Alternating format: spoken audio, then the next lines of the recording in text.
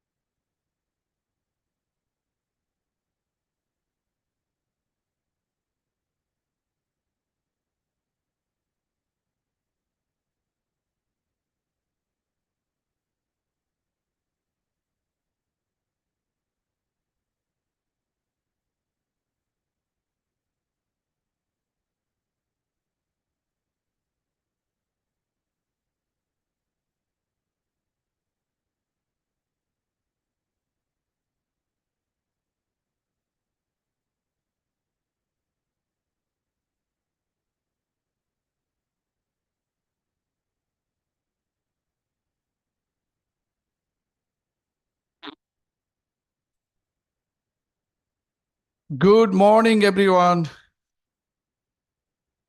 Today we're having the Planning and Development Committee's public hearing. We have speakers in person and on Zoom. Thank you. Speakers will call by your name. You will introduce your name, you introduce yourself and proceed your presentation. You will have 3 minutes to present your presentation, followed by question. With that, I would like to ask my stream co-chair, who's working really hard, this committee, if you have a remark, Kate. Thank you. I'm keeping it short today. We have quite a few testifiers. I'm excited to hear all of the public testimony today about these bills. So that's it for me. Thank you.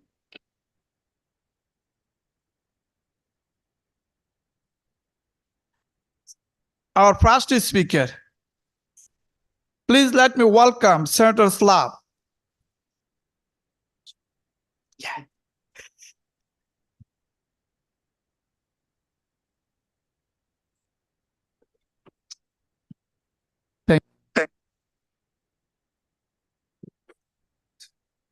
Good morning, everyone.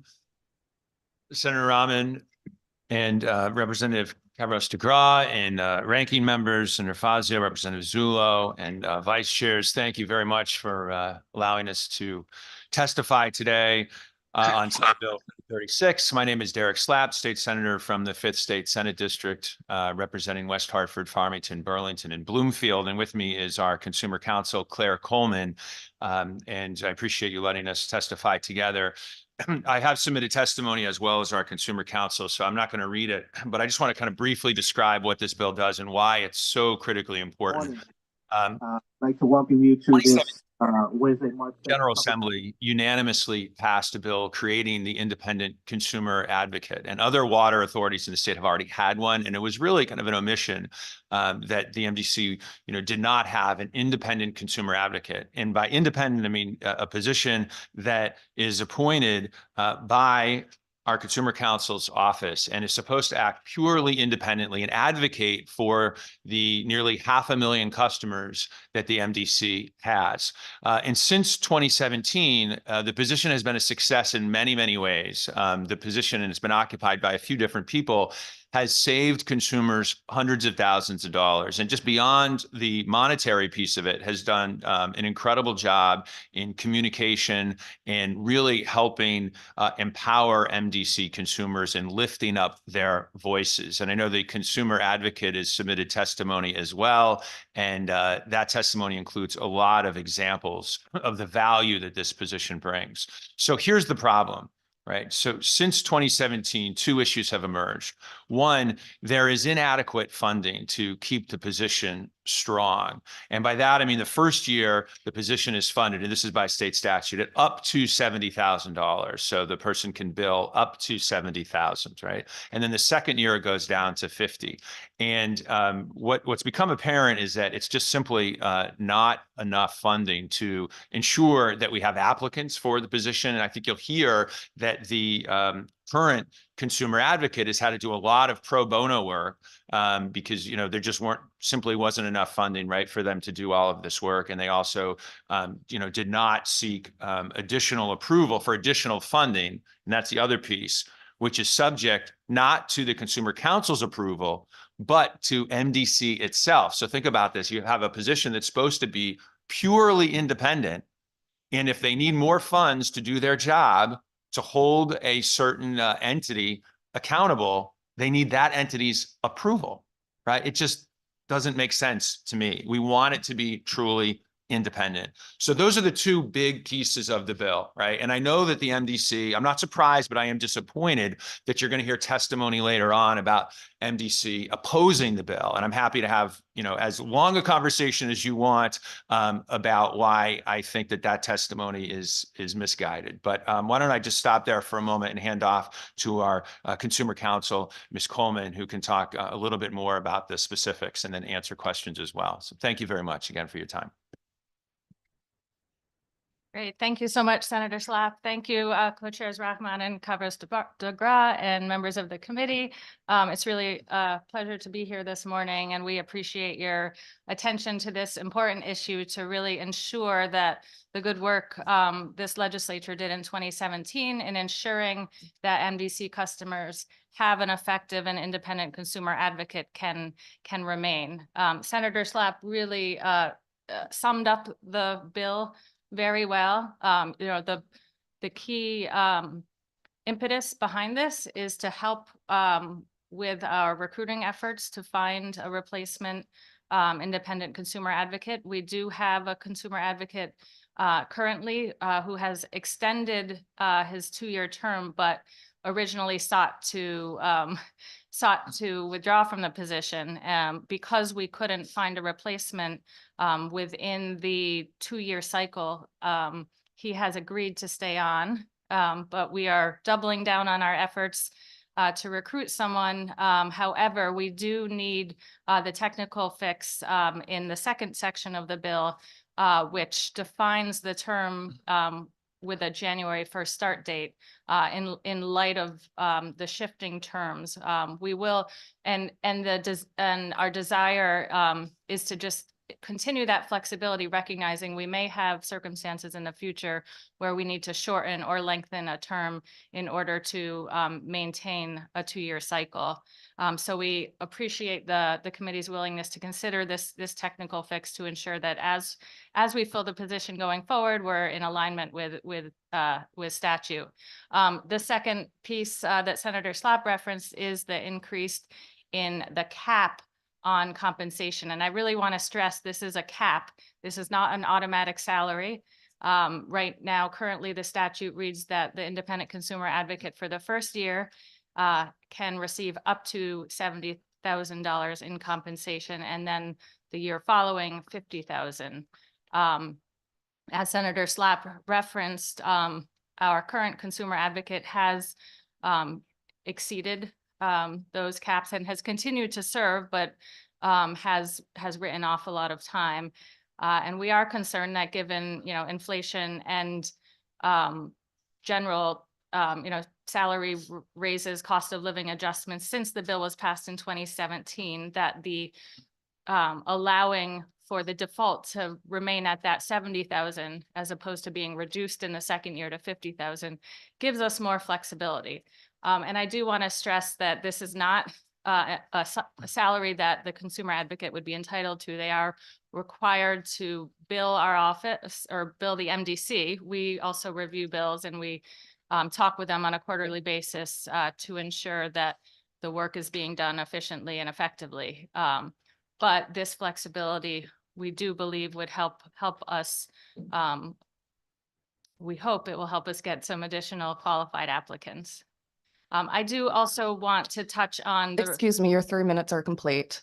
Sure. Just to wrap up, I think it's really important to emphasize the change in the bill to have our office, the Office of Consumer Counsel, determine whether or not it's appropriate for the independent consumer advocate to exceed their budget is really a common sense fix. And we're not saying that the MDC has done anything wrong, but by nature, there's a conflict of interest when an advocate, an oversight, a watchdog entity is seeking to ask the entity that it's overseeing for more money so that they can continue to be the watchdog. It's just intuitively, presents a potential conflict of interest. And that is why we decided to propose to allow my office to evaluate the work that the independent consumer advocate's doing, ensure that that work is in the best interest of consumers, and if so, exceed the cap. So thank you for your consideration, and we're happy to answer questions. Thank you. I know a little bit exceed the time, but that's okay today. My co-chair, Kabros Dogru. Thanks very much. Sort of two questions in one. You mentioned that this position has saved consumers hundreds of thousands of dollars. Do you have a dollar amount for that? And then also, what would the increase in salary ultimately cost the ratepayers? Because I think it gets divided amongst all of them. Do you have a sense of what that cost would be? Why don't I answer the second Okay. question first, and then I'll hand off to Claire Coleman for the second piece. And I believe that there is some of that documentation that you're looking for in the consumer advocate's testimony as well. So the $20,000 increase, which would be in the second year that the consumer advocate serves, would amount to, if you divide it, there's about 500,000 ratepayers, right, that MDC has. So that's 4 cents per ratepayer over, a year. And so I think the return on investment is fantastic. I mean, and so one of the examples that the consumer advocate gave in terms of the effectiveness that position has had is, and this, by the way, this is not just a suburban thing. It's not just a West Hartford thing, right? One of the examples is they helped save an apartment building in Hartford and the tenants a lot of money, thousands of dollars, and that's just not a one-year fix, but that would go on in perpetuity. So there's all sorts of great services that provides. And if, with your indulgence, I just want to mention one other thing, and that's that there's, and maybe Claire can amplify this, is that there's a similarity. Or not, I should say similarity, but I mean, we looked at like Eversource as an example, and that, it's not up to Eversource to approve funding for watchdog agencies, that kind of thing. Like we don't do that with other utilities. I just think that's an important distinction to make, that like there is some precedent here for saying that, that control over this watchdog should be untethered from the organization that the advocate is overseeing. So I don't know if you want to add it. Sure, that's exactly right. In my case, for example, if I determine we need to exceed the consultant cap in a particular proceeding, we submit our application to PURA. Certainly not the utilities that were engaged in these proceedings to evaluate their applications that would determine whether or not we need more time and resources. So this would be consistent with that intent. In terms of the monetary value, independent consumer advocate Joe Sverico does extend his apologies for not being able to be here when he learned of the committee date. He's actually in the middle of a injunction or arbitration hearing that he was not able to be excused from. But he did submit written testimony this morning, and I think you'll find it really powerful. It talks both, gives some examples of the qualitative work that he's done, working with individual consumers, working with apartment complexes as a whole, when they've faced issues like flooding or sewage backflow. I mean, he's really been a first line of communication for them and helped communicate with the MDC officials. He does estimate just counting up from specific individual customer complaints, about $70,000 of savings. But again, there is an unquantifiable value to having consumers have the direct line to someone they know is in their corner and is going to help represent their interests. Thank you so much. Thank you. Thank you so much. Any question? Any other question? No, but I have a question. So follow up. Okay. Question is, why so important putting the cap on from 50 to 70K? Thank you for the question, Senator. With all things that are ratepayer funded, we try to balance having limits and ensuring quality service and representation. I would submit that my office would certainly be capable of judging the appropriate limited use of funds without a cap, but I understand that caps do provide a certainty to ensure that no more than a certain amount will be spent on a given approach. But certainly would welcome further conversations if you're interested in removing that cap altogether. Thank you. Rep. Dilneki. Thank you, Mr. Chair.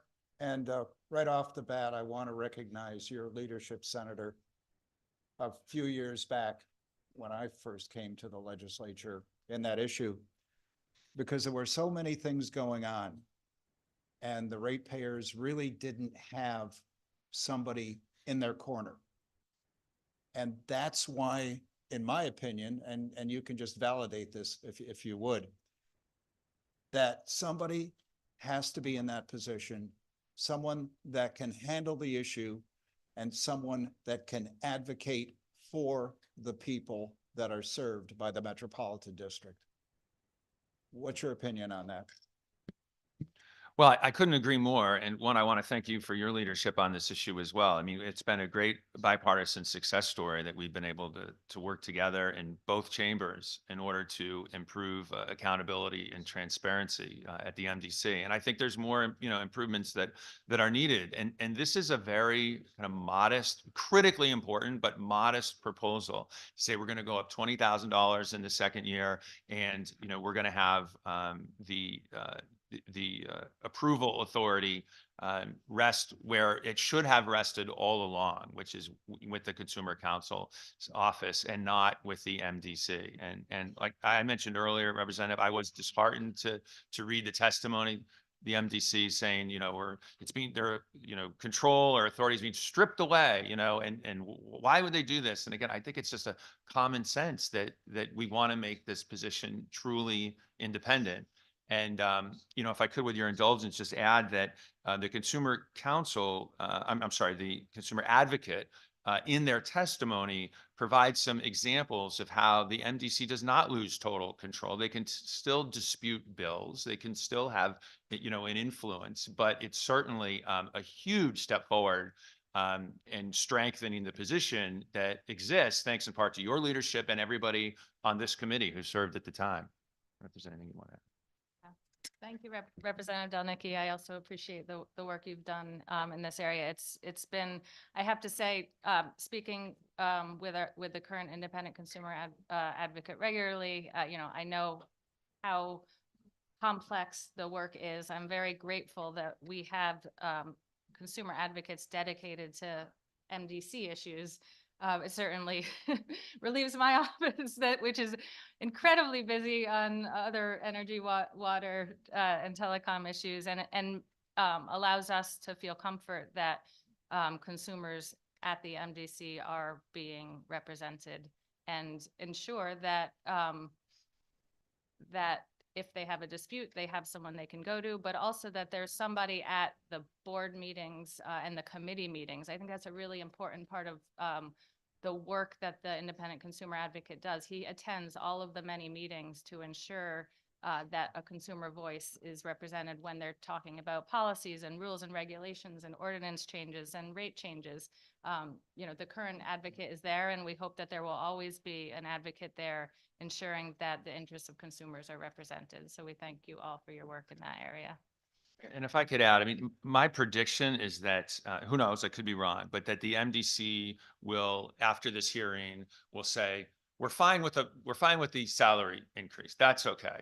But we have to maintain control over this independent authority.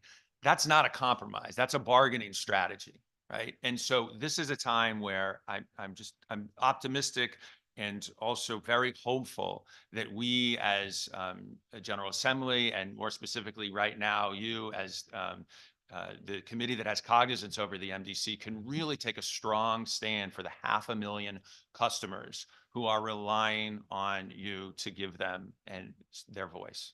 Thank you. You know, you bring up a very valid point there.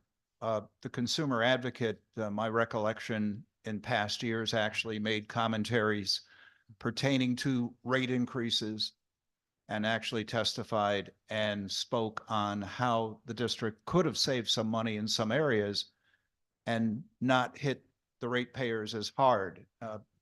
Maybe you can talk to that point as to how important that can be for the consumer advocate to not just advocate for the people, but to advocate for the rates. If you could, Senator. Go ahead. Yeah, no, I'll jump in. Yeah. Sure, I can speak to that. The rates at the MDC, to my understanding, are established by ordinance, and it's really important. And the current consumer advocate and the prior consumer advocate, who was the first independent consumer advocate, David Silverstone, spent a lot of time ensuring that the development of rates were just and reasonable, which is the standard we used for regulated utilities before PURA.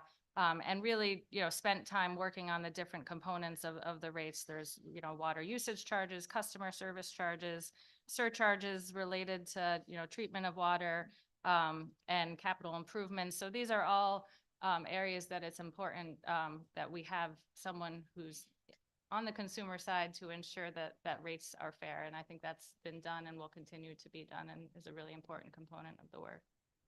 Yeah, and to answer your question as well, Representative, I think that, this speaks to why we really, truly need an independent advocate. So if this person who's serving in the role is, let's say, and this is what you're referring to, offering some constructive criticism to the business model and really standing up for ratepayers and saying, look, I don't agree with, how standard operating procedure is going. I don't think ratepayers are being treated fairly, et cetera. I think the term maybe was death spiral or something like that in terms of the business model that was used. And this was years ago, different consumer advocate, but it stands to reason that if the MDC itself has control over part of the funding for it, that could have a real chilling effect, right? I mean, I think this is just common sense that we want to move it away and have it be truly independent. And it's strengthening what you and so many others started, really.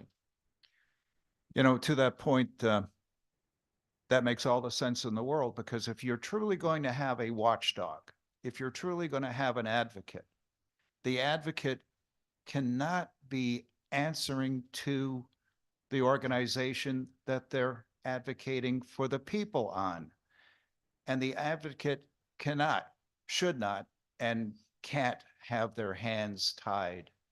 They have to be the voice of reason and the voice of the people. And that's why, in my opinion, this bill is so important. These changes are so important, and the proper funding to ensure that a first-rate advocate can be and will be hired is so important. South Windsor, a third of the town is served by the Metropolitan District, and they provide great water. And I think it speaks volumes about the people that work there. The ability to treat sewage, the ability to provide water, and do everything in an environmentally responsible way. But there also has to be that voice, questioning what's going on and speaking on behalf of the people. So I salute you again for having had the opportunity to work with you and with Senator Bai on the advocate. I believe the first year I was here in the legislature. 2017, that's right. So Yeah. thank you, Mr. Chair. Thank you, Senator Wong. Thank you, Mr. Chair, and welcome, Senator Slapp. I appreciate your hard work in the Higher Education Committee. And I think for me, I want to take a step back. As a representative in the 28th District, Fairfield, Easton, Newtown, we're not familiar with what MDC does. And I think sometimes we're a little too familiar. We up in Hartford hear the issue and hear what it does, but maybe you can take a step back and educate the broader audience, the critical role that MDC has in regards to infrastructure, regarding sewer and solid waste treatment, technology, transmissions, and critically for me, water safety and water maintenance. So it's a full bucket of consumer related impact issues surrounding and impacting many towns. But could you elaborate how MDC is a structure and how profound its impact is on consumers and how they pay into it to fund it?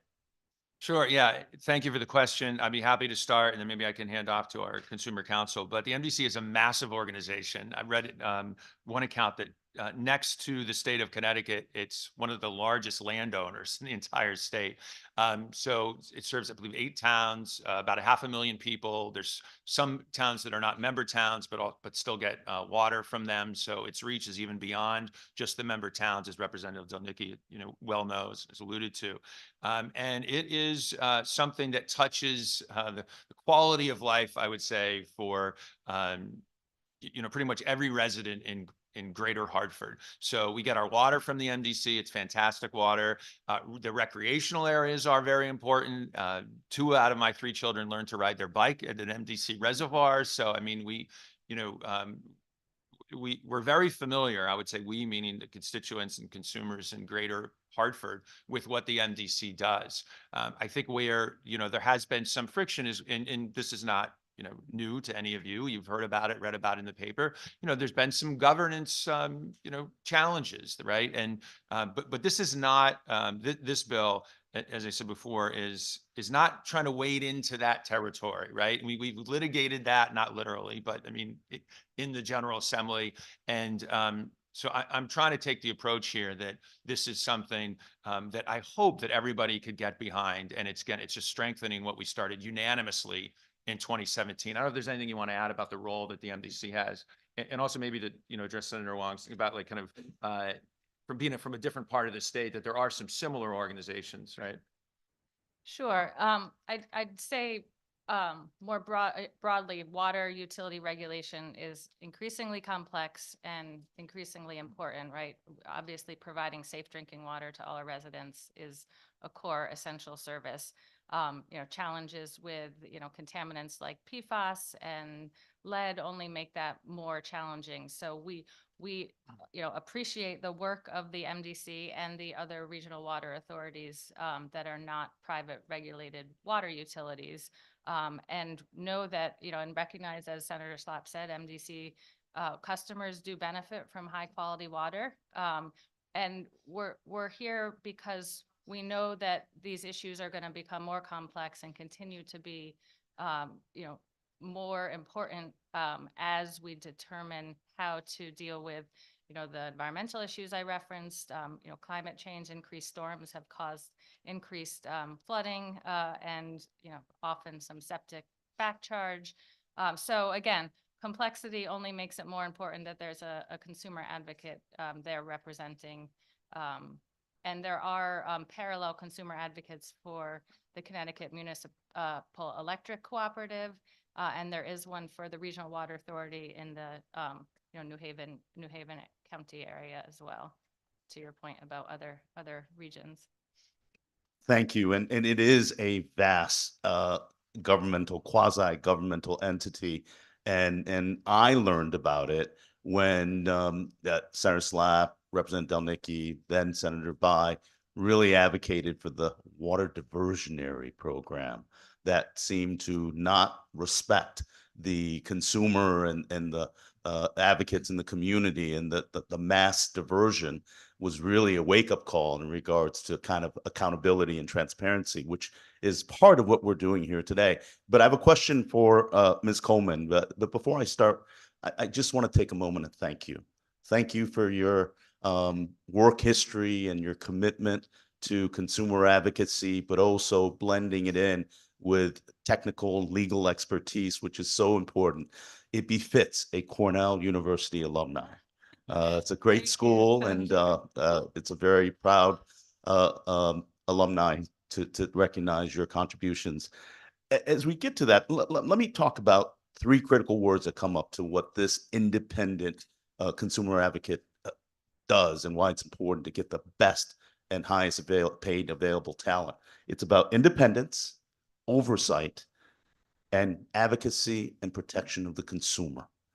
Can you talk a little bit about that role, unique and independent consumer counsel for the NDC, how that parallels to what you do for the state of Connecticut, and what powers are vested in you as the counsel beyond sharing critical information and transparency that is vested in this independent counsel? Is there variance? Is there degrees of vested power to allow you to do the three things that I just articulated: independence, oversight, and protection of the consumer? Thank you for the kind words, first of all, and it's been an honor and a privilege to serve as a consumer counsel, and I couldn't agree with your sort of encapsulation of the mission more. I think independence is incredibly important. My office is an independent state agency, so we are not within the reporting structure of the executive branch, though we work very closely with them. But I think that's intentional in order to ensure that the role we play is first and foremost to advocate for the needs and benefit of Connecticut's consumers.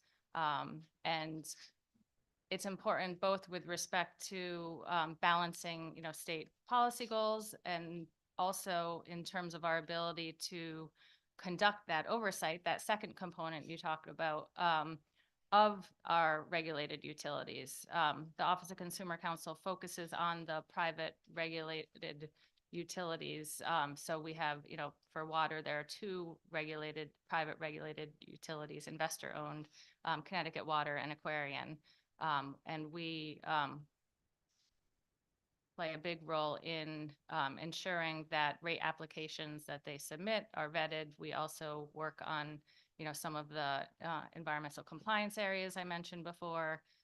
We're really, we are representing consumer interests before the Public Utility Regulatory Authority, the regulated body, to ensure that that consumers of these private utilities are represented. And that is the parallel role that the independent consumer advocate plays for the MDC. The structures are a little different because, the MDC is not a regulated entity in terms of having a regulatory oversight body. There's, a board, and they pass bylaws and ordinances. So in some ways, it makes it even more important to ensure there's an advocate there ensuring the interests of customers are taken into consideration.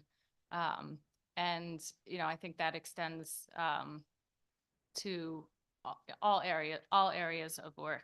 I think your last component, the third one, of course, the interests of consumers. Well, I think I can thank Cornell for my appreciation for the importance of government. I was a government major there, and certainly also learned to appreciate water because it's such a beautiful area, as I know you know. And I'm very grateful for that education, and feel very lucky to have this position. It's very challenging. We have a lot of issues, as you're all aware, on not just water, but energy, telecom. We have a small team. I'm blessed with an incredibly dedicated group that all are really passionate about ensuring consumer interests are represented. And it's also been a pleasure to work with the independent consumer advocate and exchange stories and ideas, and serve as a reference to him as he's gotten up to speed in his role. We actually started at the same time. The current independent consumer advocate started effective January 1st, 2022, when I had just come into the role. So it's been fun to work together, and I'm appreciative of this committee's support for ensuring that we're able to find dedicated, hardworking, smart, legal minds to ensure the MDC customers are protected.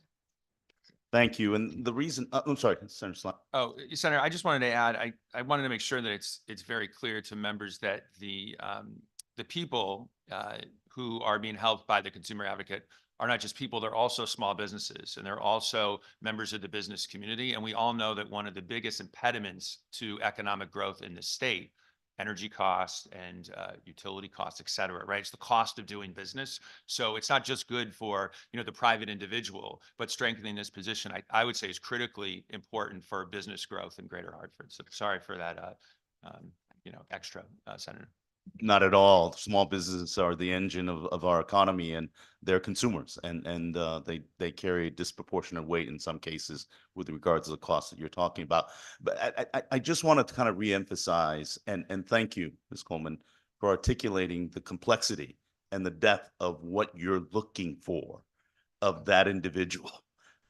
You're talking about skill sets in many areas, as you articulated.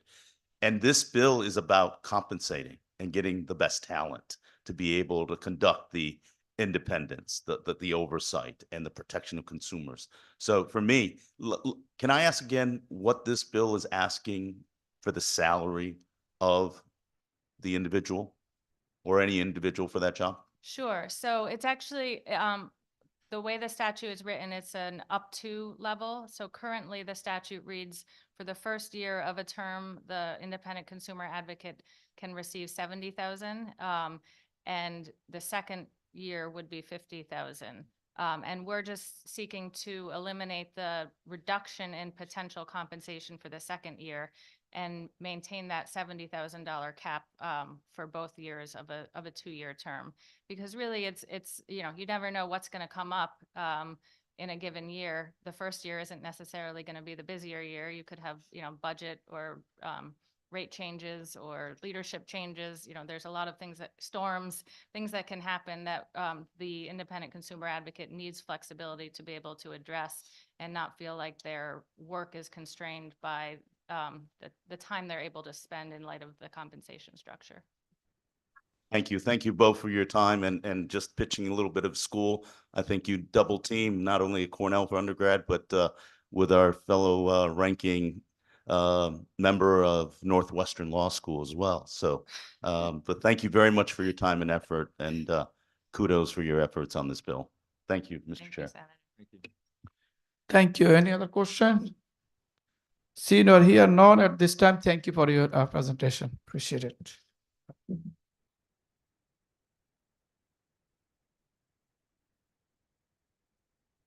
Our next speaker, Jeb Gordon.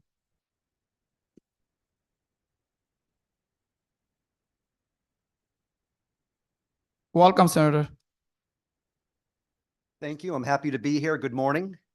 Thank you to co-chairs, Representative Cavris DeGraw and Senator Rahman, the ranking members and members of the committee. I'm State Senator Jeff Gordon, proud to represent 13 towns in northeastern Connecticut for the 35th State Senate District.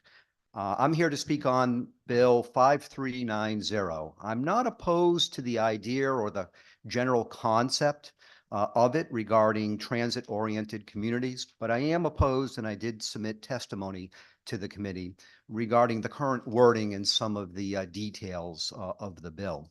I have had 16 years serving on my town's Planning and Zoning Commission. 15 of those I was happy to be chair.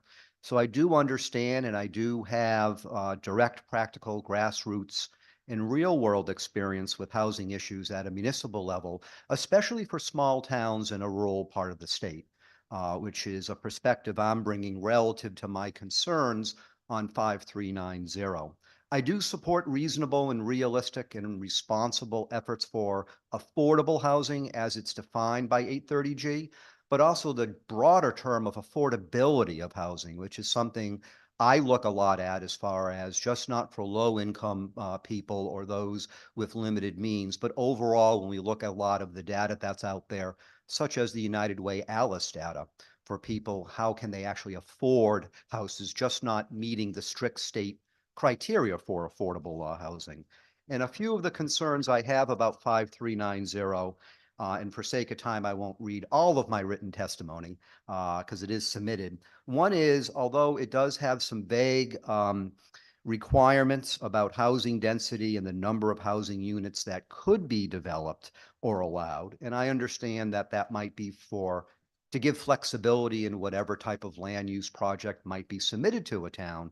Nevertheless, one of the big concerns I have is that it seems that no matter what a municipality may want or not want for its community or part of a community, that the state can, in a sense, override it and have the final say through the state's responsible growth coordinator at OPM. That's a major concern.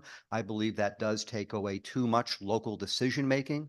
I do feel strongly that the people of Connecticut know best what's best for their towns. And that's why they have elected representatives who live in their towns and work with them and make decisions with them and for them. I also have concerns about the bill with regards to being too expansive for quote unquote as of right development process. I do believe there are things that should be as of right. And during my years in my town as an official, I did expand some of that when reasonable. But when we talk about certain types of affordable or affordability housing, some of those can be big projects, complex projects, a lot of scope and breadth to it. And we want to make certain that we're not just fast tracking certain things without doing due diligence. And that gets into public hearings sometimes, environmental reviews, which need to be done just not by inland wetlands agencies, but by actual planning and zoning commissions. And I'm concerned about the loss of that ability in the wording of 5390. So there's a lot of moving parts when you review these projects, and you want to make certain, and I advocate for this, that the towns, through their planning and zoning commissions, working with other agencies, inland wetlands, for example, conservation commissions, for example, have that ability to decide what really needs to be done following their zoning and subdivision regulations, just not freewheeling it, but it is based upon a process that each town sets up. Another aspect I'm Excuse me, concerned your about. 3 minutes are complete. Please summarize. I'll just quickly wrap up that the last item that I'm concerned about is that it seems to punish small towns that have no infrastructure or even any type of transit or public transportation, that they might potentially lose certain types of discretionary grants that could help them build out more affordable housing. And that's unfair to small rural towns, especially in my part of the state. So again, I do advocate for affordable housing and affordability of housing. I'm not opposed to the concept of the bill, but I do ask the committee to really look seriously at some of the details of what's written and make certain that you listen to the testimony, just not of those supporting, but those who are opposed, so we can work out a bill that I think could be more meaningful and helpful. And I appreciate being allowed to have the time here this morning. Thank you. Thank you, Senator Fazio. Thank you, Senator Gordon, for your testimony. It's especially helpful given your 16 years of experience in planning and zoning. And on top of that, you're a doctor, so quite the resume, if I might say. As you pointed out, there are some appropriate scenarios to have as of right development.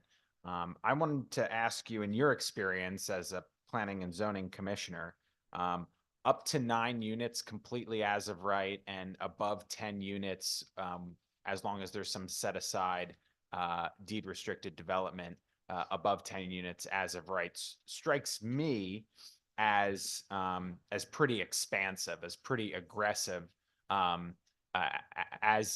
which is what is required in this bill in order to be eligible for the said infrastructure funding. In your experience, is that kind of pretty aggressive to have up to 9 units completely as of right and above 10 units as long as there's 30% set aside development as of right?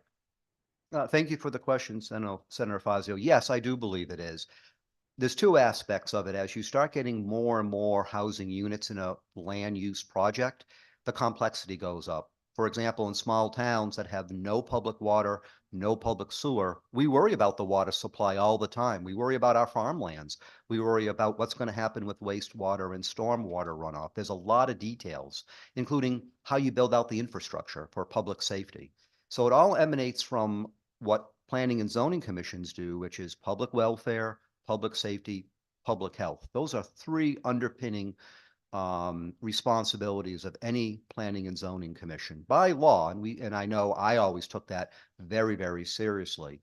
For example, in my town, we made the decision to streamline a process that if there was a straightforward housing that was 3 housing units or less, we would fast track that in a sense. But things above that were a concern because of all the potential impacts, including environmental. I think to say that degree, that 9 or less could be as of right, I think that's too expansive. And the other concern is it's not as simple as saying that all of those units are going to be affordable. If there's a certain percentage that would be, then all the others won't be. So you could potentially have someone who wants to build 9 affordable housing units and have a lot more. And that should go through a review. But 9 is a lot. And I can tell you for a small town, we decided in my town and many other of my small towns in my community that things that are above 3 types of housing units in development is considered a lot as far as what really the towns could sustain as for all the points that I raise. And for small towns, what you do with environmental reviews and making certain for public health, those are really top of the list because if you fool around with the drinking water, you can really mess up everything else in a small town. And a lot of my towns are heavy for farming. And if you mess up some of the prime soils of abutting properties, that's a major, major issue. And this is why we need to really think about that, the impact on small communities. I mean, I have one town that's 781 people. So something that's 9 units that could go in as of right, that has a huge impact when that town has really no infrastructure to handle it, but could work with the state to try to find ways. And that's a public hearing. So I agree with you. I think it is too aggressive and too expansive for that number. And my second question is, what is your read of what constitutes discretionary infrastructure spending under this bill? Obviously, all of our towns, probably especially yours, which are more rural, have major infrastructure needs. And all funding is limited, especially in a state where we want to limit our spending given the high level of taxation already. What's your read under this bill of what constitutes quote unquote discretionary infrastructure spending? Is there a concern that you'll see towns deprived of infrastructure spending that is probably not properly characterized as discretionary, that is necessary? I just want to hear your concerns or comments about that aspect of the bill, the stick part of the bill. And I appreciate the question. That is a concern. And it's one of the things that I don't think works. We should not be having a stick approach.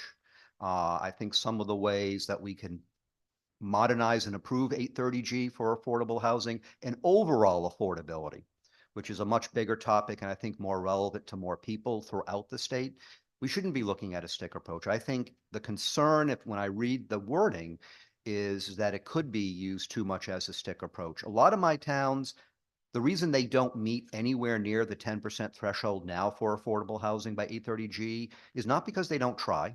It is not because we don't listen to developers that want to come in. I've had meetings with developers who have wanted affordable housing, but we have no infrastructure, no way to pay for it.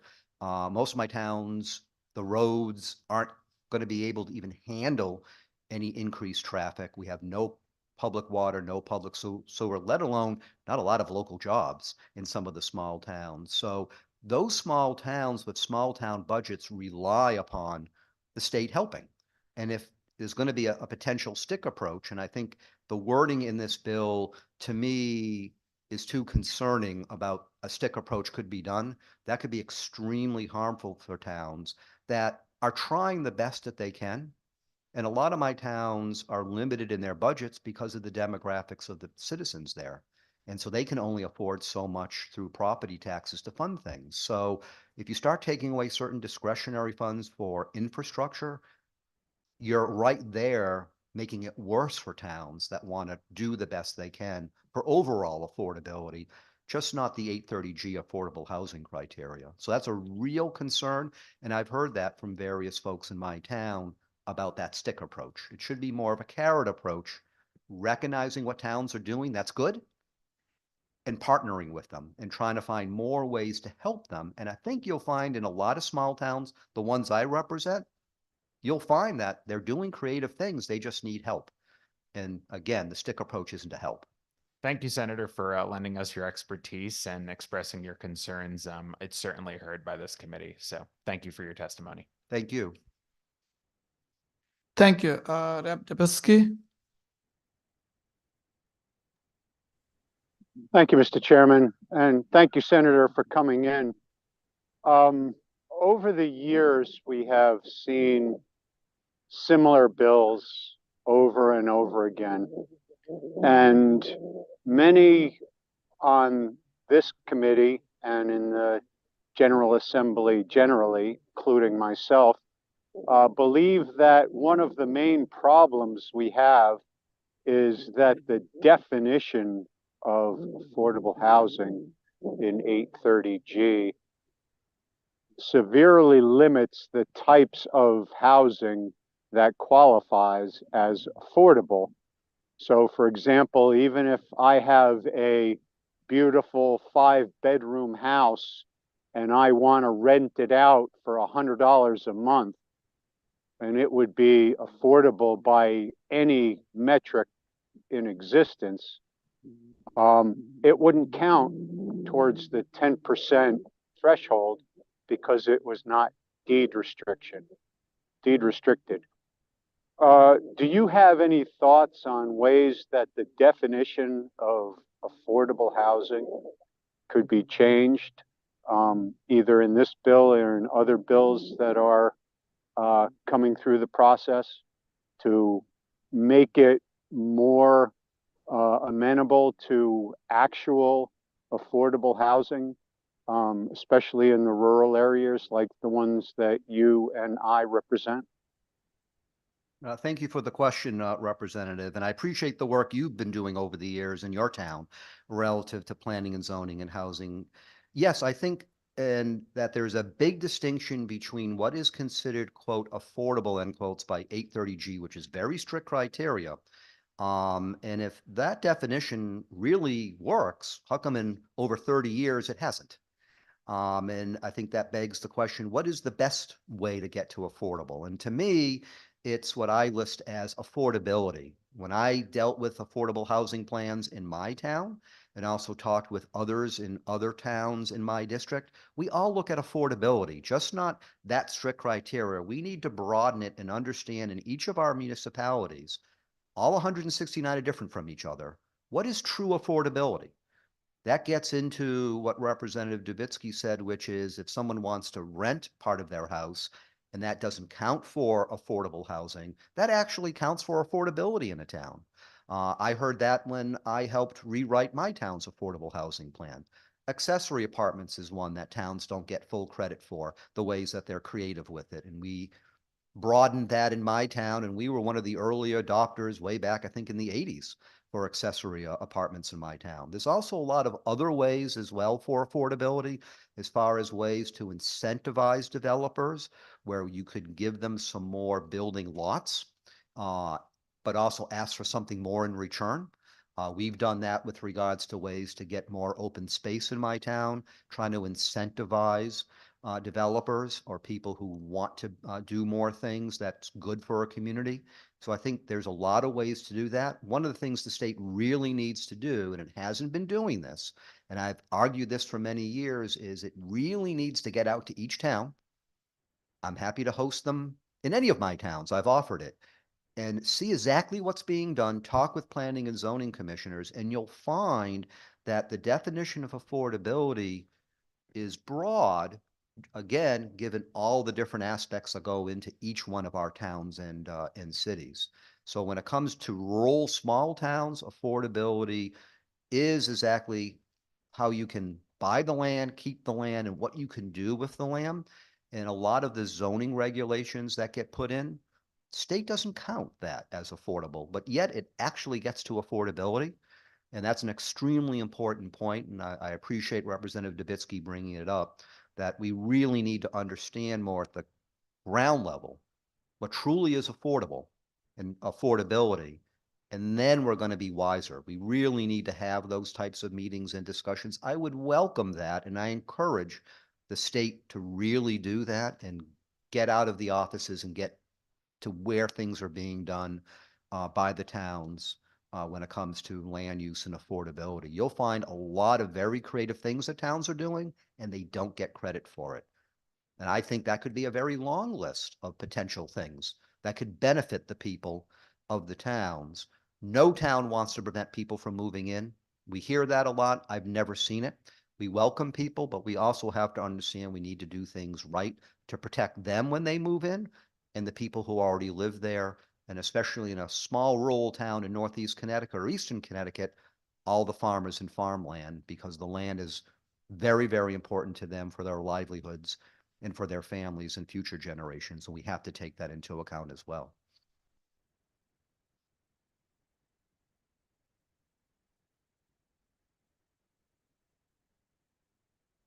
Oh, thank you for, sorry, I was unmuted. I was muted. Thank you for your response. Very much appreciate it. And thank you, Mr. Chairman. Thank you, my co-chairs. Thank you so much. Senator Gordon, the way that I've read the bill is that the small towns are actually left out of the bill. So I'm a little confused, and I certainly hear you on all the struggles that rural towns have, whether it's roads, sewers. I mean, and we obviously need more carrots to help with situations where we want to connect sewers. But especially with your experience in planning and zoning, I guess my question is, what makes you think in the bill that small towns are losing out on funding when they really were sort of exempted in a way from the bill itself? I would say we need to make that very clear or more clear in the bill. There's been a lot of concerns, I can tell you, amongst folks in my communities when they've read through the bill. And of course, we all look at the devil in the details. If indeed we want to protect the small towns who, at no fault of their own, can't meet these criteria. In fact, some of my towns have no transit at all, or any place that we would even consider a transit-oriented region, then we should be clearer in the bill. And again, I'm not opposed to the idea or the concept, and I would actually like to see it work. I'm just concerned about the wording, and if it can be made clearer and to relieve concerns that I have and others have about a stick approach for small towns, I'm fine with that, and I would welcome that.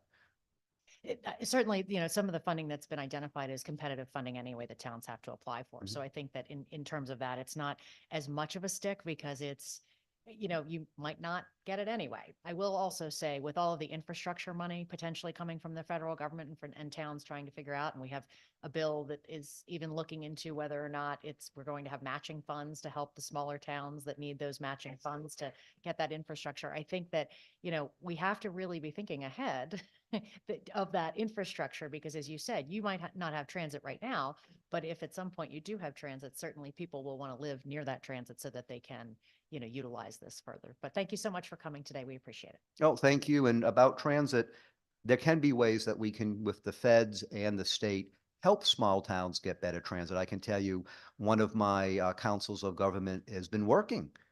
Some of my towns fall within the Worcester metropolitan area, given where we are in Northeast Connecticut, to really see if we could expand transit. And if we can, part of that is a goal to see what we can do more for housing and more jobs coming in to some of the towns to really help. So yes, I think there can be a good approach in that regard, and I hope we can work with our federal partners to be giving us more money to help in that regard, because it's expensive for that type of infrastructure. And final sort of sidebar to that comment, we've even heard of people looking in your district to try to find housing that's affordable so that they can work at Electric Boat, which, because we know we have all these thousands of jobs that are open Mhm. across the state, not just Electric Boat, but others. But I think it's interesting that even towns that might not have been looked at before are being looked at now for trying to find somewhere to go, because we have all these wonderful people moving in. We got to put them somewhere. No, and I agree. And Electric Boat being down in the southeast part of the state, I do have some contractors in my northeast part of the state that rely upon Electric Boat. And there's a lot of small businesses in my part of the state, just not farms. So there are jobs, it's just not huge numbers. But if we have a way of reasonable economic development, which I support, then we need to think about, as part of workforce development, housing, very much so. Yes. Senator Long. I apologize for my bad form speaking after the chairwoman of this committee. And I also apologize for being in finance and a couple of other meetings. So, and if this has already been raised, please share with me and I'll go back and read the videotape. But thank you for your testimony, and I'm reading through your testimony. I think one of the questions I'd like to ask of you, and you cited, is the state's responsible growth coordinator. And that role is given to the individual chosen by the authority that's being created by this bill. But you cite that the challenge is it's all government. You've got governmental representatives from housing, from planning and development, or all the various other entities. I don't see any local municipal leadership. I don't see any kind of resident or community engagement in this designation of an appointment for this role. And what I read in this bill is that the responsible growth coordinator will have wide authority to make determinations on this TOD zone. I know there's some built-in exclusions and considerations and respect, but nevertheless, we're granting considerable power and authority in regards to development growth to the state growth coordinator. Can you articulate a little bit? I think your testimony raised some of the points, but the language of this bill does indeed, in my mind, give broad power to that role. And thank you, Senator. I appreciate the question. Yes, that is a concern. I'm not opposed to government. I mean, I've worked in town government for many years and I'm in government now.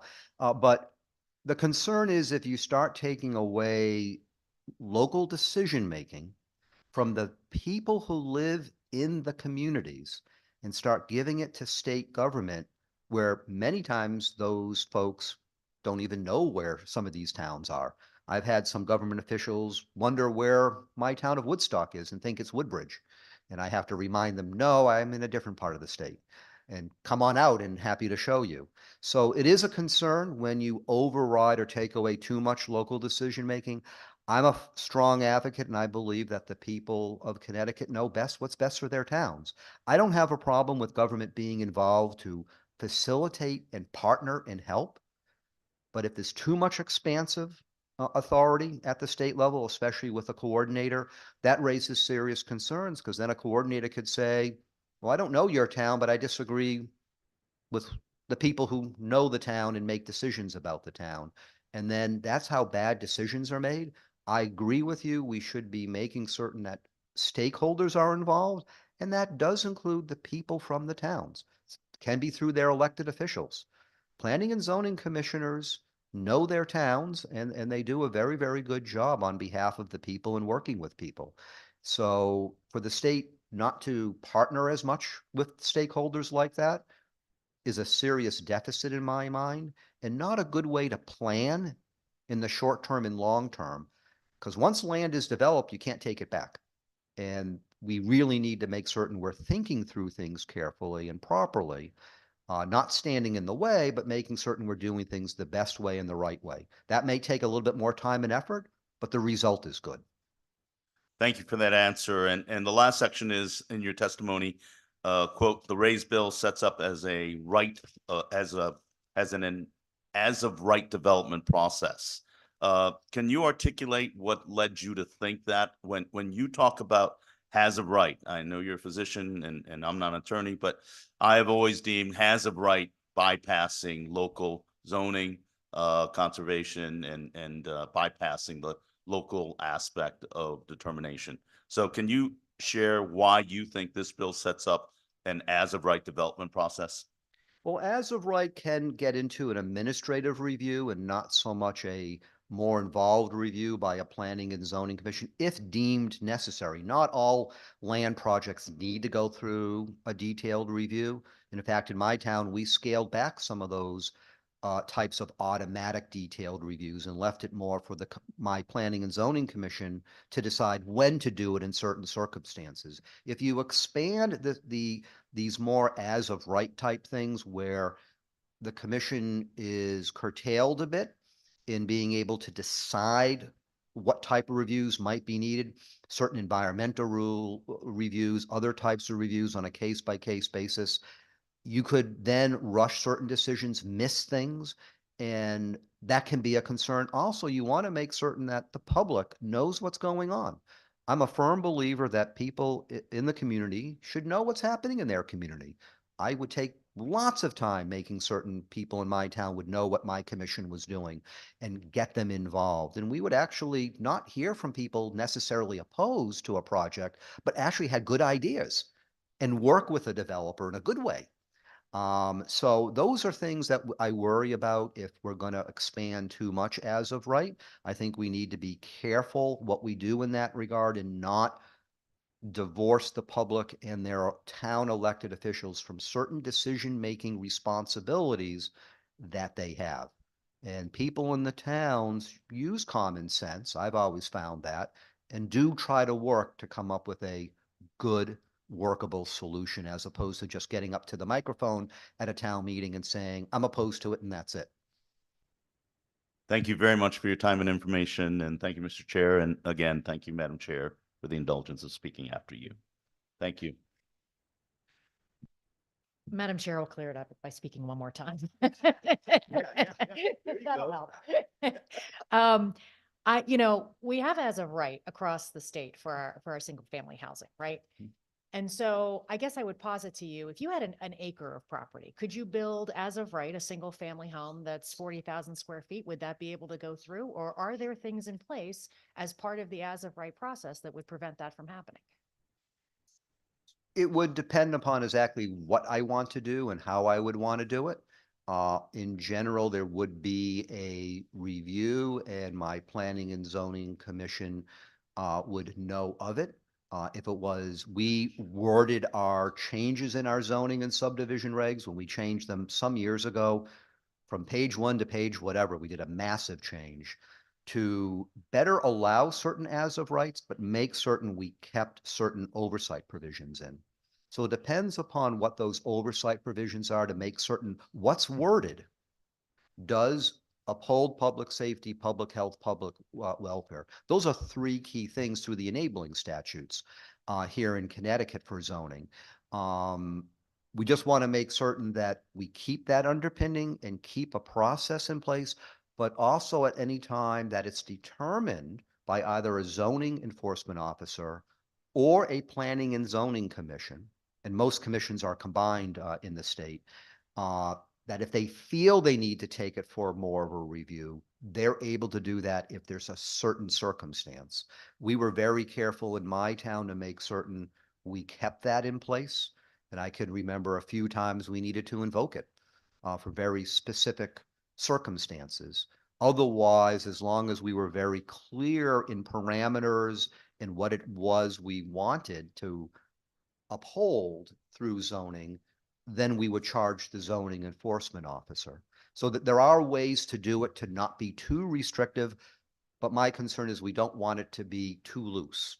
I completely hear you, but I think what I hear you saying is that you, even in as of right, could have a possible review process that would then make sure that we are upholding public safety, public health. I mean, we know that our zip codes determine so much of our public health. You and I hear that quite a bit in our other committee that's meeting right now. So I think that that is still baked into this bill, is that even though it is as of right, you would still have the ability to review. And I will just point you to, because I know you brought up the extensive environmental concerns, and certainly I share those across the state in our communities. I would point you to, if you haven't had a chance to read it, the testimony from the League of Conservation Voters, because the inland wetlands piece, some of the other, the environmental pieces are baked into the bill as well in terms of review, because I know that's always a concern when we're talking about as of right and other things. So I just wanted to put that in as well. No, I appreciate it. And real quick, we just want to make certain that for as of right, for example, single family is very different from a large multifamily complex or a whole new neighborhood that might go in of 10, 12, 15 houses. So it gets into case by case determination and how you build your zoning regs to cover certain things.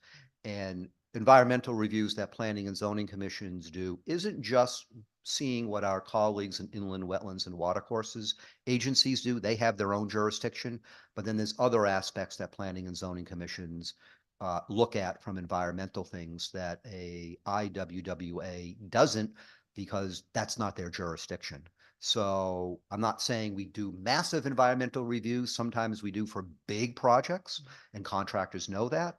But there are other types of environmental reviews that planning and zoning commissions undertake. And I know in my town, we built some of those things into our regulations for very specific reasons, with input from people in our town and farmers to address lots of concerns and things like that. And we'll use them when needed, but it doesn't mean we have to hit someone over the head and it's an automatic review. Yeah, it sounds like if this were to pass, that A, you'd be left out because of being such small towns, and B, you already have so many good things in place that it probably wouldn't deeply affect you when they go up to 9 units to get that missing middle taken care of. So I don't know. We'll see. We have a lot more to go. Thank you so much. Thank you. Thank you, Senator. Senator, I know you earlier mentioned, answered the Senator Fazio question. You said a middle housing 9 unit really high. What do you think, how many units should be?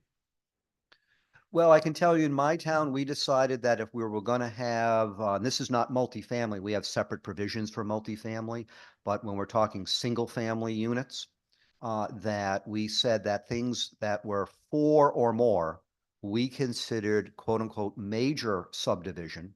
That's a definition we created because based upon the characteristics of my town, all the different types of things in my town, including the limitations we have with regards to no public infrastructure, and also all the surrounding farmlands and water courses, we thought 4 or more was considered a lot.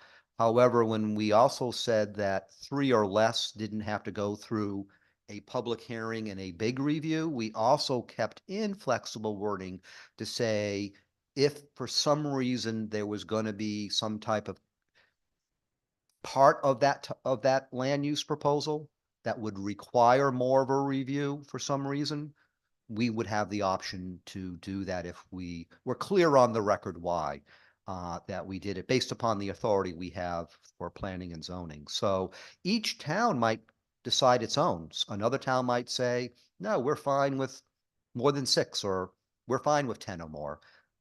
But a one size fits all doesn't necessarily fit all for every single town. So we have to keep that in mind, and that gets into the local decision making to really flesh that out and work on that. And when towns do affordable housing plans, we did that. We thought a lot about and got a lot of input from people. What was considered a large number of units to develop at once versus not? And the consensus in my town was 4 or more was considered a lot at a time, given issues that people were concerned about or wanted to see in my town, for example. But that's local decision making through our affordable housing plan that we worked out and through our regulations that we created. Thank you. So you think, should this bill define median income to the same as 830G definition? Well, I think if we're going to be looking at the existing definition of affordable, that's based upon what's in 830G. I think 830G doesn't fully capture true affordability. And that's something that can vary from town to town, what is really considered affordable. In one town may be a bit different from another town, and I do respect that, but I think we should be making certain we're capturing more about affordability than we are just about strict definitions of affordable. I'm not advocating getting rid of the definitions for affordable. I would love to see more work done by the state, partnering with the towns about what is truly considered affordability. And over time, affordability changes. And that's something that communities do take time to be tracking and thinking about. So again, don't get rid of the affordable definitions, but clearly those affordable definitions, if they were great in the sense of making 830G work, we should have seen a lot more towns be able to meet the 10% threshold within the more than 30 years that we've had 830G. This is a time that we need to expand beyond that definition and start capturing more to really, I believe that will help more people. And also that will help the towns get credit for what they're doing, but also be more enabled with state help, maybe even federal help, to do more for affordability. All the towns I represent, that's what they look at and that's what they're trying to do. But there's just real world limitations they have, just not money, but lots of other things that do cost money, unfortunately, to see what they can do to move things forward. And that's some of the major rate limiting steps. How many town you said you're representing? I'm proud to represent 13. Wow, so you want to add more? So, question is, your area, is the housing shortage there? People complaining with you, they can find any housing, either you talk about the affordable housing or any housing. Yes, in general, every part of the state does face that. And we understand that. And that's one of the reasons, say, in my town, we worked hard to see what we could do to address as best as we could affordability, just not the definition of affordable housing. Some of that was what we did with the permitting process to try to make it easier for people. Also, the expenses of the permitting process. I'm proud to have led an effort to decrease that and make it easier for people. There's some things we can't control. We can't control and force developers to actually build. We can't have any control over labor costs or construction material costs. Nevertheless, there are some things that towns can do and try to do as best as possible. And some of the efforts I know in my town, if we were able to do some more with public infrastructure, there are parts of my town where we know more small businesses could go in because we already have a little bit of that area in a couple of parts of my town. But there's also areas then where we know more housing could go in. But a lot of the times developers would tell me when I was chairman of my commission, I would build, but there's no market for it. And you don't have the jobs and you don't have the infrastructure. But if you had those, this is what I would be interested in doing. We would have loved to have seen what they could do, but we just, in a small town, would have no way to afford building that stuff to then make it better to have that type of housing. So we do need to address housing issues, and I look forward to that moving forward from a state level, but we want to make certain we're doing it in a partnership way. And again, I'm not opposed to the concept of the bill. I just have some concerns about clarifying wording to address concerns and also making certain we can, I think, reword a few things to make it better for towns to be able to do what they can do and not be, in a sense, the way a lot of towns view it, punished because they just can't do certain things. I think there's more ways we can make it inclusive in a partnership. Thank you, Senator, for your, all the clearance. I see the Rep. Dubowski. Thank you, Mr. Chairman. I'll make this brief. Senator, I just wanted to touch on something you just said about your about a housing shortage in your area. And you mentioned that developers don't believe that they wouldn't build in the area because there's no services, there's no infrastructure, there's no jobs. To me, that sounds like there's no demand. If there were a demand, people would build. I know that in my town, in the last 12 months, we only had 2 applications for houses, both of which were approved. And in many of the towns in this area, people are just not seeking to build housing. So from my standpoint, we've got the state trying to shoehorn in a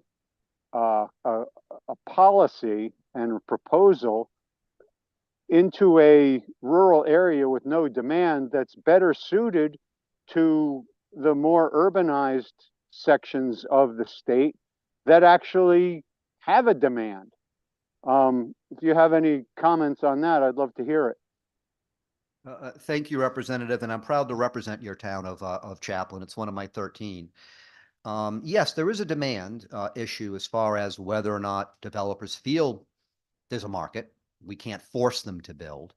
So that is an issue when you deal with small rural towns that don't have the infrastructure, don't really have the jobs, don't have much in the way of public transit. You can't really even walk to a job. I mean, my town is 60-something square miles, the second largest sized geographically town in Connecticut. And there's some real rural neighborhoods in the middle of the woods that you'll never find unless you know they're there.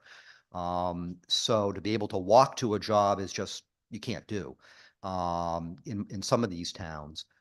It doesn't mean that the demand is zero. I think there are ways that if we could work to try to help small towns or see what the demands really are for building in small towns and how to do that properly, then we could be of help.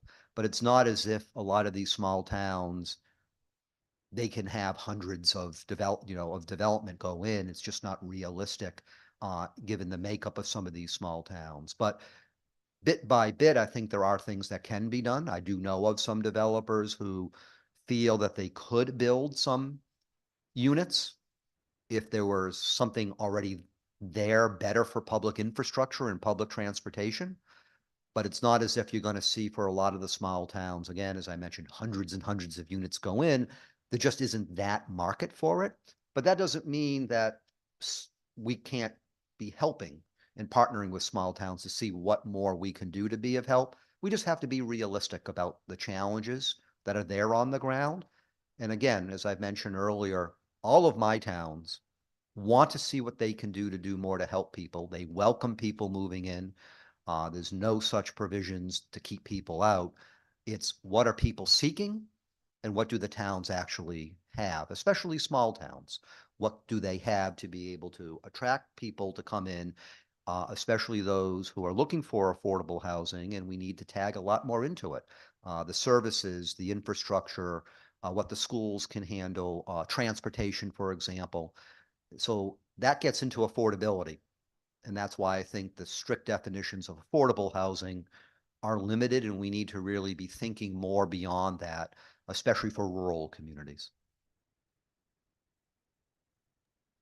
Thank you. Thank you, Mr. Chair. Thank you. Any other question? Is it? No more question, Mr. Senator. Thank you for your presentation. Thank you very much.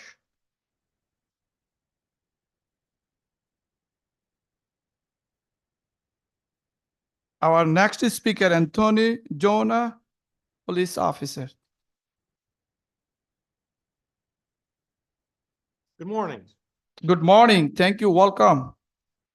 So my name is Anthony Zona, and I am currently a police officer in the town of Stratford. I brought backup today, but that is rapidly dwindling, and we're going to talk about that. I come before you today to advocate for the crucial importance of police pensions and the urgent need for mandating a new pension plan under SB 344. The issue at hand goes far beyond mere financial security for our law enforcement officers.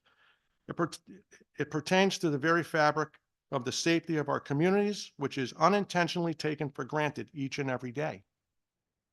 There is an urgent need to legislate that all municipalities provide a pension for their police and firefighters. I will take this a step further. and say that Seamers should be offered to all of these municipalities. The first thing I want to do is address the elephant in the room. The absence of a pension system poses a significant deterrent to attracting high-quality candidates to the police force. Policing is not merely a job, it's a calling, a commitment to serve and protect our communities. Yet without the promise of a secure future, many potential recruits opt for alternative career paths, depriving our law enforcement agencies of the diverse talents and skills needed to address the complex challenges of modern society. As a 35-year law enforcement veteran, I have seen the pendulum swing back and forth several times. However, this time is different. On top of not having the security of a pension system upon retirement, society places additional burdens and hardships on law enforcement and have increasingly vilified the important work that we do day in and day out, which has been detrimental to the department's recruitment efforts. Simply said, the minute number of applicants for police departments is unprecedented at a time when it is crucial to maintain a qualified public safety force in any community. In 1988, when I took the test for the city of New Haven, 2,800 people applied for the position with 56 jobs. I was fortunate enough to get one of those jobs.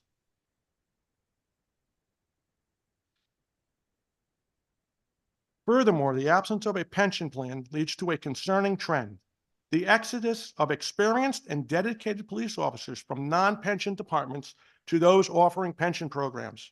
The town of Stratford has been hit particularly hard, with nearly 30 of our officers migrating to other departments since our retirement plan switched from a pension plan to a 401 back in 2010. This migration not only undermines the effectiveness of departments lacking such benefits, but also deprives communities of seasoned professionals who have invested years in honing their expertise and understanding the needs of the local community in which they are entrusted to serve. Excuse me, your 3 minutes are complete. Please summarize. In conclusion, let us not falter in our duty to provide our law enforcement officers with the support and security they rightfully deserve. Let us stand in solidarity to champion the cause of police pensions for the sake of our communities, our safety, and our future.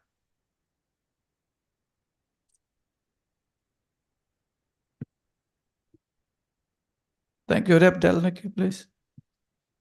Thank you, Mr. Chair. So you're having a tough time actually recruiting people to apply That's for the correct. position. Yes. Now, I know in my community, we used to get hundreds of folks apply for a job, to go on the job. What's your experience numerically with the number of folks that apply for a position versus the number of positions? So I believe we're budgeted for 112. We're somewhere around 90, and we lose more than we can recruit. Come. So basically, it's a function of a diminishing return, and you've got positions that remain open that you can't fill. That's correct. And it's a slew of things. It's a whole variety of things. I mean, this legislature has passed a lot of bills that has kept some people from becoming police officers. But with that said, what we're finding is that the cities and towns that have pensions are still recruiting fine. We just lost, I'm going to say 5 officers in the last year to Shelton. They have a Seamers pension. They'd be foolish to not leave. We don't know if we're covered under disability insurance right now. We had a police officer get hurt, and we're not sure that they're going to cover him. And the town fights us every step of the way. So that's why we're asking for the mandate. So I went online to try to get some information on the life expectancy of a police officer versus a civilian, for lack of a better way of expressing it. Mhm. And I've got a tough time believing this, but it was like they did a study in Buffalo and it was about 20 years less. That's Is right, that- 59, I think 59 or 60 is the number expected for a police officer. I guess I'm unique. Well, that's a good thing. Yep. Because obviously we need seasoned officers that know the community, that know the ins and outs. And the fact that you have departments that basically are taking folks away from a department that doesn't have a pension. What, do you know what the cost of actually training a police officer? I know they've got to go to the academy. I know they have to have probably 3-4 months of FTO. And at that point, you may have an officer that can actually go out on their own. That's right. Not everybody makes it. I can tell you that I talked to our town council chairman. He was the town council chairman, Chris Pia. And he told me that the number is between $200,000 and $250,000 from the time a person applies to the time that they actually sit in a police car on their own. $250,000? Yep. That's a huge number versus what the requirement of a pension would be. And that's what we try to explain to our mayor, but I don't think she gets it. Well, I certainly thank you for coming forward and presenting the problem. This, I think, is a problem that a number of departments see. And anecdotally, I've seen and heard that, yes, somebody will get a job in a department that doesn't have a pension. They'll stay there for 3 to 5 years, and then there'll be a department in the area that does have a pension, and they end up migrating to that department. And now the department they first started in has lost a valuable asset and somebody that actually knows the community. We lost a very valuable asset Monday. He was sworn in. He was a detective in our police department. And he says, I can't wait around anymore. I'm a young man. I have a family and I need job security. And one of the things was no disability. If he gets hurt, how does he provide for his family? We don't have a pension, so there is no disability. They tell us about an insurance policy, but it's non-existent. I can tell you it's non-existent. You know, being a police officer or a firefighter has to be probably two of the most dangerous jobs that anyone could have.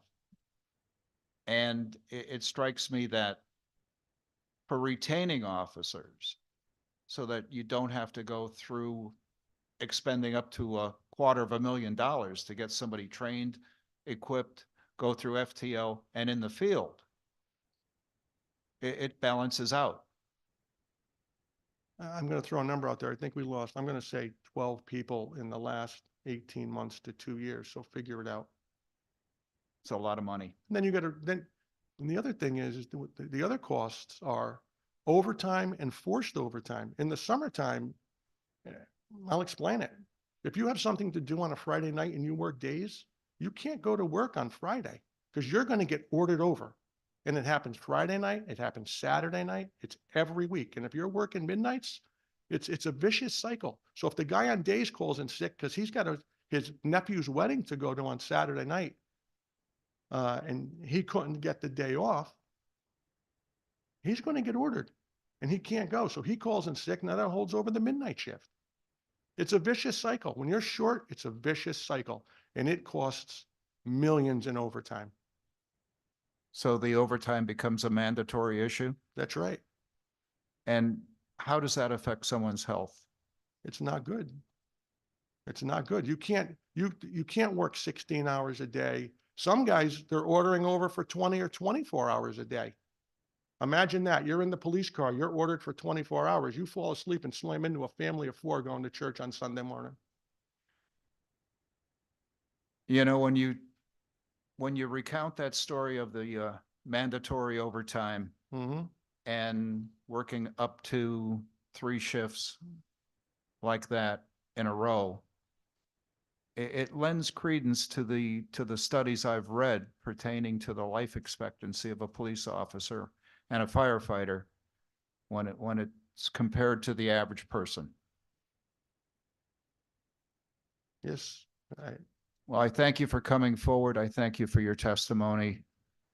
And hopefully we can get a satisfactory result here. And I think from the standpoint of public safety, protecting the community, an officer that knows the community, knows the people in the community is so valuable.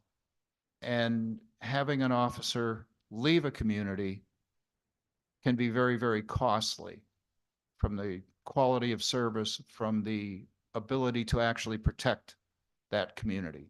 I'm still an FTO. I still train officers, and I can tell you that as soon as they're done, they're already looking elsewhere because there's no pension.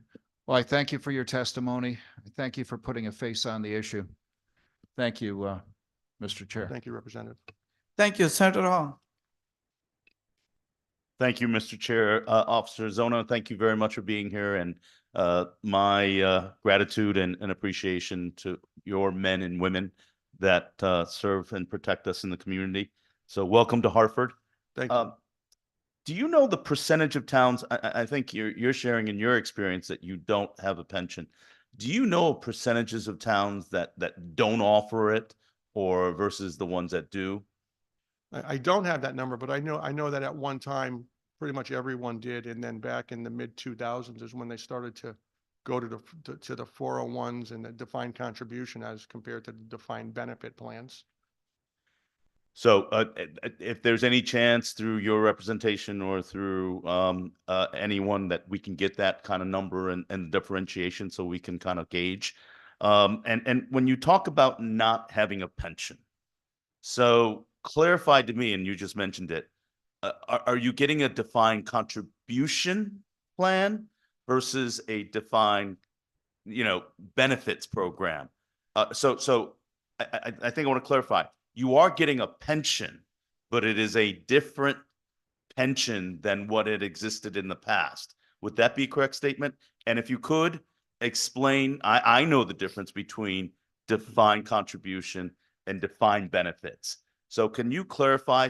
Because I think we want to be careful that you and your officers who do an incredible job are indeed getting some pension, but it is not the defined benefit pension that we have been accustomed to in a lot of the municipalities. You're getting a defined contribution, which is the 401k plan. Would that be correct? That's correct. So a defined benefit is a number that's guaranteed by the municipality that you work for. That's a defined benefit plan. So you're going to they come up with a percentage, and you're going to get that for the rest of your life. And most, not all municipalities have a COLA, cost of living adjustment. It's either every year or every other year. I mean, when I retired from New Haven, mine is every other year I get a COLA.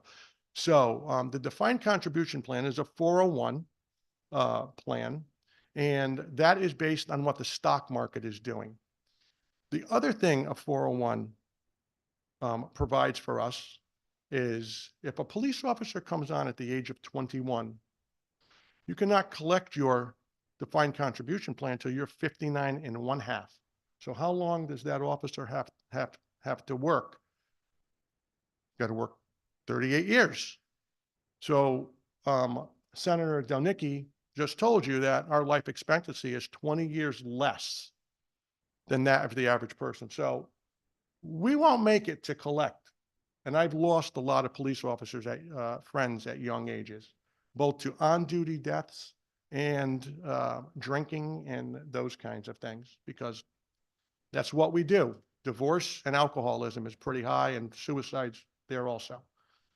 So you're not going to make it to 59 1/2. And like I said, I love this work since I was 7 years old. Adam 12, Pete Malloy, he's the reason I wanted to be a police officer, and that's why I'm here. And I still do the job because I'm physically capable right now, and I love the work. So I don't know. Let's go to work for 38 years. Hopefully the stock market in the when you retire is doing okay, and the bottom doesn't fall out, and you have enough money to live your life. Because don't forget, we don't get Social Security. Or if you do get Social Security, it's offset by 40%. So yeah, The defined contribution plan is great for the municipalities. It's not great for the police officers and firemen. Thank you for that clarification. And so I think, you know, when we talk, we need to differentiate. You are getting, our valued employees are getting some degree of a pension. It's just the difference, and it's significant, no doubt. And now the 401k plan, the defined contribution, that's a federal regulated requirement that you cannot access it without hardship or penalty, right? To That's correct. 59. So that may be a consideration that we ask our federal legislators to consider for officers and firefighters to be able to have some consideration for early withdrawal, giving the terribly sad numbers that you just presented. So and it's not just stocks, right? You can invest in bonds and lower returning marketplace. And it's important on a 401k plan, a individual can make that determination. That's right. They are responsible through a TIA craft or any other third-party provider to be able to get some, but the risk is there. And if we had a huge market, they could make more. Or if we had a disastrous market, you could lose a lot of it. It's risk versus a defined contribution plan where it is guaranteed Defined by benefit. defined benefits. See how it can get confusing? But on a defined benefit program, the employer is guaranteeing that payout unless they go belly up, right? Or but the reality is, and can you share that you can withdraw from a defined benefit plan after 10 years, 20 years? Are there timing requirements there? When I was with New Haven, it was 20 years because pretty much that's what they're saying you're good for when you do the work that we do. 20 years, 20 to 25 years. So now it's 25 years. And if you get injured, your pension is going to start. It's going to be a disability pension, but you have to do the time before you can collect the pension. So in other words, I can't take any money from my pension fund. I have to do the 25 years in order to get that pension. You have to physically do the 25 years. That's determined in negotiations and That's right. benefits. So, but I think it's important for this testimony and clarification, the difference between defined benefits and defined contribution. And it is also important. I would have never have allowed that our hardworking officers be without any aspect of pension. It's just a difference in the pension. Would that be correct and clear? It's a difference in the pension as far as age and risk. Okay. No, I appreciate that. And I was looking forward to getting some additional testimony from CCM, the municipalities. I'm sure I would get a different perspective. But I can't say enough how much I appreciate all the hard work that your men and women do. And obviously the hard work and the stress and the pressure and the different challenges you have, I think we have an important responsibility. So I'm eager to see the progress on this bill and stay in touch with you if you have any additional questions. But also another shout out I wanted to share with you as the ranking on insurance. Healthcare insurance is also an important element. And I wanted to share with you and your membership that House Bill 5375 is a study to look at health insurance coverages for police officers after they retire. And that was one that the insurance committee wanted to contemplate that there is a gap in that as well. So we want to make sure that we take care of our men and women who service us. Okay. So thank you, Mr. Chair. And it's to be continued. Thank you, Senator. Thank you, Mr. Chair. Thank you. Thank you, Senator. Rep. Dubowski. Thank you, Mr. Chairman, and thank you for coming in. You know, I don't know how anybody could even be a police officer these days, with all the with all the acrimony and all the animosity towards police officers for just trying to keep us all safe. I give you guys all the credit in the world. One of the things you mentioned in your initial testimony was firefighters. And I was wondering if you were also talking about volunteers. I think that, yes, I think that volunteers should probably have something for what they do for their communities for free. So how does one create a defined benefit retirement or pension on somebody who doesn't get paid? So I know that North Haven does it, and they do it through years of service. So it's not a lot, but it's something to show appreciation. I mean, I have a friend who's there, who's been in the fire service there as a volunteer for almost 40 years, or maybe a little more than 40 years now. Okay. So there are some municipalities who currently do it. That's correct. I know of North Haven.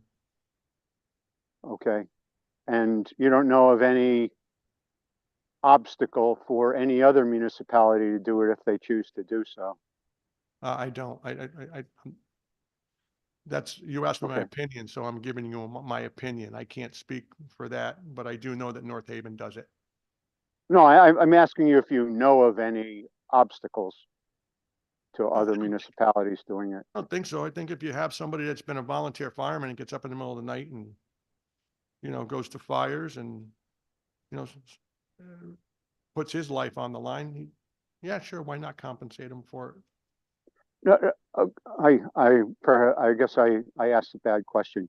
Do you know of any regulatory or statutory obstruction, something that is legally prohibiting municipalities from providing those types of pensions? I do not. Okay. And it's the same with regard to police. Correct. Okay, so any municipality that chooses to provide a defined benefit plan to their police officers can do so right now. Yes, they can. Okay, and if we have a municipality that does not have one and is having trouble recruiting, they could implement it as an additional benefit to entice people to apply as police officers in their municipality, right? The problem is that they won't. And that's why with anything else, you come to the state legislature and you say, listen, we have an issue here, and it needs to be corrected. You're going to be in a police crisis within 10 years. And quite frankly, I've been doing it for 35, so I can speak to it. You're going to be in a big crisis in 10 years as it pertains to qualified people that are already there running your police departments. Why won't municipalities do it? I have no idea. I believe it has to do with votes, that if you're going to give the cops something more, you're going to end up with a problem because you may have to raise taxes. You may not have to raise taxes.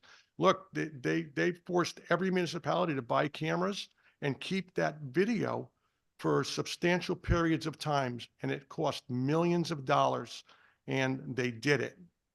So I don't know why we can't move forward with defined benefit plans in municipalities to bring in the best police officers, the most qualified police officers, the brightest police officers, the most educated police officers. You're not getting that now. And I'm telling you, in 10 years, I'll be long gone.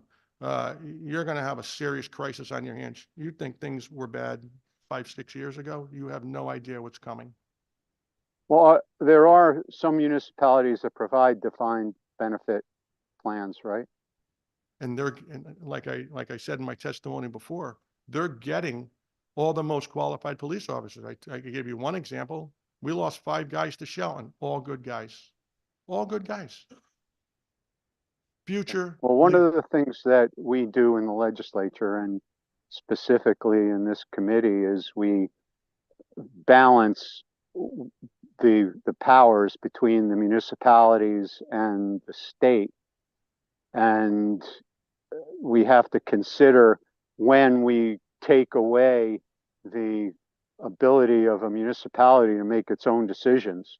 And in this instance, that's exactly what we would be doing, because as you said, some municipalities are currently doing exactly what you would like to see done in every municipality.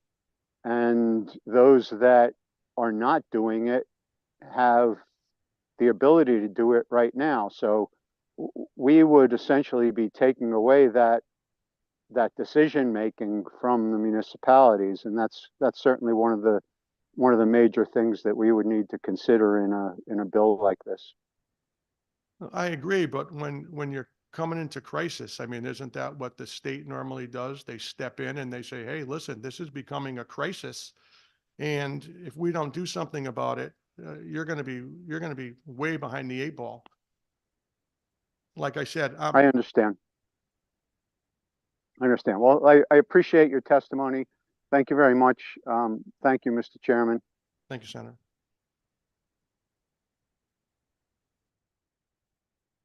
Thank you, Representative Hall, please. Thank you, Mr. Chair. Thank you, officer, for being here today and testifying. So you made a great point that I thought probably needed an exclamation point on it, because I can tell you my husband's retired 34 years. I have 2 children that are both police officers, one a daughter-in-law, one a son. So it's kind of the family business for us, so to speak. Enfield still offers a defined benefit program. We are having major problems with recruitment. We are still losing officers to other towns as well. And I think it's going to require a holistic approach, right? So you're advocating for defined benefits for towns. I think the policies that have come out of this building have had a major impact on recruitment. And I think we can all agree with that. And I think that's probably the major issue, quite honestly, in getting police officers to want to join the profession. So the piece for us is my husband obviously collects his pension now. He had to go out and find another job for insurance purposes. A senator here actually piqued my ears, and I wrote the bill down because that gap is for a lot of the police officers that have spent their time. They retired, they have no insurance. So that's a great bill that's coming out of insurance. I appreciate that. I want to just have you talk a little bit about the fact that police officers that get these defined benefits don't collect Social Security, because what we hear so much is that when the police officers come to talk about retirement, they're fortunate because look, they get Social Security and they get pensions. So I think just to emphasize a little more of what you're saying with Social Security. The defined benefit piece, if it's a defined benefit, there is no Social Security for these officers, correct? That's correct. And I'll elaborate a little bit. So I became a police officer at 24 years old. So I worked from the time I was 16 to the time I was 24 years old. And I did pay into Social Security. I worked full time for 5 of those years. So I will get a very small Social Security benefit, but it's going to be offset by 40%. So they're going to automatically deduct 40% because I have a municipal pension. Okay. I could tell you that the police officers behind me, they pretty much started as police officers, out of college, become police officers. Okay. So if they do 30 years, their 30 years, there is no Social Security. They will not get Social Security. There is none. So Some of even us are in the- fortunate that we worked prior. Okay, so even in the defined contribution plan, they will not get Social Security. That's right, because they don't pay into Social Security. Right. Okay. I just wanted you to kind of emphasize Yeah. that because I think that gets lost a lot. I appreciate your testimony. I know we've talked a little bit about how the unions negotiate a lot of these contracts. We actually had to fight many years to get the COLA in our retirement, and that went on probably for the better part of 15 years. So, Well, I was the president of Council 15 at one time, and Enfield was one of our locals. yep.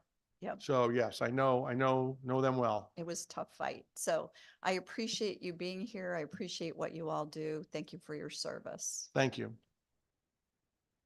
Thank you. My good ranking member, Rep. Jolo. Thank you, Mr. Chair, and good morning. Still the morning, and thank you for your testimony. Just a couple of follow-up questions, if you don't mind. You said that it was around 2010 that Stratford moved to a 401k with the Yes. police. Do you know what precipitated that?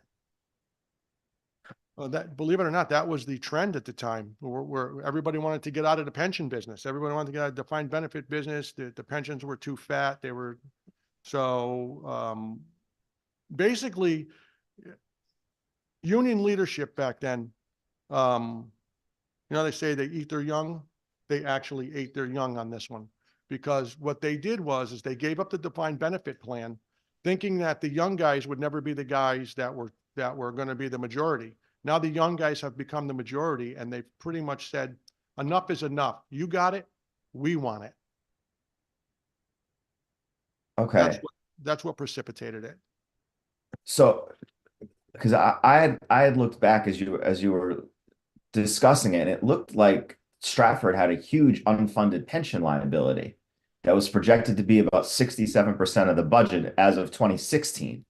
So to me, it looks like the town made the move for financial reasons, that they literally couldn't fund it, and they were in danger of not being able to honor their liabilities if they didn't move to this system. Is that not something you recall, or? No, I recall, and I recall how it happened from talking to some of the people that were here. The town of Stratford borrowed from their pension fund and never put in what the actuarials told them to put in, and they never paid the pension fund back, like so many other municipalities did. They kicked the can down the road. Okay. So this is, first of all, I want to align my comments with those of Rep. Dubitsky. Unfortunately here in Connecticut, we've made it way harder than it should be to do the job of a police officer, to do it safely. And I think a lot of what you're experiencing has to do with that. I know in East Haven, I know in towns across the state, towns have had trouble recruiting because of that. But I would be curious how you would feel about if we studied towns, a procedure by which towns could apply to the state for some type of funding to be able to make the conversion rather than make it a mandate. Because here's the problem that I have with mandates. We talk so often about local control and leaving these issues to the towns. It would be, in my eyes, a little bit of a contradiction for us to say, yes, we want local control in all of these areas, but in this one area, we have to mandate it, particularly for towns that have done the right thing and funded their liabilities correctly. It would be a little bit of, unfair. But how would you feel if there was a program in place where the town of Stratford could go to the state and say, hey, listen, we're having this recruiting problem, and we have this liability, and we want to make this move back to pensions, but it's going to cost us, $50 million. Will you support us in taking out, a 60-year bond, with low interest to be able to make this conversion so that we can begin to offer that again? Is that something that you might see as a middle road? I don't think it solves our problem right now. I mean, listen, I'm open to anything that's going to make it better for these up and coming police officers. But I don't see how it makes it better now. And what if the state, what if the municipality decides we're just not going to do it? Well, again, what if the municipality decides that they're not going to do a lot of things, right? Ultimately, it's the municipal CEOs who have to answer to the people. And if they're not doing what the people want, they should and ideally will be held accountable. Do you have any idea what it would cost the town of Stratford to switch back to a pension system for the police? We are currently looking into that through Council 4. They have some actuarials out of DC that are looking at it. Because I certainly would be interested in the numbers. It's not that we're not here to help try to solve problems, but what I don't want to do is necessarily solve your problem, but then create another problem for another town, because what works for your town may not work for Madison, or may not work for New London, you know, or Middletown. You know, we talk a lot about one size fits all approaches, and we don't necessarily want to, you know, do something that's top down and hurt other towns, you know, trying to help yours. So if you actually could, if you find that out, I'll make sure that you get my information. I'd like to know what that would be, so we could assess the impact of it.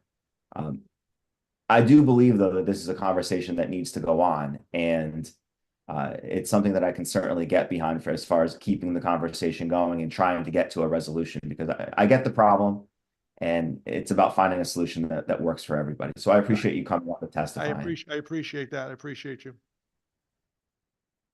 And thank you, Mr. Chair, for the indulgence. Thank you. Kavros Dagro, my co-chair.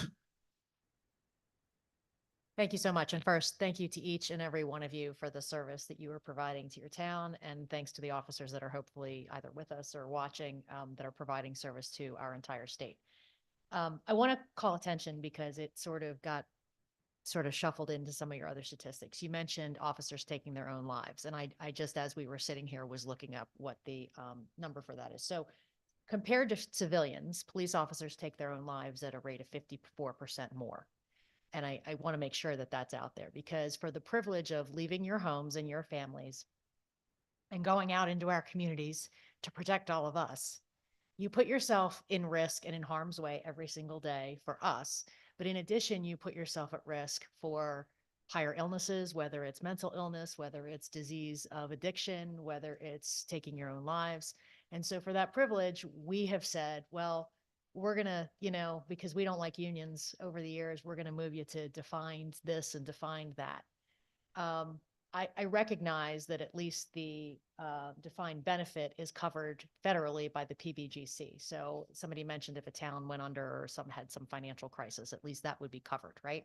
I'm correct in that? Correct, yes. But I think that when we talk about those 401ks, you really are, you're at the whim of the market, right? So that's one issue that we see for sure. I think that we are discounting how much this is affecting your ability to recruit. And I say that because even though it has come up over and over again in this discussion, I think if we surveyed everyone on here and they went back to their chiefs and they said, you know, what's one of your biggest issues? This is one of the biggest issues, because people are still showing up to try to get into the academy, to try to become police officers, you know, but there is this challenge of, so wait a minute, I'm going to put my life on the line. I'm only going to get paid this much, and there's not going to be much for me at the end. I'm going to live a shorter life. So maybe I'm not going to see my kids grow up completely, definitely not going to see grandchildren. And we're just going to pretend like that doesn't matter when it comes to finances. You know, we had that situation in Avon. We had, unfortunately, an officer who killed his wife and then took his own life. And I think about that a lot. I think about, that was one of the reasons why when this came up, I went to my colleagues and said, I'd really like to hear this, because we're asking a lot of you, to say the least. I guess I keep going back to, I understand this is an expense on the towns, but as you said, and I think you know, maybe you can even expand a little bit on that, it's more expensive not to. So anything on those lines that you could, you know, just sort of close us out with, I'd really appreciate hearing. So yes, it's more expensive not to, because what's going to happen, you're just going to put butts in seats in police cars. And that's what it's coming to. We're putting people in police cars that I'm not sure they should really be there. Okay. And like I said, all it takes is one mistake. I mean, we looked at New Haven just paid $45 million in a lawsuit. $45 million. That's a lot of money. Okay. So imagine every town has a problem like that. That's what's basically happening here. And I'm not taking anything away from the young people coming on. But we can do better. We can do a lot better. And If you don't have a pool to choose from, if there's no pool, you have to hire somebody, right? And you got to hope for the best. And with police officers and firemen, you don't want to hope for the best. You want the guy that shows up that knows what he's doing. He's going to know how to handle that situation, and you're going to have a positive outcome. A positive, unfortunately, some things go sideways sometimes, and you don't have a positive outcome, but positive. Right. And to that point, you know, things do go sideways. We want the best trained, most psychologically able. And I'm looking at all of you and I'm thinking, you want the person whose butt is in the next seat to be that person who's got your backs and that you feel comfortable serving with, because that's a whole other level of this. I actually am testifying in public safety later this week because we had a situation in Canton where unfortunately there was an officer who probably didn't belong in the force and eventually was shown the door. And that cost that town $800,000 in a settlement because stuff happens, right? So I would also just point out that, you know, when we're talking about pensions, like, you know, pilots, we wouldn't make them work this much overtime because they have lives in their hands. The machinists, we wouldn't, you know, they've got pensions and define, they have all of their protections in place for their workplace. We wouldn't make them work overtime because God forbid somebody could lose an arm, a hand, an eye, you know. I mean, I think that we're missing the point here. We're just missing the point. I have coffee in a local coffee shop in the morning. I stop in and I talk to the people, and everyone that I talk to there says the same thing. They're willing to pay more to get the best and the brightest. If that's what it takes, they'll pay more in taxes. Yeah, it's, you know, we hear it about our teachers, we hear it about our police officers, we hear it about our firefighters, and often it comes down to about $17, $15 a family, whatever it is. I mean, it's really, thank you for being here today. And again, thank you for all of your service and thank you, Mr. Chair. Thank you. No one said, thank you, thank you. My father, older, you know, brother, my uncle was the police officer. And I came from the family and I know how hard when you're walking out from home all day thinking, are you coming back or no? You put your, you know, life on the line, saving our community, helping the community. It doesn't matter 3 p.m., you know, midnight, 3 o'clock, or any day or, you know, time. So I think this is, you know, I feel like this is outrageous. As a, you know, co-chair, my, you know, co-chair me, you was talking about before introduce the bill here, how we can help you. But I know we can't do ourselves. We need to come together and help you to help us. We are not technically help you. We're helping you to help us. If our officers not healthy or going to work and they don't know what's going to come out from that call, and then how they putting their family, why are they keeping? What is their family status? Unknown.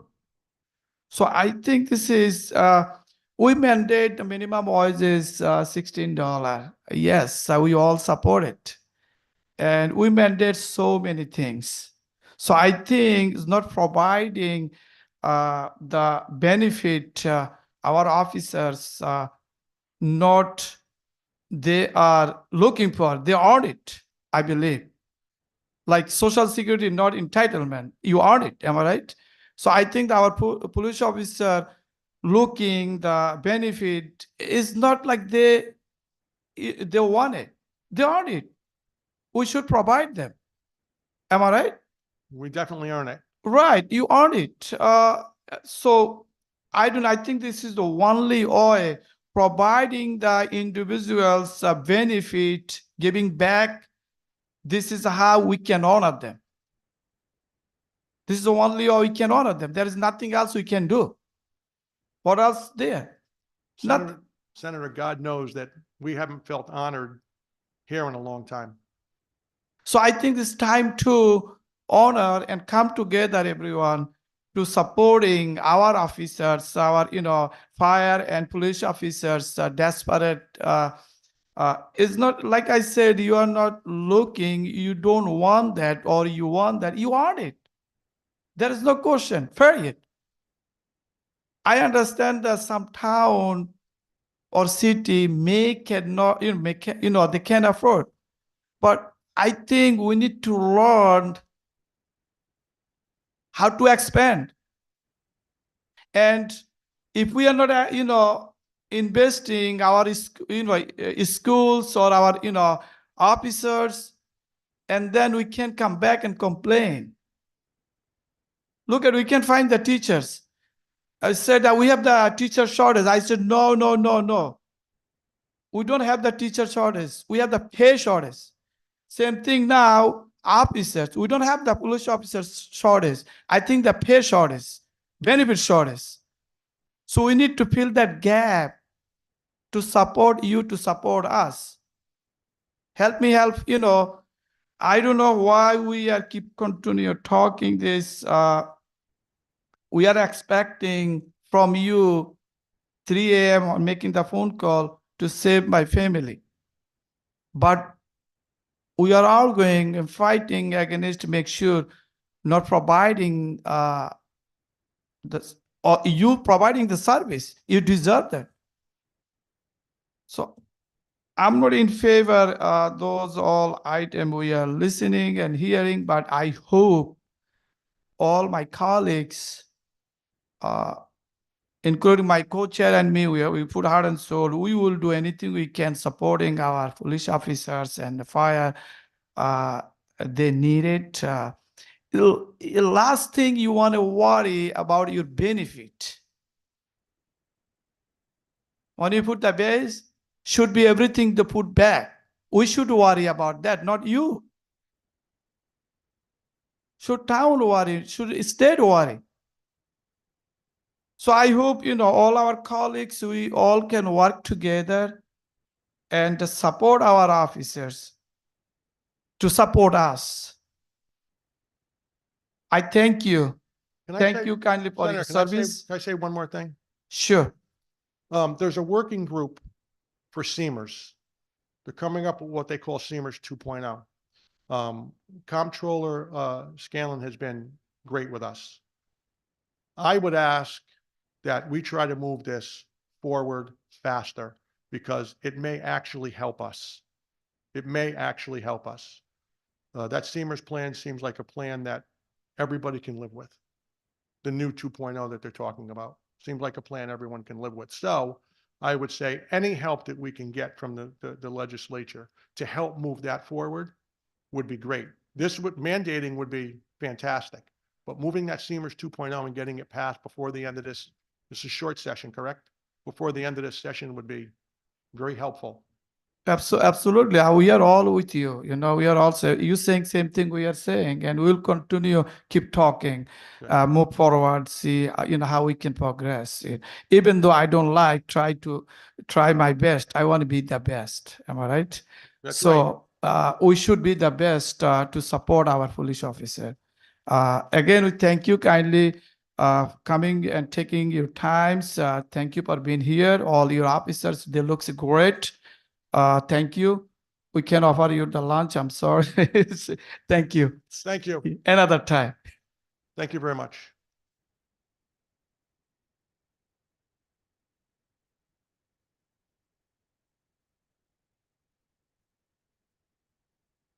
Our next speaker, Zachary McCoy, CCM. You are online. Good morning, Chairpersons Cavers DeGraw, Senator Rahman, ranking members. Thank you. Welcome. And members of the Planning and Development Committee. I'm happy to be here. Thanks for giving me the opportunity to testify today. My name is Zachary McEwen. I'm an advocacy manager for the Connecticut Conference of Municipalities, which is the Connecticut statewide association for towns and cities. I wanted to speak today on SB 334, an act requiring pensions for police and fire employed by municipalities.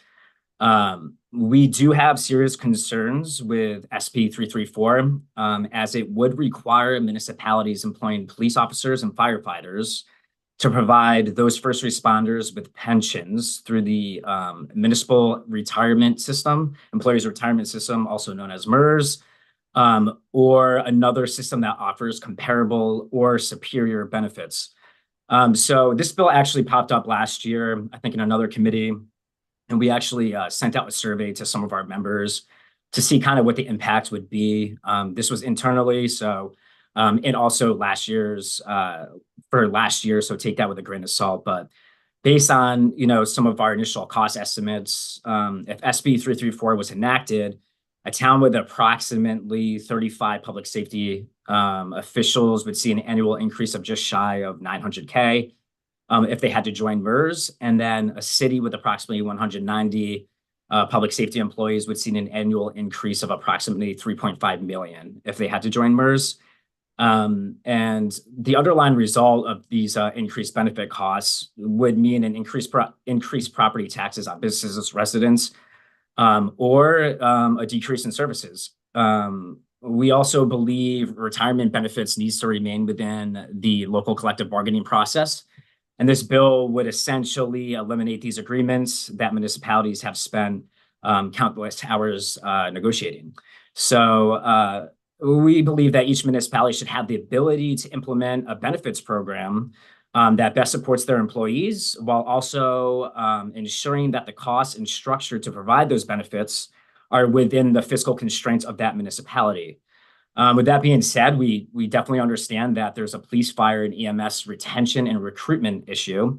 And this is actually a top priority for local officials to ensure public safety, which is why we implore the legislature to convene a task force that's charged with examining recruitment and retention of public safety, not only police and fire, but also emergency service personnel. That's a huge issue. And not only for paid, but for volunteers as well. I think when we talk about police and fire, actually a majority of our fire services are volunteer. I'm not sure how this bill addresses that. So the retention and recruitment issues definitely needs to be looked at, in our opinion, in a holistic manner with all stakeholders involved. I believe there actually was a task force that was passed last year in public safety. And I think it was only for fire and EMS. I'm not even sure if they convened, but we really implore the legislature to convene that task force or expand the amount of time that it would be able to meet, and really, get the hard work done to look at holistic views on how to retain and recruit fire and EMS. Your 3 minutes exceed. Yep, I'd be happy to answer any questions, and thank you for your time.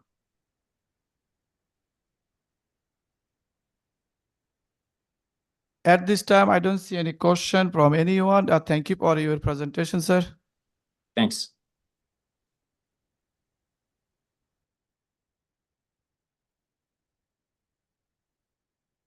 Our next speaker, John Chaponis.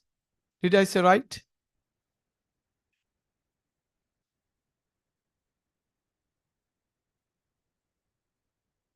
Welcome. Thank you.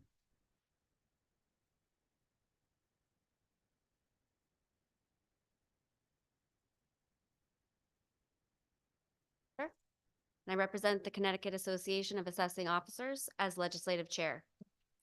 CAAO has submitted written testimony on 2 bills, and I will quickly highlight both. I have brought my colleague John Chaponis here to assist me with certain parts of my testimony. Our organization opposes raised Bill 5395, which would require municipalities to provide in writing at zero cost substantial public information that is currently already available in the Office for Public Inspection. This information is commonly referred to as the Revaluation Methodology Handbook. It is required by Connecticut General Statutes 1262C and can be found in every assessor's office. John has his residential revaluation methodology handbook with us here today to give you an idea of the sheer size of the document we are talking about. As you can see, just the residential book is approximately 1 ream of paper, or in excess of 500 pages. FOI would allow municipalities to charge more than $250 for photocopying this document, whereas raised Bill 5395 would force municipalities to produce this entire document for free when the property owner may only be in need of a few pages or may have been simply satisfied reviewing it. Additionally, CAAO opposes Raise Bill 5393, which is the only bill that Governor Lamont has ever vetoed. Raise Bill 5393 has been called a technical fix. However, in fact, it would remove language that was intentionally inserted in Public Act 09-196. If passed, Raise Bill 5393 would make Connecticut General Statutes 12-111 in direct conflict with Connecticut General Statutes 12-55 by restricting the existing statutory requirement for an assessor to make necessary adjustments to properties as part of their watchtower requirement in accordance with 1255. It would also remove the ability for the Board of Assessment Appeals to change their mind and further reduce the assessment of a property or reverse a prior BAA decision, in the event that they change their mind upon either additional information or review a year later. While both of these scenarios happen with very little frequency, they are imperative if we are able to ensure a fair administration of the local property tax to our property owners. While rare, situations can occur that warrant either an increase or a decrease to a set of properties, a section of town, or a development, which, if this bill were to pass, the inequity would remain until the next revaluation, which defies the fair administration of the local property tax. For these reasons, CAAO opposes raised bills 5393 and 5395. I'd be happy to answer any questions that you may have. Rep. Hall? Thank you, Mr. Chair. And I appreciate you both being here today. Just for the purposes of people watching today and the committee, I want to thank you both for coming in and meeting with us on this particular bill on 5395. I think we've worked out some language that actually may work in this bill. I appreciate you both giving input on that language. So just for the committee's information, this is a bill that is a work in progress. And for the folks that are watching at home, this bill was a bill that passed out of the House and the Senate unanimously last year. And for the folks that want to go through and read the bill, really, we saw it as more of a clarification of statute. And I know philosophically we have a little bit of a disagreement on that piece of it with your association. And I think some of the language that we've worked on over the last week and a half is gonna, I think, make both sides very happy in the end. So I just want to make sure that the committee knows this is definitely a bill that we're continuing to tweak the language a little bit and make it a kind of a I think better bill for everybody. And just a brief correction on one thing. I wish the governor had just vetoed one bill, but unfortunately that's not true. So he's vetoed a lot more than this one bill. And so what we would like to see happen, and I think there's a lot of agreement here between us and you folks on this bill. We both can agree that the BAA should be the final decision maker on any sort of appeals that happen during reval.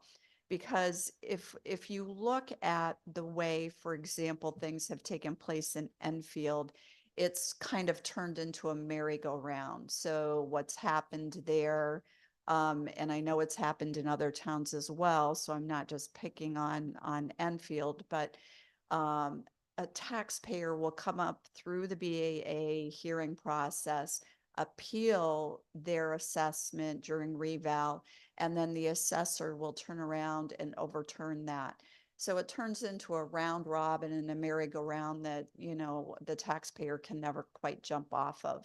And that is not the statute, and it's never been the statute. So I think through our conversations and working together, we're going to probably nip that in the bud a little bit in Enfield. And I want to thank you both for doing that. But I think we can come up with good language that makes both sides very happy and accomplishes the clarification that is obviously needed. So I look forward to working with both of you through this process, and I appreciate your testimony, and I certainly understand what you're saying. I look forward to moving forward from here and kind of working on this together. So thank you both for being here. I appreciate your testimony. Thank you, Representative. Thank Hall. you, Mr. Chair. Thank you, Rep. Jotowski. Did I say right now this time? Much closer than last term. Thank you, Mr. Chairman. Thank you for being here today. And I just have a couple questions just to clarify things for people who may not be familiar with this process. In order to serve on an assessment board of appeals, are there any qualifications, any education or experience required?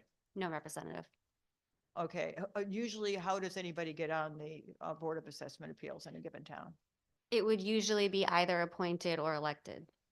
Okay, and how would a normal process go through if somebody appealed their assessment, brought it to the Board of Assessment Appeals? The Board of Assessment Appeals wanted to reduce the amount, and the assessor did not agree with this. What would be that process that would happen in that instance? Would it go back to the Board of Assessment Appeals, or what happens? I got the small chair. So there is one misconception. When the grant list gets filed at the end of January, then you have your appeals hearings in March. If the BA reduces that value is reduced, that tax bill is reduced for the upcoming July. What's been happening in Enfield is that when the assessor filed the grant list the following year, they reverted it back to its prior number. So the taxpayer had to then go back again. So they always got the reduction. But if the assessor, was increasing just that one property back again, the taxpayer was inconvenienced to the point where they had to go back to the BAA a second time. Okay, and if by some chance the Board of Assessment Appeals did not, their reduction, or the assessor immediately disagreed with the amount, it does not go back to the Board of Assessment Appeals, it stays So with the BAA? the assessor cannot increase it for that July. It would Okay. have to stand for that 1 year. So each grand list year is individual. So once the BAA reduces the value on the 21 grand list, they get that reduction on the 21 grand list. All the assessor was able to do was increase it the following year. So they never paid the higher tax, but they had to go back each year to get it. Okay, and I think that's really helpful for people to know what that process is, and I appreciate you going through that. Thank you very much for being here. Thank And you. Mr. Chairman, thank you. Thank you. My good friend, Rev. Baumgarten. Thank you, Mr. Chair, and great to see you, Jennifer, and thank you so much for coming up to testify on this bill. Also, as an aside, want to thank you for your service to the town of Stonington, of course, a community I represent in the southeastern corner, and always great to see you in the People's House as well. Just with respect to 5393, I understand that under the current Board of Appeals process, for taxation, many of those individuals are volunteers, and especially in around the right after revaluation, they have very, very busy nights and meetings, meeting with residents. And so I was wondering, there obviously is a spectrum. A lot of folks are entitled to appeal their assessment. But in some cases, for example, farmers, which are taxed at a different rate than, most commercial or residential property taxpayers. I was reading a testimony from the Farm Bureau, and they explained that it can be a little bit onerous to kind of the farming community. And obviously, farmers do represent a significant they're significant landowners in our corner of the state. And so I was wondering if you could speak to, their issues and maybe differentiate them from perhaps the rest of the group, or taxpayers, I should say. Sure. Well, I have not read that testimony specifically. I can speak to, at least in my town, Stonington, we do have a fair amount of farmers in our town, a lot of rural properties. And the PA 490 benefit is an amazing benefit for people that are in the agricultural business, and it's needed for them to continue doing their important work. I believe that most assessors look at that very judiciously and take the determination of PA 490 very seriously. That being said, the board does have the ability to grant that designation if the assessor has been denied, if they've denied the taxpayer in the past. I don't know that I have not heard, I guess I should say, that has been a widespread problem throughout the state between farmers and assessors. However, they would have every opportunity to go to the board, and if they did get that reduction, I believe that most assessors would respect that decision. And sure. The only thing I wanted to add was that I think, some of the more contentious ones have been, it's not really well defined. If you're a farm and you farm it for 5 or 10 or even 20 or 30 years, and then, the farmer passes on and the children inherit it, but no one's farming it for another 10 or 15 years, it's not really well clarified as to, when it gets declassified. And sometimes an assessor retires in one town and somebody new comes in, and it looks like, they've taken a more aggressive stance, when really they're looking at it saying, well, geez, nothing's been done there in 5 or 10 years. The statute does say that, it can be declassified if it's no longer in use, but those are probably the most contentious, situations we've seen. Other than that, I think assessors understand and respect 490. It's based on the theory that 200 acres of land isn't calling the police, using the fire department, putting kids in the school system, and putting a large burden on, the fiscally on the town, and therefore it's taxed at a reduced rate so that they can afford to keep it that way. And I also think that globally, while the decision can be made locally in each town, I think globally our organization has been very good at putting together, rules and regulations and recommendations so that it's implemented uniformly across all 169 municipalities. And I can certainly speak from firsthand experience, obviously representing 2 communities that are served by both Jennifer and Mary Gardner. So can certainly attest to that. And thank you both so much for your testimony today. Thank you so much. Thank you, sir. I don't see any. Okay, so I have a quick question though. Question is this bill duplicate of subsection C of section 12-62, which allowed those methods to be available for public inspection? So section 12-62 is a duplicate bill? 12-62 deals with revaluation in general, and it requires every municipality in the state to have the revaluation methodology handbook available from the day that assessment impact notices go out in the mail. And it has to stay in the office until such time you implement your next townwide revaluation. This is just my residential book. I have another one for commercial and industrial. I think this bill, may have been raised because someone thought this information wasn't available. There was one municipality who didn't have the book available in the office, and someone did file a complaint with OPM, but this is a statutory requirement. It should be in every municipality in the state and open for public inspection. It could be as simple as, if you really wanted to go forward with that bill, change it to electronic transmission instead of in writing. Because, with technology today, we could email someone the whole document. We certainly wouldn't oppose that. But otherwise, you're talking about one of my employees sitting down and photocopying this, or we would have to ask the revaluation company to produce additional documents at an additional cost.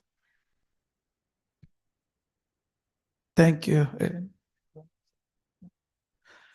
So no other question at this time. Thank you for your presentation. We really appreciate being here. Thanks. Thank you for your time. Thank you.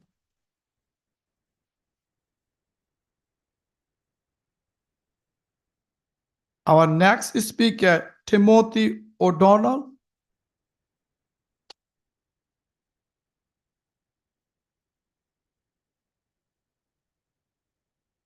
Welcome and thank you.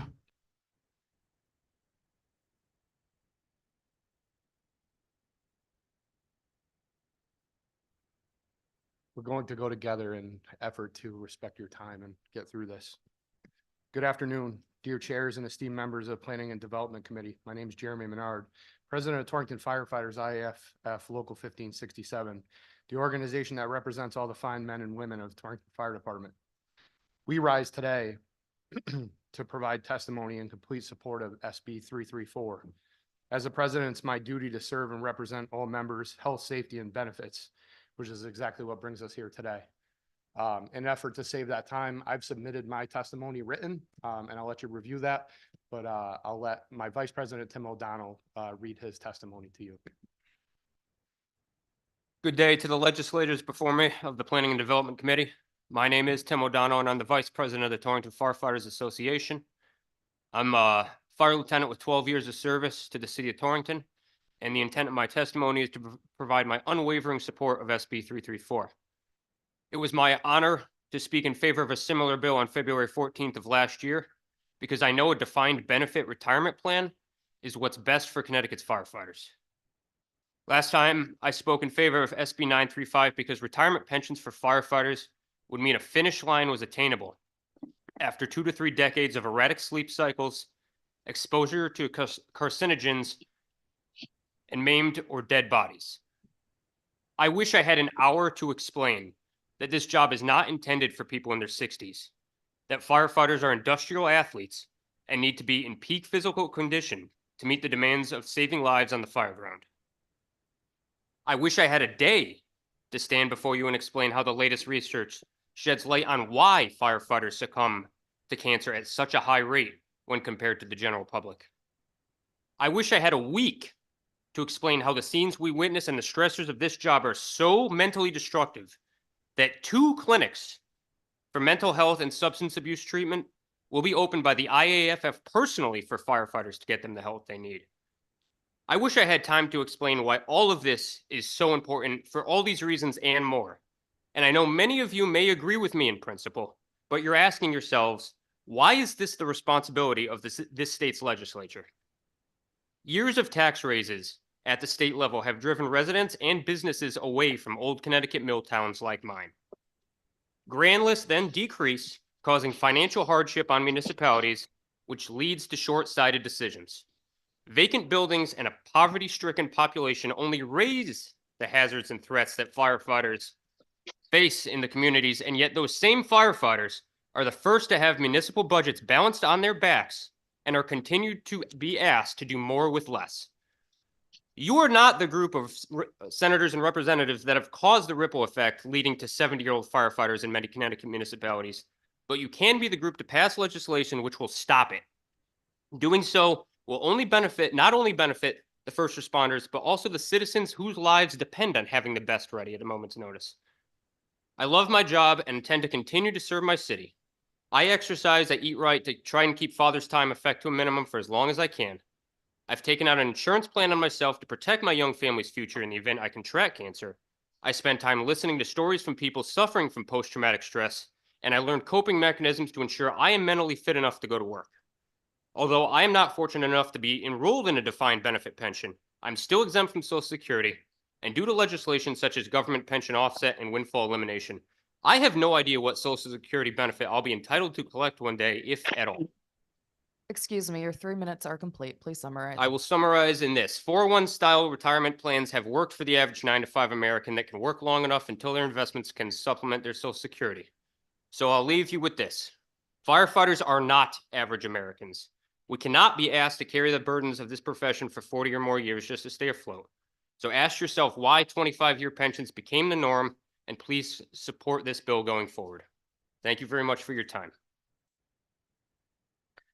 Rep. Davilsky.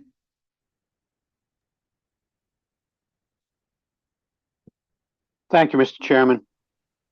And thank you, gentlemen, for coming in. Just so you know, I am a disabled volunteer firefighter, was severely injured when I was quite young.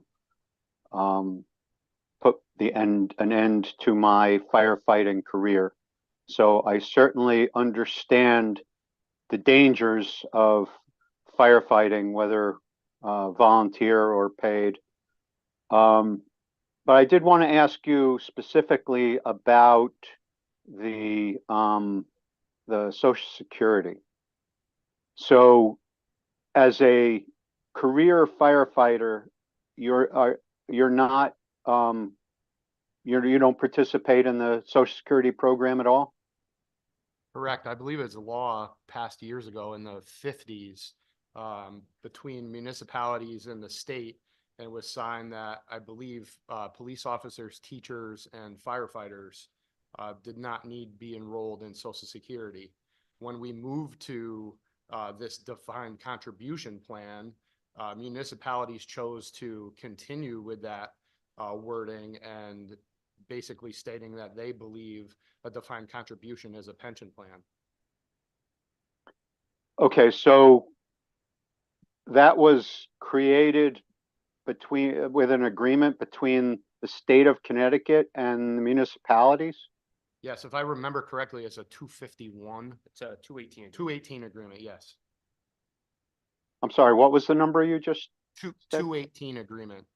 I had to do some serious research and FOI to dig it out of the archives and for the agreement between the city of Torrington and the state.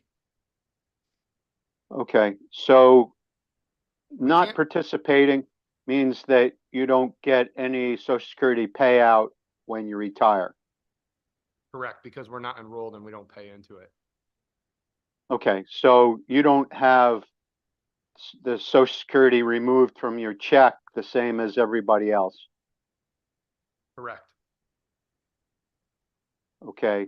So you could take that money and put it into an annuity of some sort and make and have a payout 10 times what Social Security would pay, couldn't you? I mean, essentially, yeah, the whatever that percentage is, we do have opportunity to invest that. Okay, because Social Security is, yeah, you make like 1%. Any standard annuity could make a lot more than that. Are firefighters not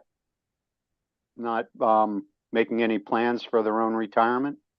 No, I believe every one of us are trying to make plans for our retirement, but as stated earlier, it's a job that takes a toll on us both physically, mentally, a job that we're unable to perform into our later lives, and having to force those investments at a much quicker rate, which doesn't always necessarily happen. Understood. Okay. Touch on Now that same is it? question. Yeah, go ahead. So I've met personally with a financial advisor being enrolled in a defined contribution, just so I have a better picture of how long it is I would have to work in order to achieve retirement.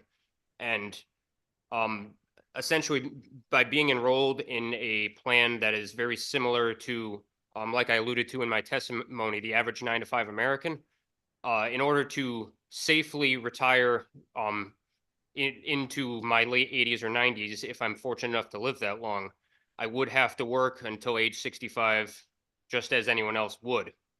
And that's assuming my investments perform well and I make smart, educated financial decisions, putting aside as much money as I can. The fact remains that I'm in my early 30s now, and I'm starting to see that this job is different than it was in my early 20s. And I can only imagine what my body is going to be telling me when I'm in my late 50s and 60s. And then I certainly hope I'm able to continue to work and continue to put those investments away and make those sound financial decisions. But at some point, there's only so much I can physically do in order to ward off aging. Understood. Have you, now you're from Torrington, right? Yes, sir. Okay, and Torrington doesn't have a pension plan? So we're a split system right now. We lost our defined benefit pension in 2009 with threat of going to arbitration and losing it there. The union reluctantly forgave that, not forecasting what was going to be brought upon us and where we're at now. I can say now, as I sit here before you in 2024, we've lost almost 17 members to other municipalities that all have a defined benefit plan. And that's solely the reason that they're leaving. If I could bring those members here before you today and have them testify, they would all sit here in front of you and state that they wish they didn't have to leave Torrington. They love their job in Torrington. They love serving the people of the city of Torrington. But in an effort to look out for the best of their families and knowing that they couldn't do this job forever, that was the hard choice that they were forced to make. So did I understand it correctly that as part of collective bargaining, the union agreed to give up the defined benefit plan? Yeah, in 2009, we were about to go to arbitration and reluctantly gave it up in 2009, not to have opportunity to possibly lose more than what was given up just in defined benefit. If you remember, you know, back in that time, 2008, 2009 crisis, it was not a fun time, and it wasn't a very good time to look forward into going into an arbitration process. Okay. Has the union done anything since then to try to get it back? We have, and actually that's why we sit here before you today, because through negotiation efforts, we've attempted several times to negotiate with the municipality and have failed. We've done actuaries, we provided costs to the municipality. You know, here we are years later. At one point, we had a proposal to move all of our members into CMERS, which our existing members that were in the pension plan provided by the city would have actually lost a percentage in their denominator, but all of our members were willing to do that for the greater good. That being said, a lot of those members that were in defined contribution at the time were very new. So the buy-in from that actuary for the municipality was very, very low. And the city was still against it. So we've tried at several attempts proposing different things, and we've come to a standstill. Obviously, the city looks at you know, the overall, and not, as the police officers stated earlier, the continued cost of us losing people and the forced overtimes and everything else that comes along with the detriment of not having a defined benefit plan. But aren't all those things factored into the negotiations with the union? As far as us presenting that to the municipality? Yeah. During your negotiations for your next contract, aren't all those things factored in? They absolutely are. And again, I'll state, that's why we sit here before you today, because it plays upon deaf ears, sir. Okay. All right. So it sounds like you're not making much progress with your collective bargaining agreement.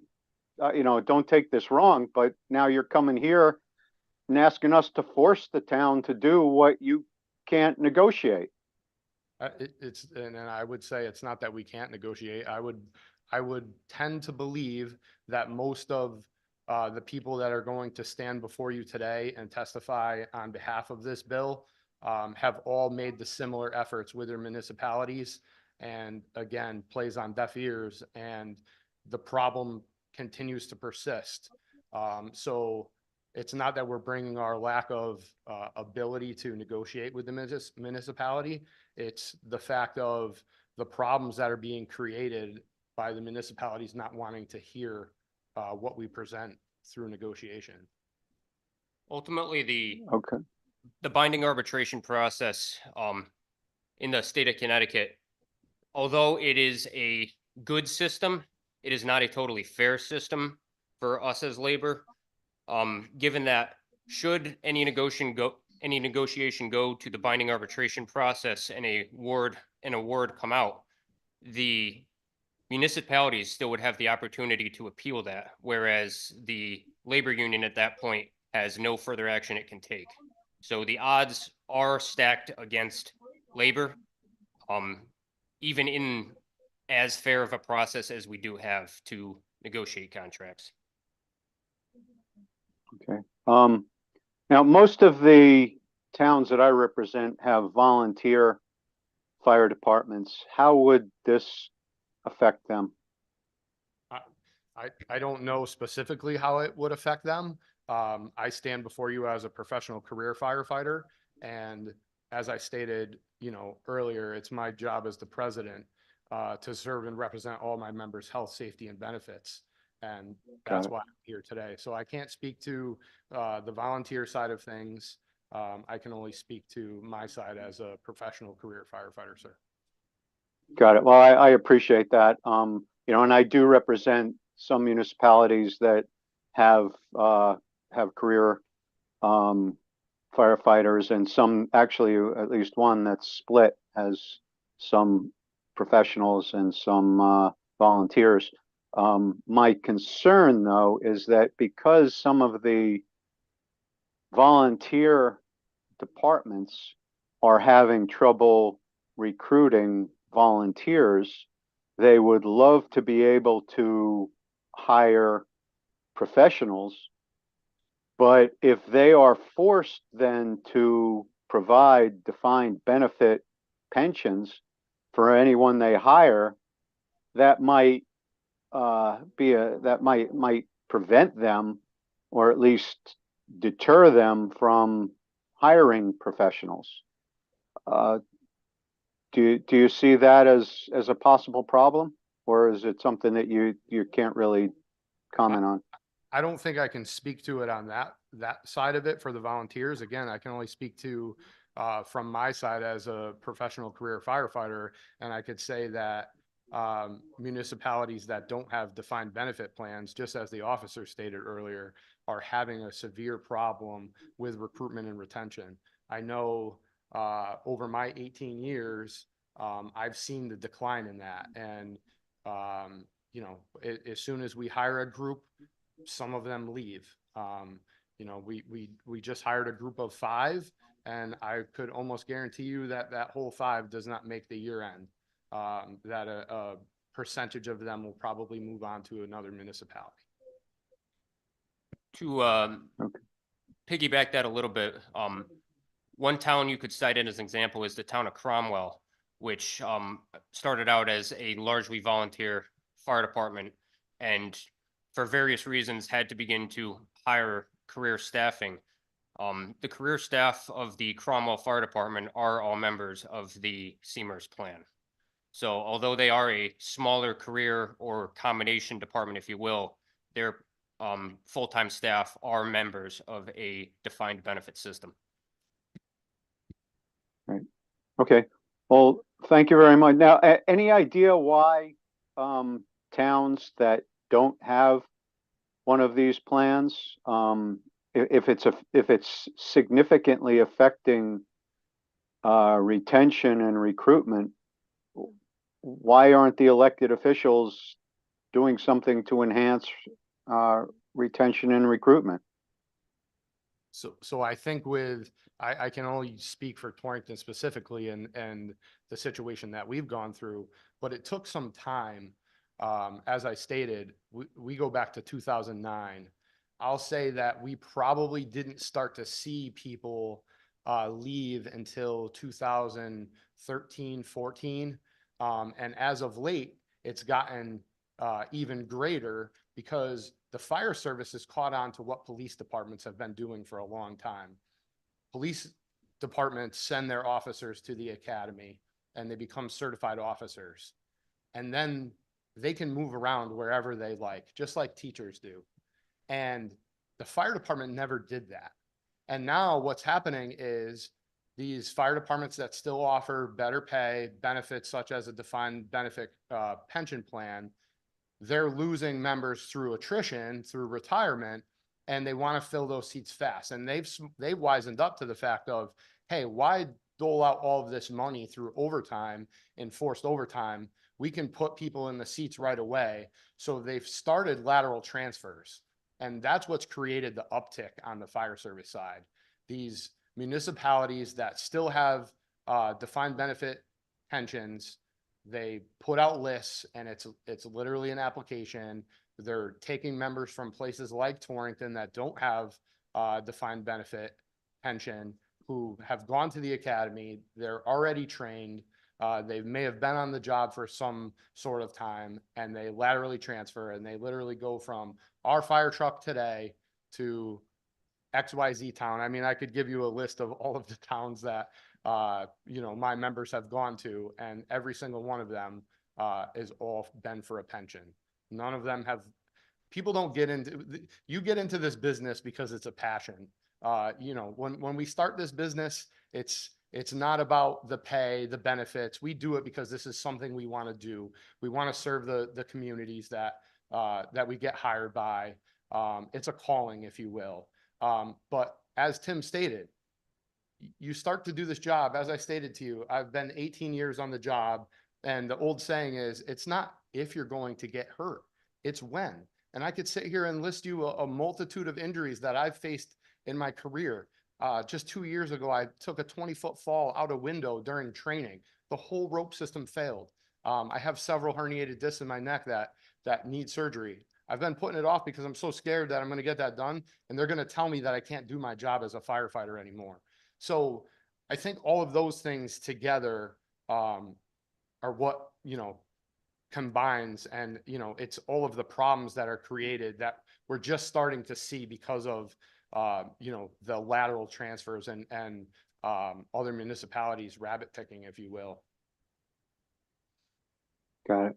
Okay, well, I very much appreciate your time and your testimony. I certainly understand the dangers and the toll that the job takes on people. As I told you, I'm a perfect example of that. And I thank you for coming in. Thank you, Mr. Chair. Thank you. Rep. Delnicki. Thank you, Mr. Chair, and thank you for coming forward and speaking to the issue. I have to apologize. I had to step out a few minutes ago, and I'm going to have to step out again, so I'm just going to ask a couple of questions here. What is the life expectancy of a firefighter, compared to an average person? It's definitely reduced. It's along the lines of the police. I don't want to state statistics because I don't have those in front of me, but it is in line with what police officers are. Basically, that statistic I made a reference to, I think it was 57, somewhere around there. Correct, somewhere. And you face the challenge of cancer. I know we did something there to actually fortify that program. Yes, and thank you very much to all of you for that. So what does it cost to train a firefighter to the point where they can actually go out, do an entry, et cetera, and actually fight a fire?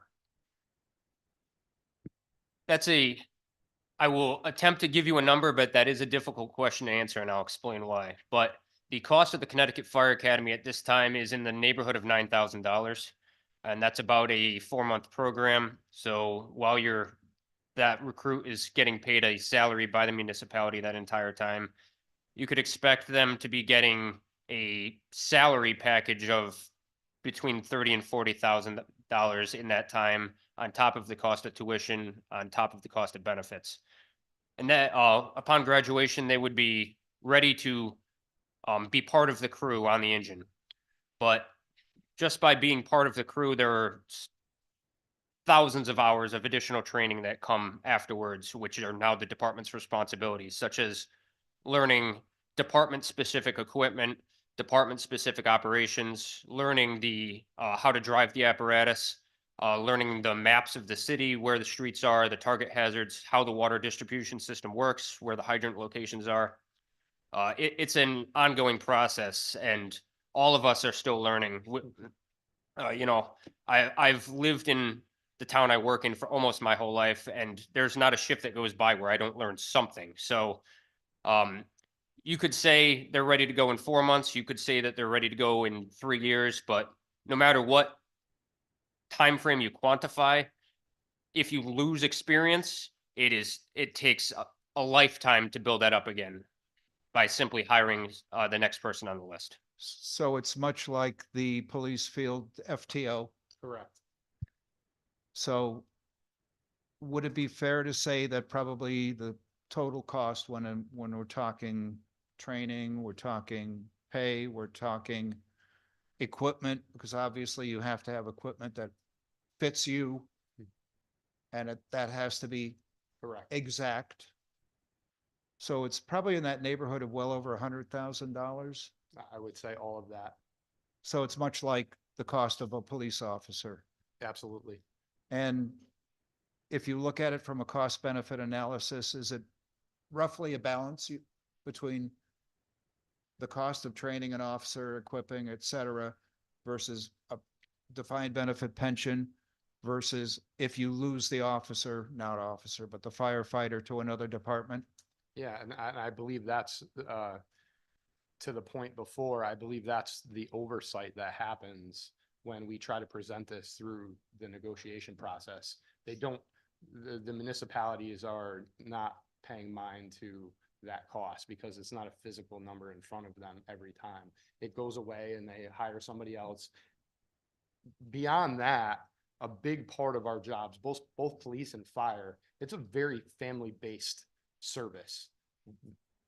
The people that I work with in the fire department, they're my second family, some of them closer than some of my own blood family, because we spend so much close time together, whether in the firehouse, out on calls, relying on him next to me to protect my life as well as the public's life. So it's a very unique thing. And that being said, the detriment that it provides on that part of the department is unexplainable. I can't even put words to it. It's like Groundhog Day in the firehouse. Every time we lose somebody, the next one comes in and we're starting back at scratch. And meanwhile, you know, over the last couple of years, I've had members everywhere from a promoted position. Tim and I are both lieutenants in the fire department. And most people, you know, when they come in as a young firefighter, they strive to promote in the business. They want to be future leaders.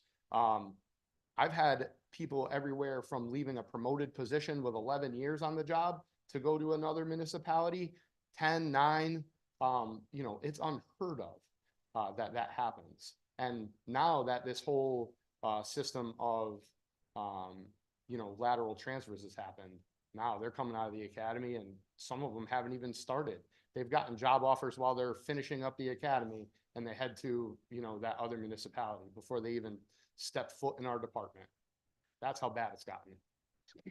I think the biggest cost that is impossible to quantify right now is how much it's going to cost the municipalities in another 20 years when we've all aged significantly and are still here because we can't retire yet.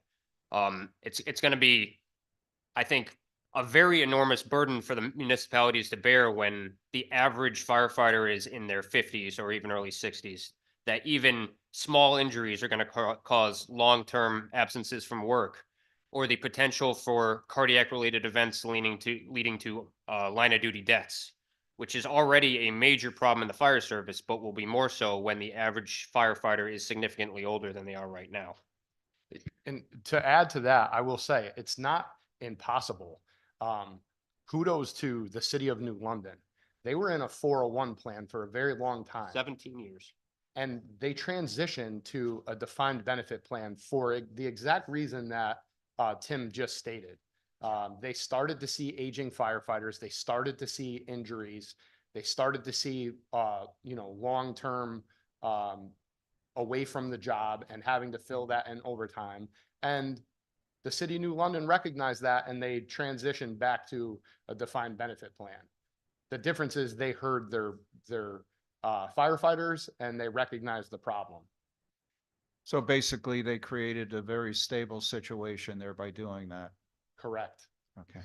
I've got to apologize. I have to run to a brief. No apologies meeting, but I necessary. will Thank be you for back. your time.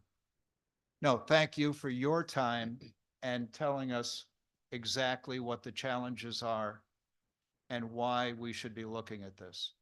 Thank you.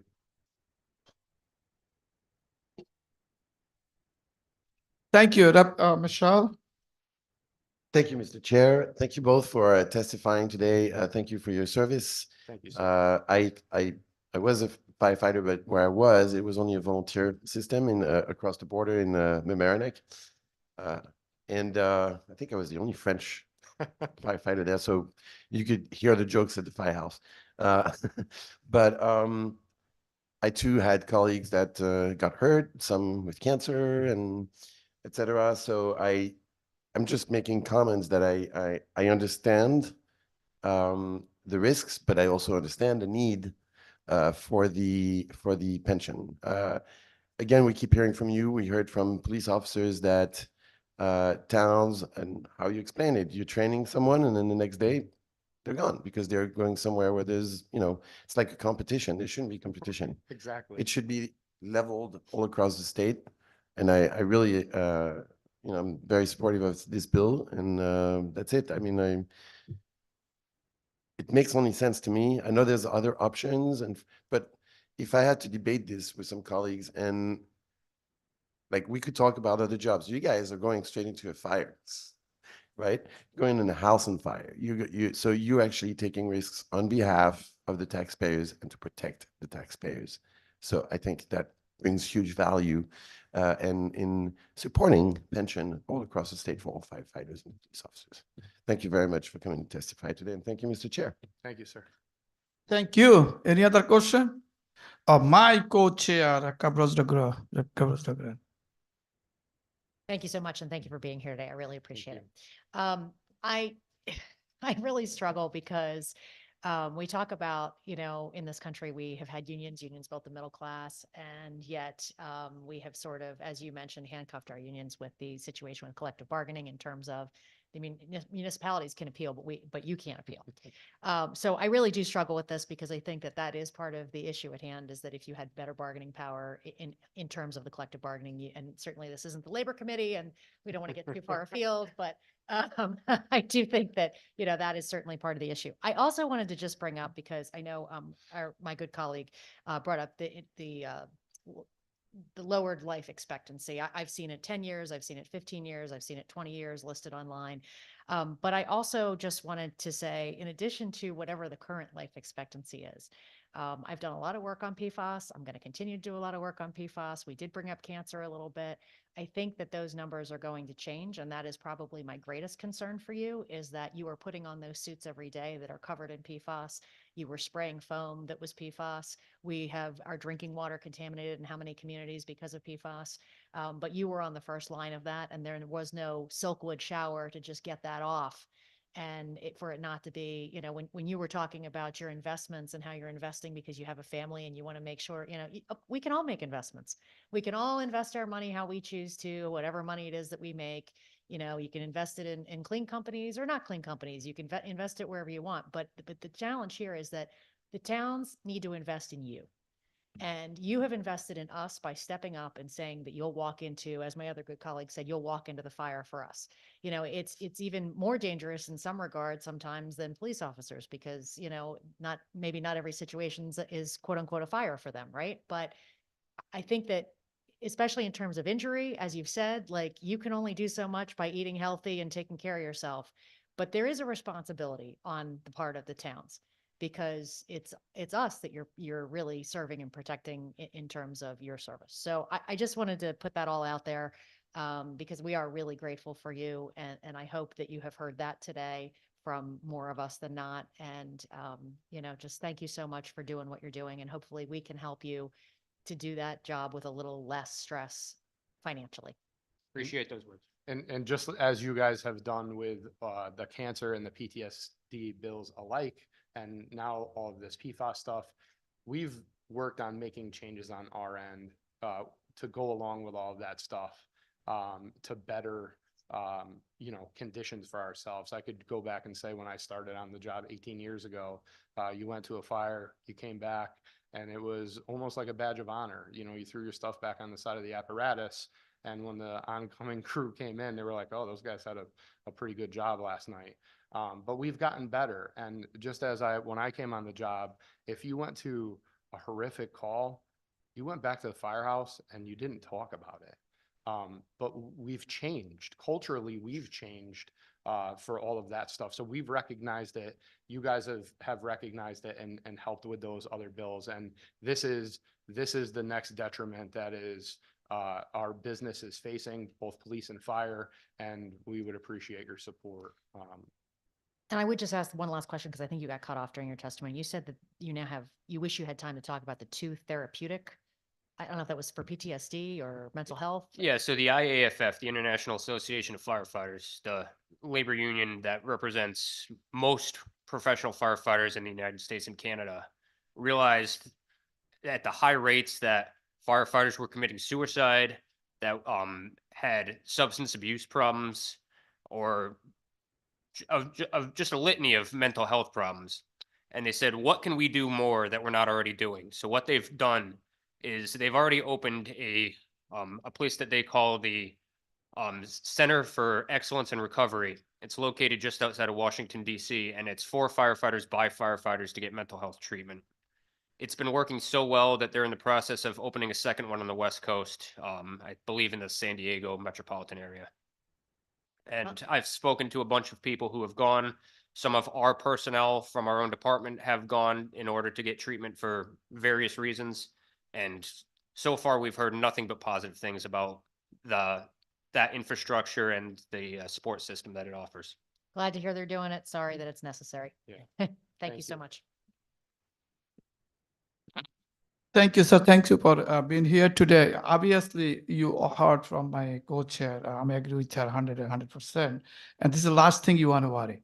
And we want to continue work on this progress and keep talking. Obviously, this is the first time we are hearing. I don't think so. This bill will pass this committee, because I think that this is also a public safety committee. Maybe will transfer, down the road, I believe. So I'm not sure, but we're going to continue work on, see what we can do and progress for this. Like I said, this is the last thing you want to worry, and we'll continue work on to help you, help us. Thank you for being here. Thank you for your testimony. Thank you all for your time.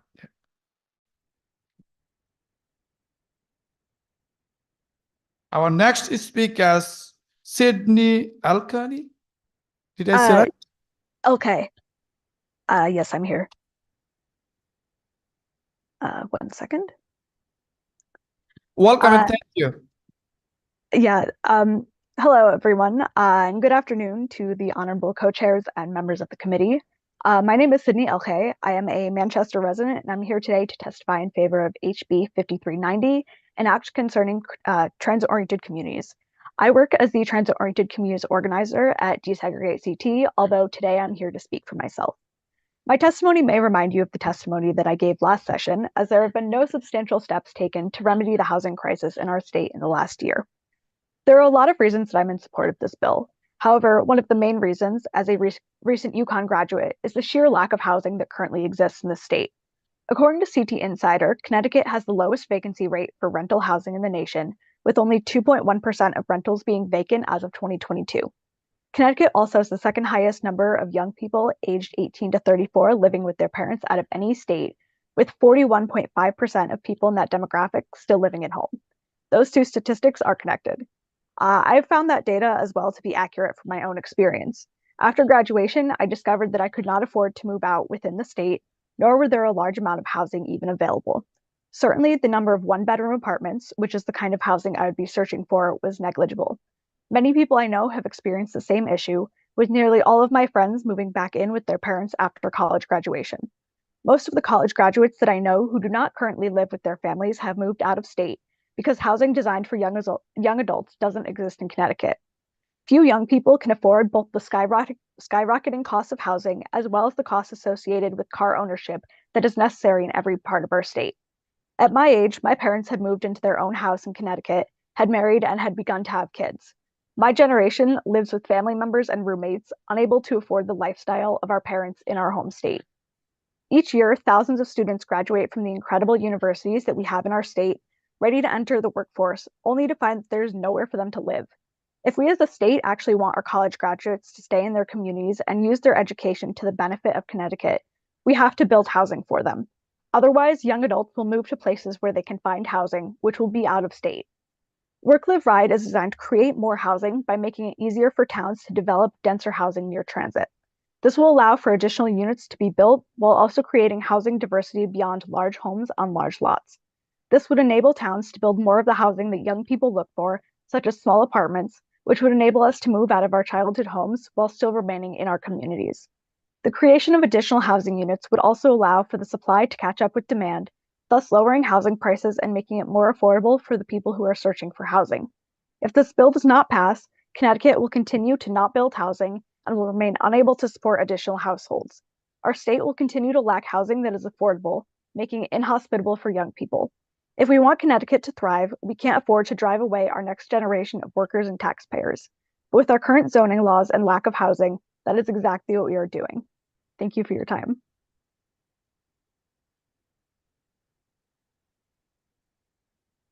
Senator Fazio. Thank you for your testimony. I think, it's always good to start in places where we agree on things. And I think creating a fertile ground for building housing, it would be a positive in this state. I think we've seen housing prices go up less in Connecticut than the rest of the country over many years. But that doesn't mean we can't do a better job of building housing, and especially affordable housing. I think the question is how we're going to go about doing that. And, so there's certain things I sympathize with in this bill, in Work Live Ride. We'll call it 2.0. There's other things that I'm concerned about. I do sympathize with the notion that you want to focus more of the housing stock around transit.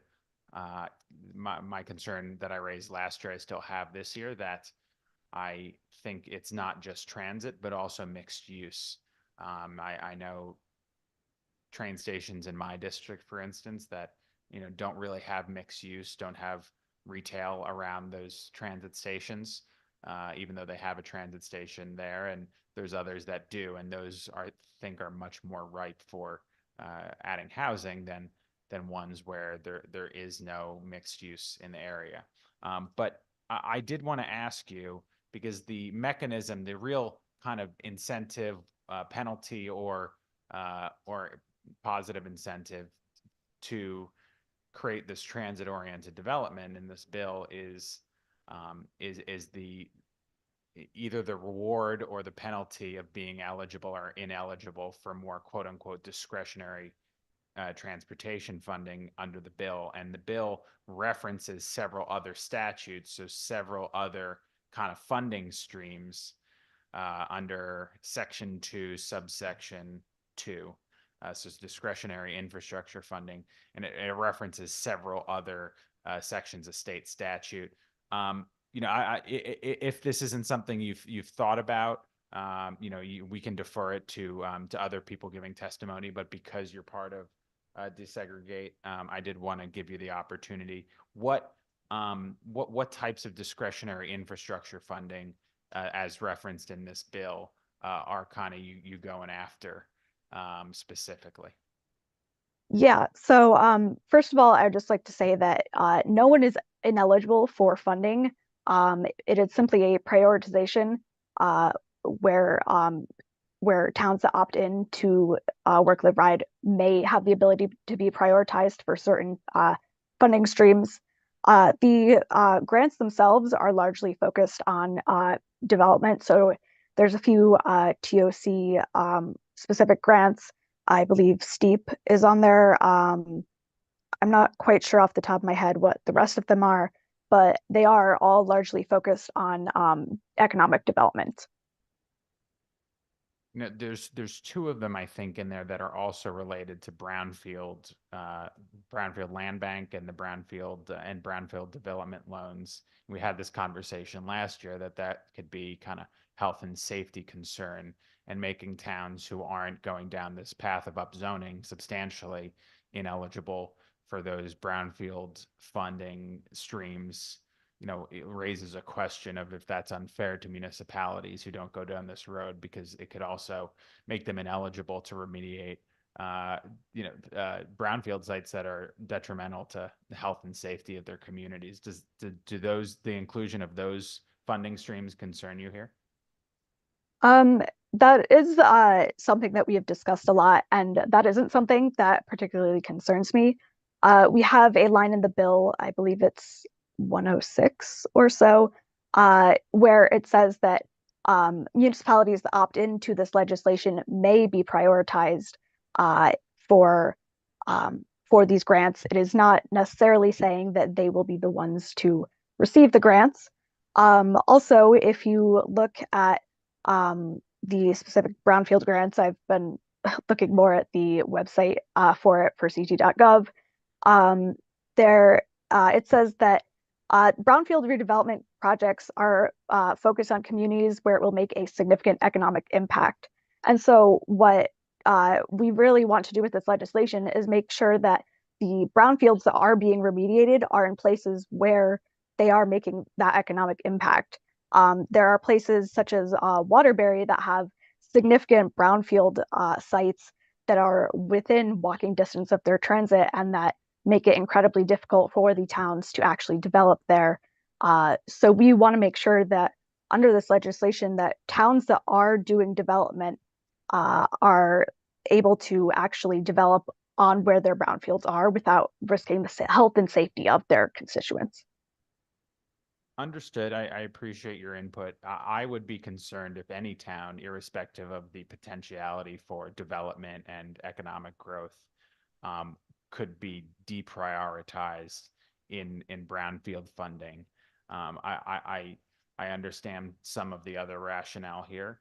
I probably wouldn't design a bill that required total as of right development up to 9 units and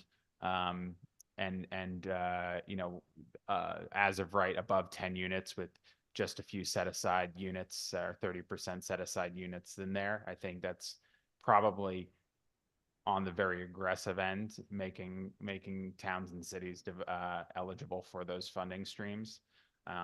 But I do appreciate your point of view here, and you seem knowledgeable about the bill as well, so I appreciate that. But I do reserve very deep concerns about deprioritizing any town or city for brownfield remediation when it risks health and safety, among other vital funding streams. So thank you again for your testimony. Madam Chair, thank you for the indulgence.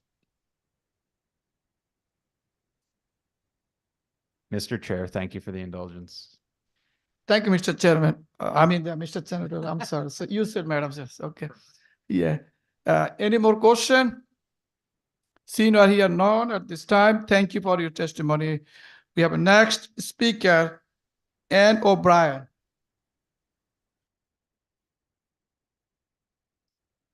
Thank Welcome, you. Ann. Good to Thank see you. Thank you very much. Chairman, Chairwoman, Chairman, Vice Chairman, and ranking members, I appreciate the opportunity to be able to make this testimony on behalf of IRIS, Integrated Refugee and Immigrant Services. I'm testifying in support of WLR House Bill 5390. We are a nonprofit organization dedicated to helping refugees and immigrants and other displaced families restart their lives and enrich our communities in Connecticut. IRIS provides several key services, including employment training, legal aid, access to education and health services, as well as case management and housing assistance. We're committed to forging an equitable community with equal opportunity and housing options for the immigrants and refugees that we welcome to Connecticut in partnership with our federal government, who has invited them to resettle here. While we're based in New Haven with offices in Hartford as well, IRIS also partners with over 50 community groups across the state of Connecticut to welcome refugees and to assist asylum seekers in their goals for self-sufficiency and safety for their community, their families. We partner with these 50+ communities because those communities want diverse communities enriched by this noble American tradition. We believe it's the most noble American tradition of welcoming those that are persecuted and fleeing safety from conflict and other displacement around the world, and helping them to pursue this American dream in the safety of Connecticut towns. Immigration is foundational to the success of our state. Roughly 15% of the Connecticut population hails from another country, or 1 in every 7 residents. We know that immigrants, refugees, and asylum seekers enhance the culture and vitality of our towns and cities. This lies at the core of our American values. But what's acknowledged less is the fact that immigrants also act as an engine for our state's economy, contributing over $2 billion per year in state and local tax revenue and increasing money circulation by nearly $18 billion. Without the housing to meet the needs of our immigrant families, we risk losing that which makes Connecticut great: diverse, inclusive communities and reliable, good-paying jobs. We need to take proactive steps to ensure that these families are both attracted to Connecticut and able to build their lives here.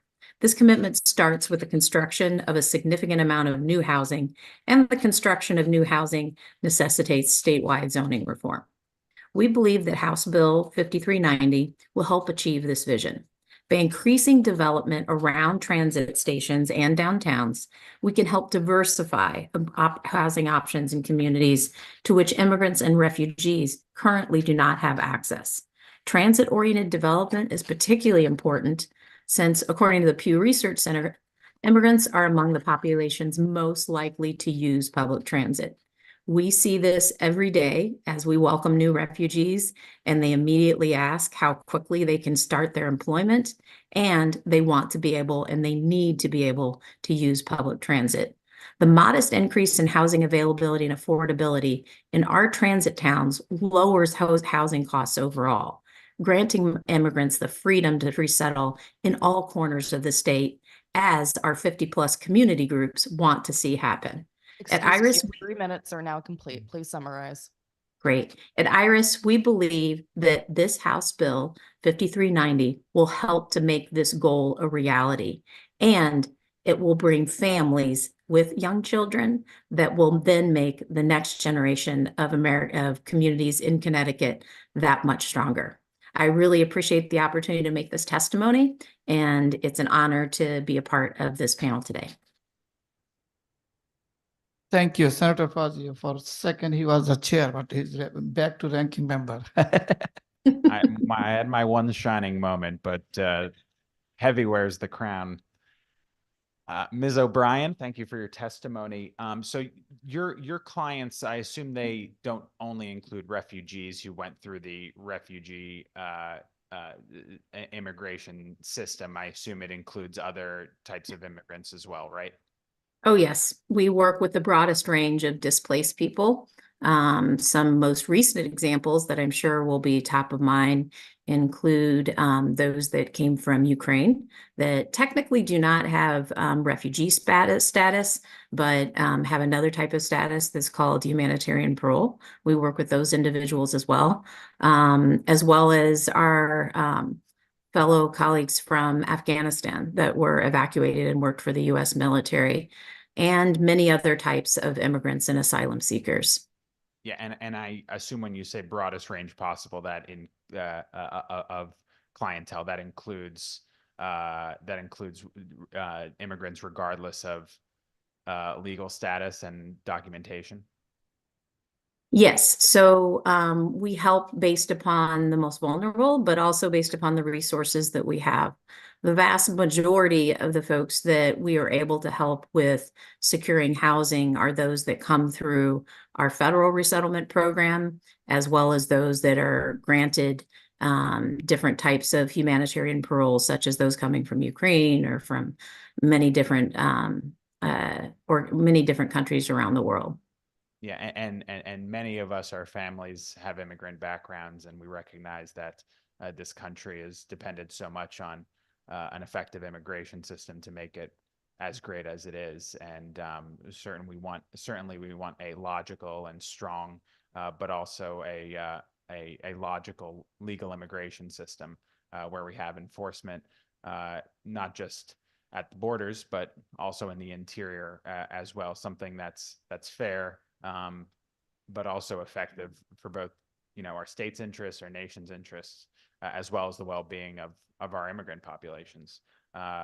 I get concerned that, if we're making policy with the security concerns we currently have at the border, with the stress that's putting on cities and communities across the country, just on the back door of my district in New York, especially, that we're running the risk of straining resources, straining the well-being and safety and orderliness of our cities and towns and neighborhoods across Connecticut as well. I did not anticipate this point of view in support of Work, Live, Ride, so it's a bit novel to me. But I think it's also important that we balance the different considerations, and we want to be compassionate and we want to care for all sorts of people in need, especially refugees who went through who achieved refugee status legally through the federal government. But we also have to protect the interests of and safety and well-being and resources in our state for legal residents here, when you see many cities and states across the country being strained in their resources by kind of the problems we're seeing at the border and so on. So this is kind of a novel point of view with regard to supporting Work, Live, Ride. And it's something we'll keep under consideration, but I think it's also important to consider all different costs and benefits that could be imposed on our state and our districts here in Connecticut. So thank you for your testimony. You're very welcome. I think it's also important to note that my testimony comes not just from us as an organization, but from over 50 communities around the state that have partnered with us through community groups to actually welcome and resettle families from many different types of immigrant status in their communities, and that they too have given testimony in support of similar types of bills because they want to see this happen in their towns.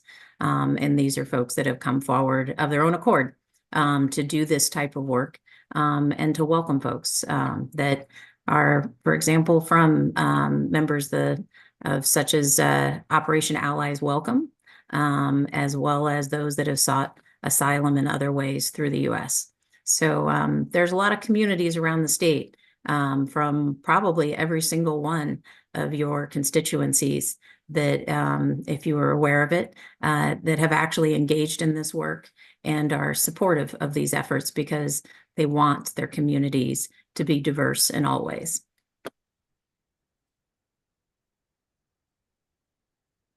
Thank you, Senator. My co-chair, Rep. Kavros Dagro. Thank you so much. I really do appreciate you being here today. I have to say, I thank you so much for the work that you do. I'm very familiar with Iris. Chris George was someone I became acquainted with a few years ago, and certainly sad that he's kind of rolling out or may have already rolled out from your organization. But certainly glad to have you today. My good colleague, the ranking member, mentioned, families that came here as immigrant families. My family was actually fleeing genocide.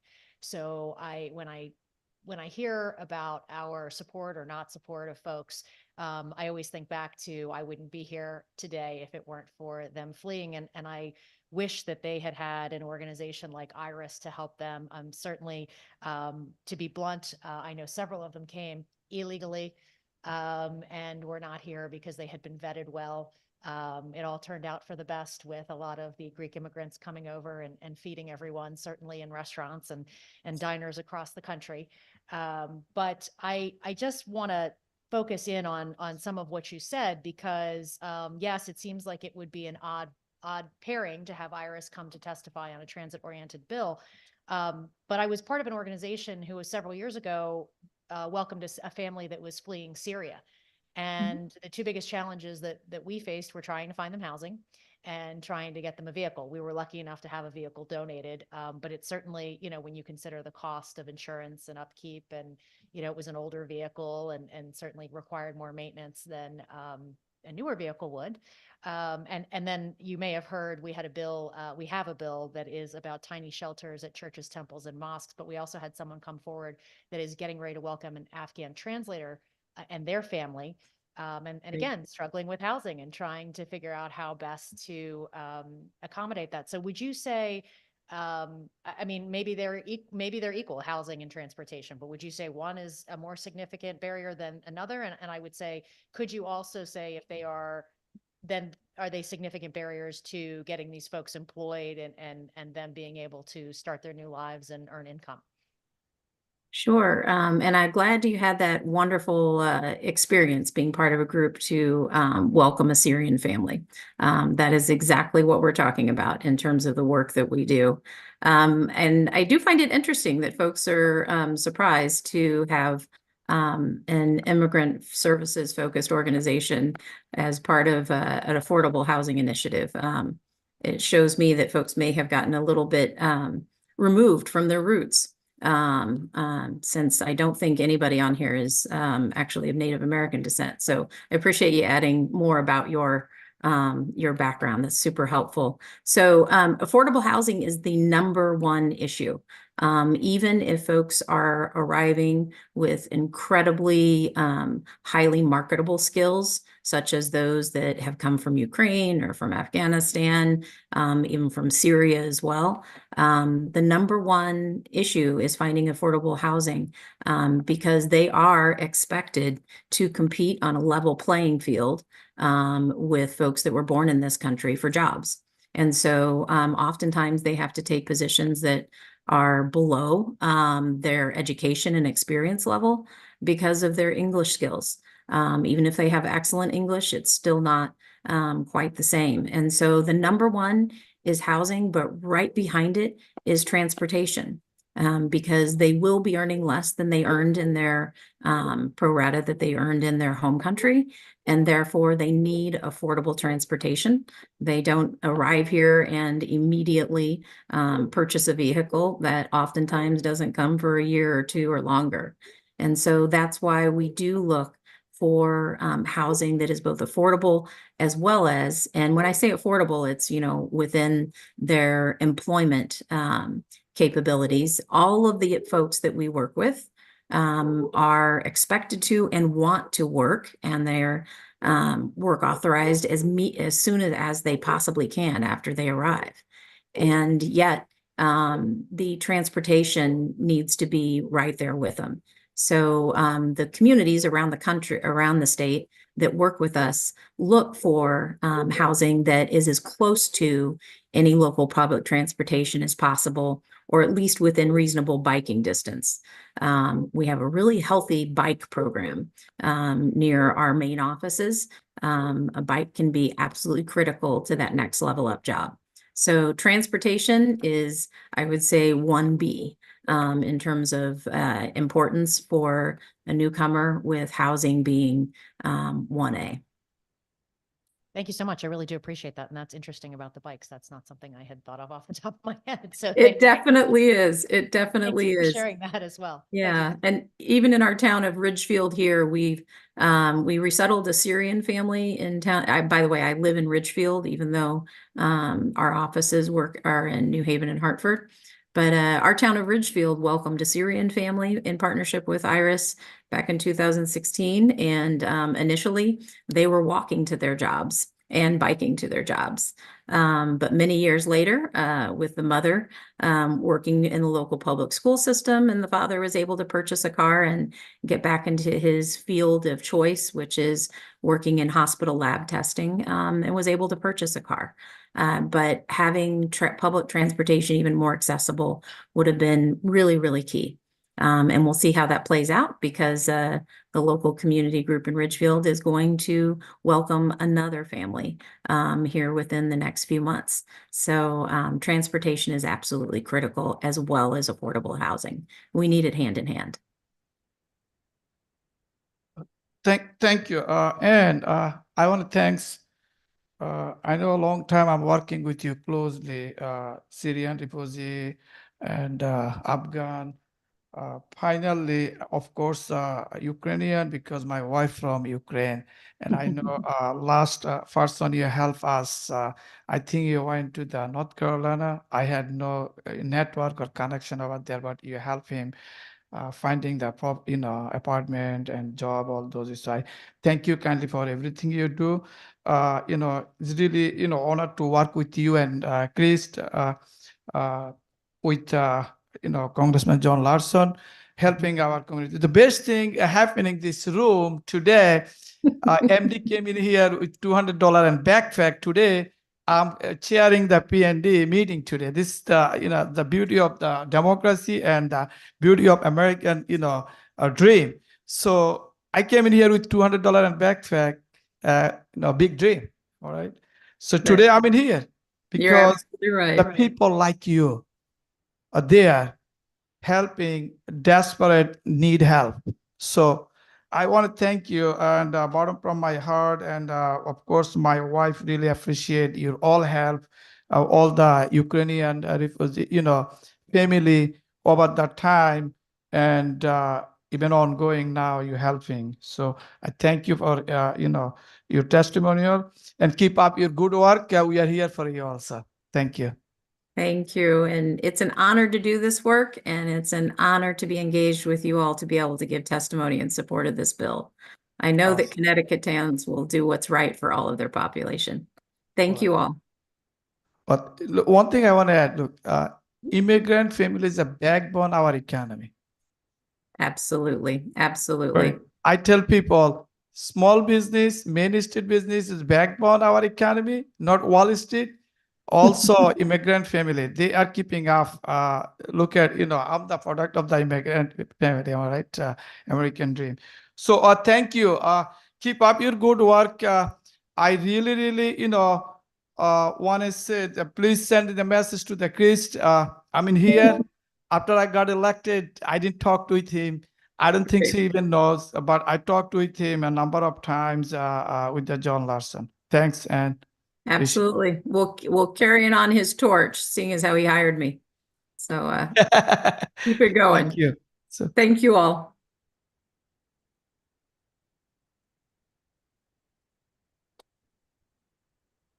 Our next speaker, Corinne Bennett.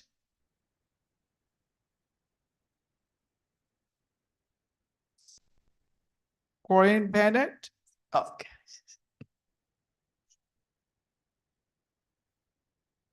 Welcome. Thank you. I follow instructions, so I believe it's supposed to be Madam Chairwoman, Mr. Chair, and members of the commission. Thank you so much. What a day. This is the first time I've ever done this. I'm embarrassed to say that, but it is. But bill number 5395 brings me here. And as I listened to everything, I thought, oh, I feel like this is so trite, but it's not. Because there's one thing that has to happen to make everything else happen today that was spoken about here, and that is healthy taxation. It pays for everything. We pay for everything, it pays for everything, and it needs to be healthy. It also needs to be fair. And I think it needs to be transparent, so that we can look right through it. So 5395 is this. It's an act requiring disclosure of mass real property appraisal methods. The statement of purpose for now reads like this: to require assessors to provide a description of the mass appraisal method used to conduct a real property revaluation upon request of the owner of such property. It's all about method. And I'm going to try in 1 minute, as a real estate broker of many decades in Connecticut and a builder, to define the method Connecticut statutes says in writing that the assessors and mass appraisers are supposed to use to establish all of our house and business property. No, let me take that back. Residential property. Here's the method. I'm only going to quote when I have to read a statute, otherwise I'll go ad lib. The present true and actual value shall be deemed by all assessors to be the fair market value. Back in 2008, OLR specified in a report what that means. Connecticut law requires municipalities to assess most types of property based on, again, market value. What is market value?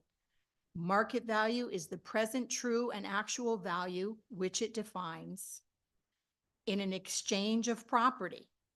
What's the buyer going to pay for the property? What's the market going to pay for the property? That is fair market value. Now, Connecticut statute says that is how the Connecticut taxpayer is supposed to have their property valued for the taxes they pay on it. It's a law. However, here comes Pandora's box. There's another statute that restricts that statute and allows something that that statute says is not allowed, and it's this one.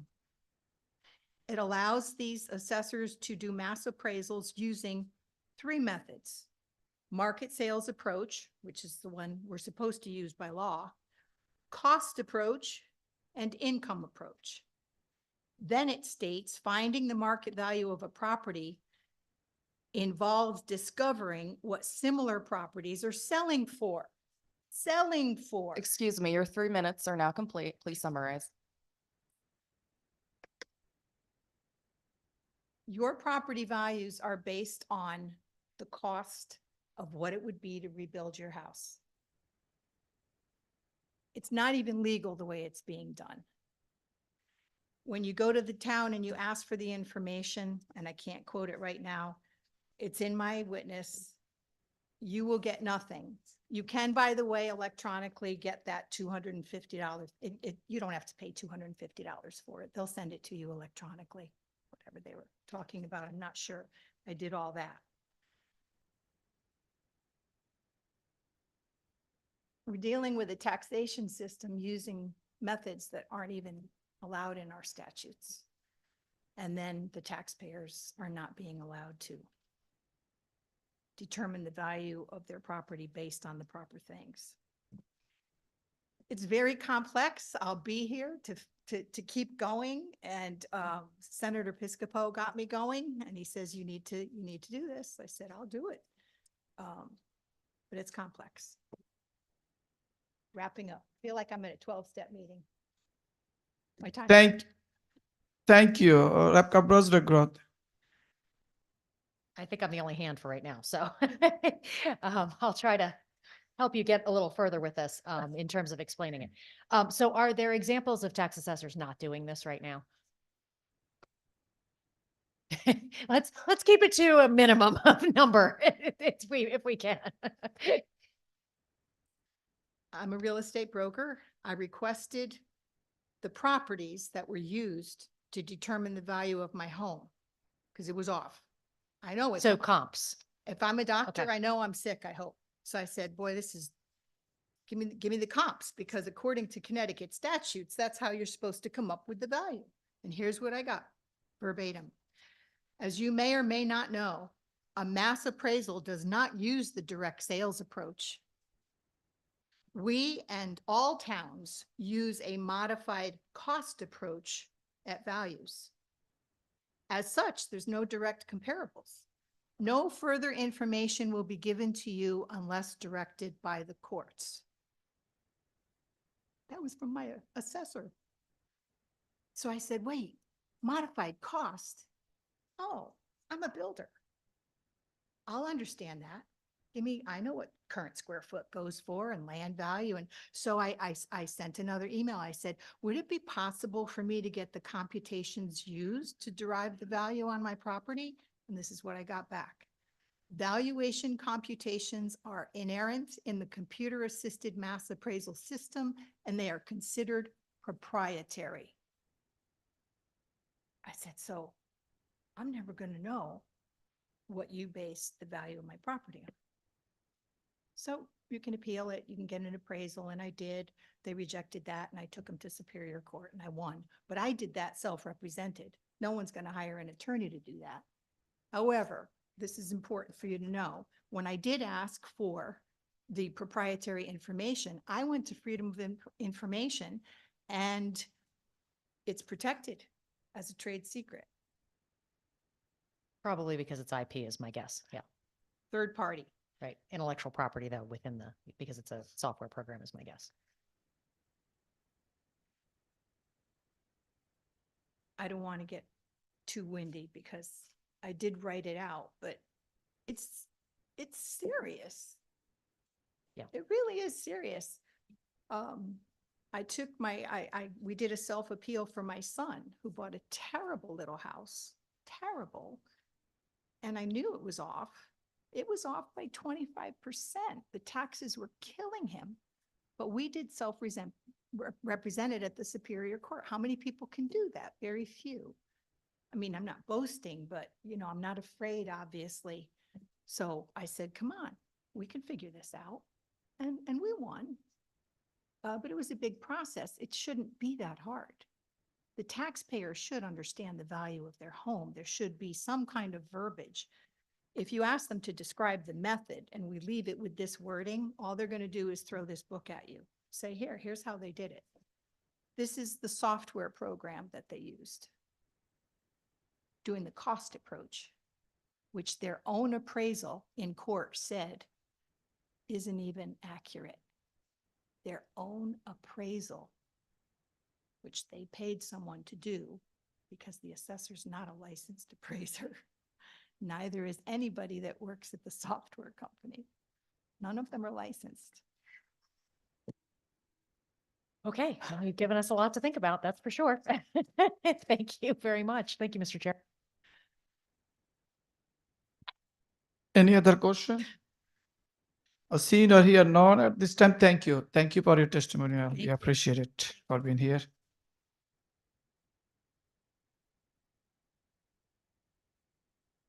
Our next speaker, Mitch Goldblatt. Hello.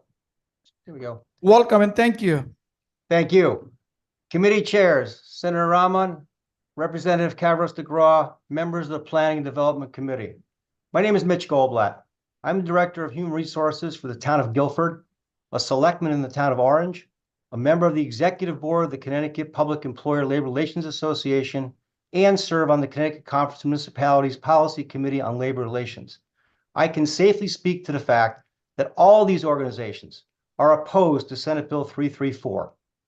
If enacted, this bill will obliterate decades of negotiations between municipalities and their respective police and fire unions. In fact, among other things, in exchange for moving new hires to a defined contribution 401A plan, the existing officers and firefighters in Guilford were able to increase their own pension multiplier by 12.5%. The town of Guilford is proud of its negotiated retirement plan. Officers and firefighters may contribute up to 8% of their base salary. The same rate is contributed as to the pension plan into this defined contribution plan, which the town matches 100%. After 5 years of vesting, half the vesting time for those on a pension, officers will have 16% of their base salary going into a plan that they themselves control, the investments, and it is portable. One Guilford police officer who left after just 5 years has a bank account in their name of over $120,000, which is theirs to use for retirement. Once again, after just 5 years. Employees in our defined contribution plan also have a lucrative long-term disability policy paid for by the town of Guilford. And finally, unlike some communities that you heard from this morning, Guilford pays into Social Security for its officers and firefighters. The town of Guilford, through recent collective bargaining, looked at the MERS plan in depth with an actuary and determined that it was too expensive and too risky for the town to consider. Our pension plan is currently funded at 79%, using an actuarial assumption discount rate of 5.75%. We've come a long way in supporting, funding, and managing our police retirement fund, our town employee fund, and our defined contribution plan. And we do not want this disrupted by the State General Assembly and the proposed unfunded mandate.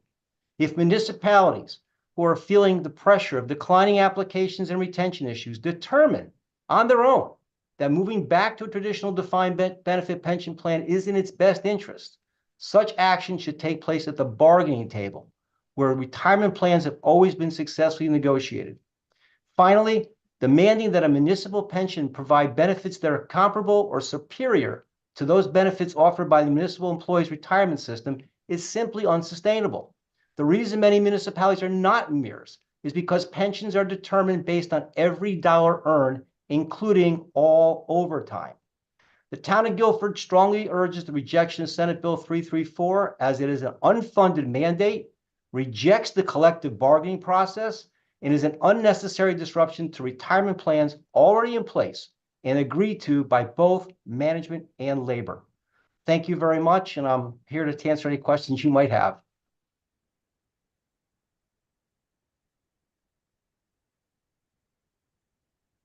Thank you, sir. Any question? At this time, we don't have any question. Thank you for your testimony. Thank you.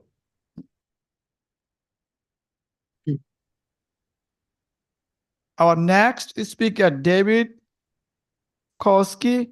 Did I say right, sir? Klozewski. Yes. Thank you. Welcome. Thank you.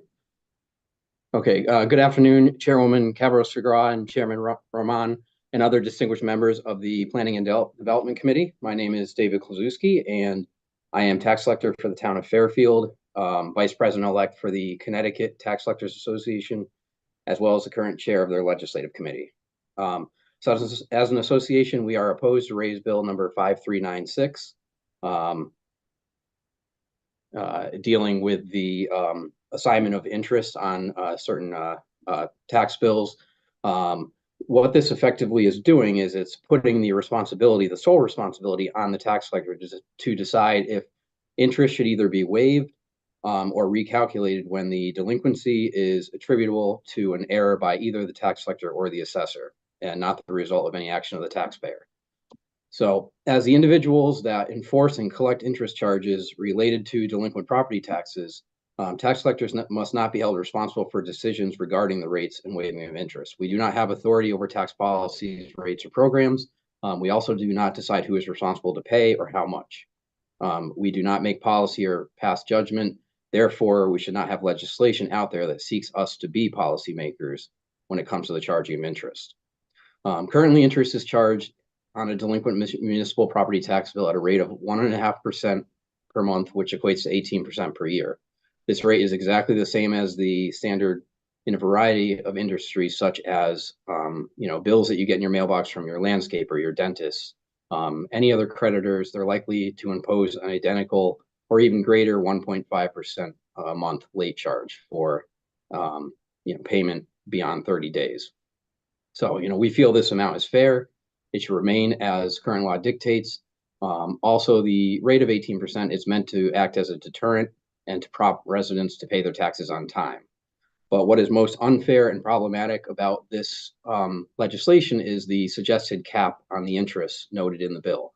It recommends a rate to not exceed an amount equal to 12% of the principal amount, which is very confusing and harmful to municipalities.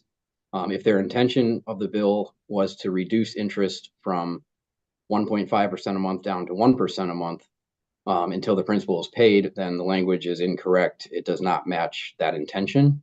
It needs to be reworded. Also, an interest cap of 12% when the tax collector declines to waive interest will cause multiple consequences.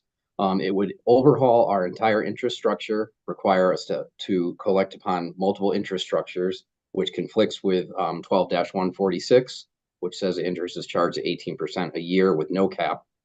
It would also cause a revenue loss anytime an assessor or collector makes a clerical error, because it requires that we either waive or reduce the interest. It would cause additional unexpected expenses for municipalities because their billing software would require new programming to accommodate multiple interest structures. It would also require that the software changes would come at a great cost, because there would be involved the installation of the new programming. There would be training for these tax collectors, and also troubleshooting, getting to know these new interest structures. Excuse me, your 3 minutes are complete. Please summarize. Sure. So in summary, like I said, the biggest concern here is this legislation is asking us to completely overhaul our interest structure, how we collect delinquent taxes in the event that a collector or assessor makes a mistake. You can see over 20 collectors submitted testimony in opposition to this, because it's very bad legislation to ask that we as tax collectors become the policymakers that decide if interest should be waived or not. collections should be efficient, effective, and equitable. So, we should not have this discretion. It's too subjective as collectors. So I urge you as committee members to vote against HB 5396. Thank you. Thank you, sir. We don't have any question at this time. Thanks for your testimony. Thank you. Our next speaker, Elena Brandon.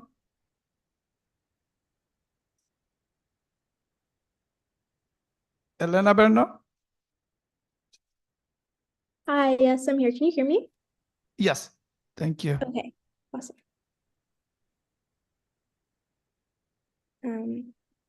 One second. Go ahead when you're ready. Great, thank you so much. Yeah, greeting members of the committee. I am Elena Brennan, a current college senior in Connecticut. I was born and raised in New Haven and am currently attending Wesleyan, having spent my entire life in the state. The topic of post-graduation plans has become increasingly relevant, especially concerning housing, as many of my peers, including myself, face the prospect of renting an apartment for the first time. Among the various stressors associated with graduating college, housing affordability consistently emerges as one of the top concerns. Questions like, why are apartments so absurdly expensive, and does affordability exist anywhere, resonate among my peers. This issue is not isolated to our student community, it extends to the broader Connecticut population. Housing prices in the state have reached unprecedented levels with a scarce supply of affordable options. Connecticut's future is at stake, particularly in its ability to retain young individuals like myself and my peers. It's crucial for steps to be taken to ensure that professionals, retirees, and the working class have access to safe and affordable living spaces. If Connecticut wishes to retain and attract a diverse population, addressing the housing crisis is imperative. We need to make smart and reasonable choices to spur the connectivity, vibrancy, and livability necessary to change this current pattern of mass migration away from the state.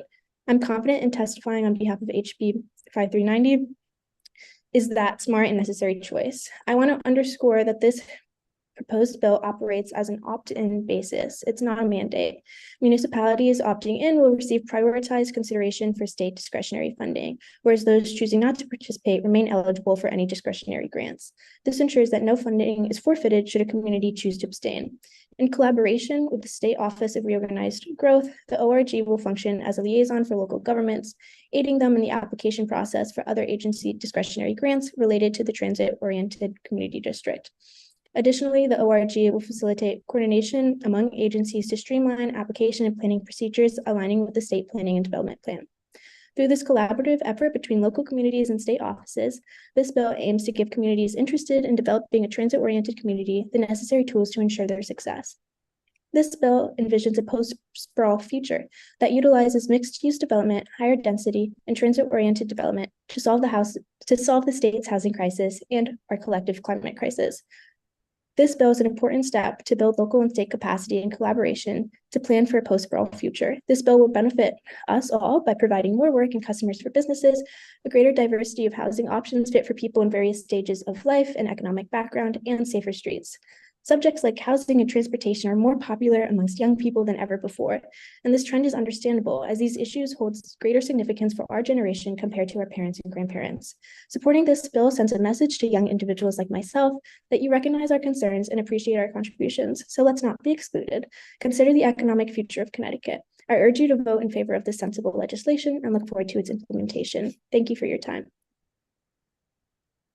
Thank you. Rep. Kabras-Dagru. Thanks so much. I just wanted to thank you for being here today and for testifying. I think it's really critically important that we're hearing, and especially in your case, you're from Connecticut, you're going to school in Connecticut. I have a daughter who recently graduated college and is living someplace else and is extremely cost burdened. And we certainly are hearing that over and over again about how our recent graduates are heavily cost burdened with rent. So I just want to thank you for being here today. I do appreciate it. And I don't have any questions at this time, but we're always happy to see young people in front of the committee. So thanks. Thank you. At this time, we don't have any other question. Thank you for being here. Nice to see you back again today. I saw you last year. Thank you. Thank you so much. Bye-bye. Our next speaker, Jonathan Jason. Jonathan. Moving to number 15, Jillian, still? I don't see you either. Moving to the number 16, Karen Dubois, Walton. Moving number 17, Owen Tacy. Yes. Thanks for being here. Welcome. Thank you.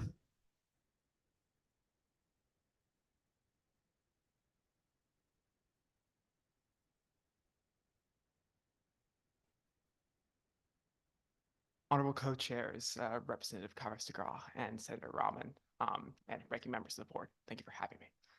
My name is Owen Tacy. I'm a senior at Connecticut College, a communications and research fellow with Desegregate CT, and the communications officer for Young Dems of New London County. I'm also a resident of New London. Following testimony represents my views and not necessarily those of my institution, my political chapter, or of Desegregate CT. I've grown up near or around CT for most of my life, mostly in New London County. I love it here. The people, the towns, the cities, the Sound Shore, the history, it's all here. My grandfather, a longtime educator, spent most of his working life in Connecticut and has retired here.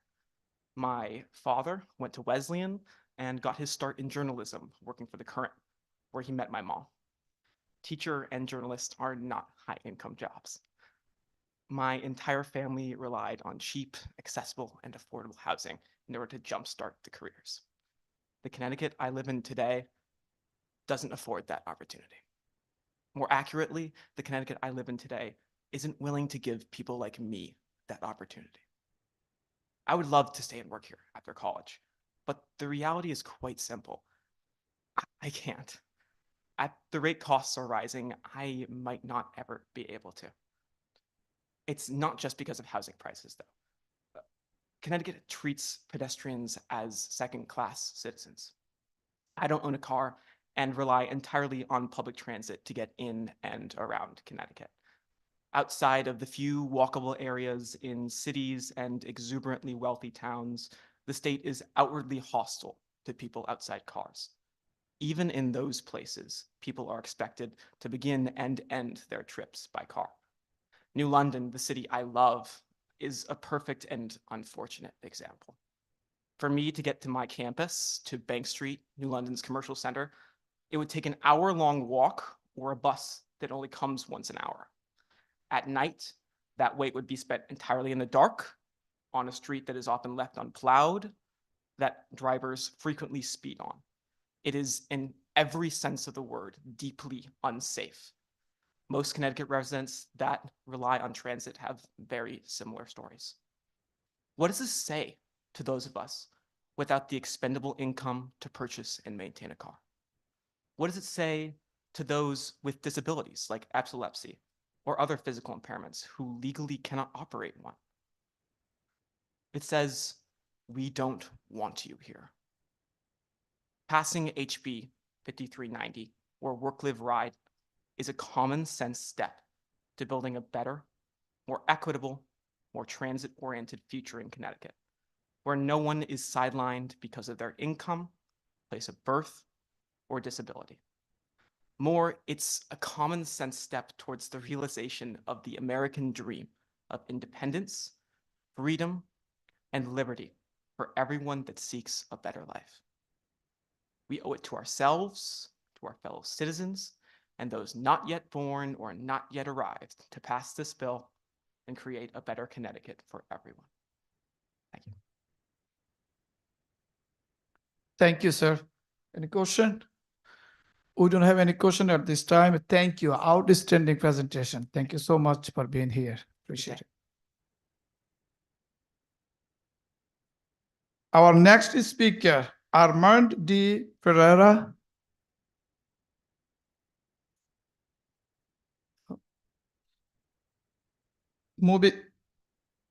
Moving next item, number 19, Alma Elder.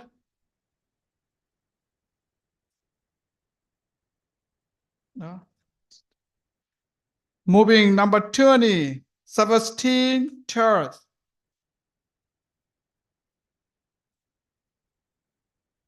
Moving 21, Jeffrey Tomchink. Did I say right? Thank you. Welcome. Good job, MD.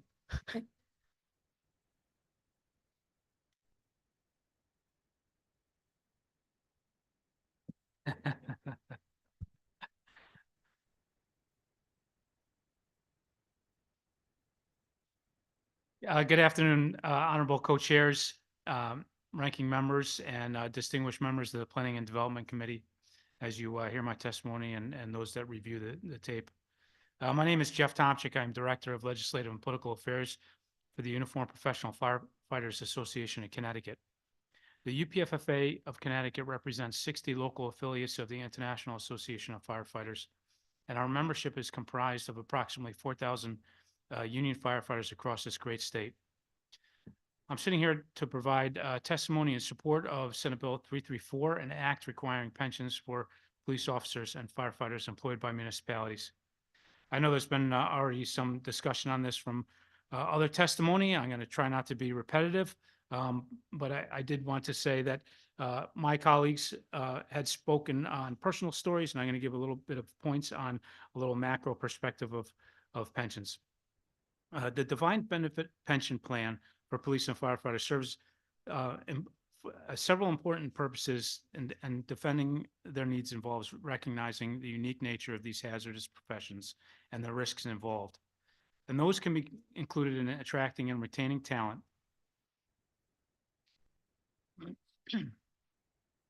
rewarding service and sacrifice, providing retirement security, reducing financial stress, supporting economic stability, and maintaining a social contract and public trust. One of the highlights I really want to key in on is attracting and retaining talent. What wasn't said, we did talk a little bit about recruitment and retention.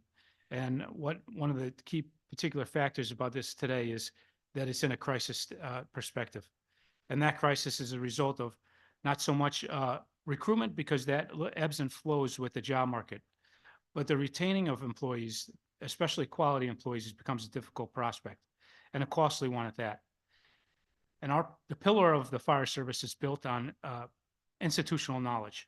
And that institutional knowledge is passed on down from generation to generation of firefighters.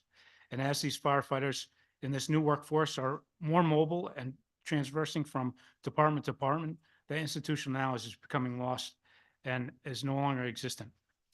I do believe you heard some of my brothers from the city of Torrington describe how that they love their job and they wish that they could retain those employees so that they can build up that knowledge base and continue that passed down process.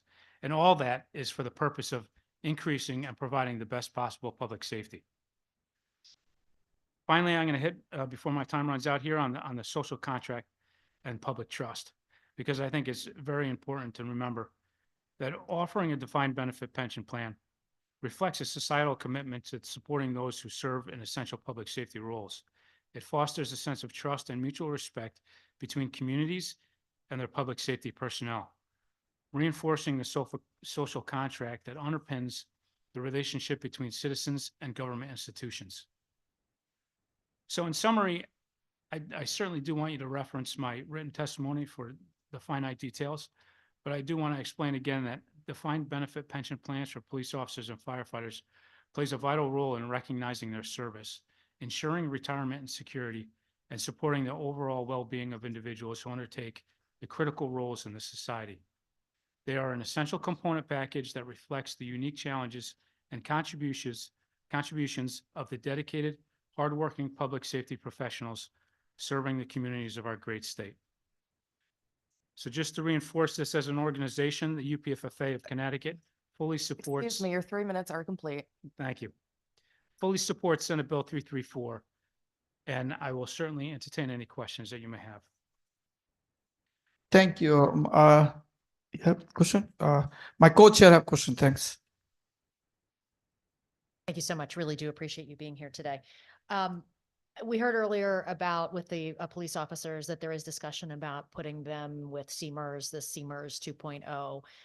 And I just wanted to see if that is something that is of interest to the firefighters as well, just to sort of delineate that. I mean, obviously, the goal is to try to get an even playing field so that we're not losing people town to town, which is why we put this forward as a mandate. But just your sort of perspective on that would be great. Absolutely. Let me just start by saying that I'm a man of many hats. I'm a fire lieutenant in the city of Danbury. I'm also a sitting council member for the city. I sit on the firemen's post-67 Firemen's Pension Board, as well as the OPEB benefits for the city as a council member. And in addition, I am part of the working group for the current and previous CMERS bill that was managed last year. But for the record, I do want to point out that I am advocating for the PFFA and neither of those organizations. Yes, absolutely. And I think I do want to address one aspect that was discussed in opposition to this bill regarding defined benefit and the loss of bargaining capabilities for the municipality. We certainly don't want that, and we're not intending to traverse that road at all. I think that the approach there was identifying defined benefit as a single and wholeheartedly mono plan, where defined benefit plans across all the municipalities that still retain them have different aspects to each one. Each one of those aspects are all bargainable. So we welcome any opportunity for any of our locals to sit down with their municipalities and bargain a defined benefit plan in any aspect that it can be, up to and including the current CMERS plan or any future CMERS plans that come into play. Thank you so much. Seeing no other questions at this time, looks like we're last man and woman standing for now. There are people online. I want to be clear, there are people online. But thank you so much for your Absolutely. testimony. We Thank you appreciate very it. much. Thank you for your time. You're welcome. Thank you. Up next, we have Nike Brema. I hope I got close on that name. I am not seeing her online. Omar Jimenez, number 23, Omar Jimenez. And then on deck, Nick Menapace. Welcome. Good to see you again. Likewise. It's been so long.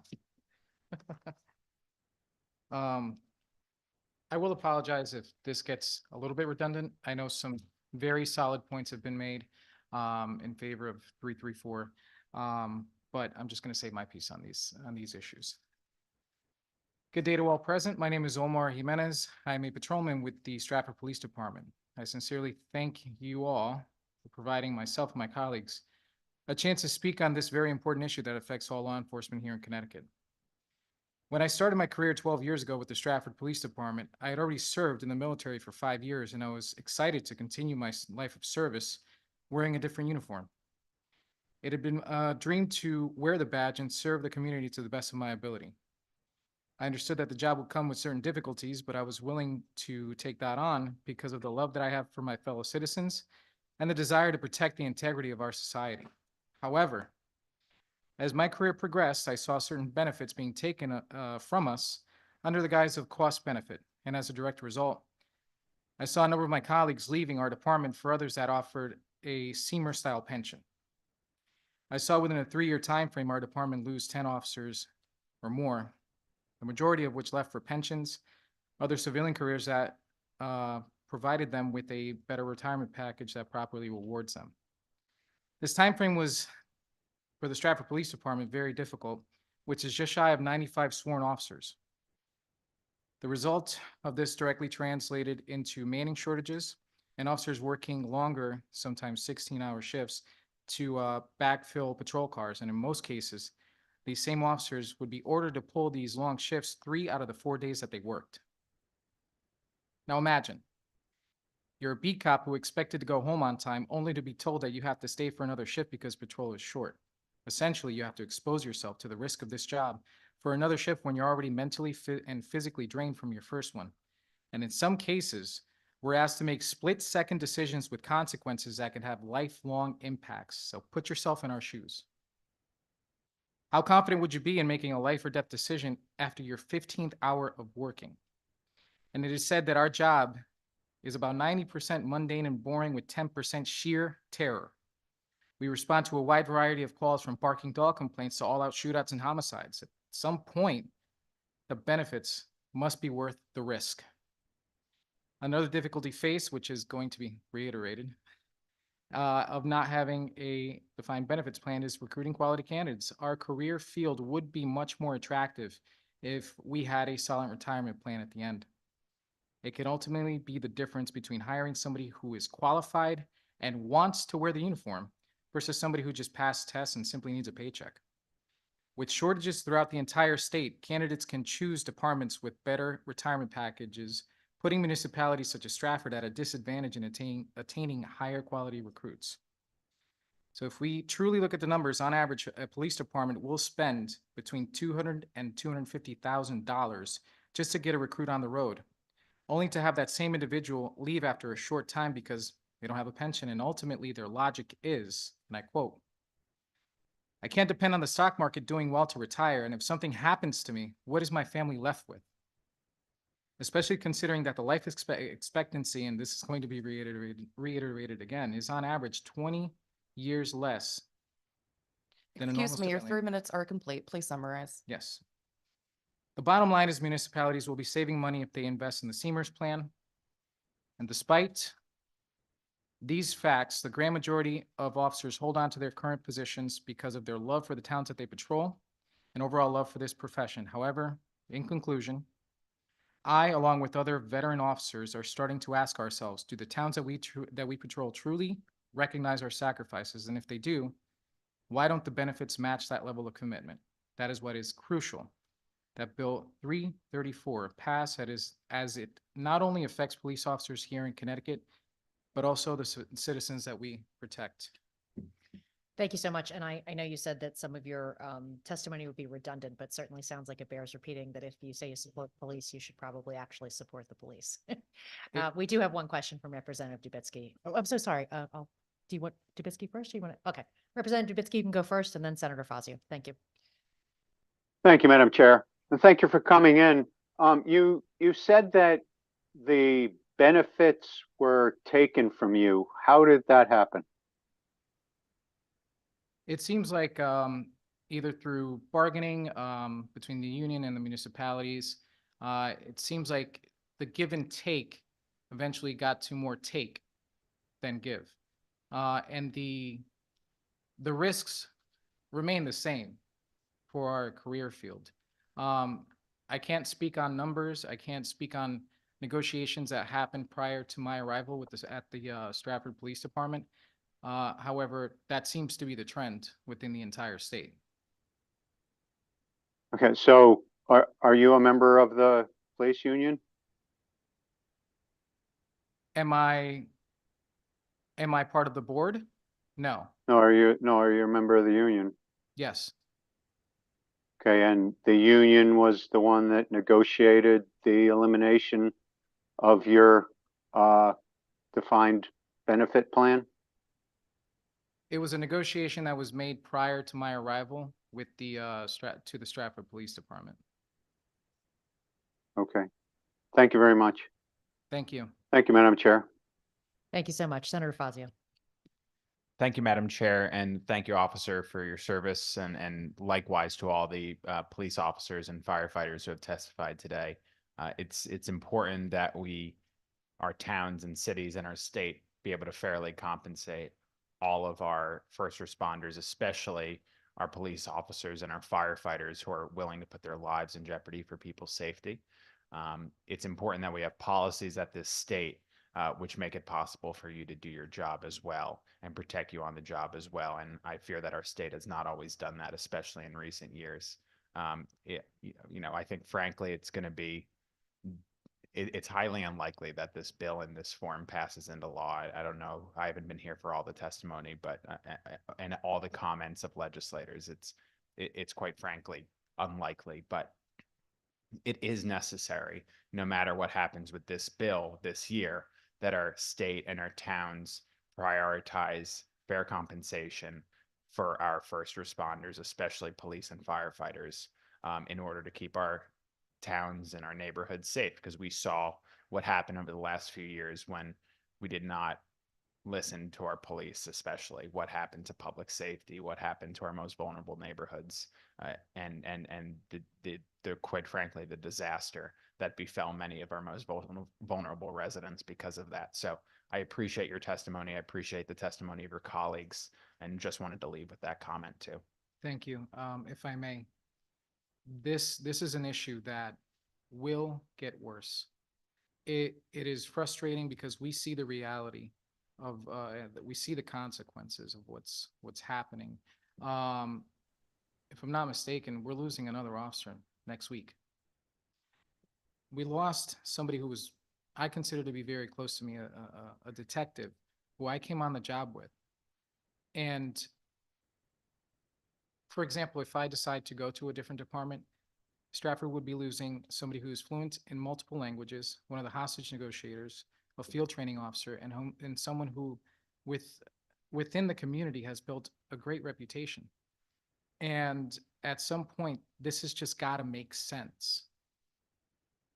That's all I have to say. Thank you. I hear you. And again, appreciate your testimony and your service. Thank you, very Madam much. Chair. Yep, no more questions at this time, but thank you so much for being here today. We appreciate it. Thank you very much for your time. I am going to go back because, and I just want to remind everyone that's in our Zoom room, so to speak, you do need to accept the promotion to be moved into the room so we can actually hear you testify. I believe that Sebastian Torres is available now to testify. Thank you so much, Sebastian. And then we'll go back to Nick Menapace after that. Thank you. My apologies for missing it first. The one time I step out to go to the bathroom for a quick second, of course, is when I get called. And I do recognize you've been here all day, so thank you for your patience. But yes, hello, Honorable Chair Carlos DeGraw, ranking members of the committee, and other esteemed members. My name is Sebastian Torres, and I'm a law student at UConn Law. I'm also the legal fellow for desegregated Connecticut, but today I'll be speaking to you in my capacity as a private citizen. And while I would love to bore you all with the technical legal details and state of the law that come with this bill for HB 5390, instead I feel like my time here will be better used telling you how I, a Florida native of 22 years, grew to love Connecticut, and how the bill I'll be speaking in favor of helps young people like me stay here and build a life here. Despite the fact that many of you seem to think that as soon as I simply see snow, I will fall over on the side of the road, or how you all seem to attest that your specific Dunkin' is somehow the best Dunkin', I've yet to find a difference. I have found that this state and the people here have been far more pleasant, welcoming, and kind than even many of you seem to believe. I've met lifelong friends here, enjoyed the expansive civil rights protections that this state affords so I can feel comfortable in my own skin, and even have friends from down south now considering New England as a place they want to land post-grad because of all you have to offer. These are people who are getting their doctorates in computer sciences, masters in IT system administrations, and top of their class digital modelers and designers. Yet this issue that they constantly bring up about dampening their plans for coming here isn't taxes, it's housing. Housing and transportation are two of the largest expenses of young adults, and the situation has only gotten worse in recent years. If you check apartments.com listings right now, you'll find that a one-bedroom in a safe neighborhood is currently hovering between $1,500 and $2,000 for your average rent. That's not including utilities. And most lean towards the higher end of that. This is way out of the range for many young people whose starting salaries struggle to cover these expenses. This has been an existential problem that is slowing down the Connecticut economy and its workforce, and the state has been far too slow in its response. It is to the point where I've had to consider that despite the fact I want to build my life here, the finances may not allow that to work out. And young people who both grew up here and are looking at the state are now considering other states as their options. HB 5390 finally begins tackling that problem in earnest by encouraging, but not requiring, the construction of affordable units around transportation links, so people can build their lives here, so they can start families, and they can live in the state that they love. Because of this, I urge you to support HB 5390. Help Connecticut become the best that it can be so others can find their home here just like I have. Thank you, and that'll be all. Thank you so much. I really appreciate your testimony. With all of our young folks that have come forward today, it's really great to hear that you love Connecticut so much. True confession, I've been here 25 years now. I am a transplant myself, and I did not love it when I got here. So I have grown to love it. I love it more now than I ever imagined I would. And so it's wonderful to hear, basically Connecticut has it. And when you're listing those careers that you mentioned, I mean, those are all folks that we need. And, I sit on other committees, as do my colleagues sit on other committees. And I feel like there isn't a single industry that we don't hear that we are short on. We heard about our firefighters and our police today, but certainly I have a public health hearing going on right now. And I bet you we're talking about a shortage of social workers or doctors or nurses because it's everywhere. So we certainly want to be as attractive as possible. And it's interesting to hear you say that it's not the taxes that are the deterrent, but that housing is. And so I certainly appreciate you being here today to elucidate what the concerns are, because we need to know that. And I think the business community is certainly sharing your concerns as well, because I have heard that. Senator Fazio, okay, go ahead. Again, appreciate your testimony, appreciate your your intentions. I think a lot of us want to see greater affordability in the housing stock and greater availability. Is there a reason? I guess there's the first question is why do you think it should be as of right development in order to get buy-in into this program, eligibility for the funding? There's other sort of avenues we could choose from a zoning and development standpoint. Is there a particular reason you think we need to go down the as of right avenue, as opposed to special permits, maybe as of right just up to 4 units, quadplexes instead of, 9 units, but really an infinite amount of units? Because if you do the set aside development, you still get as of right. So just kind of, I think I really do appreciate your intentions, so I'm wondering why you think this specific avenue is the right one to take in order to get us there. Okay, just a friendly reminder, I'm not here to speak on behalf of the organization. I'm just here to speak on myself and my own personal views.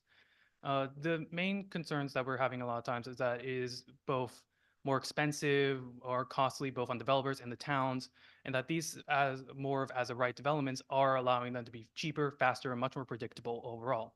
It's also not going to be just for everyone. These are going to be specific towns who are qualified transit communities. These are towns that have already shown that they have the infrastructure to support these type of things through their current rail and bus networks. On top of that, they've already decided to make these transit-oriented communities. They're not the ones who are going to be forcing it on anyone. They've opted in. They've decided to engage with this sort of process. If they do not want, they do not have to engage with this. They can choose other things. And the bill allows for the ORG to work and talk with municipalities and building this new committee that will now be dealing with these sort of things on how best to support these towns with model guidelines and regulations that towns can emulate if they so choose. And thank you for that answer. I mean, certainly a town could opt in. My concern is that, if they don't, they find themselves deprioritized for the availability of funding. I think some of the funding buckets, as I look at it, I could understand actually, and others I worry is, I've seen my district benefit from funding from some of these buckets, and if they don't opt in, that means they could potentially be deprioritized. So I do worry that vital funding for towns could be no longer delivered if the towns or the city does not acquiesce to this specific type of zoning, which I think is pretty upzoning, which I think is pretty aggressive again. But I do appreciate you testifying, appreciate your opinion and your intentions here. So thank you for that, and thank you, Madam Chair, for the time. Thank you so much. Let me just confirm. I'm not seeing any other questions at this time, but thank you for being here and for your patience. We are going to go back to number 18, Armand Perea, I believe, joining us by phone. Armand, please unmute, and we're ready when you are. Good afternoon. Thank you, Co-Chair Carlos DeGraw and Co-Chair Rahman. What I'm calling about is, as a citizen, I'm representing some of my concerns and some of my observations, not specifically related to HB 5393, but indirectly. I'm a researcher by nature, and what I did is I started to look at the property assessment resources and services that are used in the state of Connecticut, specifically the third-party private entities such as municipal evaluations and vision appraisals. What I observed is the bulk of their work is done with quantitative analysis with very little qualitative analysis. And what I mean by that is when they do their analysis and they price or assess the value of homes, they do very little qualitative analysis of the interior of the home to understand what changes, enhancements, and advances have been made to the homes that would affect their value. They look at selling price, but selling price is a direct reflection of a home that has been enhanced to be of greater marketability and more desirable to the market. So what we're seeing is many residents in all the cities across the town of Connecticut who have not updated their homes and put in high-end appliances such as Wolf or Train or Truth or things like that are being burdened by these approximations of these appraisals that do not apply qualitative analysis. So to give you an analogy, let's say I'm a car collector. So let's say three individuals on the same street had pristine or three different Jaguar XKEs. One is a wreck, one is partially restored, and one is mint. They don't take any of the interior or the condition into consideration when they price the appraisal. It's egregious in the way they do it, and it's also a breach of the trust they make as an appraiser. Do you have any comments related to that? Sorry, are you asking if we have any comments?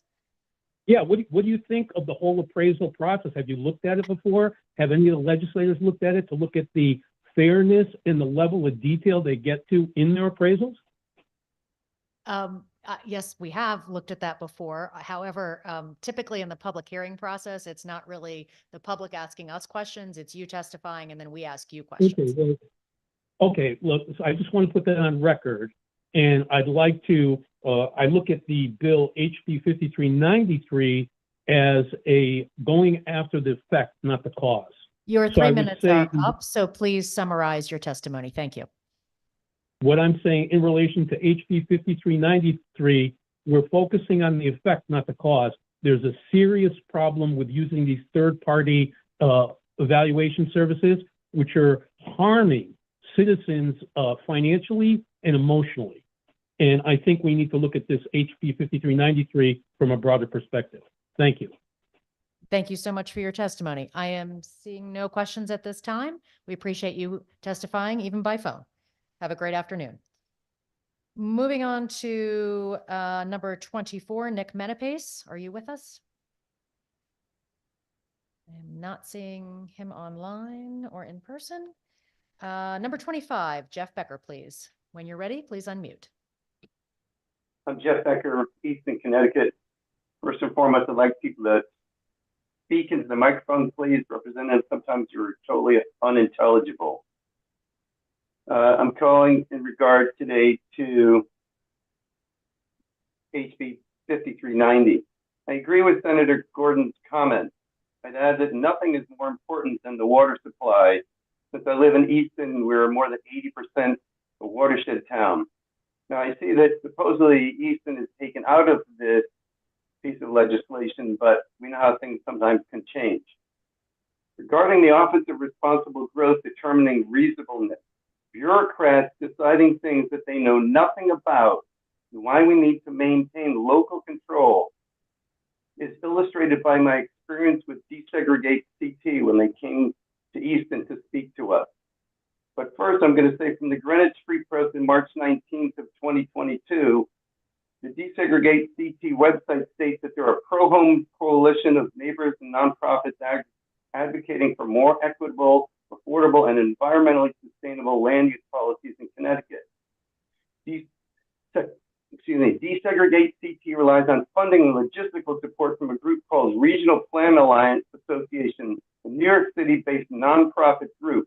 The chairman of RPA is also the CEO of RXR Realty, which owns more than 30 million square feet of residential and commercial real estate valued at over $22 billion. The price of real estate is high because big corporations like that own and control lots of this real estate and have driven the price up.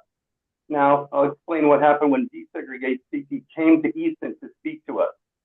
When the representative came to speak in Easton, he could not have been less prepared.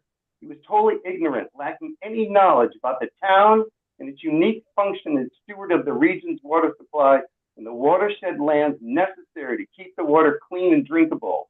He did not understand that we have 1 and 3 acre zone, no commercial district or town center. We lack any connection to any sewage treatment facility or transit system, and the sewage treatment facility cannot be built in Easton or Trumbull due to the lack of a sustainable and suitable water supply to discharge the facility into. and therefore development density in Easton must remain very limited to protect the region's watershed and water supply. The lack of population density also makes mass transit here impractical. The above shows why having desegregate or any other group drive development from afar is a very bad idea, since what they were proposing might as well have been proposed for development on Mars. It didn't fit and was totally wrong, the totally wrong idea in the wrong place. Local zoning matters must remain locally controlled. And I'll speak to the fact that I've sat in the Planning and Zoning Commission meeting as a citizen for 12 years. The one person who spoke from desegregate. Excuse me, your 3 minutes are now complete. Please summarize. With that building more housing will lower housing prices. When materials cost what they cost, no matter how much you build, the price doesn't come down. Any infrastructure increase opens the door to even more development. While there are claims it isn't about increasing sprawl, it seems that that is exactly what we're doing here. The TOD districts no longer have different density requirements, and they talk about no height restriction. Well, if you don't have a height restriction and have a very tall building, So your suddenly 3 you need minutes a- has expired. If you cannot summarize, we're just going to need to go to questions. The last, I'm going to finish this comment and make one more. Needing a ladder truck for a high building can cost $600,000 to $1 million. And the last thing I'll say is that ADUs can be sold as a separate parcel. The current owner has lived there for 3 years. I don't understand how you take a property and suddenly subdivide it when they share a septic. And Easton doesn't Okay, allow. thank you so much. Representative Dubitsky, please go ahead with your question. Thank you, Madam Chair. Thank you for coming in. You mentioned, I know you had a lot of different issues you tried to get to, but let me ask you about the funding for for desegregate CT. Why do you believe that is relevant to the substance of the bill that's before us now? It matters because when the Wall Street powers that be collapsed the economy in 2008 and collapsed the housing price, the billionaires bought up vast swaths of real estate, which they're now renting at full market value and then some, because as you tighten the supply, you can just keep raising the price. That's pure market economics. And when you allow a few people to control everything, we can see it here when I was paying Optimum $100 a month for internet service. But when Frontier came in and brought high-speed service in town, I've now managed to get my price for internet service down by 2/3, from $100 to $35 a month. Pure market forces. When there's competition, prices can come down. But given that how far we are behind in the real estate business, no matter how much you build, you can't really catch up. Our approach really should be to look at the region's sewage carrying capacity, which is the only driver that matters, and that limits how much development you have. If you can't manage the sewage, you can't keep building, because ask Brookfield, they overdeveloped, and now what do they do with the sewage that goes above the limit they're allowed to pump into the sewage treatment facility in Danbury? There's no physical way to get around the physics and the reality and the science behind it. You can't develop more than you can process sewage for. So how do you get around it? You can't. It's a strict, straight up engineering problem. You reach the limit, you got a 5-pound bag, you got 10 pounds of stuff, it doesn't fit. How do you get around that? You can't. So Okay. Well, thank you. I appreciate your response. Thank you, Madam Chair. Thank you so much. Seeing no other questions at this time, thank you so much for your testimony today, Mr. Becker. Have a great afternoon. Number 26, Pete Harrison from Desegregate, Connecticut.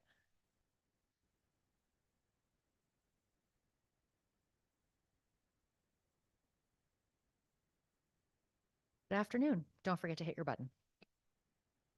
Good afternoon. Thank you for folks in the committee that are present. My name is Pete Harrison, and I'm the director of Desegregate Connecticut.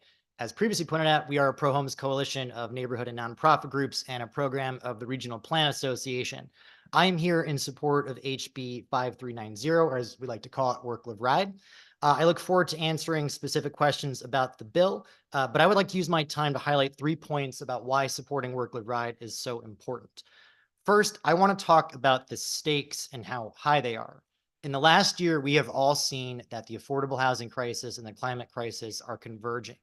And I promise you, as long as you have the privilege of representing your constituents in this building, you will be dealing with both of these issues. You cannot solve one without solving the other.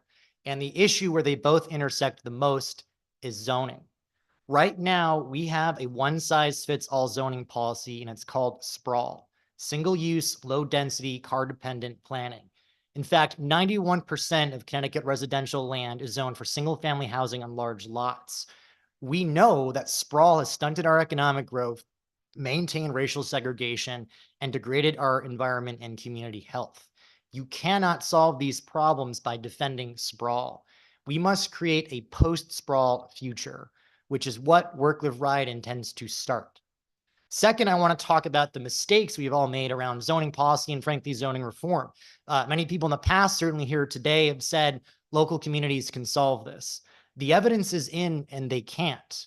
Over the course of 5 years with available state funding, less than half of our municipalities submitted affordable housing plans required by law on time. Some clearly were just going through the motions. And to be clear, others took it very seriously and did their best, but they simply do not have the capacity to execute these plans. The state needs to play a strong, coherent, collaborative role, and it doesn't right now. We also know that if we design a state policy that ignores local control, it won't pass. And if we design one that has just carrots or doesn't strengthen the state's planning capacity, it won't work. We need to reject the false binary of local control over state mandates and establish a new framework to collaborate together and get results. That is what Work, Live, Ride does. Finally, I want to end by focusing on the stakeholders. As my written testimony has described, we've talked to everybody about this bill, local, state, public, private sector, you name it. But we also proudly speak for the people who do not show up in these conversations. They're the working families that can't make meetings because they're taking care of the kids, an elderly parent, or they're working. It's the seniors or disabled neighbors that can't get around easily. It's the people in and out of shelters or supportive housing that can't get to the help they deserve. It's the 30% of residents in our biggest cities that don't own cars. There are 3.6 million people in our state. Over a third of them are struggling with housing and transportation costs. Most of them are not here today, but let me share their overwhelming message with this committee. Help us and act. Thank you. Thank you so much. I'll just start off with the questions in terms of, we've heard a lot of concern about the prioritization portion of this bill, that some towns are going to, potentially lose funding because there's prioritization for our transit communities. Could you expand on that a little bit and just explain or answer those concerns? Sure. Yeah. And I admittedly, I think some of this still probably lingers from the original Work, Live, Ride proposal last year, which really did have a pretty clear sense of if you opt in, you're eligible. If you don't, you're not. This is another point where I think we've demonstrated in good faith that we're listening to communities. We did over 50 presentations and conversations with planning and zoning commissions going back to last year and talked a lot about this. The idea here, just to be very clear, is that if a community opts into Work, Live, Ride, they will be prioritized for funding through this Office of Responsible Growth. In practice, what that means, as the statute is stated, we actually don't list any programs in the statute. And that was at the request of OPM and other agencies to say, we are on board with coordinating with the ORG to streamline, collaborate, get timing synced up across agencies, but we don't want it to have overly prescribed solutions and have flexibility. So there actually isn't any specific program in the statute that is intentional to give agencies flexibility and the ORG.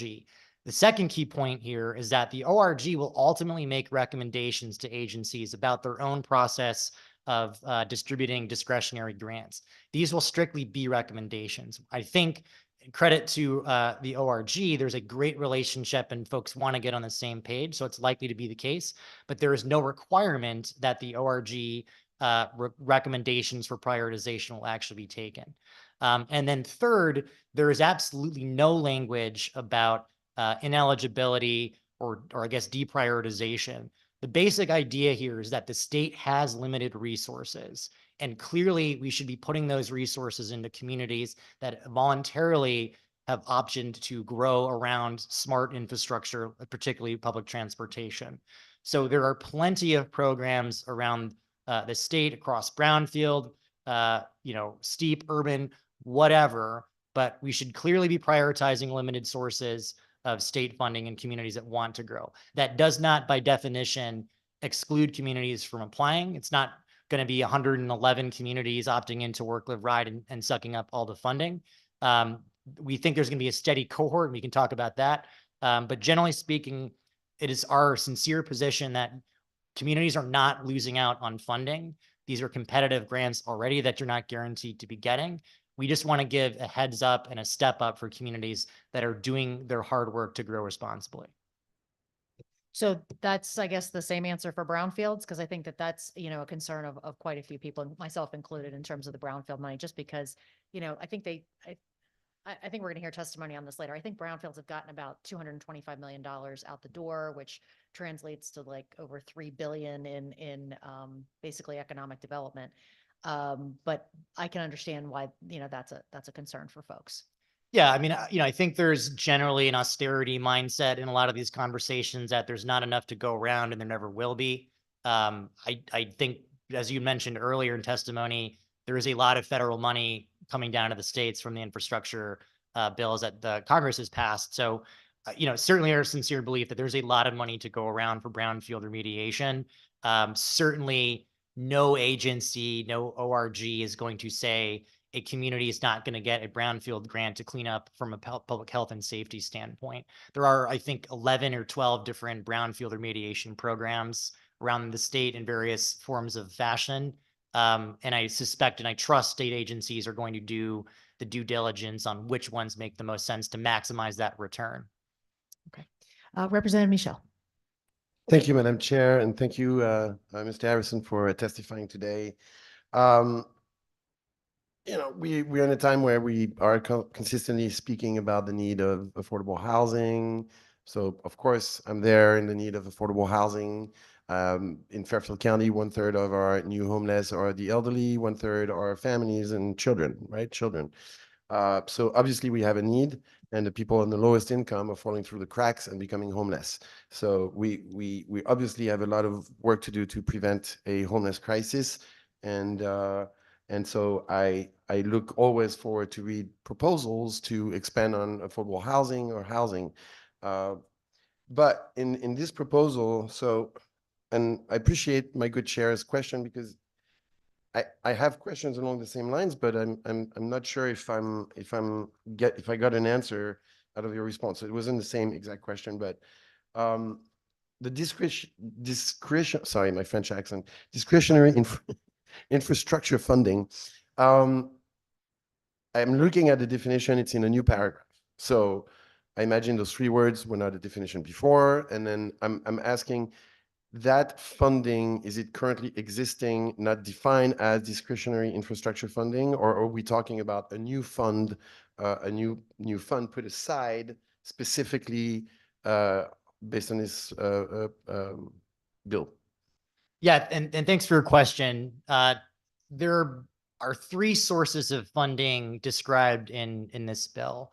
One is this sort of existing bucket of discretionary funding already existing, already funded from other state programs. So that's one, that is where the sort of prioritization piece of this ORG role is going to play that role. And how that gets figured out is going to be a dialogue with agencies along in this council.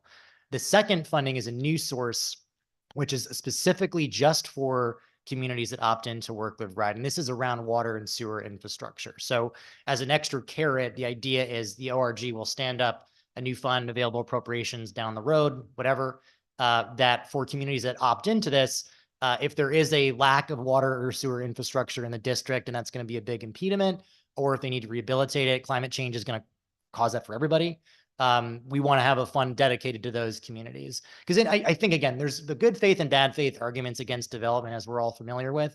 I think the good faith ones are certainly there is a limited infrastructure capacity in certain communities. It's water and sewer, septic, et cetera. So this is a good faith effort to say there are certainly communities, I think of Ridgefield, Connecticut specifically, as we want to do a TOD, we've got a plan, we got the political buy-in for this, and we're stuck because we don't have the sewer. So we're trying to solve for that problem in this particular fund. The third fund is just something that's kind of a bonus for councils of governments, that if you're a cog in a community and the cog opts in, there's some additional funding that eventually will be available for pedestrian, biking, and transit infrastructure through the cogs. Okay, so that funding, that the one I'm referring to, the or discretionary infrastructure funding part, so you're saying that encompasses all three sources, or just the first one that you mentioned? If I'm understanding your question, I think it's just the first one. Okay. The other two do not exist yet. Right, it's add-ons, right, I get it. So when you talk about an opt-in, I'm just wondering if this discretionary infrastructure funding is already existing, and now there's going to be some prioritizing based on decisions made by municipalities. It doesn't seem like an opt-in for me. I'm just trying to get through the language and trying to understand exactly the concept. Right. I mean, Sorry. so how it works now with discretionary funding is a municipality has to apply for it. Yep. Doesn't mean they're guaranteed to get it. There is already clearly some type of prioritization process in every agency overseeing a fund about where that funding is going to be going. Our contention is that sometimes it's not coordinated across other agencies. And I'll give you a direct example. We did a walk audit in Berlin 2 years ago. They've got an overlay TOD district there. Chris Edge has been doing some great work there. They have been piecing together desperately across this entire part of Kensington TOD district, state DOT to get sidewalks on state roads. Brownfield remediation north of the tracks, because that's another sort of former industrial space they wanted to convert to residential.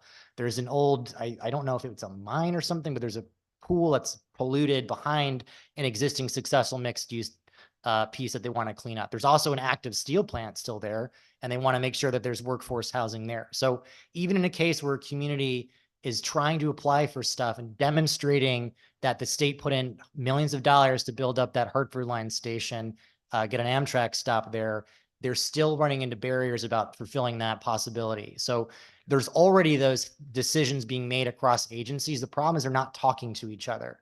Now, how it all ends up working is Berlin going to be prioritized for everything all at once? You know, we are not prescribing that as an outcome, but it certainly seems fair to say that Berlin's doing the work. They should probably try to get that stuff lined up, and at least the other agencies should be aware of that. Okay. And then, I see it more as a qualification standard versus an opt-in, maybe. I don't know, but it's fine. And then when I read the language, any qualifying transit-oriented community shall be eligible to, et cetera, and then certain other paragraphs in determining whether a transit-oriented district is a reasonable size, the coordinator, which I believe is the state, I can't remember. The ORG office. Right, which is, because I'm not good with acronyms, but you mean the coordinator of the responsible growth? Yeah, the Office of Responsible Growth. Office of Responsible. Okay. Yeah, I'd probably go more offline with you on some of the questions, but then I really want to talk about the as of right. It's been something like bothering me for years now, because every year we're seeing as of right. As of right is a public process, and the public process, in my view, has several functions, and one of them is also informing the public. So, for example, in Stamford, say in Japan, you have 5 houses all lined up, same size, small mom and pop's houses worth $600,000 with 2 or 3 bedrooms, right? And then somebody comes in and buys one of those properties, and then makes it a two apartments, and there didn't seem that there was a public process. That's why I'm nervous with this. I'm trying to give you an example that might not be exactly matching this, but just to give you an idea. I'm following. And then the assessment for that property that's now being sold at $1.7 million goes up, so the entire street goes up, and the guy was not a very nice guy, but was also telling his neighbors he's going to buy their houses. He's very close to buying their houses now. And the story in Stamford is in one street, you have from the highest density to the lowest density in the same street. And sometimes it works but sometimes it doesn't work. And also there's the percentage of the AMI request on BMR units, for example, is not low enough, I think. And now I'm crossing this with Yeah, the we can homelessness, really talk about that for right? sure, yeah. Right. So the as of right really bothers me because as a legislator, I'm representing the interests of the public, and removing public process, which I don't see as a barrier, I see as a communications to the public. I don't see it as a barrier. And maybe if you can explain to me why is as of right all over the bill again, and why are we removing the public process? Why is that important? I think I have very good news for you. Okay. The as of right process does not remove public input. Okay. All it does is shift it from a discretionary project by project, proposal to proposal, who shows up at a meeting, to a larger, wider public discussion about, in Work, Live, Ride, you are being tasked as a public community to say, do we want to have more homes and jobs concentrated around transit?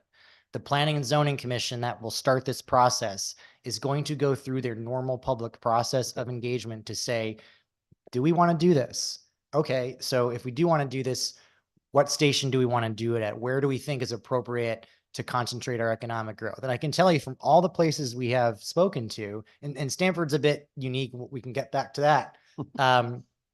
Everybody on planning and zoning commissions, everybody in these towns have a place in mind. I can promise you the biggest city, the smallest town, we've spoken to every single one of them. They're aware of where they want to do this.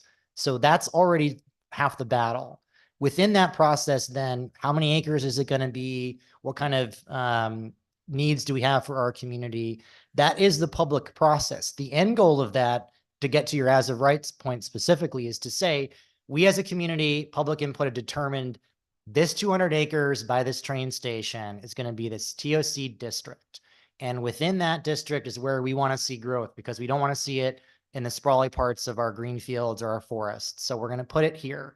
And within that district, we are comfortable with certain things being approved as of right, which means we've already said that's okay that a 6-plex gets built, or a 30 apartment complex with 10 apartments that are deed restricted get approved. And still, to be very clear, within this process of Work, Live, Ride, as of right, which is 91% already residential land in Connecticut, we already live in a world that as of right development is de facto. It doesn't mean you can do whatever you want. In Greenwich, as of right is like 98% of the community for single family housing. That doesn't mean somebody can build a 50,000 square foot and 100% lot coverage at 500 feet. There are still the requirements and the regulations that's just somebody from the town office or the city planning office to say, have you met everything else that the public has decided we want in this district? If you've done that, you have as of right. There's another layer of public review for the wetlands piece of it, and that's new this year. We worked with a number of environmental groups to talk about some of the concerns folks had about this last year. In the districts, there's going to be some land that has wetlands on it or abuts wetlands, whatever the local district or charter dictates for wetlands agencies.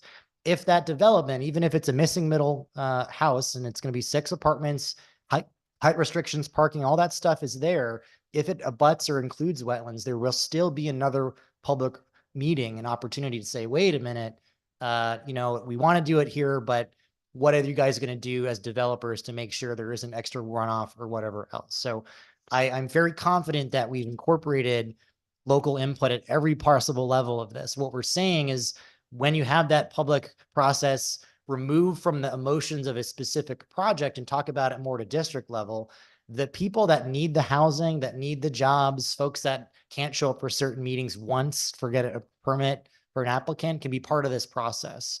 I think the bigger issue is that we all know that a lot of these local processes are not actually that democratic or representative, because it kind of depends on who can show up to meetings. I think making a longer process at a district level invites more people in a community to actually participate in it. So I hear what you're saying, and you said there's public process still goes on, and etc. So So then maybe I'm too French, but I'm just curious. So why do we have to have as of right written all through the bill? What's the difference if we don't put as of right? So I'm the confused. Sorry. difference, if you are, say, not a mean person who's buying a $1.7 million house or something, say you're a really nice old grandma and wants to build, you know, a 4-bedroom place on this homestead. And well, let's say you can go at a larger scale, because I think that's probably more of where your concerns are from. So at a larger scale, development process, whether it's a public housing authority, whether it's a private developer, obviously needs to get financing, needs to have the plans in place, all this stuff to get to that point. If they're going into a process where they're not going to be, it's not clear what the requirements are to get that permit, it raises costs for if a P&Z says, well, we don't want it to be 6 units, we want it to be 4 units, or we want 20 parking spaces instead of 10. If the guidelines aren't clear, that becomes incredibly hard to navigate that process, which raises the cost and time and risk that's not going to be built. If the end goal is we want to see more homes built in Connecticut, we have to be very conscious of where we want them to be built, what kinds we want them to be built, and then make the space for them to be built. If you're trying to engage whatever level of housing that you want to see, I can guarantee you that if it's not $1 million house, it's very difficult to get it built in Connecticut. If we can introduce a little bit of predictability, a little bit of consistency, that is absolutely going to lower costs for development. And again, we're doing it by actually enhancing the public process and making it a little bit more contingent on the other factors than just a specific, you know, a one-off proposal. So very confident that empirically that does lower the cost of it, and very empirically that having it at the district level still gets more public input than what we have right now. Okay, I look forward to continue the conversation offline, and then I just will make a comment on brownfield remediation because we've dealt a lot with it in Stamford and stormwater issues and etc. But brownfield remediation, I probably should go back to the policies. I think they just redid their policies deep because we voted on something 20, right, Transfer Act. But for example, like when we have an existing structure and they say, well, you know, the soil is toxic, right? There are contaminants in the soil, it's impacted. Then we're gonna, like, for example, the Blickensdorfer building in Stamford, famous building, beautiful building. Well, I'm not sure if it's as beautiful, it's still a piece of it left, but they used the toxic soil. They fought against SHPO, and SHPO was like, you don't need to do anything, it's capped. But I get that. Remember, I'm pretty strong on environmental policies, but in this case, what they do is they destroy, demolish, pull out toxic soil. And if it's still toxic, but under 10 parts per million in PCBs, for example, you can still put back. So what I've been seeing in Stamford is you demolish, you remove the toxic soil. Oh, we removed the toxic soil. Then they put it back, cap it, and build above it. So that's my experience with brownfield remediation. I think there's something to be changed about it, but it's probably off. It's now going in a whole other I hear you. direction. I mean, my father was an environmental attorney and worked on that. He's probably better to testify on this topic than I am. But yeah, I mean, it's a little bit outside of our range of the in the weeds of brownfield remediation. But I'm happy to follow up about that because we want safe homes. And we want to rehabilitate a lot of parts of Connecticut because it's an old industrial state. There's a lot of land near transit that we want to see turned into neighborhoods. And, you know, there's probably a lot of improvements to that process that can happen. No, because I saw your reaction when I said this toxic soil, it's capped, but yeah, there's a reason to be skeptical, you know. There we go. Sure. Thank you. And thank you for that. Thank you, Madam Chair. Thank you so much. And just as a point to that, also brownfields for residential, cleaning them up to use them is significantly more expensive than commercial. So we have to be thinking about that as well. Senator Fazio. Thank you, Madam Chair. Thank you, Mr. Harrison, for your testimony and for appearing today. As far as I read it, it seems like there's roughly 3 parts of the legislation: the upzoning component, the discretionary funding, the funding monies component, and kind of the bureaucracy involved, Office of Responsible Growth and coordinator. I'll touch upon the last one that Representative Michelle brought up first, but you know, distinguishing the as of right component of it, I think the concern with the bill is what it would make as of right in order to be a compliant transit oriented community, and specifically that it would be as of right up to 9 units for the workforce housing component, and as of right above 10 units if it had a 30% set aside development. So you're looking at, I think, a very aggressive upzoning program for these districts in order to meet in order to become a transit oriented community, to meet compliance with the with work, live, ride. I think that a lot of people would feel more comfortable with the legislation if the efforts to do some upzoning was a little bit more modest than saying as of right up to 9 units and as of right above 10 units, as long as if there's just 30% deed restricted. Was there consideration on Desegregate's part doing something that was a little more modest on the upzoning part? Yeah, I mean, if you recall from last year, there were density requirements within in the bill, and that goes back to a couple of years ago, the first one that we introduced. And we are an organization that is data driven. We of course do a lot of research from our zoning atlas in Connecticut, but we also draw in evidence from other reforms in other states and other municipalities. And the idea that for the missing middle component specifically, I'll speak to, that is missing for a reason. It's been zoned out of it. So there's really not much of an economic baseline for that type of housing. And we know it is cheaper, it's more smaller developments, it's going to be less of an impact. I think everybody, even some of the big cities freak out about these really big apartment buildings. I think we need some of those given the lack of housing. But what we're really trying to emphasize is this historic legacy of triple deckers, perfect sixes that's existed in Connecticut and has been a naturally affordable component for a long time. The missing argument for some of these is the economics of it. And it is very difficult to build for any number of reasons, from COVID and inflation, all these other pieces that we've talked about.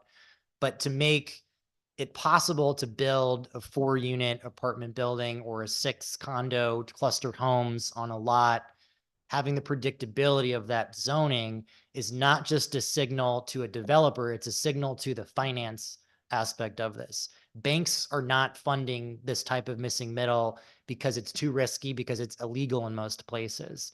If we can signal on that upstream aspect to the financial institutions that this is something that is predictable and consistent, the cost of borrowing is going to go down, the opportunity to build those types of housing, which do have a lesser impact on a community. So there's the bigger economic argument of what this missing middle housing is competed.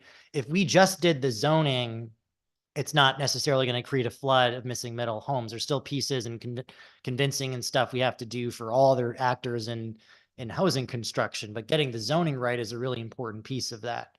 And, to the extent of the 30% deed restricted, I think that was also good faith feedback for folks that felt like there wasn't enough deed restricted affordable housing in the districts last year. We really take at Desegregate CT an all of the above approach. We need all kinds of homes. I mean, it comes down to supply, subsidy, and security, the big 3 for us. That's why we're on the Just Cause bill. It's why we're supporting more RAP funding. There's a lot of interventions that have to happen to make housing more affordable overall, but certainly we can maximize predictability and lowering costs if we do some as of right development with some of these attachments to it. Yeah, I can imagine transit stations, train stations in particular, in my district, where having as of right up to 9 units, that would pass muster. The community would be totally okay with it. It might already be the case virtually in some of the train stations in my Around, district, at least for 2 of instance. them. Yeah. So, and I think people are pretty happy with the developments, and it kind of fits what I really, maybe this is a philosophical disagreement. It fits what I really foresee making sense with a transit oriented community, that there's mixed use in the area, et cetera. There's others that, they're single family zone, and, opting into a as of right up to 9 units is going to be extremely disruptive, and I receive a lot of pushback. So then they don't have to. I mean, that's Well, really and up to that- the planning and zoning commissions and the local communities. And that does, I think, dovetail nicely into the second topic, which is the discretionary funding portion of the bill, because obviously that's where you're trying to encourage people to adopt the upzoning. And I just want to first clarify something. Early in your testimony, you seem to say that there wasn't very specific funding streams that this bill envisions, but I think it's lines 44 through 48 where it defines what discretionary infrastructure funding means, and it references several sections of state statute. My understanding of those statutes is that they include urban action bonds, Main Street Investment Fund, incentive housing zones, brownfield land bank, and brownfield development loans. Should I understand those programs would be included as envisioned as discretionary funds under the transit-oriented communities, the ORG, as subject to prioritization for transit-oriented communities under Work Live Ride? I mean, I think for our purposes, we would like to see any kind of discretionary state funding have some thought of the impact on the state plan of conservation and development, meeting our economic and environmental goals. And in the conversations we've had with OPM, with DEEP, with DCD, DOH, particularly ORG, a lot of the focus is on the municipal side, but it's really important on the state side that right now, agencies can kind of pick and choose from the state conservation plan of what they think is environmentally responsible or what's good for economic development, and maybe not talking with other agencies or other priorities. So we have very intentionally designed a broad strokes of, we want the state to get its act together and talk to each other. And we've got these plans in place that we require local communities and the state to do it. Let's listen to them and actually leverage them. But within the specifics of the bill, it's still up to the agencies to do that work or not. So if, DOH doesn't want to use a particular workforce housing program, they have the discretion to say, thanks, no thanks, ORG. If, whoever is running a steep or brownfield says, you know what, our process is, we're probably not ready to change the process this year.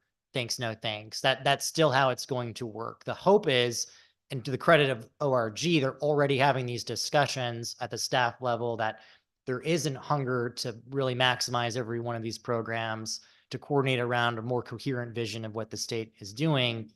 I don't think we need to legislate it statutorily at this point. I think we can push in the direction that these agencies want to coordinate and work together. So how that actually ends up, whatever is outlined in the bill might not eventually be what's part of the process. Yeah, but I would understand and appreciate that that's the goal, and it's certainly giving authority to do that. And it's even though there is May language that it's pushing the state in that direction, there's some programs under that are envisioned by Work Live Ride that I would actually, some funding streams that I would probably actually be satisfied could be prioritized based on how development hungry certain municipalities are. In Main Street Investment Fund, what you envisioned with regard to kind of topping off or supporting water and sewer expansion, I think those are probably reasonable and appropriate funding streams to be topped off based on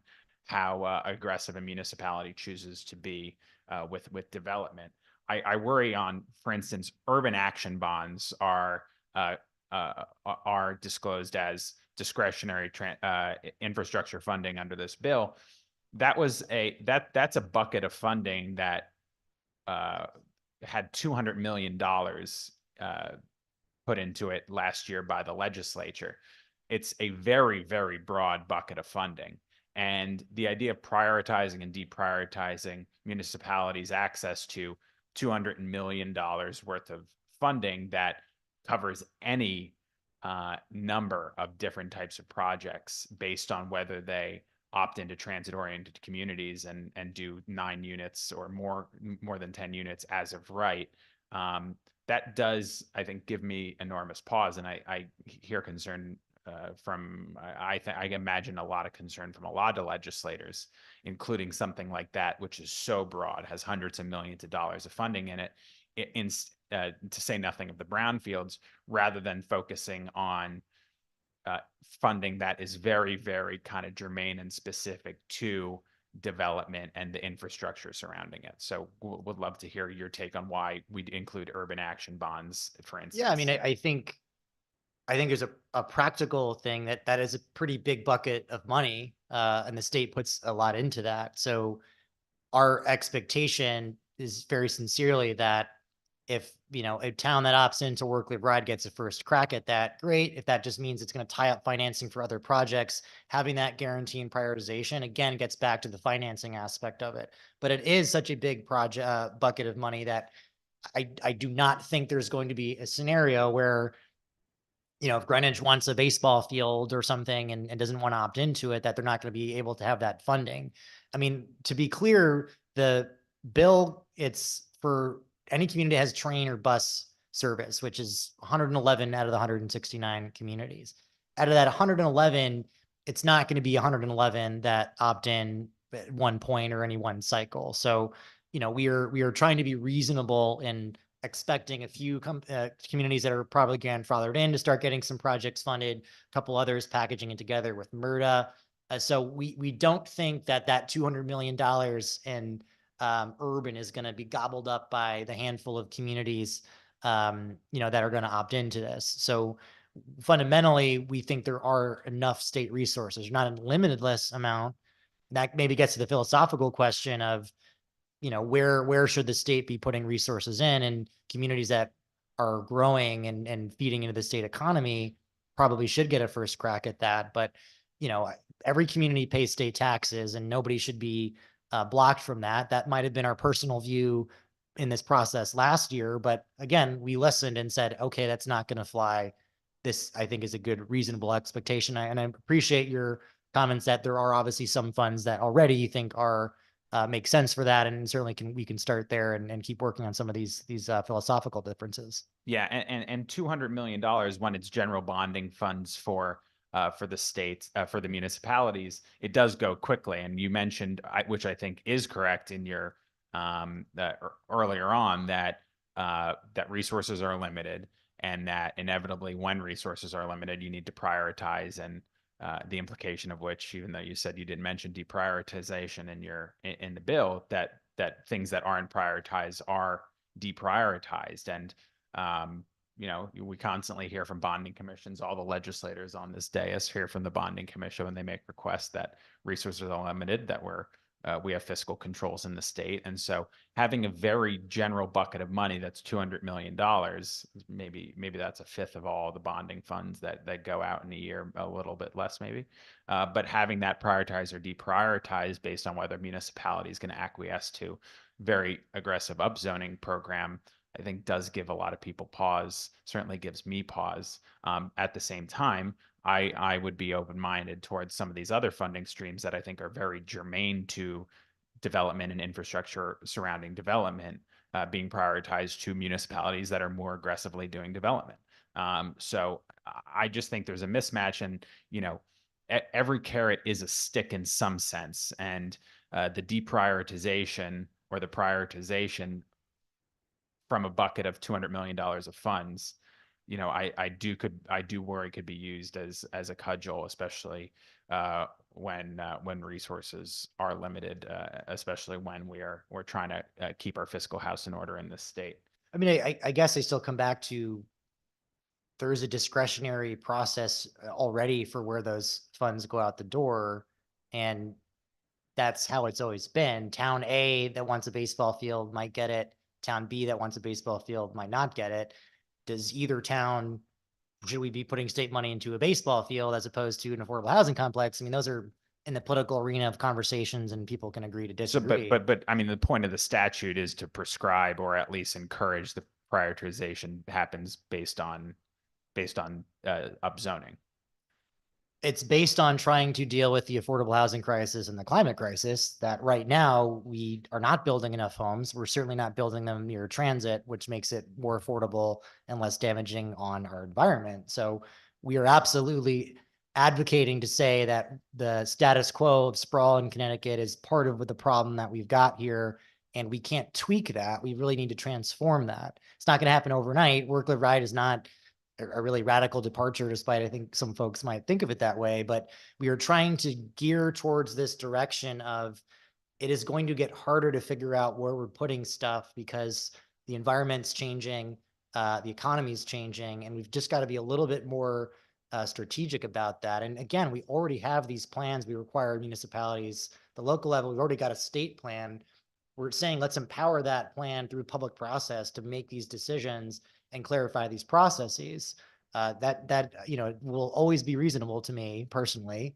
And I think, there's people that are going to say we're not going far enough, as you know. So, I mean, we are trying to balance what we think is politically possible, what's good policy, and sincerely trying to say we need to do something different in Connecticut. It's just status quo is not working here. So, I can appreciate sort of disagreements on this and look forward to keep working with you on this. But, that if that's a bigger disagreement of what the status quo is or not, I think we're just going to have to, trust, I think, the people on that. That is certainly a version of saying yes. So, listen, I appreciate your testimony. I appreciate that you have a lot of smart people in your organization, including you. I am very concerned that the prescription that is envisioned by this bill is overly aggressive on the upzoning, and the potentiality for deprioritizing hundreds of millions of dollars of funding from municipalities, depending on whether they buy into that, is going to be troubling to a lot of legislators and a lot of our communities as well. I think there is a need, a very urgent need to have a strategy on housing and affordable housing. I think there are avenues that will bring us down the right path. I'm still not sold that it's necessarily work, live, ride, but again, I appreciate your testimony, and I hope that this committee and this body will continue to try to work together, find common ground in order to move the ball forward on the topic. So thank you for your time, and thank you, Madam Chair, for the indulgence as well. Thank you, Senator. Thank you so much. Representative Dubitsky. Thank you, Madam Chair. Thank you for coming in. A couple of things you said I wanted to ask you about.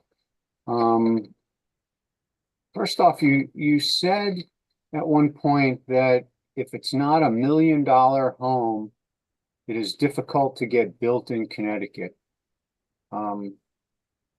Did I get it right, what you said?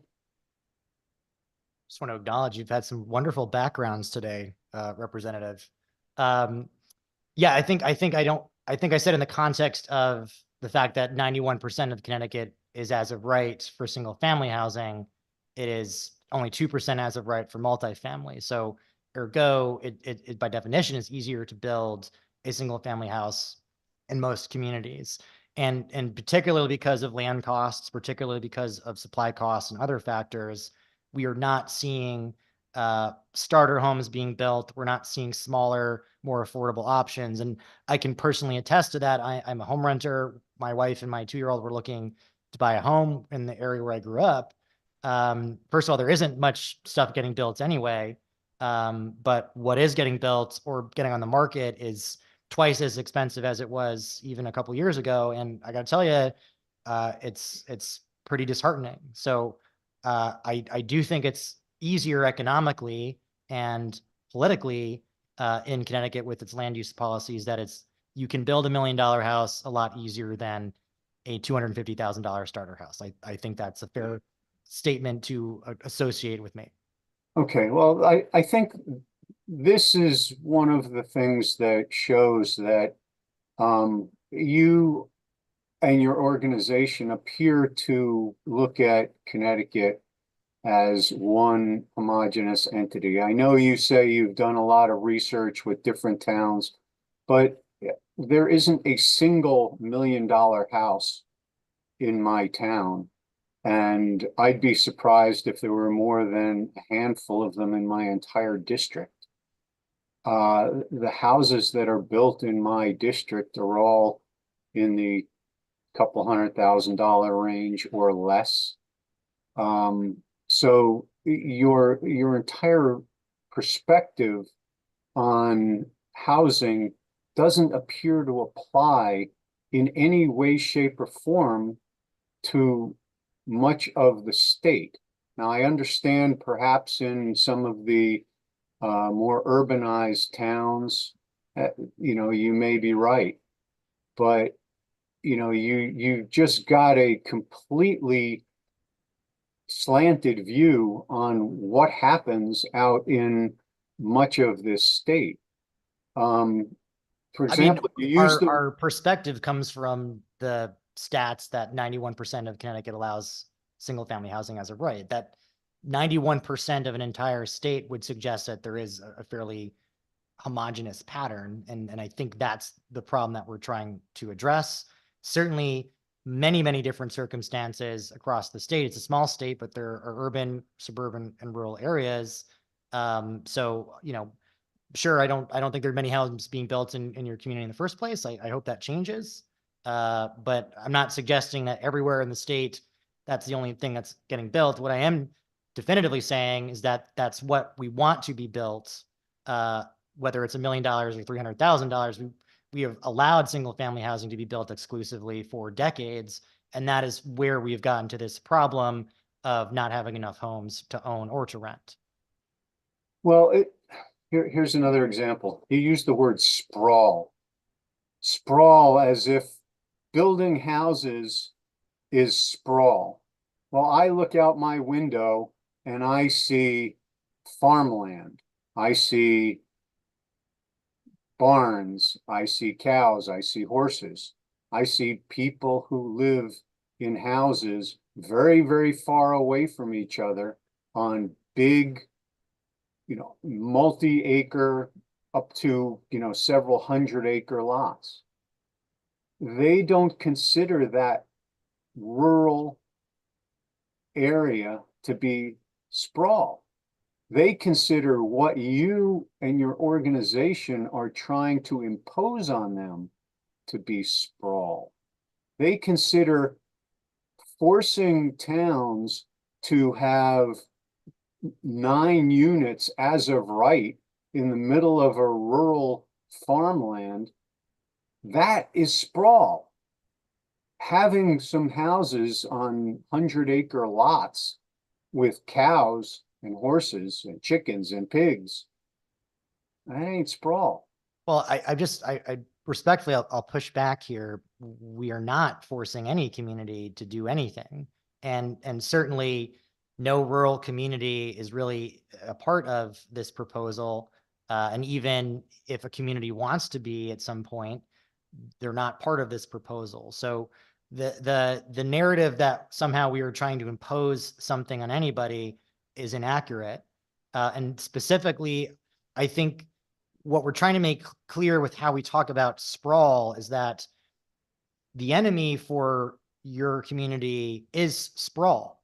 Because at some point, if it's too expensive to build in Middletown or Portland or Willimantic or Manchester, the fact that we need homes is going to put more pressure on your communities. And we know that's true because there are plenty of communities in Connecticut that were once farmlands that are not.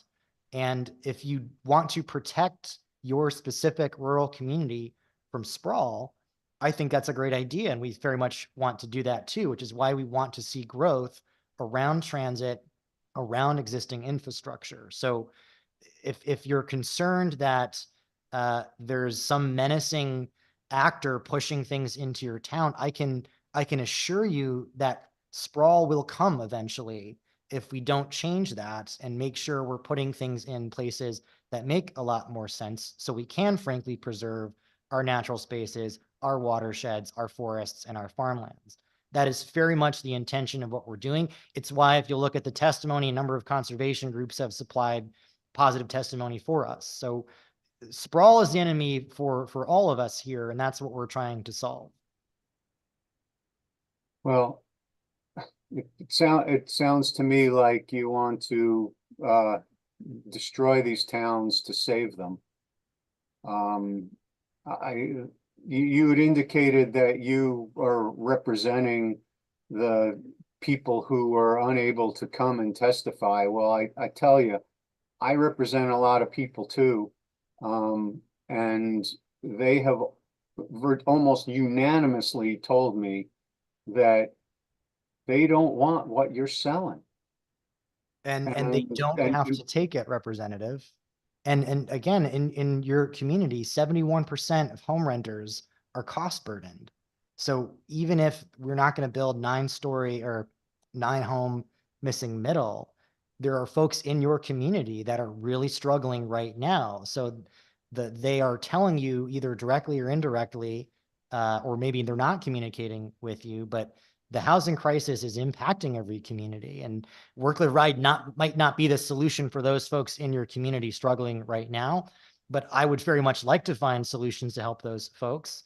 If that means, there's more housing in Manchester and there's a fast track East bus in 5 years, and they'll move there, that's great. If there's an opportunity for folks to build more homes that fit the rural character in Connecticut in the long run, we want to work for those solutions as well. But again, the status quo for your community right now, at least to me, suggests that it's not working for a lot of people either. And I would love to work with you to figure out solutions that are more appropriate than Work Live Ride for those communities right now. Which bill are you here to testify on behalf of? HB 5390. Okay, what about 5391? Are you providing testimony on that one? We are not. Okay, so I'm sorry, actually, just to clarify, which one is that? Because we have been doing. Act establishing the housing density rating program? We are not testifying on that. Okay. All right, well, thank you for your time. I appreciate it. Thank you, Matt. Appreciate you. Thank you so much. I'm just going to double check, but I am not seeing any questions at this time. Thank you so much for your testimony. Thank you.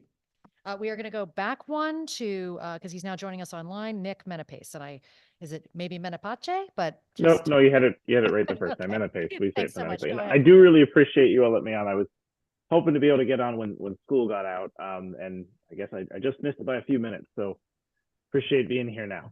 But yes, dear members of the Planning and Development Committee, my name is Nick Menapace. I'm a proud pro-homes advocate, and I'm a resident of Niantic. I'm grateful for the opportunity to express my support for HB 5390, also known as Work, Live, Ride. I'm fortunate to live near downtown Niantic, which is vibrant, charming, and very walkable, if I don't say so myself. However, the reality is that many residents like myself are increasingly being priced out due to sprawl and the resulting lack of affordable housing options. It's disheartening to witness how the necessity of driving to access what should be walkable areas contributes to the sprawl problem. As someone who spent a lot of time thinking about affordable housing and mixed-use housing, I find myself looking at buildings and thinking about how easy it would be to put apartments on the roof, or how much space is taken up by parking lots. As a recently elected member of the East Lyme Planning Commission and a longtime person who complains at zoning meetings, I find it incredibly stressful to see buildings designed to make it look like they have apartments. Like, how easy would it be to actually build housing instead? Even within our largely walkable community, there are significant gaps in infrastructure that hinder pedestrian mobility and just not driving options. For instance, the absence of adequate bike racks make it challenging for residents to fully embrace alternative modes of transportation. Additionally, despite the resurgence in bus and train ridership, our community needs more bus access, and there is a glaring absence of a train station despite train tracks passing through downtown Niantic. Implementing policies like Work, Live, Ride will help address these challenges and create more sustainable, inclusive communities. By prioritizing transit-oriented development and investing in infrastructure improvements, we can enhance accessibility, affordability, and safety for all residents. Furthermore, Work, Live, Ride promotes mixed use, higher density neighborhoods, and fosters collaboration at the local and state level. Moreover, it's essential to recognize the benefits of Work, Live, Ride extend beyond individual communities to benefit our entire state. Accessible jobs, affordable homes, and safer streets are essential for the well-being of all Connecticut residents. The ORG will help coordinate between agencies to streamline applications and planning process in line with state's P&D plan. Securing Connecticut's future hinges on towns and cities evolving in ways that are accessible and affordable for current residents and appealing to prospective ones. Your approval of House Bill 5390 is crucial to catalyze the vision for the future. Let's give our communities the necessary resource to build a brighter tomorrow. And Representative Dubinsky, I did want to mention is I'm actually a teacher up in Norwich area, and I do have students who live over in Yantic, and I will say they're kids for that one, but they complain to me about how hard it is to get to the library from where they are. And I always ask, like, well, is there more bus service out there? And they always tell me that they're not able to, and the only way they have is to be able to drive. I know that's not your entire district, but they are right there. Thank you all for your consideration. Yeah. I don't know if there's any questions. Thank you, sir. I don't see any question at this time. Thanks for your testimony. Appreciate it. Thank you. Have a great day. Our next speaker, Sarah Bradco. Did I say right?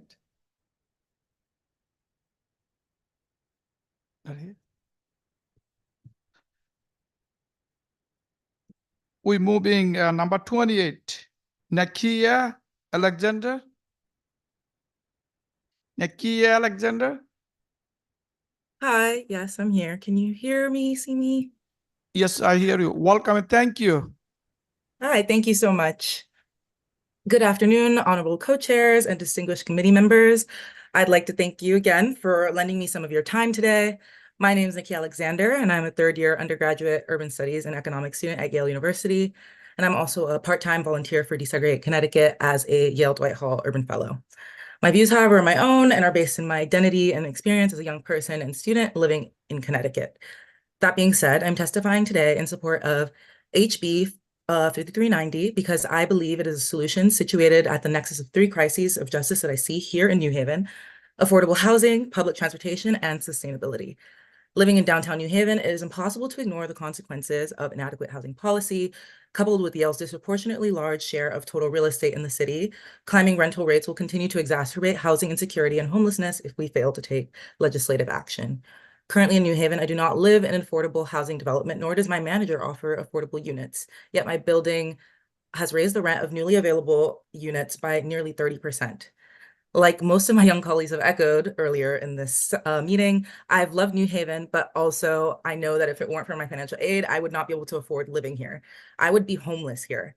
Having personally fallen victim to homelessness as a high schooler, I am deeply concerned by the trajectory that New Haven and Greater Connecticut is on. I appreciate that Work Live Ride outlines as of right protections as incentives for affordable housing development, and that is directly connected to transit-oriented development and missing middle housing. Living in New Haven for the last 3 years, I have seen how ubiquitous the single-family home model is and how loyal it has been to suburban sprawl in Connecticut. I would also say that it has been the biggest culprit in connectivity, or rather lack thereof. Commercial and residential resources are spread out across the city, are incredibly unequal throughout. As an out-of-state student, I do not drive, nor do most of my peers. The average Yale student rarely ventures beyond downtown, even though the existing sprawl has meant that most essential shopping demands it. Transit-oriented development, specifically the emphasis on the proliferation of mixed-use infrastructure, is a benefit to students such as myself who spend hundreds of dollars in Ubers and delivery fees and attempts to secure home essentials that are simply too far away under current conditions. Transit-oriented development is also bidirectional, meaning in time, improved and efficient transportation networks will only continue to develop and support the growing and evolving communities that depend on them. Optimistically, a long-run solution to the last mile problem. Dense mixed-use residential development ultimately warrants the refinement of a transit network for constituents to depend on. In New Haven, for example, the existing bus network is of course concentrated in downtown, which also happens to be where most of the current Work Live Ride qualifying development exists. Personally, I want to live in a city where resources and essentials are close, transit is abundant and reliable, and housing is held to an equitable standard. I believe that Work Live Ride, or Senate Bill HB 5390, is a fundamental step towards that vision. Thank you so much. Thank you. I don't see any question at this time. Thank you for your testimony. We appreciate it. Our next speaker, John Jauskowski. Good morning, Mr. Chair. Can you hear me and see me? Yes, welcome. Thank you. Thank you very much, and good afternoon to the co-chair, Senator Rahman and Representative Calvert DeGraw, distinguished members of the Planning and Development Committee. My name is John Guskowski. I am a professional planner with Tyche Planning and Policy Group, and I represent the Connecticut chapter of the American Planning Association, which is a professional organization of more than 400 members, representing municipal planners, regional state planners, land use officials, land use attorneys, and affiliated professions. We are pleased to have submitted testimony on several bills today, and I would like to briefly go over our positions on House Bill 5390 and 5391. First, on House Bill 5390, an act concerning transit-oriented communities, the so-called Work, Live, Ride bill.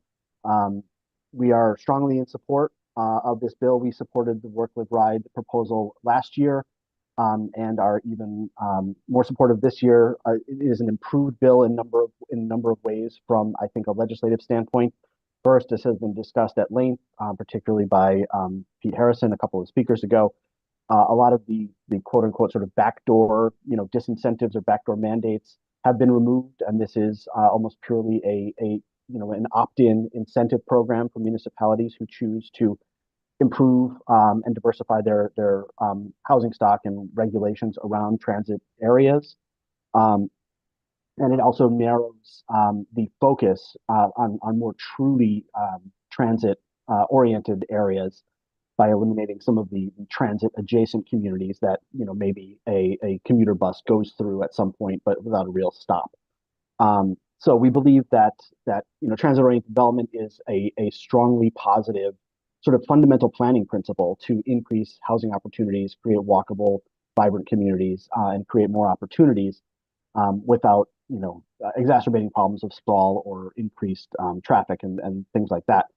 So we strongly support that bill.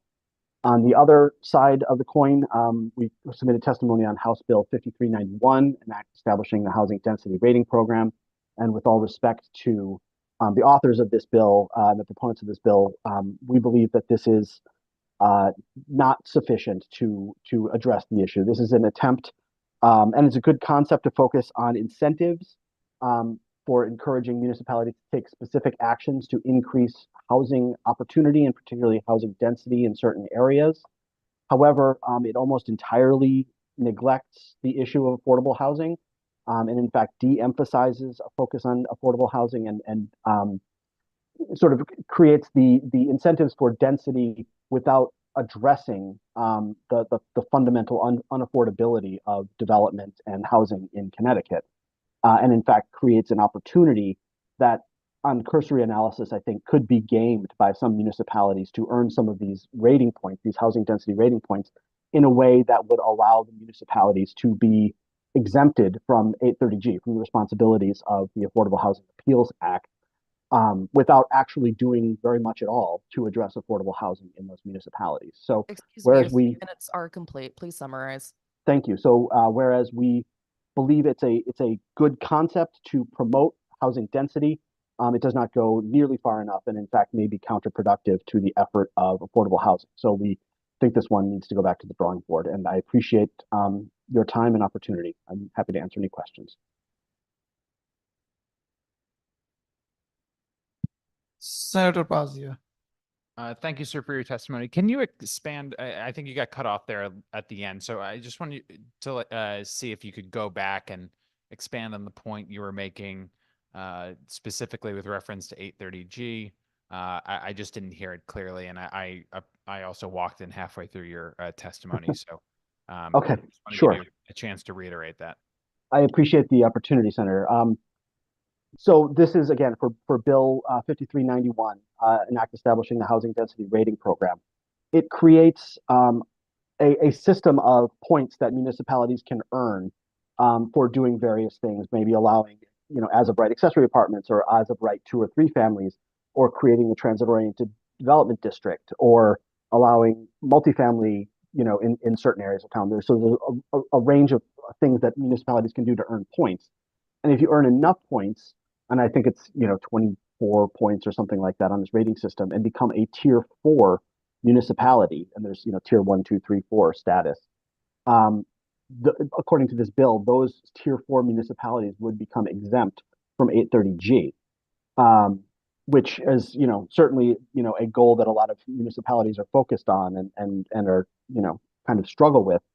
But unfortunately, most of the ways, I would say almost all of the ways that the rating system would allow municipalities to get points by, allowing higher density and things like that, don't actually address or require any consideration of affordability beyond just, density. And so it doesn't actually address affordable housing problem in a direct way, yet it would allow municipalities to be exempt from 830G, which is the affordable housing statute. So I think there's a little bit of a disconnect. There's a little bit of a disconnect, and it doesn't go all the way to achieving, I think, the aims that it means to. But, the Work Live Ride proposal has a very, very light affordability set aside deed restricted component to it. It's really the 10 plus unit developments, which would probably be a minority of developments under Work Live Ride if it passed. The entire theory of the case from desegregate in particular compared to, say, other housing advocates is that you need to increase the aggregate housing stock to create affordability rather than building affordable itself.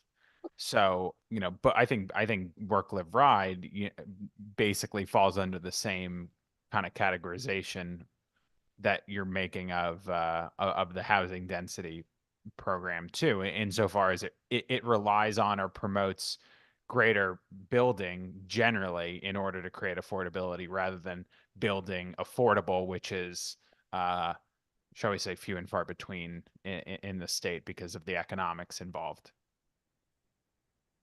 Right. So, but I think the difference is Work Live Ride, if a TOD community or TOD area is adopted, doesn't necessarily automatically exempt the municipality from 830G. It creates incentives to create more housing, more dense housing, more mixed use development in transit areas, which is an important goal. But it doesn't purport to replace 830G or the need for municipalities to do more to create more affordable housing.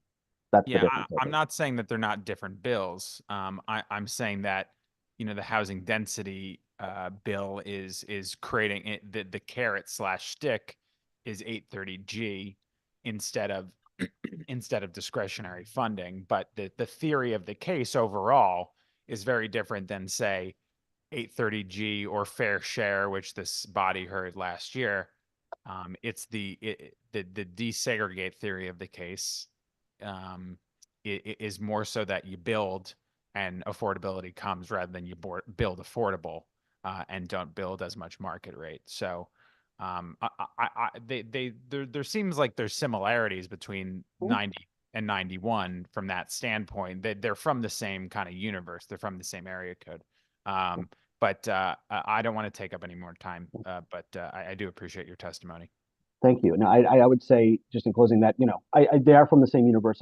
I think that's true, and they both focus on increased housing density and incentives. So I would say, if you're looking to move forward with one, I would strongly encourage the Work Live Ride 5391 instead of 5390 instead of 5391. Thank you. Thank you, Senator. Kavros Dagro. Thank you so much. So I think what I'm hearing you say is that you would be more supportive or maybe edging towards support if the 830G point section was removed from 5391. I would, because that would leave in place 830G for those communities who, are maybe either through the housing density rating program or something like Work Live Ride, trying to move their zoning regulations and their community planning in a direction of more density around appropriate places and appropriate centers, without losing the ability to utilize and to lean on 830G as needed. So yes. Okay. Thank you so much. Any more questions? Thank you. At this time, we don't have any other question. Thank you, sir, for your testimony. Appreciate it. Thank you. Next is speaker Jennifer Gorgino. Jennifer. Yes. Welcome. Thank you. Thank you. Good afternoon, chairs, ranking members, and distinguished members of the committee. My name is Jennifer Sogodzeno. I'm a resident of Stamford, and I am here to testify in favor of HB 5390, commonly known as Work, Live, Ride. I'm in support of the bill because it is a strong opt-in opportunity to be able to support more transit-oriented communities in the state. I am here testifying in my own private capacity, but I will note that I'm also an urban planner by training, focusing on land use and transportation. I am a member of the American Planning Association Connecticut chapter. I also serve here in Connecticut as the secretary of our planning board. And so I'm very familiar with the intricacies of planning and zoning within communities in Connecticut. I would, though, like to focus my testimony more on my own experience as a homeowner and just resident of the state. I'm actually very fortunate to be able to live in a part of Stamford, which I would consider a transit-oriented community. I live in a 4-unit townhome that is just a short walk from the Glenbrook train station. I'm very happy living in this. Whenever anyone visits my lovely home, they say, gosh, I wish there were more options like this. And really, I think that the reason we need to support this bill is because it will make it easier for communities like Stamford, as well as communities across the state, to be able to build more transit-oriented communities. There is significant demand for communities where you can walk to transit, walk to amenities, and don't require use of a car. I will note at the moment, though we do have cars in our household, my car is in the shop. And the fact that my car in the shop hasn't constrained me to my home, I can still take the bus to go downtown. I can walk to the grocery store. Many people of all ages and abilities would like to be able to live in communities like this. That includes, there are many older members of the congregation that I'm part of here in Stamford who are downsizing, and they're finding that it's difficult to be able to live in a place where they can maintain independence and be able to continue to live near the parts of Stamford that they have lived for many years. My own in-laws live near the train station in Norwalk, near the East Norwalk train station. And at some point, as they age, they will find that the house that they live in no longer serves them. And there really isn't a supply of kind of more of these middle density homes that are going to be manageable for somebody who's trying to age in place. Earlier today, we heard testimony from Iris. My congregation has been involved in resettling several refugee families in connection with Iris. And yes, the key criteria for the housing for them have been not only the affordability, but the adjacency to transit. I've personally helped to connect many of them to have bicycles so that they are able to get to work and get around town while Excuse me, they're your 3 minutes are employment. complete. Please summarize. Thank you.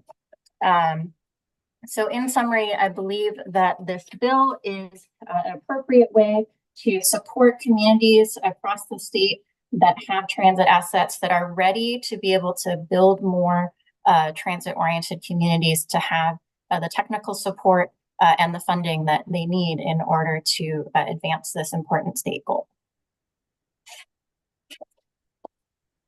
Thank you. Any question? Any question? No. Thank you for your testimony. We don't have any question at this time. Thank you. Our next speaker, Jeremy Minard. Jeremy Minard. We're moving the number 32, Johnny Sulbury. Hello, yes. Good afternoon, honorable co-chairs and members of the Planning and Development Committee. My name is Johnny Shively, and I am the Housing Policy Manager at Elm City Communities, which is the public housing authority for the city of New Haven. I'm here today to voice my support for HB 5390, an act concerning transit-oriented communities. The number one reason I support this bill is because I believe it is well positioned to address our state's affordable housing crisis. I'm sure you already know that Connecticut needs 89,000 units of affordable housing, and this bill includes several provisions that will aid in the creation of both naturally affordable and subsidized affordable units.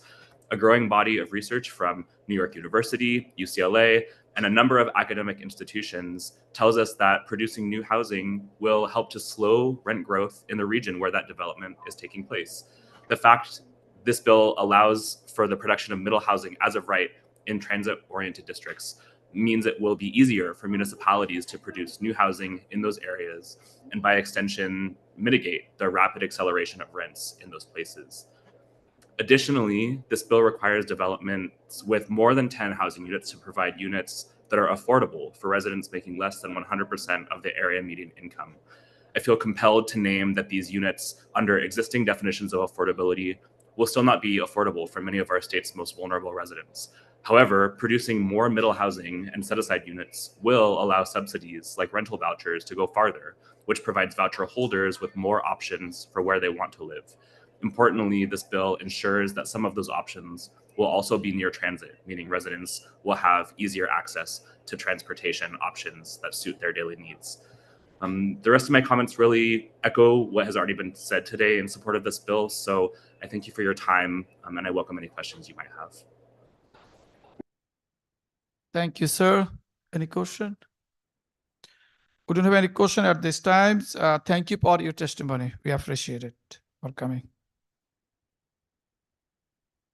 Our next speaker, Harita Subramanian. Not there.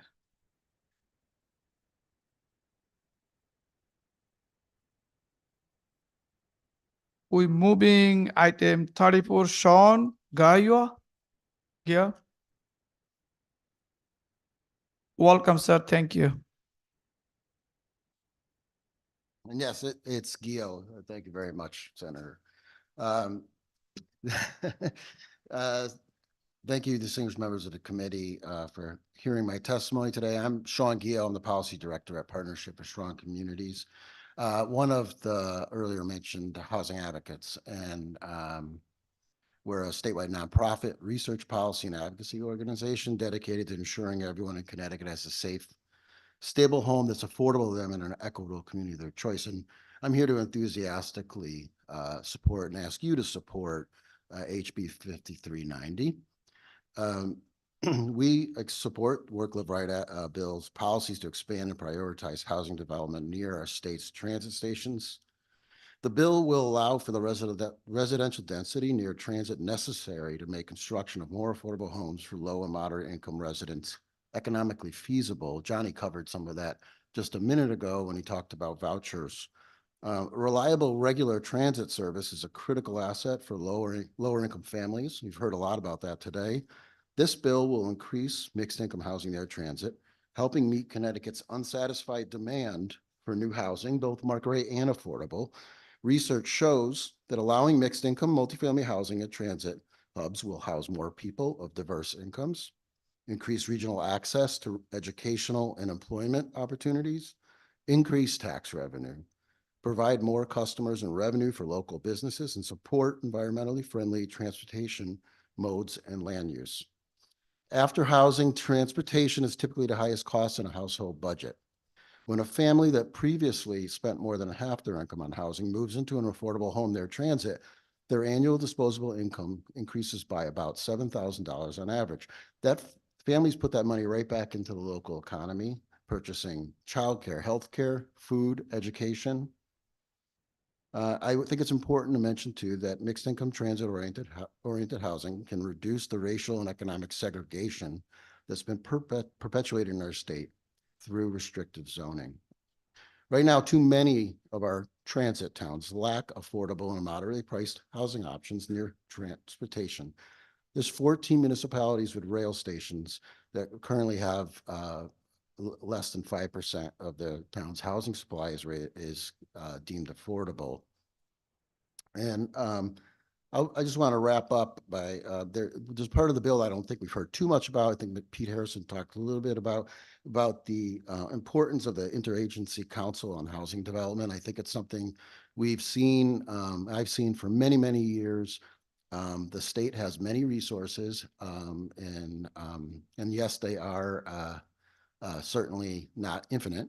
And because of that, I think the more we can and you can help or the executive branch coordinate its resources for housing development. I think this is a very important piece of the bill that we haven't heard too much about today. So thank you so much for the opportunity to testify. And No, for thank your- you. Thank you for being here. I see the Rep. Dabrowski hand up. Thank you, Mr. Chairman, and thank you for coming in. You mentioned that that zoning affected segregation. In what way does that happen? I think actually it's been mentioned previously, an excellent book that I could recommend to you, Representative Dubitsky, Color of Law. It's just but one of a long body of research and scholarship around the origins of zoning and beyond just the origins of zoning, how zoning perpetuates efforts to segregate. So that's the Color of Law. Did you just say efforts to segregate? Well, not just efforts, successful segregation. It's pretty well demonstrated that our state is economically and racially segregated. And in fact, thanks to this General Assembly, the state just concluded a study demonstrating just that. Okay, so there's a study that demonstrates that there's an effort to segregate the people of this state? There is a study, a segregation study that was released perhaps a month ago now that studies the economic and racial segregation of Connecticut. Okay, who released this study? Pardon? Who released this study? It was released through, I believe, it's through the administration. I'm not sure, maybe the Office of Policy and Management. Okay, a study that says that the land use is attempting deliberately. The land use regulations, I apologize for cutting you off. Land use regulations contribute to the continued economic and racial segregation of the state. Okay. Other than that study, do you have any other evidence that zoning in Connecticut? Certainly, I can send you a list of studies and books, and some actually, some are national in scope, but there's certainly some that focus on Connecticut because Connecticut is particularly egregious in its use of exclusionary zoning. Another one that I find very, approachable to read. Frozen Neighborhoods by Professor Ellickson, who's a professor at Yale. So I highly recommend that. And that's about Connecticut zoning? Specifically, it's about comparative analysis of the zoning and its discriminatory and exclusionary impacts in the Silicon Valley, the Austin region, and the greater New Haven region. Okay, so it compares New Haven with Silicon Valley and California. The greater New Haven area with greater Austin, Texas, and Silicon Valley. And it finds that, not surprisingly, Connecticut has a much greater degree of segregation and much more extreme exclusionary zoning. Okay. Do any of these address any of the zoning in the rural areas? I don't know specifically, if we're honestly, about rural areas. It's the zoning's main means of creating excluding, let's say, is through measures such as minimum lot size requirements, lot coverage requirements, parking requirements, not permitting uses such as multifamily homes in any way or by special permit only. Those tools, they can be used in any community. And how are, so let's say we have a 2-acre lot size minimum. How is that segregating people?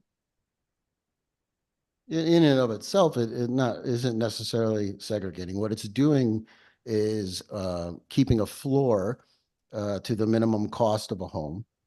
And it's in our state and in our country, unfortunately, people of color tend to also have lower household incomes. And so economic exclusion has the result of resulting in racial exclusion. So so because, let me understand, let me make sure I understand what you just said. So because 2-acre zoning keeps the price of a piece of property on which you can build a house up, it prevents poor people from living in that town, and because Black people are poor, it prevents Black people from living in the town. Is that what you're saying? So I mean, I think we're not talking in absolutes here. And I think if we want to look at communities with high land values, there's no question, I think you've heard a lot about this, and I'm sure you understand this, Representative, that building one home on 2 acres is inherently much more expensive than building 4, 8, 12, 16, 50.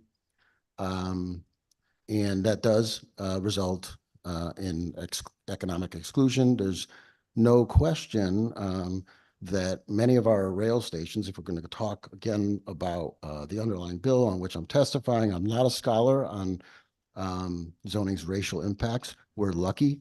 We have them in Connecticut. I can connect them to you. But what I'll say is we have too many rail stations right now that serve a very few residents because of their lower density. It's a misuse of state resources, and it limits the availability to one of the greatest regional economies in the country to a very limited number of people that can afford to live within those train station areas. How do you explain then that the 2 towns in Connecticut without any zoning at all have I've heard this argument from you before, Representative, so let me just stop you. I'm not making an argument, I'm asking you a question. Okay. How do you? We can argue this or discuss Let me this. just ask my question. Pardon? Let me ask my question, if you would, please. Go right ahead. How do you explain that the 2 towns in Connecticut that have no zoning have less people of color than the surrounding towns in each instance that do have zoning? There are many factors that determine why someone may live somewhere. One of those underlying factors is the labor market. And I'm not positive of the communities that do not have any zoning. I believe Bethlehem is one of them. And pardon? East. And economics drives housing development. Economics drives immigration. That's why we need more homes, because we want to invite more residents here. So the connection is not one, that doesn't exist, and I wasn't suggesting that all zoning or the fact that the absence of zoning would somehow make somewhere an integration utopia. There's a lot of factors that go into why someone moves somewhere, and I think you're aware of that. Thank you. Thank you, Mr. Chairman. Thank you, Rep. Kapros-Dokro. Appreciate it. Since it's Read Across America Week, I thought I would also add arbitrary lines into the Yes. discussion, Thank Color of you. Law and Yes. other books. That's one of the ones I think is actually sort of brings a lot of books together in terms of information. I did want to ask you, in terms of this interagency piece, I think that's sort of one of the cornerstones of the bill that you're actually here to testify on. Could Yes. you expand on that a little bit? Sure. I could tell you from my experience previous to working at Partnership for Strong Communities, I saw I worked at what's called Community Development Finance Institution, LISC, you may be familiar with. And I saw examples of conscious, interagency coordination, and particularly I remember development in just across the street from the Meriden revitalized train station.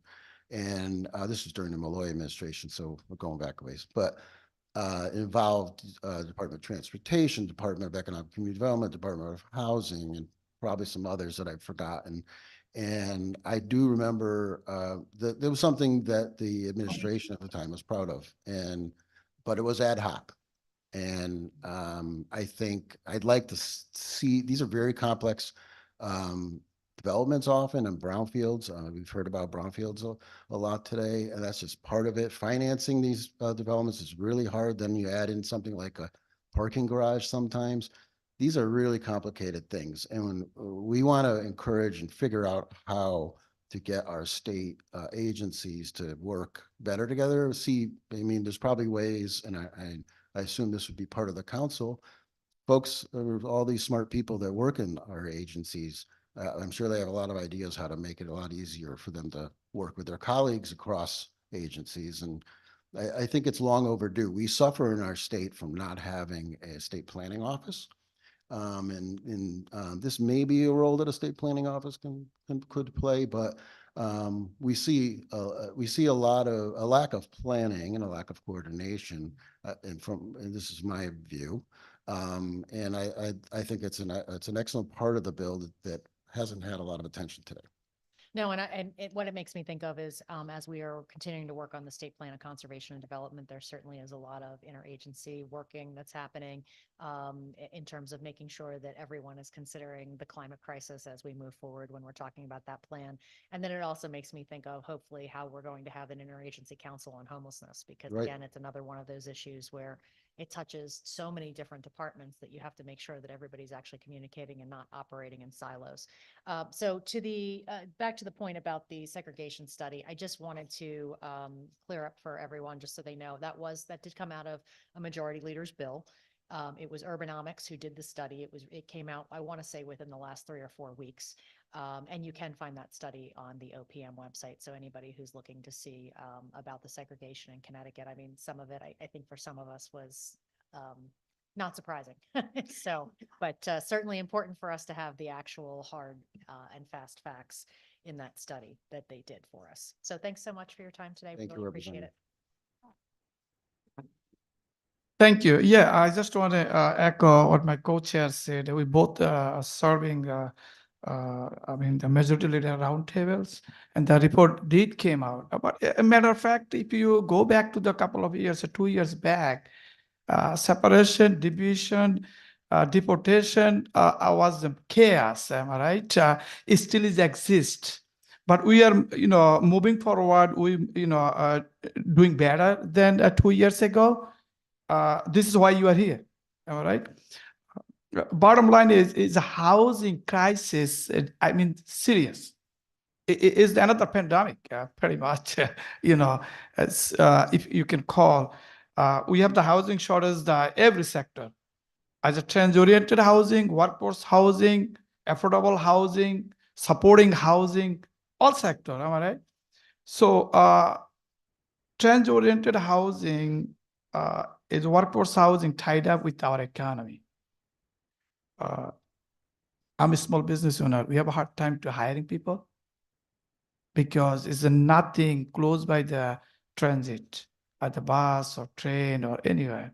So I really grateful Disaggregated, they introduced this bill, and I'm openly saying I'm supporting this bill, and supporting this bill because it's tied up with our economy. Supporting this bill because 25 years ago when I came in here, I couldn't find 2-bedroom apartment. I don't know what you want to call the affordable housing or whatever it is. I couldn't find. I was making $350 a week. How I pay the bill? So I think we should not be behind. We should lead nationwide. Connecticut behind, way behind. But we're doing better. because of people like you fighting for the people who don't have the voice. And we need, this bill will help. This bill not just will help the students, this bill not gonna just help the workforce, this bill also will help our business to grow. Our economy will be grow, and people can expand more. So this is why my co-chair and me, we are supporting this bill. And I thank you kindly for being here and inspiring presentation you put. Like I said, it still exists some separation. Either you call economy, every sector, but progressing our state, we're doing good under our governor, Nettleman leadership. Our state doing better, and we want to do.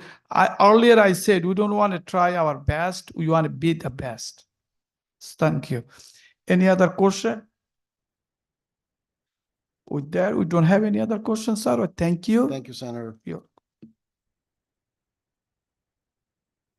Our next speaker, Thomas Frederick. Hi, yes, hello. Welcome, sir. Thank you. Hi, thank you all for the time and the opportunity to provide this testimony. My name is Thomas Broderick. I live in Trumbull, Connecticut, and I'm here to support HB 5390, also known as Work, Live, Ride. Our state's current land use regime, especially near the Metro North and bus stations in my home region of Fairfield County, is holding back our economy and underutilizing the investments made by our towns and our state. The bill is grounded in compromise, and transit-oriented communities will both honor Connecticut's past and help build a more dynamic future. I know firsthand how appealing transit-oriented communities are. After graduating from the University of Connecticut, I took a job teaching in Ridgefield, and I moved to downtown Bethel. I used to walk from my ADU to the train station weekend after weekend. I loved going to Norwalk, Stamford, New York City. After that, I lived in a townhouse in Stamford and a condo in Sono, and I loved the restaurants and trains there too. And the ability to live in a walkable neighborhood near both the ocean and a train line to New York is one of the things that helps make Connecticut great. And there's a huge demand for this type of living. Unfortunately, too many of our towns are blocking homes in exactly these types of places. This bill, with its voluntary opt-in mechanism and financing incentives, will help towns grow and unlock the billions we've invested in transit. Our current zoning regime, where towns impose a one-size-fits-all centrally planned mandate on the land, it's anti-market and it wastes these billions of dollars we've collectively invested in our transit. Additionally, while opponents sometimes try to paint apartments or duplexes as out of character, I think it's hard to argue that apartments near train stations to Grand Central are out of character, or Grand Central Terminal are out of character. And I'd say that the same applies to a fast track station or a Hartford line, which have access to our dynamic capital region in New Haven. Transit-oriented communities are how Connecticut was built, and they are the state's future. There's no logical argument against allowing more homes near transit stops, and we cannot allow a small minority of residents to block such common sense growth. While I would say I would love to have the reforms go even further, politics is the art of compromise, and this bill takes many towns and officials at their word and gives them the tools to help plan and support more homes. I think it's a great opportunity and a great start to help our state flourish even more. And I just want to close by saying what a no-brainer this bill is, in my opinion, for the General Assembly. My home region of Fairfield County is blessed to have access to the most dynamic job market and cultural center in the entire country. And there are so many people who would like to come live and work here. We shouldn't let a vocal minority of people block such a common sense win-win bill. Let's instead leverage the billions we've invested to grow our economy and build real homes that real people can make lives in. I'm incredibly optimistic about Connecticut's future, and I think Work, Live, Ride is a piece of that future. So thank you all for your time. Thank you for your dedication to this issue. And it is March in Connecticut, so I would be remiss if I didn't say go Huskies in all of our future tournaments. Thank you all so much. Any question? I don't see or hear any question at this time, sir. Thank you for your presentation. We really appreciate it. Thank you all. Our next speaker, Brian Anderson.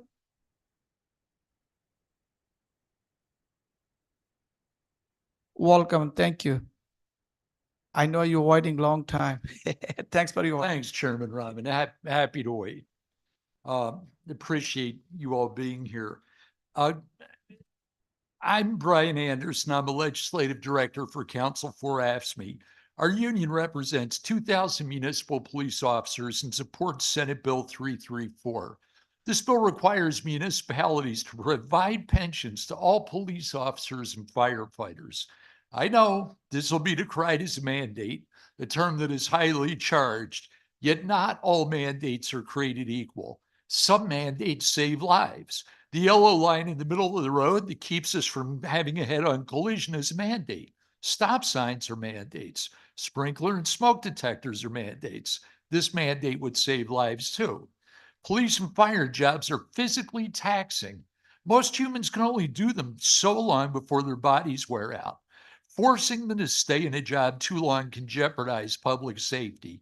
The state has already recognized by passing a law saying that a police officer needs special permission every year to stay in the job past age 65. Our armed forces uses pensions to get older warriors off the field and allow them to retire with dignity. We can try to beat biology and science, but it rarely works. There are physical limits that aging entails. Guaranteeing officers who sacrifice so much is just plain decent.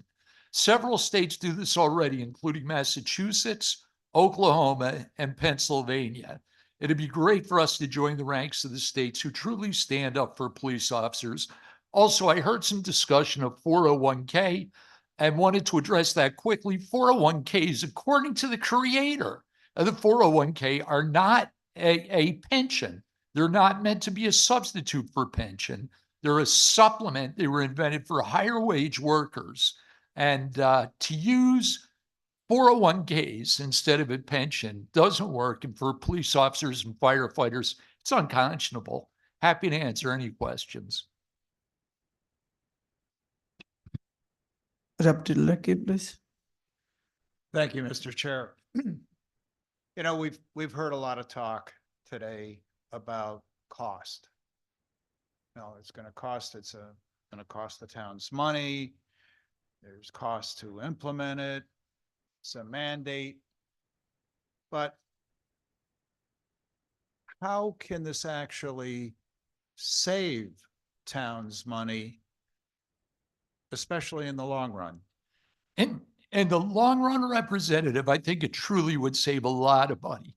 You heard a lot of testimony today about how officers are fleeing towns that have gotten, and firefighters that have gotten rid of their pensions. Those towns bear an incredible burden with training costs. The other thing, I was told by a member of the MARB, the Municipal Accountability Review Board, the West Haven actually saved money when they switched their officers from a 401k back to a pension. There are a lot of hidden fees with 401ks, not to mention 401ks really don't pay off the recipient the way pensions do. That money is diverted into the financial services industry. So Teresa Ghilarducci from the New School, who's probably the country's preeminent thinker and scholar on retirement, has said that pensions are less costly for the employer than 401ks are in the long run. Now, we've heard a lot about retention of officers, retention of firefighters, the fact that a number of them will serve 2, 3, 4 years, get a good deal of experience under their belts, and then they'll see an ad for police officers in a community where there's a pension. And that in and of itself can be a huge cost to the community that loses an officer. can you address what goes on there and how you see if providing pensions across the board would create a situation where you wouldn't have that kind of erosion and that kind of, for lack of a better term, cherry picking officers from one town to another, firefighters from one town to another? Yeah, Representative, that happens a lot. And I think, I hate to say it, but an officer who would stay in a town without a pension for their career versus getting a pension would just have to be out of their mind. The financial beating that their family will take by not having a pension is huge. And I can tell you where it doesn't happen in the state of Massachusetts, where every single police officer has a pension. Officers don't migrate for pension because no matter what town they go to, they're in the same pension. We could do something similar with CMERS and really help out the towns in Connecticut. What is CMERS?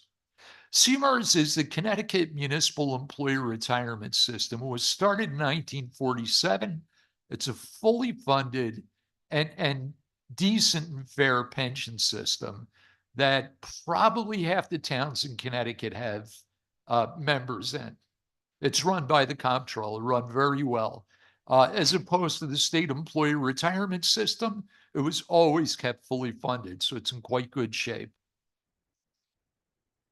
And just a final question. So what would that actually mean to the men and women of law enforcement and firefighting if this were to go forward? It would mean a lot. It would be a mental burden off of the officers like you saw today. Their job is stressful enough. They, as you, and I appreciate you cited the Buffalo study, which shows that stress shaves 20 years off an officer's life. That's been his 40-year study. That is as quality a study as you can find. And to not have to worry about the stress of aging in a job where you have to hang on by your fingernails, even though you've gone beyond the physical limit for that job. That's what these officers are facing if they stay in their town. 3 of these officers are hometown guys. They love Stratford. They know Stratford. They don't want to leave, but they're being forced economically to leave. They're being asked to choose their family or their town. And I get it. They have to choose their family. And I said that was going to be the last question, but with a little deference. So retaining officers that have been in a community for a long period of time, what kind of value does that bring to the table?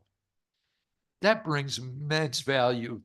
The Stratford officers just told me a story about how they were in a violent confrontation with the suspect about a week ago, and one where possibly deadly force could have been justified, when one of those officers showed up and knew the person who was freaking out from high school, and it stopped the person.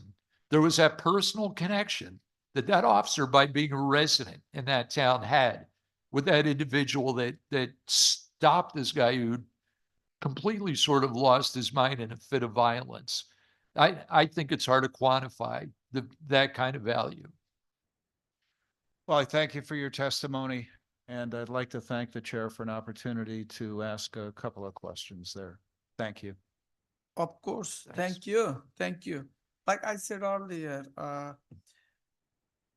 only way we can honor our police officers, firefighters, pension would be the best way to give back the individuals that devote their lives to service. Every day when they're walking out from home, they don't know what's going to happen. So on top of they are worried about their pension plan or their family financially. So we're going to continue work on, the working progress and keep talking. This is the first time this bill came this far, and we'll see what we can do. We're going to continue work. Thank you very much, Senator. You're very Appreciate it. welcome. Appreciate you hearing this bill. Of course. Thank you. And we don't have any other question at this time. Thank you, sir. Thanks a lot. Our next speaker, Chris Dawson. That's right. Thank you. You My name's Chris Dawson. I live in Stamford, and I'm on the executive committee of People Friendly Stamford, and we strongly support House Bill 5390. People Friendly Stamford is an all-volunteer local community advocacy group. We don't fundraise. We have no taxpayer money supporting us. We are simply do-gooders making Stamford a better place to live. We are working to create safe, walkable, and bikeable neighborhoods, improve transit, reduce car dependency, and support housing abundance. Today, I'm sharing my personal views. I was born and raised in New Britain. I raised my 3 daughters in Cheshire. I've worked in Stamford since the 90s, but moved to Stamford 12 years ago to reduce my insane commute from Cheshire. I'm in a blended family now with my 3 daughters, 2 stepdaughters, and a stepson. None of my 6 adult children live in Connecticut because they can't afford it. According to Connecticut Insider article last month, native-born residents have declined to 47% of the state's population. Why do residents leave the state? Because it costs too much to live here. From 2010 to 2022, Connecticut's population grew by 1% in total, from 3.579 million to 3.608 million people. Most of that anemic growth occurred during COVID as New York City residents moved to Connecticut. From 2010 to 2022, Connecticut's GDP significantly lagged the US GDP. Connecticut's GDP was less than 0.3%, while the US GDP was above 2%. We aren't growing our population or our economy. Why? The answer is obvious. We aren't building housing. As a result of limiting supply, the cost of housing has exploded here. As Governor Lamont has pointed out, when he is discussing tax subsidies with high-growth employers who are examining whether to move to Connecticut or expand operations here, CEOs have repeatedly said that Connecticut lacks housing for their workers. The answer to this problem is to build more housing. But we aren't building enough housing because individual towns are using land use and zoning to restrict housing growth. Stamford itself provides housing for essential workers in Greenwich, Darien, and New Canaan. These communities can and must do more. House Bill 5390 will help alleviate the pressure on our economy by allowing for mixed-use development in transit hubs. This bill will support and incentivize projects in more walkable areas near transit and other important amenities. This type of urban infill will support local businesses and reduce the cost of public services on taxpayers when compared to lower density development. In a city like Stamford, where land is very expensive, shared multi-unit arrangements on a single lot can cut housing costs dramatically, providing more affordable options for families and more tax revenue. Infill development is not only a key solution to provide housing affordability for low-income households and reduce tax burdens for all residents, but it is also one of the most impactful solutions to mitigate climate change at a local level. Your 3 Multifamily minutes are now complete. Please summarize. Alrighty. Multifamily housing located in walkable neighborhoods is more sustainable and provides more sustainable transportation options. New multifamily developments are naturally more energy efficient. When viewed at a community scale, cluster development styles leave larger swaths of land intact to provide important benefits to wildlife or public recreation opportunities. For all of these reasons and more, we encourage the passing of House Bill 5390. Any question? I don't see any question. Thank you so very much. I want to share with you. I know you're saying Connecticut residents. So 5 years ago, 40% moved in, 60% was moved out. So I think as today, we're doing very good. All right, people moving in Connecticut more than 5 years ago. I understand this bill will help more, more, attracting the all young folks. They will come, and work and go college in here. This bill will help us. I thank you kindly for your presentation. Thanks. You're welcome. Our next speaker, Mark Helper. Mark. We're moving 39, number 39, Charles Cornelius. Moving 40, Randy Collins. Good evening, Senator. Welcome. Hey. Thank you. My name is Randy Collins from the Connecticut Conference of Municipalities. Just here to very briefly comment on a pair of bills. First, I'd like to comment on 5393, an act concerning adjustments to gross assessments of taxable real property. CCM opposes the bill as written, which would restrict the ability of assessors to make adjustments to a Board of Assessment appeal decision. It doesn't often happen where an assessor may do this, but it is a tool that they should be entitled to use. It would not affect the assessment of a resident for that year, but it would be for the following year. Often these decisions or adjustments could be made because of errors in omission or data that was input wrongly during a mass appraisal. But, you know, I think I was actually I worked on this language back in 2009 when it was put in, before I even got to CCM. And, you know, and since the 12 plus years I've been at CCM, this is not a widespread problem that we've heard. I have heard of, you know, there's an occurrence where there's an issue in one town. We just have an issue, our concern with where we're having a problem in a municipality passing legislation that is going to negatively impact the other remaining 168 municipalities. So we would ask the committee to oppose House Bill 5393 and also opposing 5396, limiting the assessment of interest on certain delinquent tax payments. This would create a process if there is a recognized error by the tax collector and the assessor, no fault of the resident or delinquent tax payments, to create a 12% interest rate rather than the typical 18%. We oppose any adjustment to that interest rate. We absolutely recognize the need to correct factual errors on behalf of an aggrieved taxpayer. I believe the committee heard legislation addressing that, but the idea of changing the interest rate for a particular type of a occurrence is not the methodology that we would use. Thank you, and happy to take any questions.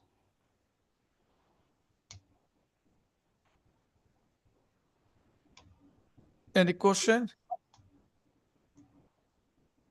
Thank you. We don't have any question at this time. Thanks for your presentation. Thank you very much. Have a good night. Our next speaker, Greg Kerr.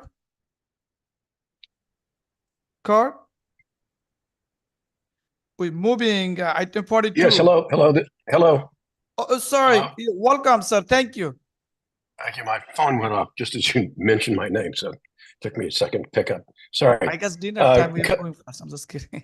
Yeah, sorry. Co-chairs, Representative Cavros DeGraw, Senator Rahman, and Vice Chairs, Senator Needleman, Representative Chafee, ranking members, Senator Fazio, Representative Zillo, and distinguished members of the Planning and Development Committee. My name is Kurt Carr. I'm a resident of Ridgefield, Connecticut. Thank you for your service and for this opportunity to speak. I come before you to oppose HB 5390, an act concerning transit-oriented communities, and HB 5391, an act establishing a housing density rating program. 5390, an act concerning transit-oriented communities. This act confers way too much power on a responsible growth coordinator in the Office of Policy Management over local planning and zoning decisions. This unelected bureaucrat would have the ultimate authority and would be unresponsive to local voters. The as-of-right requirements would allow large and mid-sized projects in transit-oriented communities, which include areas around transit hubs and downtowns, without public hearings and local input or any discretion by the Planning and Zoning Commission on individual projects. The opt-out provision required 2/3 vote of both Planning and Zoning Commission and the municipality's legislative body. This sets a very high bar and is undemocratic. HB 5391, an act establishing a housing density rating program. The tier rating program that it establishes fails to weigh unique local conditions such as infrastructure constraints, natural resource constraints, reservoir and watershed communities, and local health and safety imperatives. It unfairly favors high-density cities over suburban and rural areas where lower density support farmland, recharge of clean water resources, and offer alternative and diverse lifestyles. All of this pressure to create ever greater density is misplaced. Connecticut is the third largest, or the third smallest, and the fourth most densely populated state. Hartford needs to rebalance its priorities for more quality of life over mindless higher density and autocratic top-down micromanagement by remote unelected officials. Thank you for this opportunity to speak, and I'd welcome any questions. Oh, and please do not approve joint favorable reports on these two bills. Thank you, sir. We don't have any question at this time. Thanks for your presentation. We appreciate it. Our next speaker, Marita Hamri. Yes, thank you. You're welcome. Thank you, honorable co-chairs and committee members. My name is Marita Hamri. I am a resident of Greenwich, Connecticut. My family moved to Greenwich 24 years ago. I was very blessed to live there, raise my children there. I was a pastor in town. I was actively involved in the community as a volunteer, also a member of the RTM. I'm currently chair of my church's trustees, and I love being in Greenwich. This year, my husband and I are spending time at Georgetown with Georgetown University. We've rented a condo in Georgetown, and we love it. We love being part of a building. We love not having to deal with a yard or exterior maintenance or our septic or all that comes with a 5-bedroom house that we have in Connecticut. We can walk everywhere. We never drive. We do not add anything to the traffic situation. That comes from commuters who live outside, not from people like us who live there. We walk to the library, get groceries, to school, to everywhere, and to the metro station. We also have a community by being part of by being in a building with other people. When we return to Greenwich, we're going to return to our 5-bedroom house. That is not where two people, empty nesters, should be living, but that is where we're kind of stuck. We want to stay in Greenwich, but the ability to downsize in Greenwich is nearly impossible. The supply is not there. The supply is not there because zoning prevents it. There have been many, many proposals to build the kind of housing that we would really like to take advantage of in the middle of town where it's walkable, and we can't because zoning has prevented those buildings from being built, supplying the kind of housing that we would have built, wanted to move into. Many of our friends in similar circumstances would have wanted to move into. And actually, there was just a month ago, it came out a New York Times article saying that baby boomers who are now empty nesters own twice as many large homes as millennials with children. Our 5-bedroom house should house a family, not the two of us. We would like to stay in town, but that just has been made impossible because of the lack of supply of the kind of housing that we would want to live in. The demand is there. It's that the local zoning regulations are stopping the supply of housing that people like me would want, and the kind of housing where we would actually pay, more than market rate and cross-subsidize affordable units to provide, more affordable housing. So I am very much in favor of SB 5390. I ask that you approve the bill, and I'm very enthusiastic. Thank you.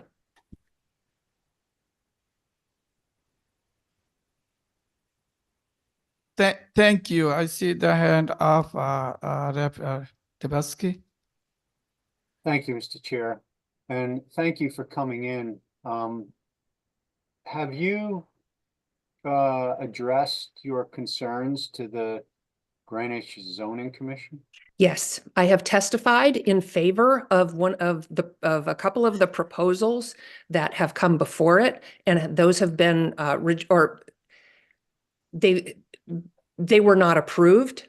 And there were so many obstacles put in the way and so much objection that those proposals were eventually withdrawn because of the opposition that was planned. So yes, I have appeared in front of planning and zoning. It's quite a burden to put on people who just want housing to have to go and testify at every proposal that's put in front of planning and zoning to beg for them to build the kinds of housing, because it's such a remote possibility. It's so remote from where I am, to put the burden on me to have to go to testify before planning and zoning that they should approve the housing that the town needs. Who, when you say they build the housing, who would you think was going to build that housing? Developers who have made proposals to build housing in Greenwich. Okay, and there's been a lot of opposition from other people in town? Yes. Okay, so the people of the town of Greenwich don't want it? Well, the people who showed up at the hearing did not, there were people who showed up in favor, and there were people that showed up against it, who opposed it. Mhm. Okay, well, you said the overwhelming opposition made them withdraw the proposal. Yes, the planning and zoning put so many restrictions, and they were going to deny it. They didn't deny it outright, but it would have been, a year, 2 year, 3 years of going through the process before it ultimately would have been denied, and made it unfeasible. Okay. All right. Have you, are you, no, sorry, my thing's making a lot of noise, so I'll stop there. Thank you very much. I appreciate it. Thank you. Yeah.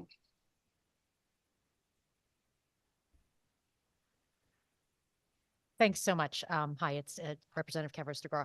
I'm listening to you, and frankly, it's refreshing because we often do not hear from folks in your neck of the woods who are so clearly illustrating why we need to have more housing. Usually it's more sort of up our way, and especially, my seniors, which I don't think you yet qualify for that.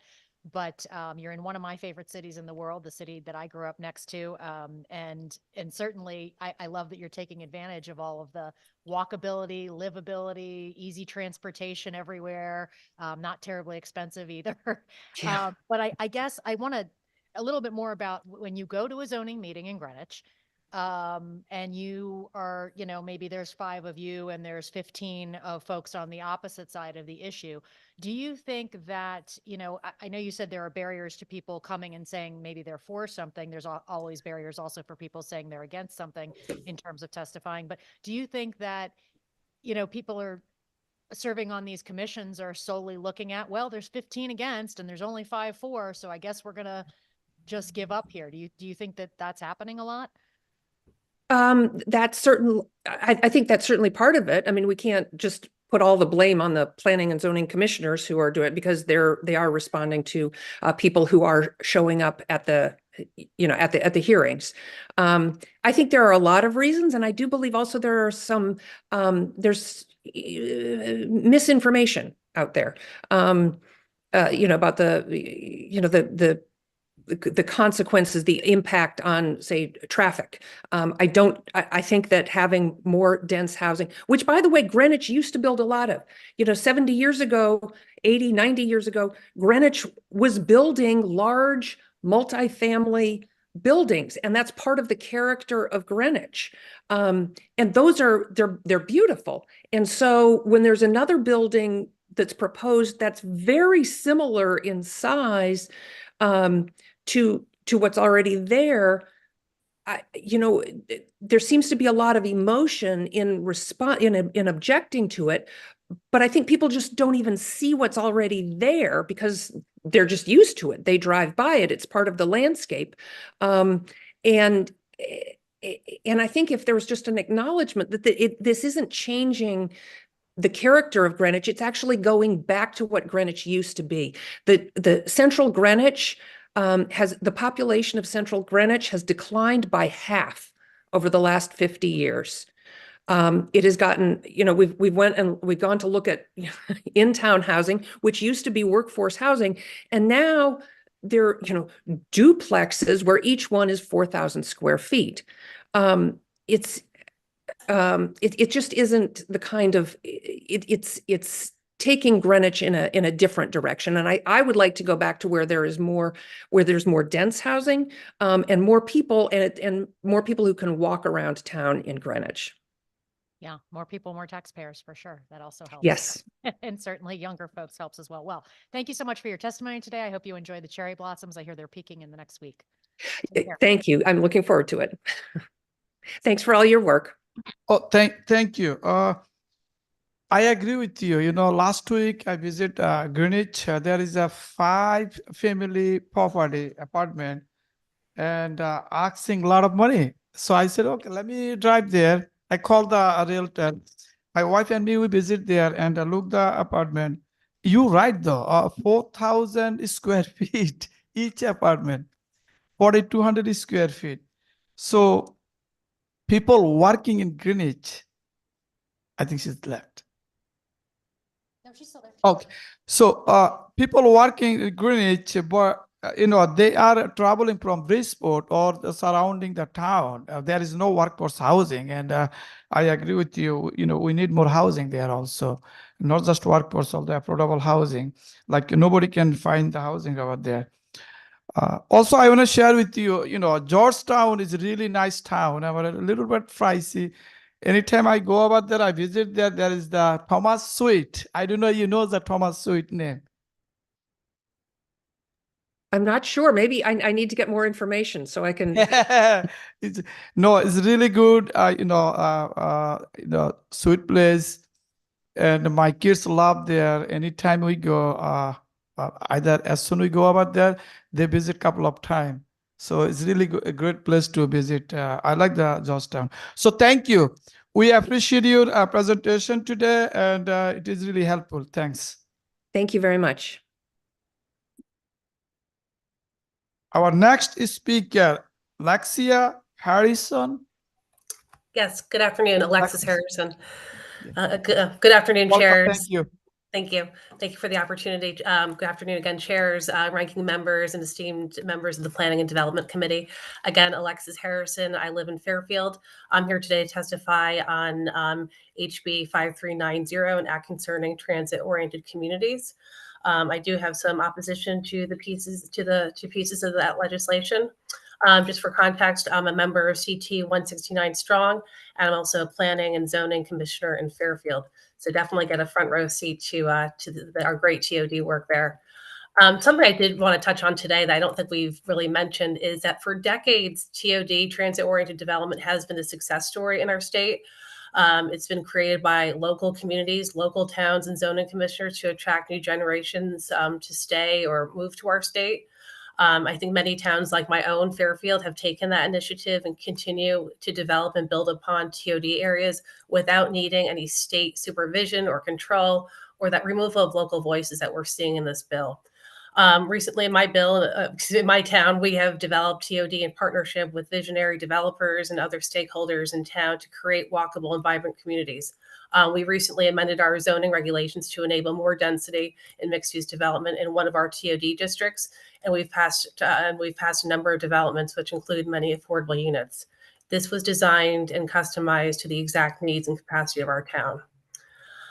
Similar to the bill proposed by Desegregate Connecticut last year, this bill, as it's written today, would penalize towns that don't opt in by prioritizing state discretionary funding, including STEEP and brownfield funding.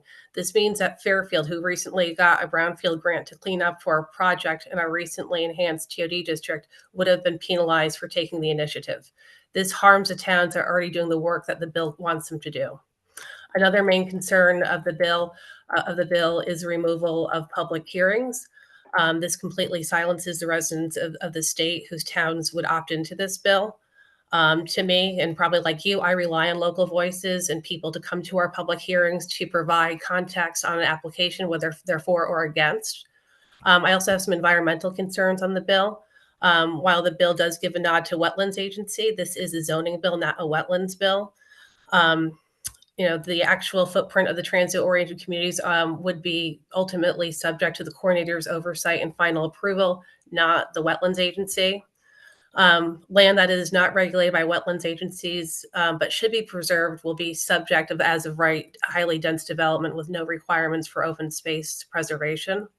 And the bill does not specifically preserve coastal areas that require greater degree of natural space preservation to enable tidal marshes to migrate landward as the sea level is rising. We're already seeing that in Fairfield. And as we know, many transit areas are on the coastal shoreline communities. Those are my main points. I did submit written testimony as well. Again, I appreciate your time and focus on the issue of affordable housing. We certainly do need diversity of housing in Connecticut, and I'm glad that local commissions are doing the hard work. Thank you. Thank you. At this time, we don't have any question. Thanks for your presentation. Thank you. Our next speaker, Jennifer Lynn Wave. We moving, Jennifer not here, number 45, Marcus Palumbo. Did I say right? Awesome. Welcome. Thank you.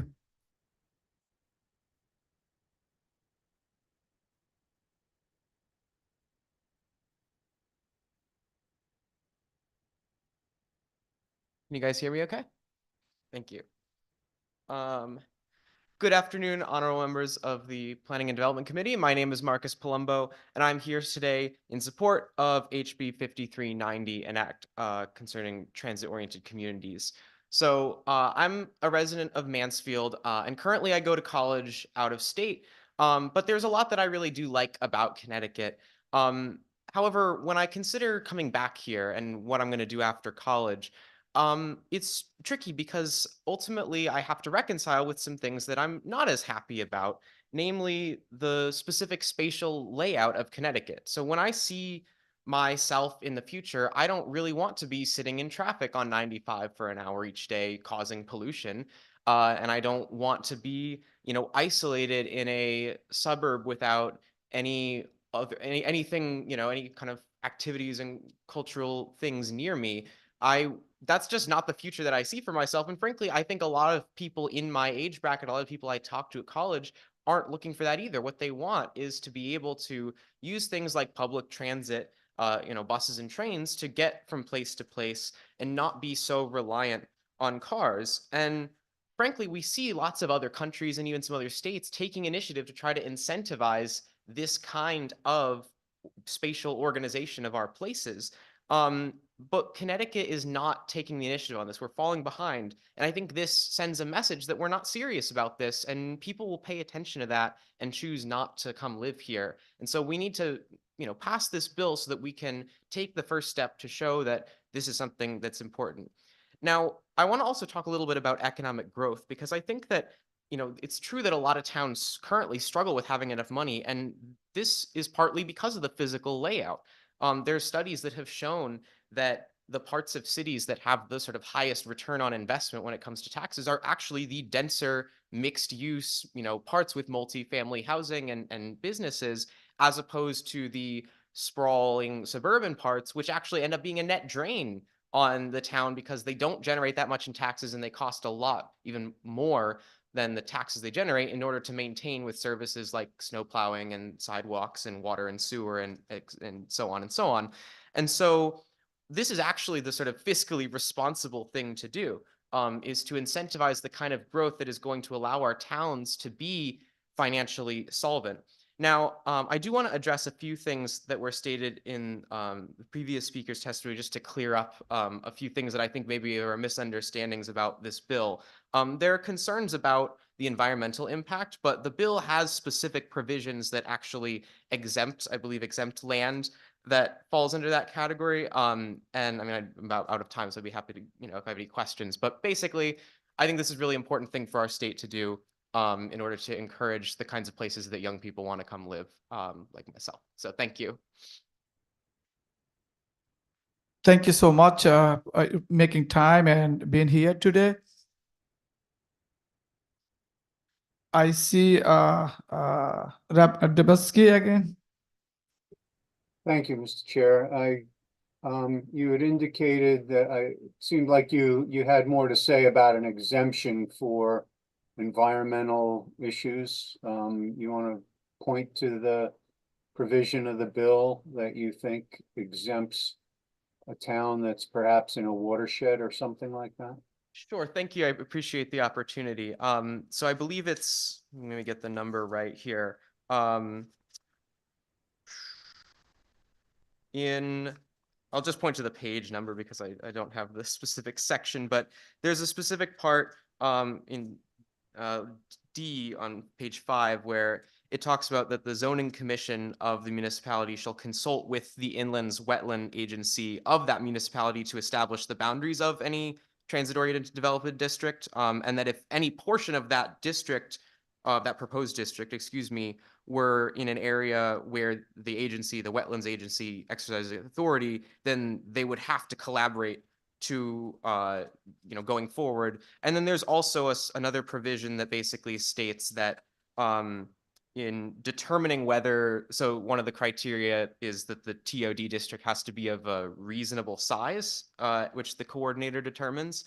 And the language of the bill specifies that in determining that, they have to exclude, that is not count, special flood hazard areas on flood insurance maps, wetlands, land designated as a public park, and other conservation and preservation restrictions, as well as, I know coastal resources were something that was mentioned before, but those would be exempt as well as the 30-year flood map. So I just wanted to highlight those as provisions that are taken to address good faith concerns about making sure that we're not forgetting about important environmental resources and land as well. Okay, so for example, a town that is in a watershed of a public drinking water reservoir that's not wetlands, that's not in the jurisdiction of the Wetland Commission. It's not, part of it is in the floodplain, but part of it is not. Where are the protections for that? I mean, I'm not an environmental lawyer yet, working on that, but I think I'm not sure entirely, but I think maybe the section where it says land subject to conservation or preservation, I don't know if that would extend to watershed. I'm not sure what watershed legally qualifies as, but I think the idea, I know that there's questions about some of this being a little bit vague, but I think the idea behind it is to try to not have it be a one-size-fits-all thing, but to allow the Wetlands Commission and the other relevant stakeholders to kind of work through things like that. Like you said, not every town's the same. And so we want to make sure that a situation like that didn't fall through the cracks and be excluded when it should have been accounted for. Okay, all right, well, thank you. Thank you, appreciate it. Thank you. Any other question? No, thank you. Thank you for being here. We want all the young people more coming and tell everyone, and keep talking. Thank you. Thank For you. your presentation. With that, our next speaker, Luke Barnum.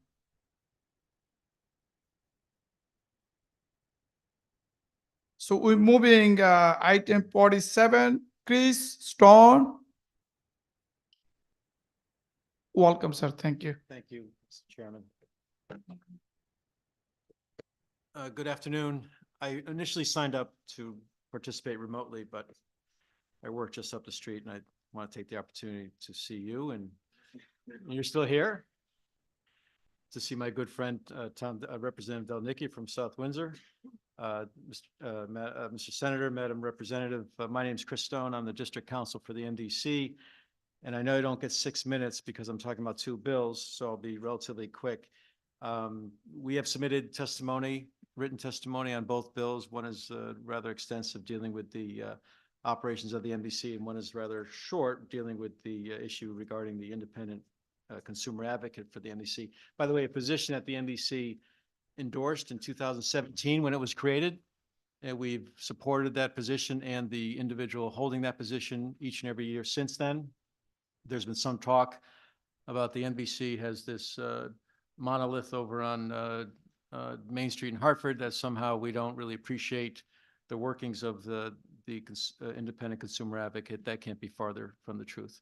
In fact, over the time that Attorney Silverstone, the inaugural independent counsel started with the NDC, there was a time in 2019 that he came to us because he was working to understand, advocate for, and question our integrated plan, which is part of our Clean Water Project, a $2.5 billion project within the city of Hartford and surrounding towns. And he felt that the amount of work that was called for under those duties was extraordinary, and he was right. And he came to us and made his case, and we increased his budget from $50,000, which is the statutory cap, to $70,000 within that year. To his credit, he didn't spend the full amount of the excess. He only spent $5,000, so it was a total of $55,000 for that year. But my point being, he came to us, he asked for more, he deserved more, he received more. In each year since then, both prior to that time and since then, the consumer advocate has come in some cases, thousands of dollars less than the 50,000, in some cases, almost to the penny, the 50,000. It's not about the amount of the money. That's what the statute provides for.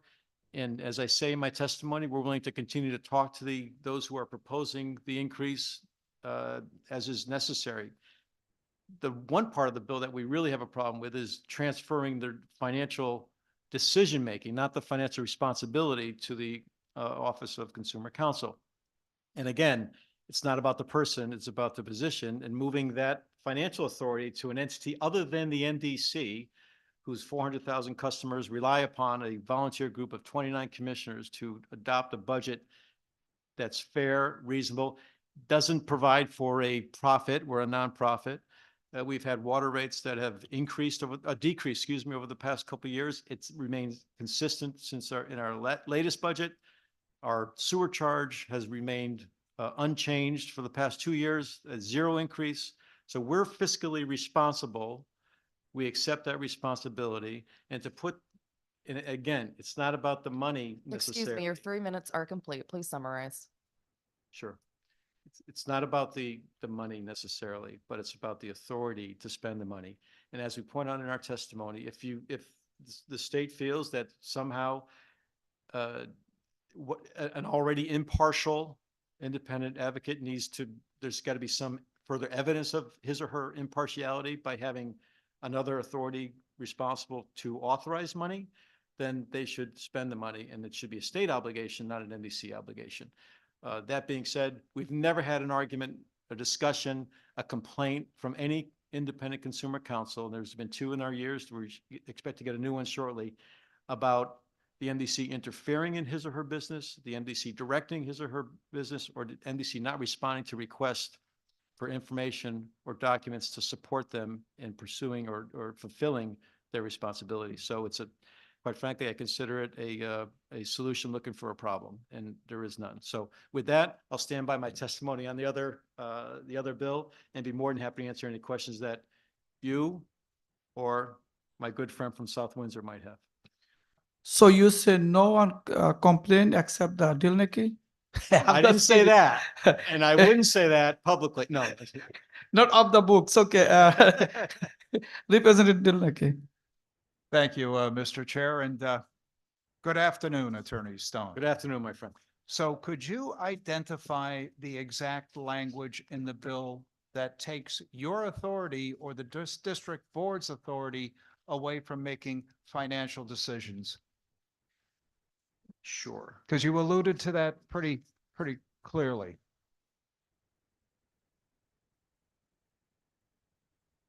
It's in my, here we go. It strikes if you look on section C, it calls for the consumer advocate to be the arbiter of what's to be paid. directs us what to pay, and then we have to arrive at the, come up with the money. So it's in there somewhere, Representative Delnicki.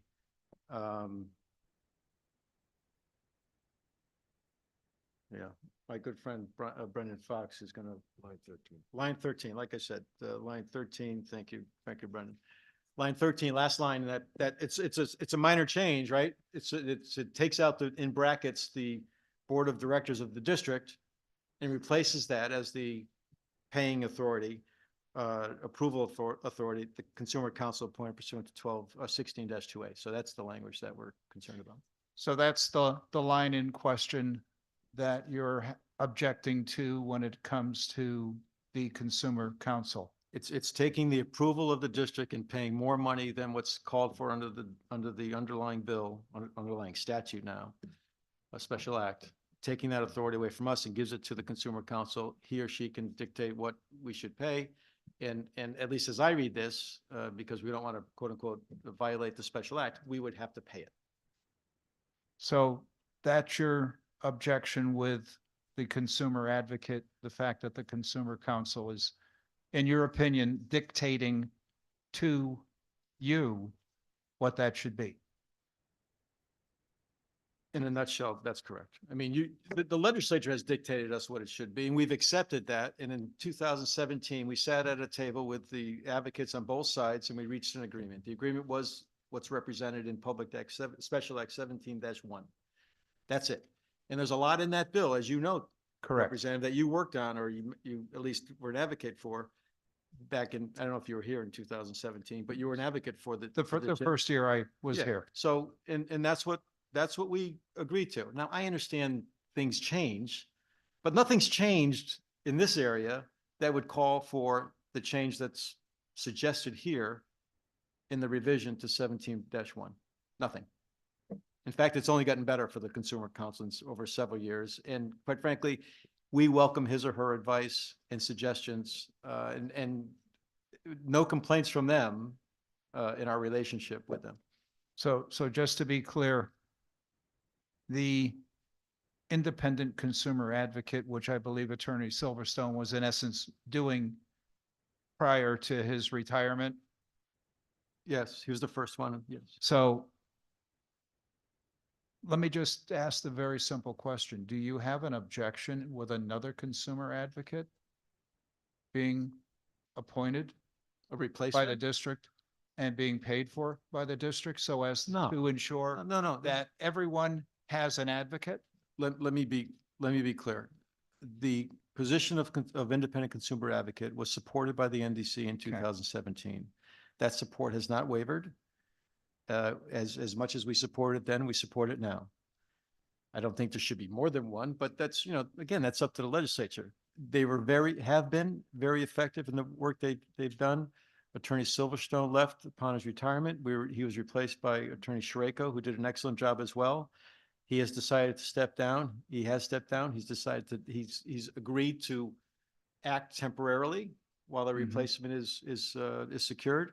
And I'm sure whomever that replacement is, I know the MDC will work with whomever it is to make sure that they're effective and that they are the voice, one of the many voices. Remember, I have 29 commissioners. I have a board of finance that has citizen members on it that speak, but on behalf of the water customers as well. But the consumer advocate will continue to be an advocate for our water customers. And it'll continue to be funded by the Metropolitan District. Correct. And you have many. You didn't expect such you. a short answer, did you, Representative Delnicki, from me? Yeah, what's that? We have many consumer advocates. We have 29 on our board. We have 4 non-member town representatives, as you know. We have a board of finance that is comprised of 9 members, 5 of which, a majority of which are citizen members, not NDC commissioners, citizen members whose job is to monitor and vote on water rates. And I want to just say that's in a different bill that we're not talking about right now.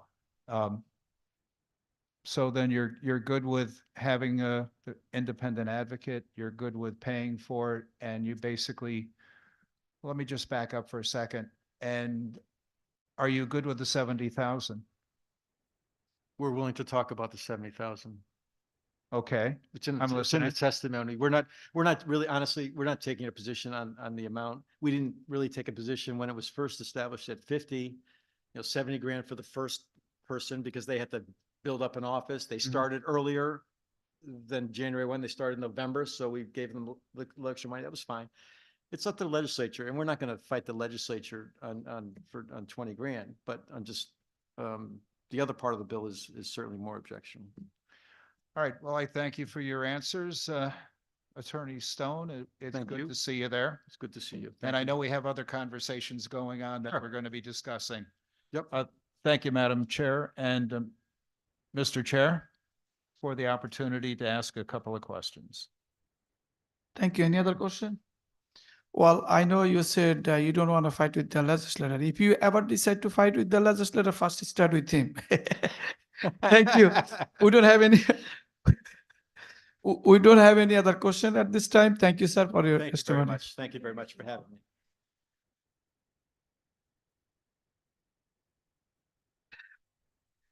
Our next speaker, May Benson.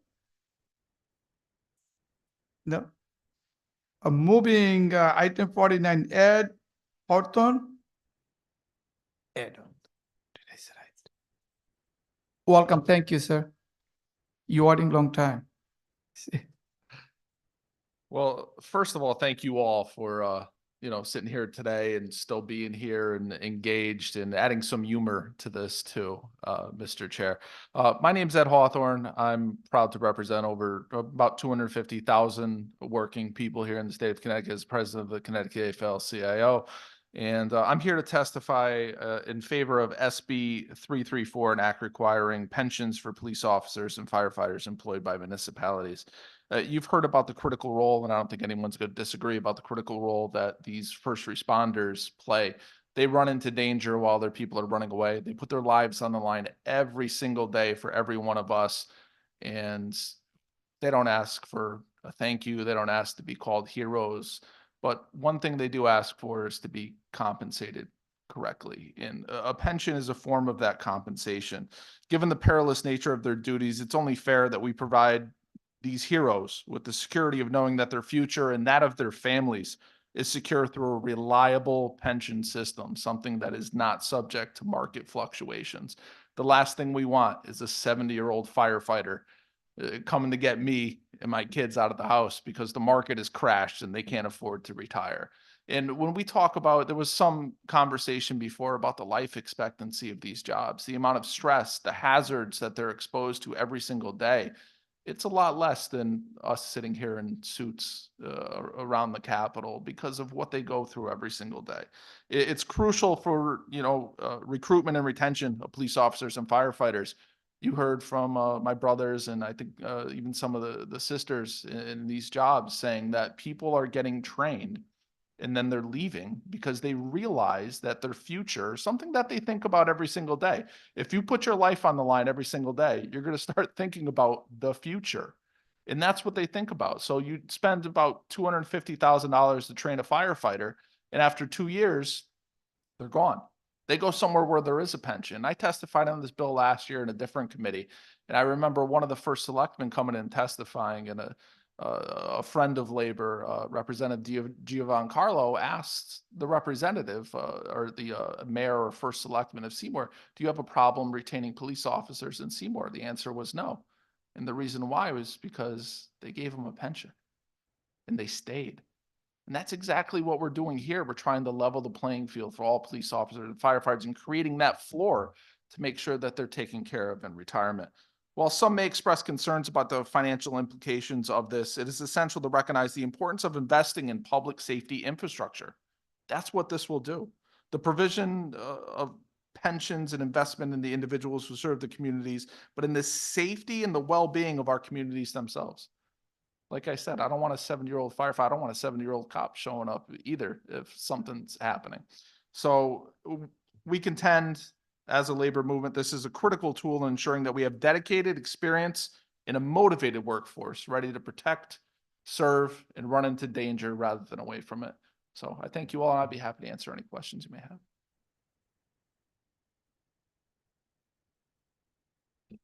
I know Mr. Delneki. Thank you, Mr. Chair. Thank you for coming forward, Ed. We've had a lot of discussion today. We've learned about the cost of training a firefighter, training a police officer, the hours involved, the cost of losing a police officer or a firefighter to another town that does have a pension, and they do offer that. Do you think that, and this is kind of almost counterintuitive, that by having communities all offer a pension to police and firefighters, that could conceivably save them money because they wouldn't have to, go and recruit a new firefighter or police officer? Absolutely. If you're spending money over and over and over again to retrain officers, then it would make sense to try to retain those officers. And one way to retain them is to give them not only job security, not only support, but also a look towards the future. These people, when they leave every single day, they know, and they willfully go to work and know that they may not come home. So they want their family to be taken care of. And this is exactly what it would provide them, is that peace of mind. Right now, it's essentially acting as the ones that offer a 401k rather than a pension. It's almost turned into a farm system for the other ones, where they spend all the money training and then others get the benefit of that. Let's level the playing field. Let's make it the same for everyone so that there's a floor where that defined benefit pension is required of these jobs. It's an investment in public safety. It's an investment in the safety of the officers and the firefighters that are out there. Because, there's some, I was talking to some of the firefighters before, and they were talking the difference between Torrington and Danbury and the amount of seniority that's there. And just to point out, Danbury was a Republican-run city for many, many years, and they still have a pension. So it's not a partisan issue here.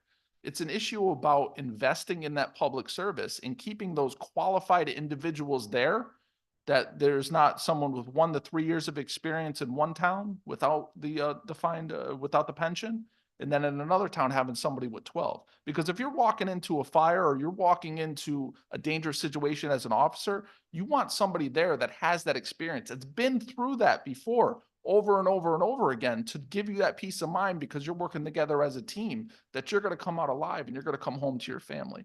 And that's what we're trying to do here. Follow-up question pertaining to recruitment. The case for retention makes a lot of sense. But there's also a tough situation recruiting police officers and, to a lesser extent, firefighters. By offering that, would that bring conceivably a higher, more qualified candidate to come forward that a department could hire, run through FTO, run through the academy, train and put on the street?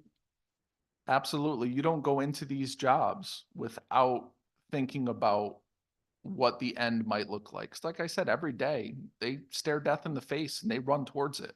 So it's something they confront on a daily basis. And it's something that I'm sure the recruits in the academies think about when they're thinking about going into that job. They're not like the typical, person that goes into the job, retirement's far off. They're thinking about that now because they face death every single day.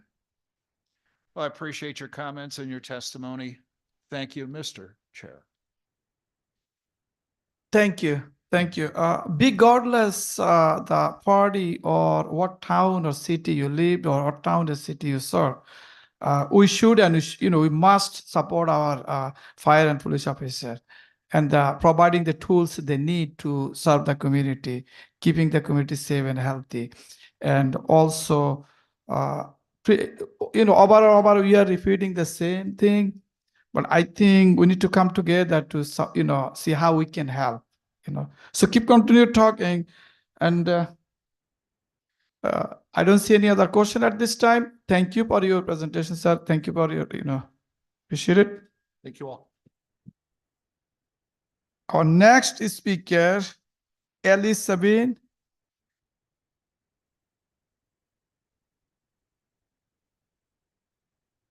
No. Okay. We're moving number 51, Betsy Guerra. Hi, thank you, Senator. Members of the committee, my name is Betsy Guerra. I'm the Executive Director of the Connecticut Council of Small Towns. I have submitted testimony on several bills, but I will briefly summarize my testimony on a couple of those bills. First, with respect to House Bill 5390, an act concerning transit-oriented communities, we do support transit-oriented communities and efforts to assist municipalities in moving ahead with developing transit-oriented projects. I think that we've seen a lot of success in this area, as one of the earlier speakers had mentioned. And we're pleased that the Desegregate Connecticut has had some meaningful conversations and outreach with COST, as well as some of our municipalities, to talk about ways that they could fine-tune the bill from last year to address some of the issues that have been raised. And I do think it's kind of getting there. However, I still continue to have concerns that some of the parameters outlined in the bill just create more confusion and may kind of get in the way of efforts to move forward with TOD successfully. In addition, the bill appears to cede a tremendous amount of authority into the Responsible Growth Coordinator, and I'm not sure how that would end up affecting towns that are very interested in moving ahead with TOD projects. We do support provisions in the bill that recognize that inadequate water and sewer infrastructure can be barriers to housing development and transit-oriented development. However, the bill does not include any funding for this, and I think that is an important issue that we need to address. We do have some municipalities. Someone earlier had mentioned the town of Ridgefield. I spoke to their first selectman earlier today, and Rudy Marconi, and they are very interested in moving ahead with transit-oriented development in their community, but they do face a lack of sewer infrastructure. And, unfortunately, addressing that sewer capacity can be quite expensive. So we continue to support efforts to work with the committee to address issues relating to transit-oriented development. Again, we continue to have concerns with the bill, but are hopeful that these things can be worked out. I do also want to just quickly talk about Senate Bill 334, an act requiring pensions for police officers and firefighters. Although a number of our small towns rely on resident troopers or even state trooper barracks for police coverage, we do have some communities that employ paid fire and police officers, and this would be very problematic in terms of the cost. So the Connecticut Municipal Employees Retirement System is extremely costly. The bigger issue is that municipalities that are part of CMERS can't control those costs. The contribution rates are set in statute, and it's very difficult once costs go up to try to navigate any of those issues. It wasn't until 2019 that the legislature took some steps to increase the employee contribution rate. Before that, it had not been increased since 1947. So we have a lot of members that liken the CMERS program to Hotel California. Once you're in, you can't get out, because the only way to get out is if the employees currently in CMERS are withdrawn and the town funds the full cost of any pension liabilities. So that creates real barriers and creates real concerns about participating in CMERS. We do appreciate that Comptroller Sean Scanlon has taken the lead in trying to address some of these issues, and they did make some inroads last year, but we need to continue to work on this. Thank you very much.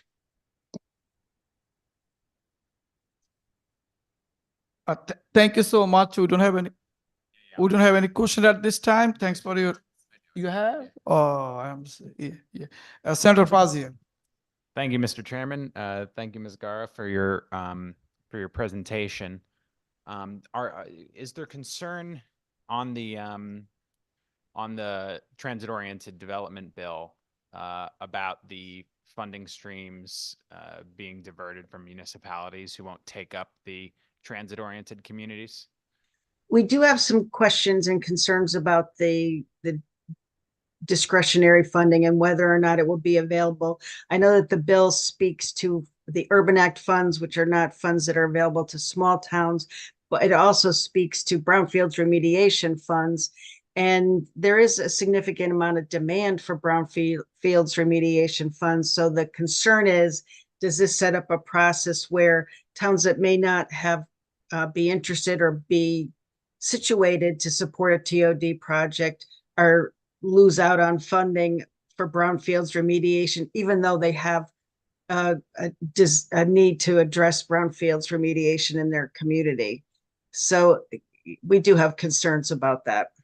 And I would also just mention one of your member towns, which is relatively small, did even get Urban Act funds in the past several months. So I believe that that's a flexible enough program that there's a lot of monies that gets dispensed to many different towns. So that one at least is a concern of mine. Any on the pension bill? Any thoughts on what the cost burden could be potentially on towns? That would be probably a very difficult thing to calculate, really. But there's no way of estimating that on your end with your testimony. Well, I could get information from some of the towns that are already participating in CMERS to see what their costs are, how they've changed over the years.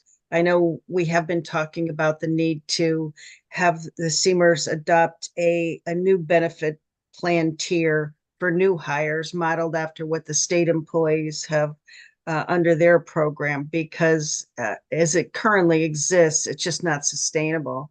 And unfortunately, that's why a lot of private sector employers have moved away from defined benefit plans to defined contribution plans. Okay, well, thank you for your testimony. Always appreciate it. Thank All you, right, Madam. thank you, Mr. Chair. Senator. Thank you, Senator. Any other question?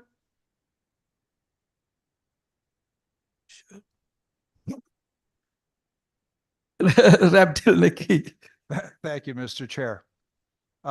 Really quick question, and this goes to retention of firefighters and police officers.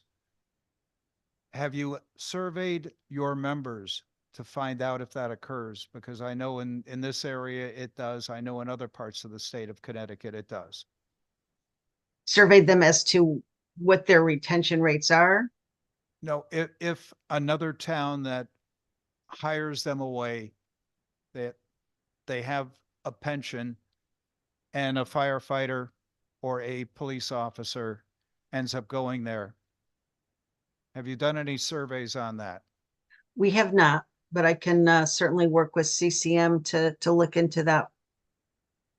I think that might be an eye opener if you did that. And I appreciate your testimony. Thank you, Representative.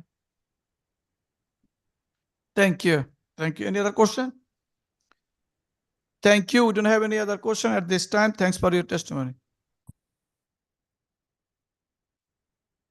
Our next speaker, Cynthia McCrockendale.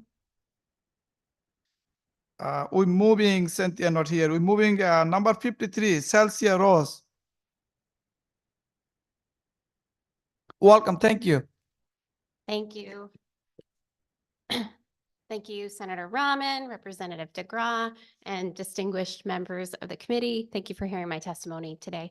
I'm Chelsea Ross, Executive Director of the Partnership for Strong Communities, and Sean introduced us earlier in our support of 5390. I'm here to respectfully ask the committee to oppose HB 5391, an act establishing the Housing Density Rating Program without significant amendments. So we appreciate the bill's inventiveness and intention to stimulate much needed housing production as written, but it severely undermines a key mechanism to ensure the development of affordable housing. As you know, Connecticut faces a deficit of approximately 92,500 affordable homes for extremely low income renter households.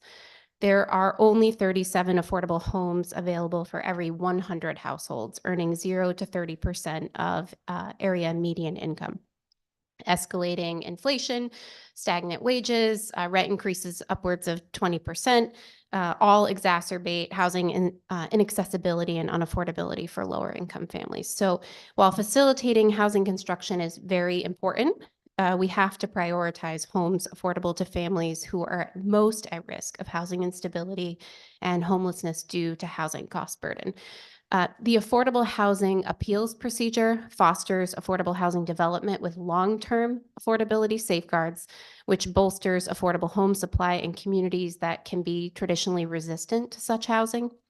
So while density incentives benefit middle-income housing, which we support, they don't replace affordability requirements. So as written, HB 5391 incentivizes general housing growth, but it falls short in expanding affordable housing stock, and it weakens the ability of the Affordable Housing Appeals Procedure to encourage that growth.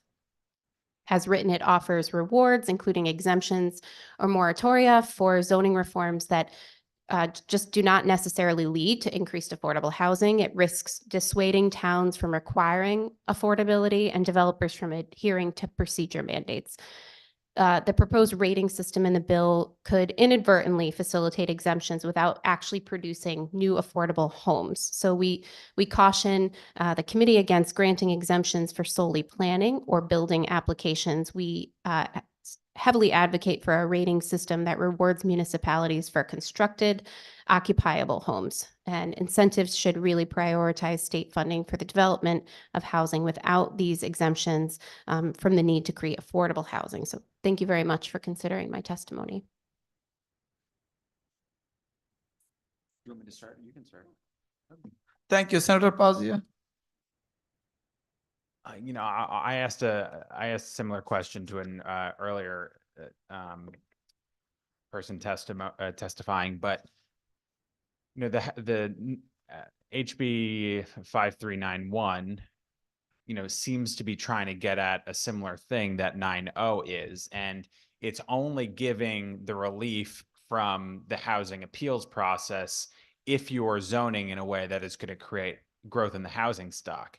And it, like 9.0, seems to be premised on a same high-level idea that if you're increasing the housing stock, especially mid-level housing, and given new housing construction is all else equal, always going to be more expensive than older housing parts of the housing stock. But if you construct more housing, you're going to reduce price and therefore of the entire housing stock, and therefore make the entire housing stock more available.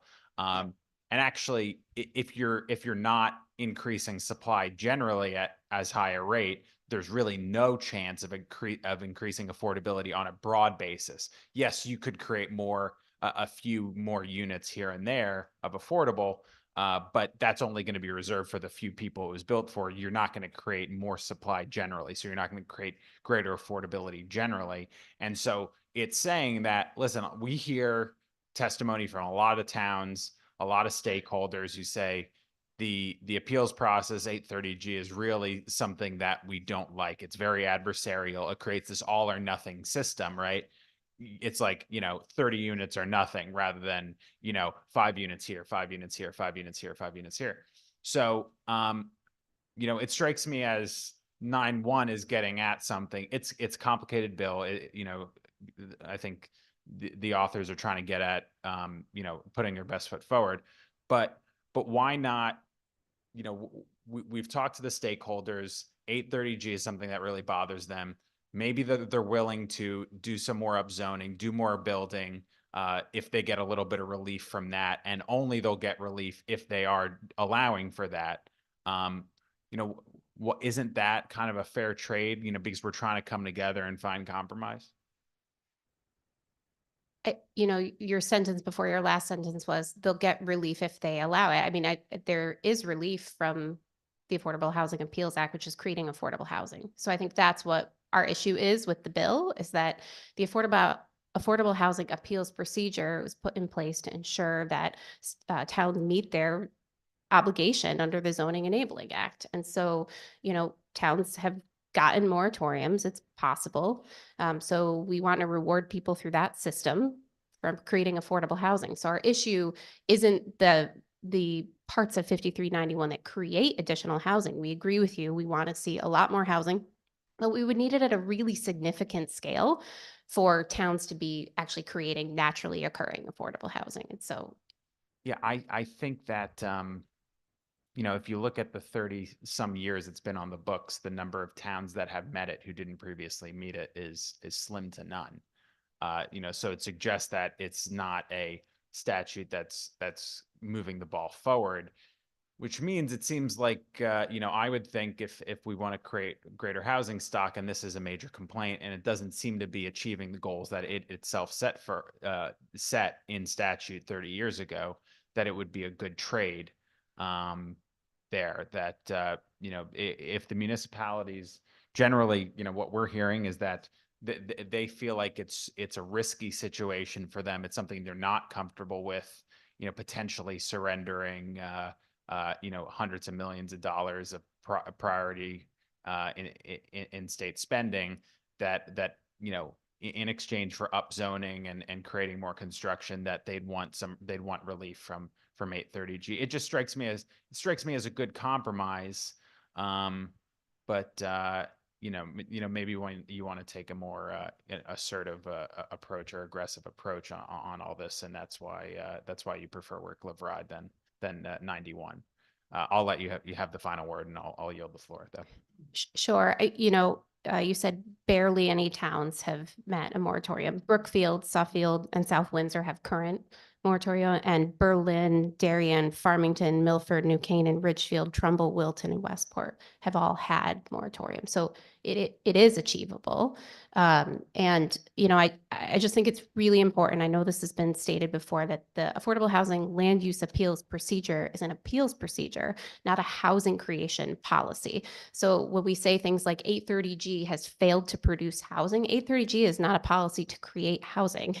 It's a remedy when towns are not creating affordable housing. They're denying affordable housing. So that's my final word. No, but and sorry to the chairs, but when there's 130 towns that don't meet the threshold, it strikes me as it is something that is meant to be a very broad policy for the state.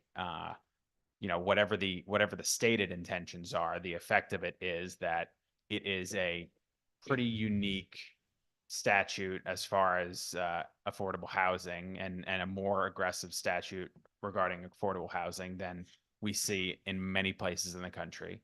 And it doesn't seem to be producing great results, and it's creating a very unhappy situation. And so if that is the trade-off for, doing some upzoning, doing more middle housing, then it seems like a reasonable balance to me. But again, might disagree on that. Yeah. I think we would probably also disagree on what constitutes a penalty. There are actually, in my opinion, no penalties if you don't meet a moratorium. You just have the opportunity to keep working towards creating more affordable housing in your community, which is a goal I think most communities should have as a goal. You don't lose funding. There's no penalty. It just means that, housing can still be created because you haven't gotten to your moratorium. So I know that some towns feel like that is a penalty, but I think that's an opportunity personally. I invite you to convince many of those towns of that. But I'm working on it. Again, thank you for your testimony. Thank you. Thank you, Cabros Degro. Thank you so much. And thank you for being here to testify today. It's just going back to something you said in terms of how you think it could be improved, aside from the 830G piece, being removed, which I think we heard from Sean earlier. The piece about constructed occupiable homes, could you just expand on that a little bit? Sure. And I think the important point we were trying to make is when you give points and possible moratorium towards 830G for building permits, those don't necessarily result in actual homes for people. And that's the goal here, right? The goal is more places for people to live. So it's not like we want to disincentivize those planning activities and building permits and those kinds of things, but achieving a moratorium or, an exemption from actually creating housing should be done if you create housing. So we have no problem with rewards for that, just not exemption from creating housing. So I really appreciate, I wish we had had a little bit more testimony on this today, because as you know, this is my bill. And I would like to hear more, both, for and against, just to try to get a better sense of this. The whole idea behind it for me was a housing growth menu because year after year we come here and we try to pass bills, and sometimes we pass portions of bills, and yet we don't really see the housing that we need to see, because we know that we do not have enough housing across the state. And obviously there's all different numbers, and I'm looking forward to getting a report that'll give us a better sense of that, because that's part of what we passed last year. But I think that, this was kind of listening to the towns and listening to what a lot of the testimony that we've heard, which is saying you can get with this or you can get with that. Like, you can make your choice, but you got to make your choice, because we need to have, any way that we can incentivize towns. And I understand that people just want to see incentives only and no sticks, but there also have to be some kind of sticks. And I think we never even got to that in this bill, in talking about that.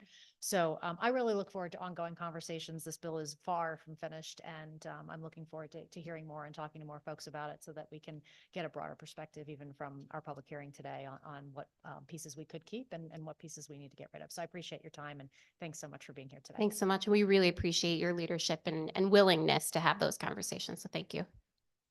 Any other question? Seeing or hear none, thank you. Thanks for your testimonial. Appreciate it. With that, our next speaker, Stephanie Grimble.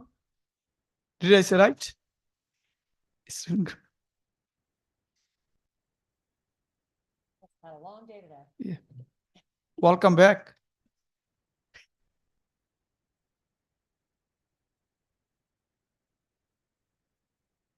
Voice my support for Senate Bill 334, an act concerning pensions for police and firefighters. I had a whole speech written up, but a lot of it's already been spoken about today. So rather than reiterate these points, I figured I would talk about a few of the things I heard while I was here today. One of the points brought up by the opposition was the idea of mandating it and not wanting to mandate this and take things away from the municipalities. But we as police officers work under mandates from the state constantly. We are mandated by the state in cases of domestic violence that we shall make an arrest when we have probable cause. And some of those arrests are the most violent and dangerous ones that we have to make. We're also mandated with what tactics we can use when taking those subjects into custody, things that go against what we've been taught to use in the academy. We're mandated what violations now we can pull motor vehicles over for, and if they choose to take off on us, whether or not we can pursue them. So the idea of mandates is nothing new to the state. So it doesn't make sense to me why we can't mandate something for the betterment of the police, such as a defined benefit package. And along with this idea of mandates, a big hot button word that's been thrown around for police the last few years is that of accountability. Now, I'm all for accountability for the police. Without it, we lose the very foundation of law, which is holding people responsible for their actions. The same accountability needs to be extended upwards to the elected officials who pass the laws, directly contributing to the dire state of affairs for police that we face.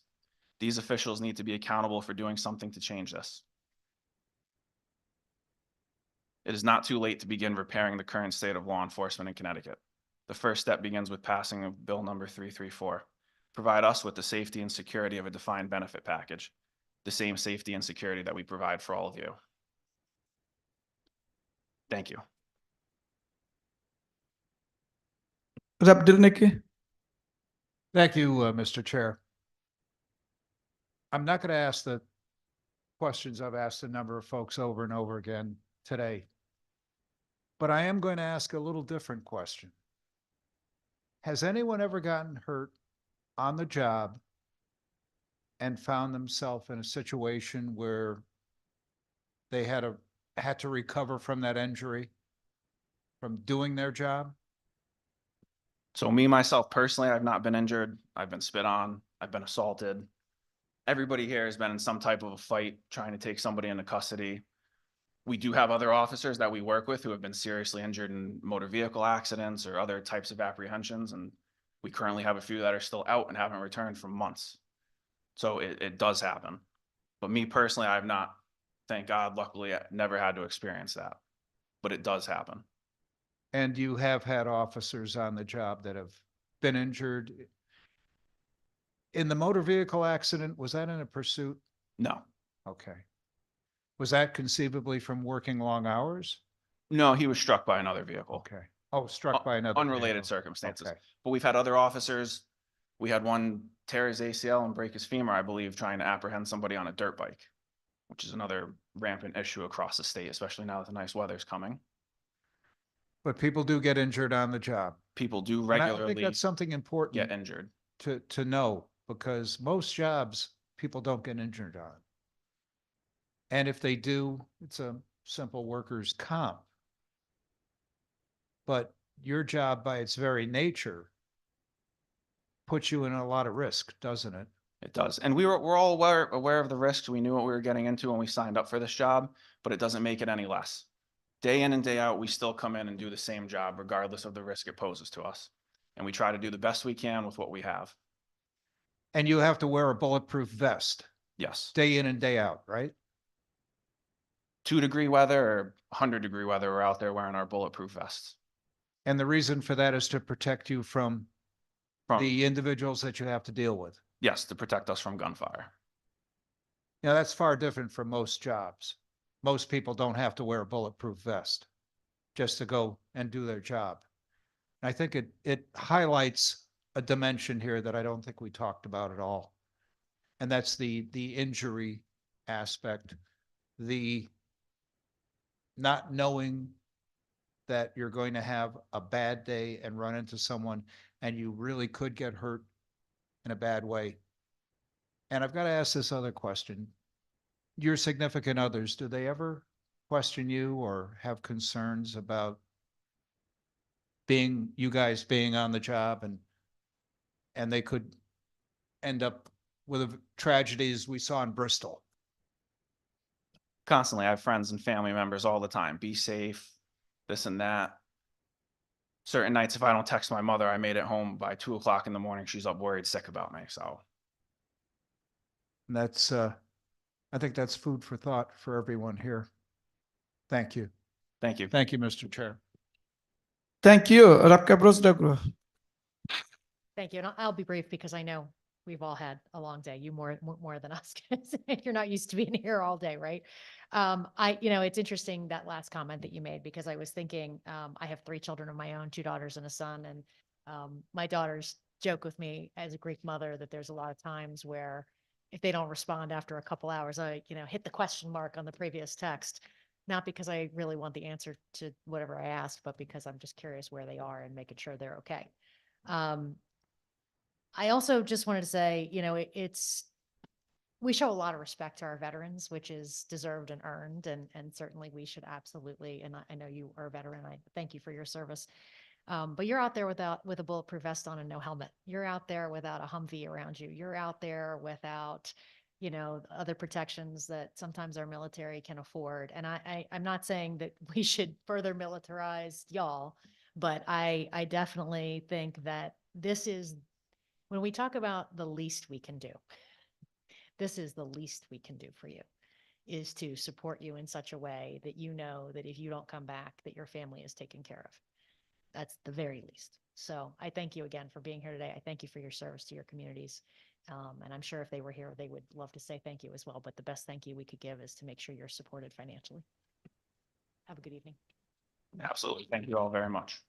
Thank you. I know that you mentioned so many things we mandate, why we cannot mandate this. Our work just began. This bill is first time came this far. I keep continue talking. We're going to continue working on like my co-chair said, that this least thing this is the last thing you need to worry. And we'll make sure, we'll continue work hard, try to see we can make happen. And you should not worry.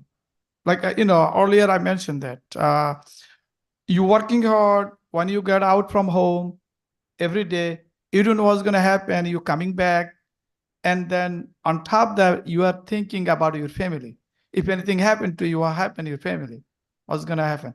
So this is the last thing you want to think or worry. We don't want our police officer and the fire, they worry about going out and serving the community. We want you to do your job, not to worry about the financially under any condition, period. So my co-chair and me, we are continuing to work and keep talking, keep doing what you're doing. And we salute you and your job. Thank you for your service. We appreciate it. Absolutely. Thank you. And we look forward to seeing the updates to come. Absolutely. Thank you. With that, we don't have any other question. I don't know, Delnick is gonna coming back. Our next speaker, Maria Wingard. Weingarten, thank you. Welcome. Thank you. Thank you so much. Good evening, esteemed chairs and members of the Planning and Development Committee. Thank you for having me here today to speak to you. I am here to speak against Bill HB 5391 and HB 5390. I will, since Representative Cavros DeGraw had mentioned that there wasn't enough discussion, I will mention a couple of thoughts I'll start with that one. But I do have quite a few thoughts on obviously the work live ride bill as well. My one thought is on some of the point system is that it may not work. This again, we've said this often. I'm part of CT 169 Strong, and I'm a founder of that group. And to think that an entire area within your town can allow you to have all of these different items is the challenge. I think all towns are not the same, whether it's their natural topography, whether it's whatever they have might prevent some of these things from making sense in those communities. And it's those members of the community who are closest to it and understand best the concerns that may arise as a result of taking on some of these one-size policies that would then be applied to your entire area of your municipality. So I think that's where it sort of falls short. And I also find it extremely draconian to be, if you are tier 1, which I did call our member of our developer, our town developer, and they mentioned to me that I guess going through this list, we probably came out at about 4 points, 5 points. So we would typically get nothing. And my observation on a lot of the point systems we've seen is that yet again, these point systems that we have come across in a couple of different committees, they just tend to favor the exact same handful of towns who currently already get all of the funding from the state. So when you look at the funding, the grants, the low-income housing tax credits, all of those different things that go to these communities, it generally is always headed to the same communities who've always received them. So when you have smaller towns that want to develop affordable, and New Canaan has done that, and we've developed 100% forever affordable that's not going to expire as opposed to these set-aside units, it becomes very challenging. Now, I will go back onto HB 5390. Again, it's focused on high density development without consideration for truly the lack of infrastructure. So we're looking at 9 units as of right development. It's sort of a fallacy to assume that you need to have as of right to have development. And we have development in our communities, and we approve multifamily. We have 18% in my town multifamily. So it is not uncommon to have multifamily in your towns, but you have to sort of balance it with the amount of the width of your roads, the amount of off-street parking, and all of those other things that can factor in. And so every town is not the same. Complete. Please summarize.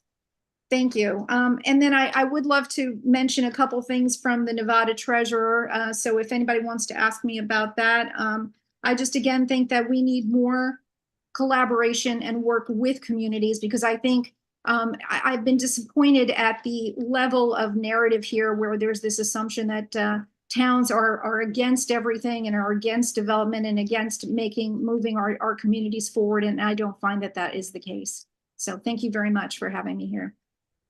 Thank you. Senator Pazio? What did the Nevada Treasurer say? So I found it interesting when he came to speak to the Majority Leaders Roundtable. The question was asked, so what have you done on zoning to change zoning or impact zoning in order to create more housing? And it was sort of I guess it was kind of puzzled. The treasurer was puzzled. The Nevada treasurer was puzzled, and he said, we don't focus on zoning. We focus on helping those towns that and those regional areas that want to develop, and we help them do that. So I think maybe we need more of a focus on actually developing affordable. And I think when we really want to move forward, I love the idea of giving Hugh points for middle housing. I think that's a great idea to incentivize towns to create that. I think that's a very good opportunity when towns might want to seek moratorium relief from 830G. I also believe that offering a 1-point Hugh point for senior housing would be a terrific idea.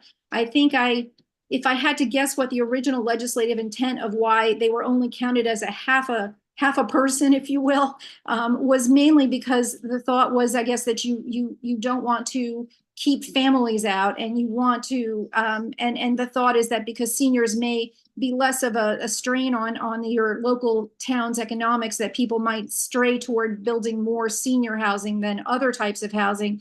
But I think, again, a one-size policy probably doesn't work. And I think in some of our communities, even in New Canaan, I think we would love to see more senior housing. And as we've talked about today, the fact that a lot more of the boomers maybe are still in their larger homes and have not downsized, and given an opportunity, it's an unintended consequence possibly of the way the law was written that has prevented more housing being built that would have people move out and downsize more quickly.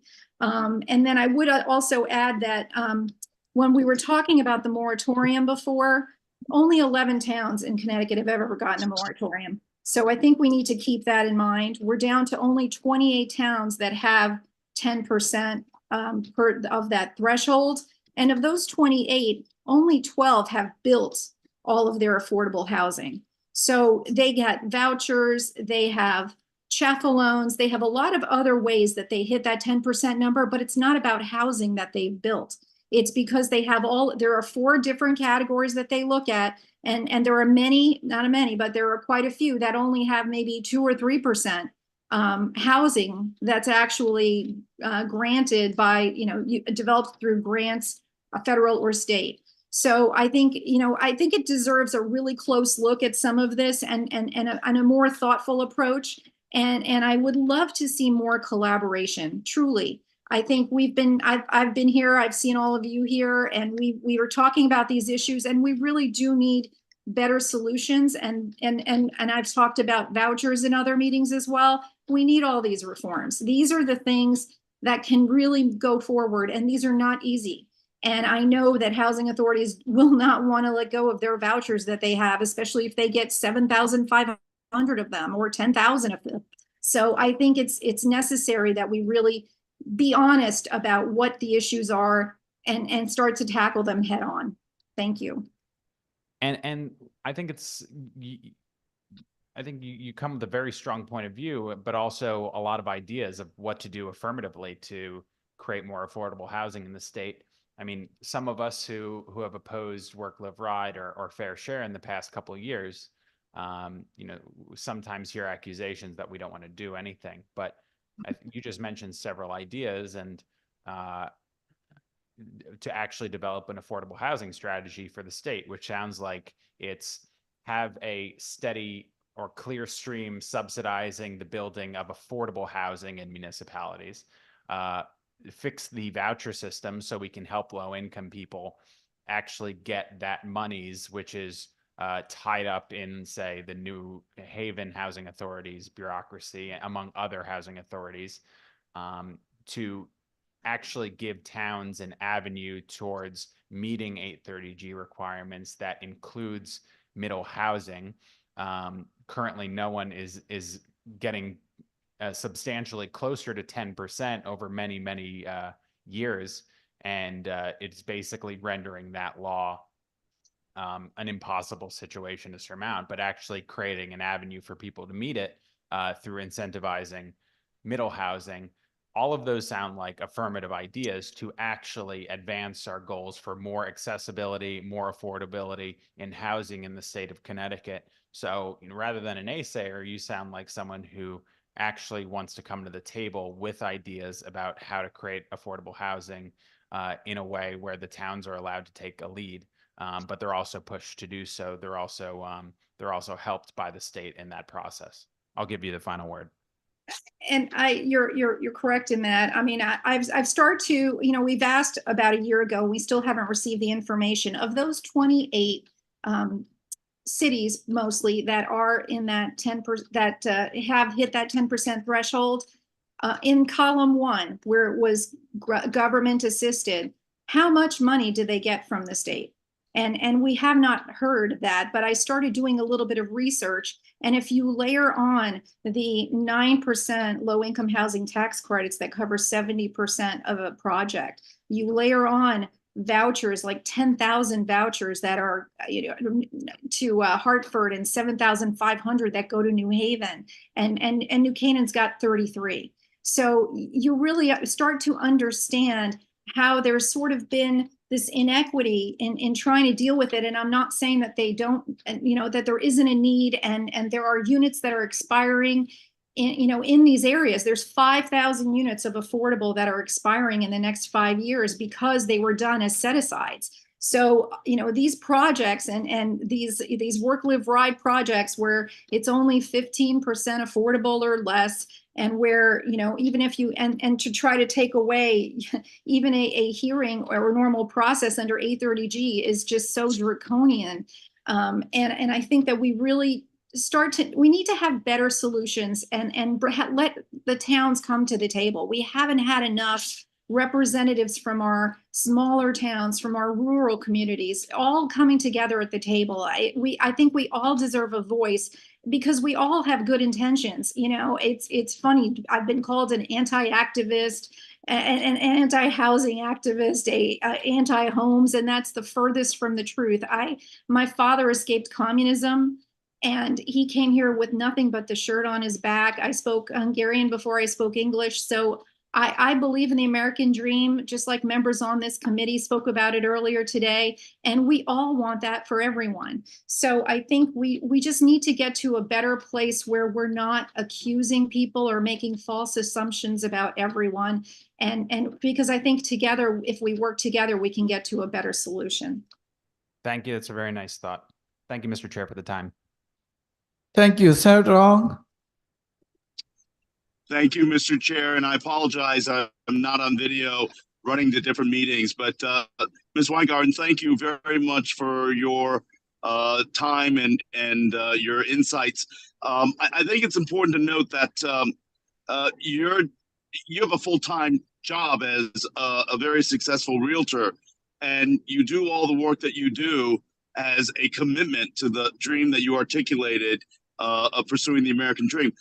But please do tell me, in the example of New Canaan, we always talk about the challenges and the developer not being good actors. You hear that a lot. But you have a great example of a builder that is part of New Canaan's affordable housing task force that had made the decision to be community oriented and help New Canaan reach the moratorium in housing. Can you describe a little bit about how that kind of commitment from builders or initiative and the Affordable Housing Task Force has allowed New Canaan to try to get to that moratorium?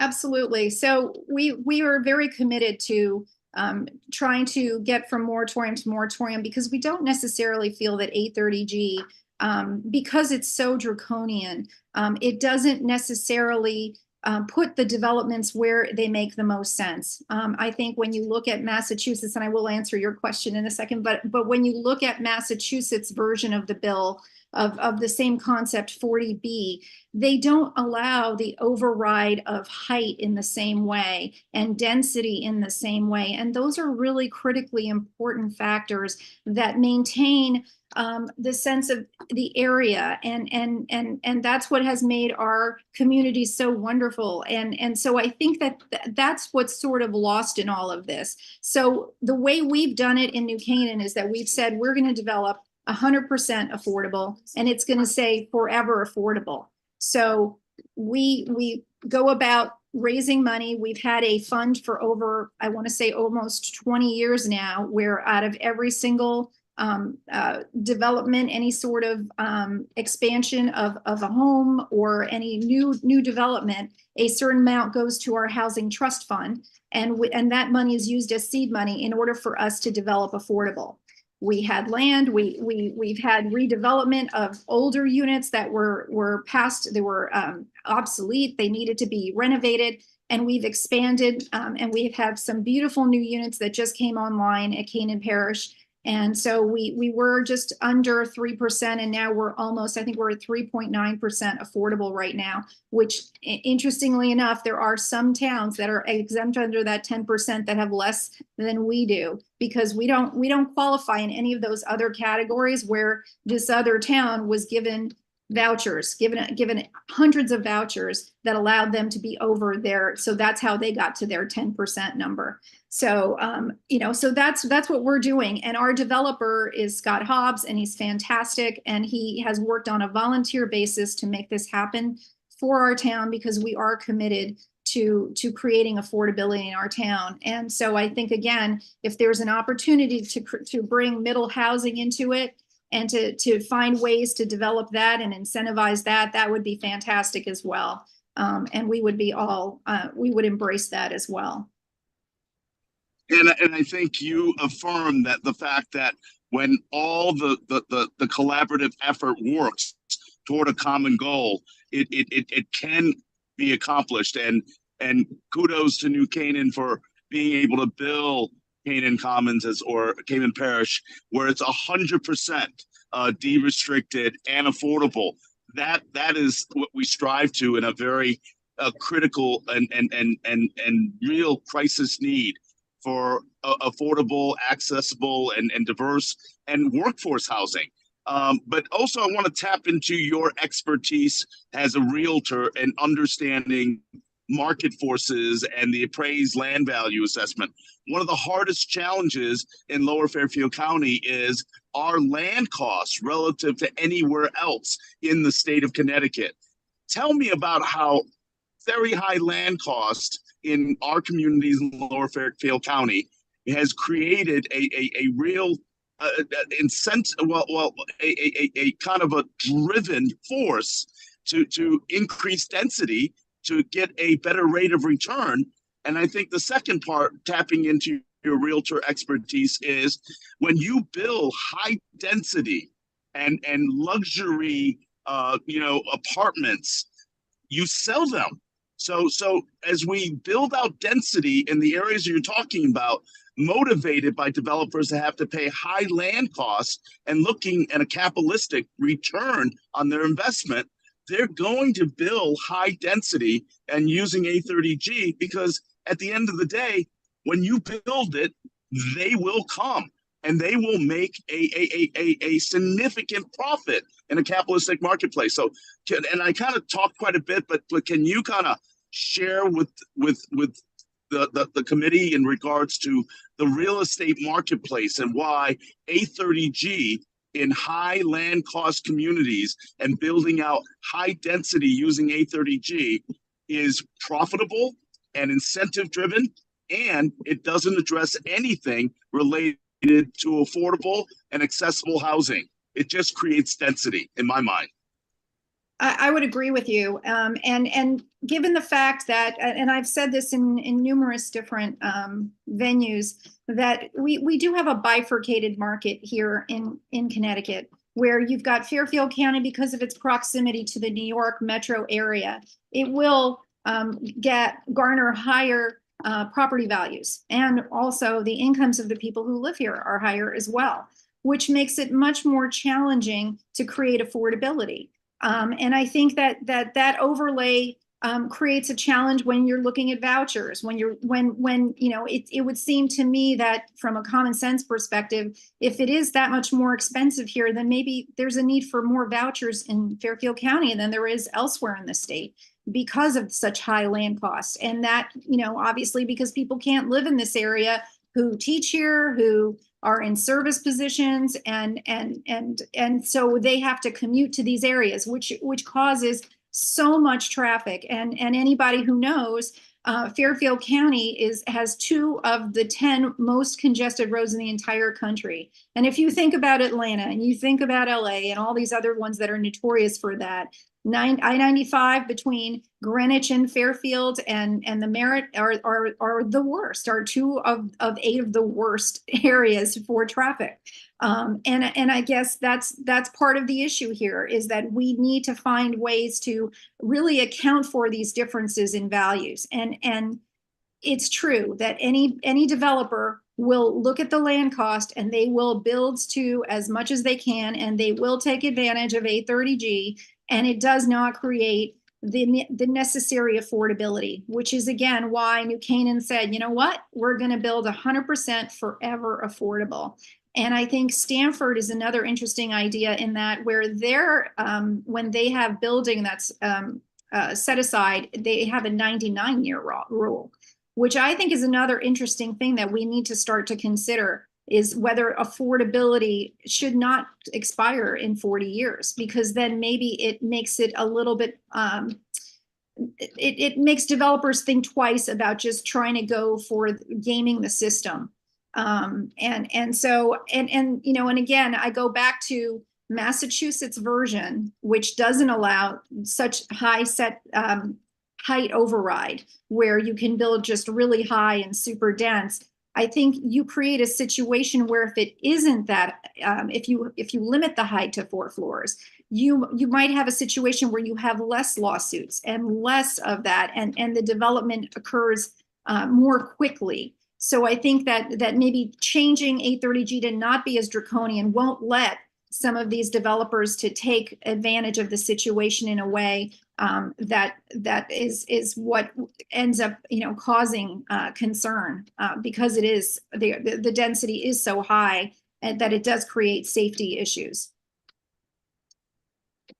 Thank you very much for your thoughts, and I really appreciate you and so many of the other individuals that have taken the time and the patience to testify.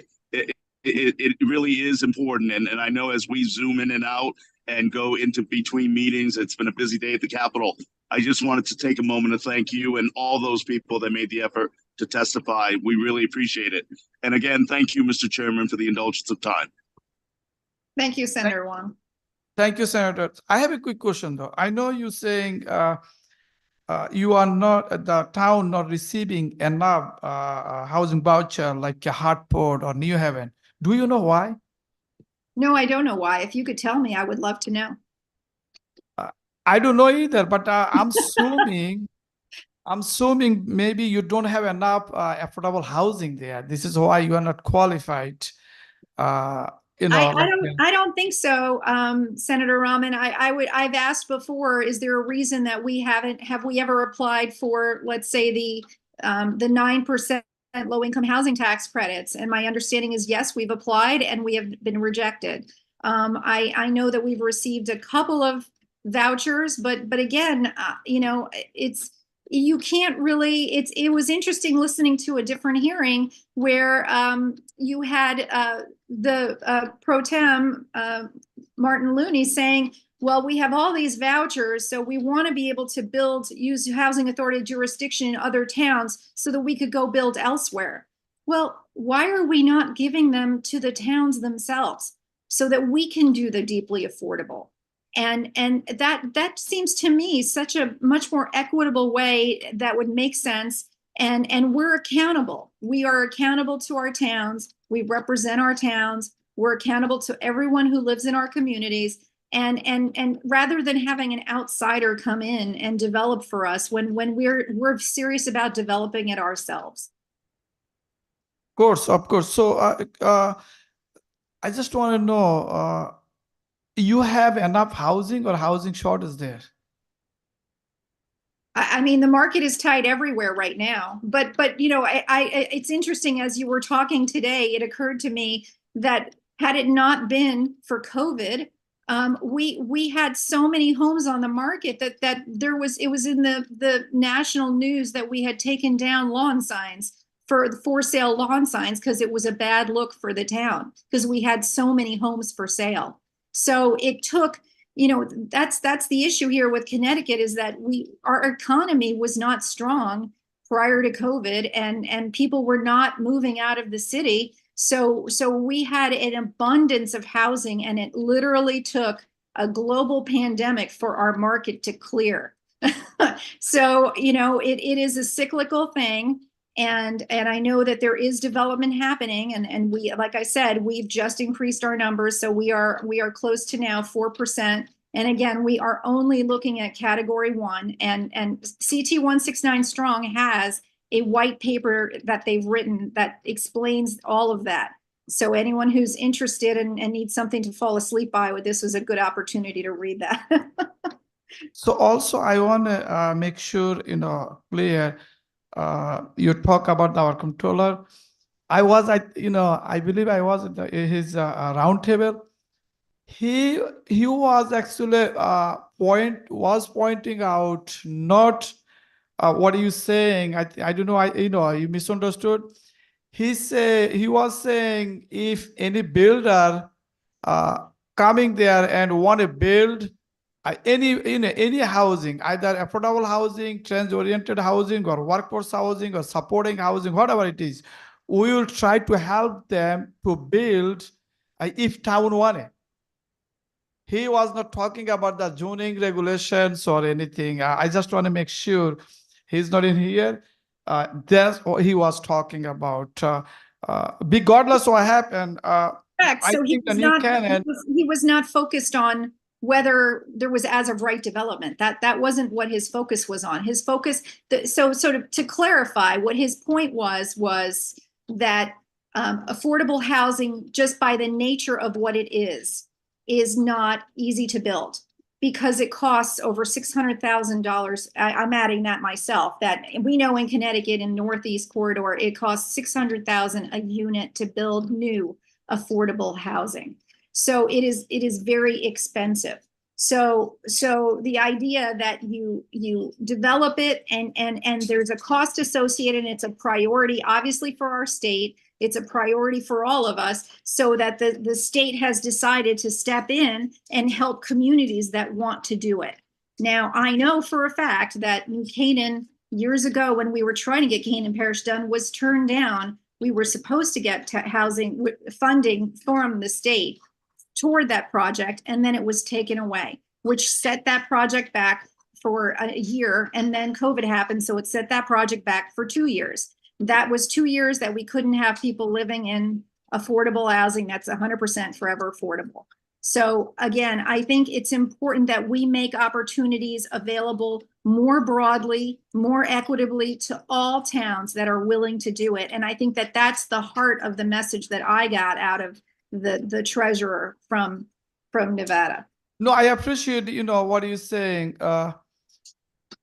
You saying comptroller was not talking about as of right build.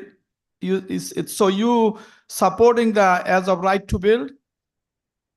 No, he said that they were not. So he said that they were not supporting. They were not focused on trying to mandate top-down state level legislation on zoning. They were focused on helping to fund those who wanted to build more affordable. All I can tell you is housing shortage every platform. Like I mentioned earlier, supporting housing, trans-oriented housing, workforce housing, affordable housing, everywhere. So I think our town and city need to work with the state in allowing the builder to build or develop or convert whatever it is needed to taking care of the housing shortage. So thank you so much for your testimonial today. We really appreciate taking time. Thanks. Thank you, Senator Rahman. Our next speaker, Gus Christensen. Gus Christensen here. Thank you, Senator Rahman. Welcome. Thank you, sir. Good evening, esteemed members of the Planning and Development Committee. My name is Gus Christensen, and I am an elected member of the Planning and Zoning Commission in Weston. I am testifying as an individual, not on behalf of my board or my town, though. I want to voice my support for HB 5390, known as Work, Live, Ride. I believe it is a fair compromise bill that will encourage towns and cities to make consensual changes to their zoning codes to encourage the development of much-needed housing in transit-rich locations. I spend a lot of time speaking to the residents of my town, and if there's one thing I hear over and over, it's that many existing residents, particularly empty nesters, would like more options for downsizing from their large homes. I also hear from many of the same people that their grown children cannot afford to live in Weston or in nearby towns. And those are just the voices of our existing homeowners who can engage on land use issues. Their children who grew up in Weston, who benefited from our exceptional public schools, are not around to have these conversations because so many of them live in lower cost states. And while I know that many people like to blame our high cost of living on taxes, that's not the real issue. Many lower cost states have taxes that are just as high or higher, but what those states have is lower housing costs. Housing costs are the great issue of our time.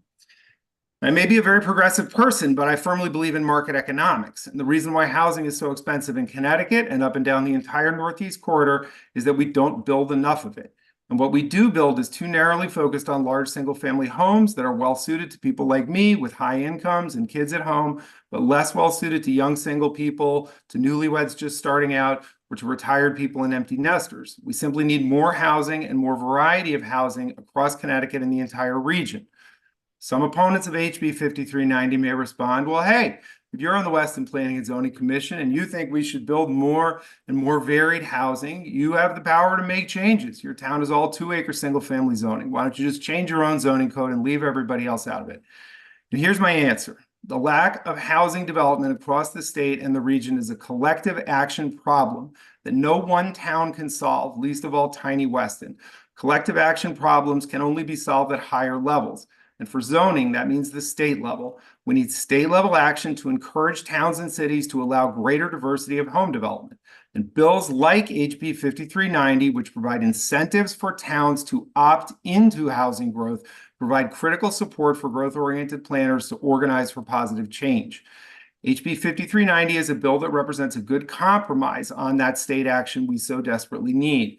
Since the prior version of Work, Live, Ride failed to pass last year, its sponsors have clearly listened to feedback within the General Assembly, from local elected officials such as myself, and from citizens in hearings like this. If enacted into law, this bill would give elected officials in my position all across the state the opportunity to consult with their colleagues in local government, to weigh the issues, seek citizen engagement, and make reasoned local decisions as to whether they want to opt in or not. I hope every relevant jurisdiction in the state opts in because, as I have said, we need collective action. But if some do and some don't, that will be okay too because of how the incentives in this bill work. The towns and cities that opt in will get priority for certain state funds that are relevant to building more housing and that should be prioritized for municipalities that are growing. And I say that as an elected official in a town that would love to get more state funding in some of these areas and which probably will not get priority under 5390. Connecticut needs Work, Live, Ride, and I hope you will all support it as I do. Thank you. Thank you, sir. Any question? Sure. Senator Pazio. Thank you, sir, for your testimony. Why would you say it's a collective action problem? If it's good for Weston to do upzoning around its transit stations, why wouldn't it just be good for Weston to do it around its transit stations and irrespective of what other towns do? I'll tell you why. Because the zoning of Weston, Connecticut is not capable of affecting home prices in Weston, Connecticut. Senator Fazio, I assume that you are a firm believer in market economics, right? And the thing about it, correct me if I'm wrong, right? And the thing about the housing market is the housing market is not limited to just one town. It is regional, it is statewide, and it is regional. So if we were to liberalize zoning in Weston, Connecticut, and no other town around here did, even if we doubled the housing stock in Western Connecticut overnight, I posit that it would barely affect home prices in Weston because homes in Weston are substitutable for homes in Wilton, for homes in Fairfield, where you represented, for all of our bordering towns. So adding supply in any one town is not going to move the needle on home values. Our demand comes from all around. If homes in Weston were cheaper than homes in Fairfield, people would buy homes in Weston instead of homes in Fairfield, and vice versa. You got control for amenities and all kinds of other things as well, but you know, I'm sure you get that. But So does that answer your question? Well, I think it begs another question, which is, so you think that work, live, ride will lead to liberalization of zoning across a large swath of the county, the state? I can't say for sure, because I actually think that, you know, I have a feeling that a lot of towns won't opt in upfront, but you know, I'm speaking speculatively on that. I don't know. You know, you would know more than I would as to whether Fairfield would be likely to opt in, let alone New Canaan or any other town we've been talking about on this call. So you know, one thing I'd say though is there's no one bill that's going to solve this. You know, we have an extreme housing shortage, you know, up and down the entire Northeast corridor from Northern Virginia to Southern New Hampshire. And we have a comparable housing shortage from San Diego to Seattle.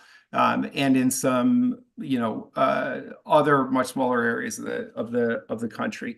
And it took us, you know, 20, 30, 40 years to drive into this ditch. And we're not going to drive out of it in a year. And we're not going to drive out of it with a single state law. But we're seeing a lot of progress in states like California with, you know, state laws that are encouraging necessary housing development across the state. But you know, California has passed dozens of laws in these covering these kinds of matters over the last 5 or 6 years, and you know, they're not done. You know, so I can't say that any one law is going to fix the housing crisis in Connecticut, but it represents good progress. And I think that this bill is a good compromise, removing a lot of the force that was in the prior version that a lot of people, such as yourself, I believe, objected to, and replacing it with, you know, a consensual opt-in process. You know, I've heard, you know, over the course of today, some voices raised about, you know, wanting there to be opportunity for public input, you know, at the local level before any, you know, changes to zoning are approved. And, you know, and as well, there should be. And, you know, that's a key part of this law, is giving, well, this bill, it's not a law yet, is giving planning and zoning commissions such as ours, you know, the opportunity to consider it and opt in or opt out. And that will would involve a process of public hearings and engagement, you know, with stakeholders at all levels in the local areas. You know, I just two thoughts, and you know, because you're raising some interesting points. You know, the first is that, going back to the collective action problem, yes, you know, what Weston does in its housing market is not going to substantially affect the Fairfield County housing market. You know, I do think that advocates of liberalized zoning and a substantially more development would say that towns would benefit from increasing the grand list, from increasing economic growth. So theoretically, there should be an argument from, we'll say, the housing advocates that the towns benefit from a broader tax base from economic growth and so on, and therefore maybe lower property taxes. That's at least an argument. So I haven't heard so many people argue that unless we do it statewide, that we're not going to get a substantial, but that would lend itself to a much more aggressive policy prescription, much more aggressive statewide upzoning, which will raise other questions. And my second point is that, you know, you did make a remark about it took decades to drive into this ditch and it'll take a long time. I don't necessarily know that that's true. I think that we see kind of in the last few years, a big housing crunch because of global economic trends towards residential and away from office space, but commercial and office generally. And so you actually saw Connecticut over 30 years, if you look at the Federal Housing Finance Authority's statistics, over the last 30 years, Connecticut's in the bottom 5 for home price appreciation. So Connecticut really didn't see any growth of its housing costs or a substantial growth of its housing costs for 30 years. And that's because there was lower demand because we didn't have economic growth here. So lower than the rest of the country. In the last few years, you see everywhere in the country see an increase in housing costs above the rate of inflation. Connecticut, I believe, is still, according to a Bloomberg study from a few months ago, I saw, still below the national average for home cost housing price appreciation, but it's gone from the bottom 5 or 10 towards the middle. So there is something happening, and that makes me believe. That's why I still say that I want a strategy towards more housing construction, more affordable housing in the state. But I also think that in 5 years we'll probably be talking less about this across the country, because you'll just see more housing built because of the price signal. That might be here and there. Maybe you'll see it more upstate in Connecticut than downstate for whatever reason. But, I did want to make those 2 points. Now we're becoming a little bit more academic in our comments, but absolutely. And I can seconds, I'll respond leave it to you, and then I'll yield my time. No, right here, and look, in Senator Fazio, I can respond at length to a number of points that you've made about trend lines over time. I'm not sure that everyone wants to listen to that right now, and I would be happy to talk to you at a later time. Is there anything specific you'd like me to respond to quickly now? No, I'm sure someone else is going to ask you a question anyway, so maybe. Oh, okay, yeah. So I don't, I'm all right, then I'll and like I said, I would be more than happy to sit down with you And we at should any definitely time. bring you in again in the future, because you are a zoning official and you have a different point of view than some of our other zoning officials. So I do appreciate your testimony. And look, I'm in Fairfield at least once a month because my shrink is there, so I have to go to Fairfield. I mean, I enjoy going to Fairfield. Well, I'm never in Fairfield because I actually represent a different district. But oh, I'm sorry, I thought you represent. Do you not represent Fairfield? No, it's Senator Huang. I represent Greenwich, Stamford, New Canaan. So. Oh, I'm sorry. We have. All good. I'm in New Canaan a fair amount as well. Let it go. My decorator is in New Canaan. We're there often. All right. Thanks again. Thank you.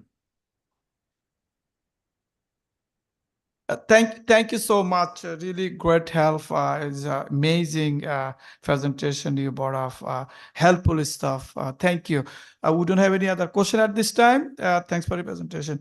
With that, I would like to call our one of the speaker was not, but she joined. I see Harita Subramanian. Oh, you're here. Yeah. Welcome. Thank you. Oh, nice to see you, Senator Rahman.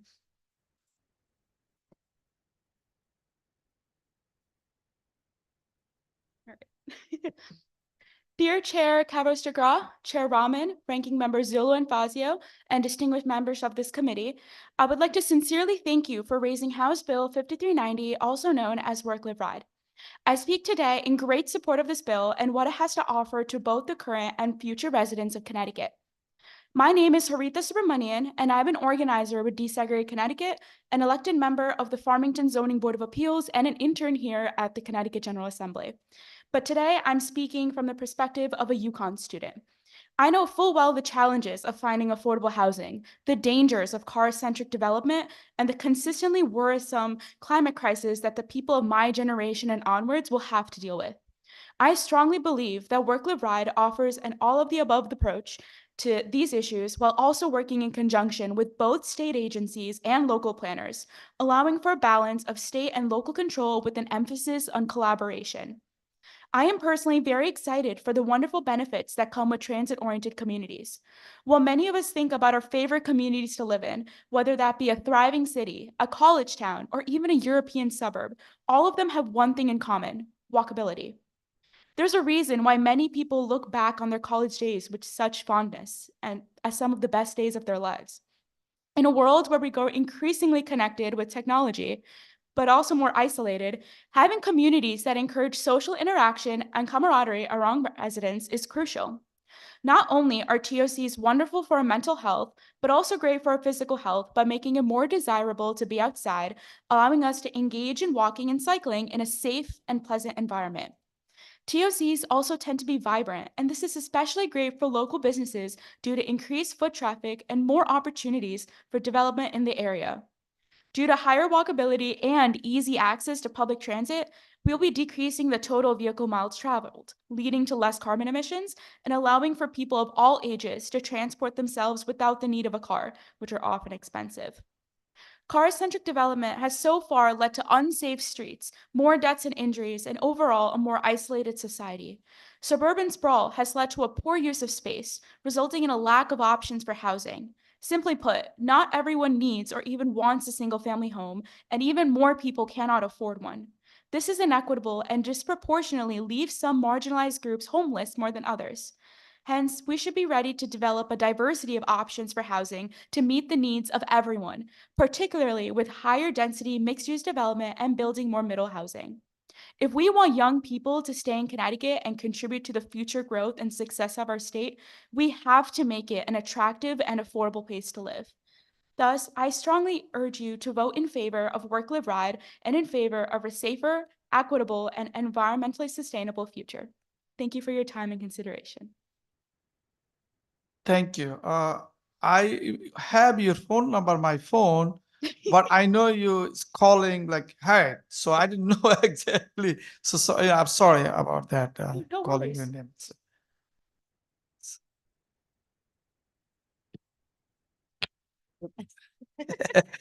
Rep. Cabrera, sorry. I'll be brief as the hour is late. I just wanted to commend you for the fact that you're also serving in Farmington because at your young age, I mean, it's very hard to get people to run for office ever. But certainly it's really nice to see that you are in office already. So thank you for doing that. We appreciate your service. I lived in Farmington for 15 years and Oh, lovely. we could certainly use more women elected over there. So that's great to see. Thank you. It's great to hear. Any other question? We done? Thank you. Thank you for your testimony. Thanks for taking time and coming here today. Of course. We need thank more you. young people. Thank you. Good night. Our next speaker, Roger Century. Yes, that's correct. Welcome. Thank you, sir. Good afternoon, Senator Rano, Representative Cabrera-Segura, ranking members Joseph Zulu and Senator Ryan Fazio. My name is Roger Centuric. I live in East Haven. I am the Policy Director at Connecticut Working Families. And I am testifying today in support of 5390, an act concerning qualified transit communities.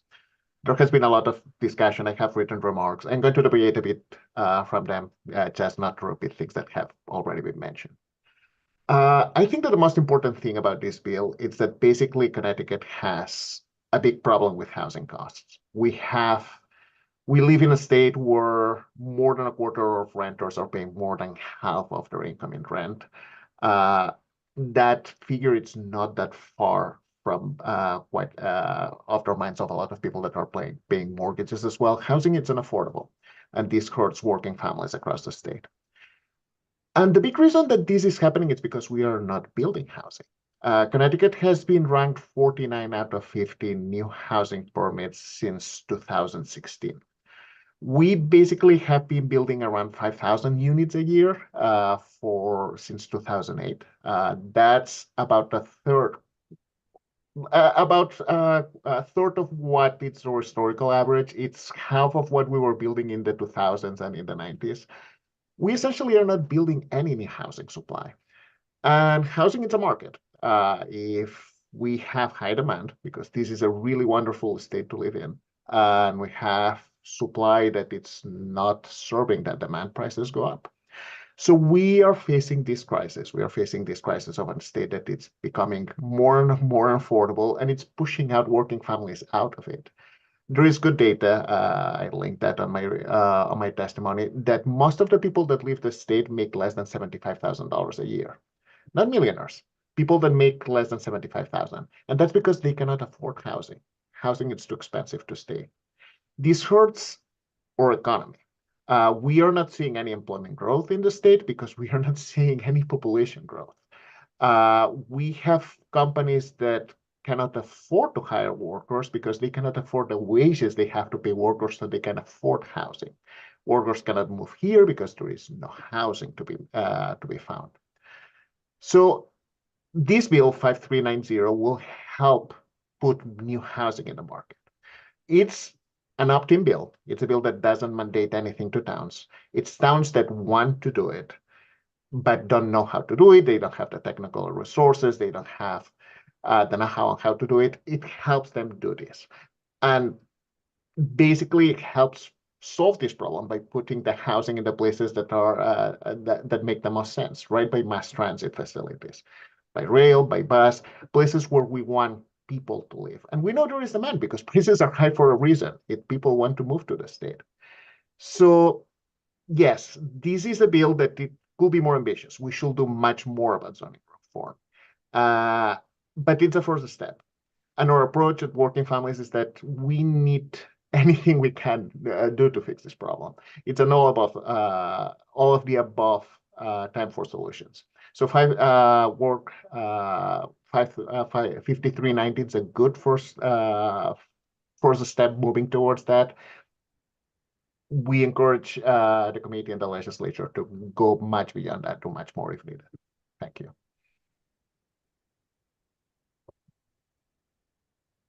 Thank you, sir. Rep. Dubitsky. Oh, sorry. Thank you, Mr. Chairman. And thank you for coming in. You mentioned one of the few people who mentioned rental housing. Do you know if any landlords or landlord organizations have been consulted in the establishment of this bill or any other possible solutions to the housing shortage? I cannot answer. I'm not aware. I'm sorry, I didn't hear you. I don't know. Okay. Because it would seem to me that you know, the people who actually own these housing units would want to be involved, and we would want to have them involved. You know, I've spoken to a number of landlords, and they tell me that the reason why housing is so expensive is because of the regulations on landlords and on rentals in this state, and that if it were easier and less costly to be a landlord and to have rental units in this state, they would have lots more of them and they would build lots more of them. My suggestion is that when we're discussing these things, we get them involved because they're the ones ultimately that are going to own these buildings and rent them out to people who need housing. It just seems like a major part of the equation is being overlooked. So have a couple of comments to that. The first thing is that we are not building those. The problem, for starters, towns are not letting across the state build this multifamily housing in the volume that we need to actually lower prices. And the big driver of high rents in the state is that vacancy rates for rental housing are minuscule, really, really tiny. I have linked on the testimony some of the data. 2 of the metro areas in our state are among the top 10 with the lowest vacancy rates. There is no empty houses. There is no empty rentals. Usually a healthy rental market, you want to have about 7.5 vacancy rate, just so, you know, people that are looking for an apartment have some sort of a choice. In Connecticut, it's around 1.5% in some markets, which means that the landlord has all the power to set prices, meaning that they can charge as much as they want. So the best way to actually lower rentals in the state, it's do the same solution that they are doing in other places. It's let more units come to the market, build more units. So who's gonna own them? The landlords, right? I'm fine with the landlords only owning Okay. rental apartments. Okay, well, landlords I've spoken to say that they would be happy to build more, but it's very expensive for them to operate them, and that it isn't feasible for them to do so with the regulations that are on them right now. Have you talked to any of them? Do you know if anybody has talked to any of the landlord organizations? Because ultimately, if they are going to be the ones that are going to own and operate these housing units, they should certainly be involved, and their opinion as to how to increase the number of units is certainly a valuable consideration, I would think.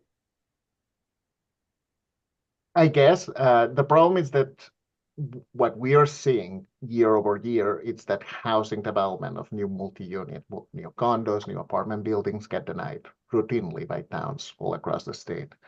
So I don't know if operating a condo or a rental property is expensive or not. I mean, I know some people that do that. My wife works in property management. I'm pretty familiar with how it works, but I don't have data to say exactly that kind of regulations are having an impact.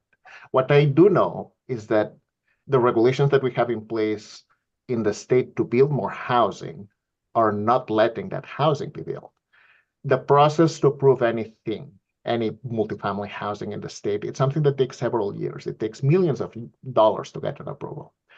So my guess is that landlords are not building more units because they know it's really expensive to get to try to get them built, and you're likely to get at the end of the line, get to the Planning and Zoning Commission and have the Planning and Zoning Commission shut it down because it doesn't have a third stairwell or water runoff, or because of traffic or some other excuse that it's not written in the books, but they are trying to force you jump through the loops until you get to a denial. Well, I would just suggest, rather than guess, it would be a good idea to talk to them. Thank you, Mr. Chairman. Thank you. Any other question? Not seen or here at this time. Thank you, sir, for your testimony. We really appreciate it. With that, I would like to call our next speaker, David Alexander. Thank you, Mr. Chair. Welcome. Thank you, sir. Thank you, sir. And thanks to Chair Kravos DeGraw, you, sir, Chair Rahman, Ranking Member Zullo, Ranking Member Fazio, and the rest of the members of the Planning and Development Committee. My name is David Alexander. I'm an Enfield, Connecticut resident. I'm here to speak in favor of 5393, House Bill. I know the hour is getting late. I'll try to summarize as briefly as possible. Just to refresh your memory, this issue, this concept, was a bill that was voted on, passed unanimously through the House and Senate last year. So any member of the General Assembly that voted on this last year voted in favor of it. Now, it was vetoed by Governor Lamont. And when you go back and look at his veto message, respectfully, I think it was misguided, okay? Because what he said, you can go back and read his veto message, that this bill is dealing with only an isolated issue in this one community. We shouldn't get involved. And it is true that this issue deals with something that happened in the Enfield community. But if the statute as written, the rules as enforced right now, allow a tax assessor to abuse his power the way he did in Enfield, then that very well could happen in any other community in Connecticut, to include any of your legislative districts. Now, I'm not here to say that the vast majority of tax assessors are nefarious or have a bad agenda. I think they're very honorable people. But in isolated situations, the same thing can happen all the way through Connecticut. So it's not just an isolated issue, it's a statewide issue. And as I was listening, working from home here, saw some testimony earlier today that alluded to that this could be going on in other areas in Connecticut. So this, why, in my humble opinion, makes this more of a statewide issue that the legislature should get involved and try to come up with an equitable solution. I could tell you all this about what's going on in Enfield. Representative Hall, that's sponsoring this measure, could inform you a lot about that regarding the number of appeals and all this other stuff going on. But one thing real quick I want to focus on. I think this measure is very troubling for working class first-time homeowners. As you know, home ownership is a way of economic mobility. And when you're dealing with a situation where, let's just say that single mother, first-time homeowner, all of a sudden her property gets wrongly evaluated 20% over market value, not only is her property taxes going up, but her mortgage payments are going up, the taxes in escrow, the homeowner's insurance. And I'm hearing stories literally about working class families in my community that are literally paying hundreds of dollars more on their mortgage due to this problem. And I think we can come up with an equitable solution for this. Real quick, I don't view this as a Republican or Democrat issue or idea. For full disclosure, I'm a Democrat. I'm also running again as a Democrat for state representative, and Representative Hall is a Republican. But this is, in my mind, an issue about tax fairness, transparency, good government, and government accountability. And I think a lot of us and legislators at the General Assembly can come together to come up with an equitable solution to help these working families, especially that are first-time home owners.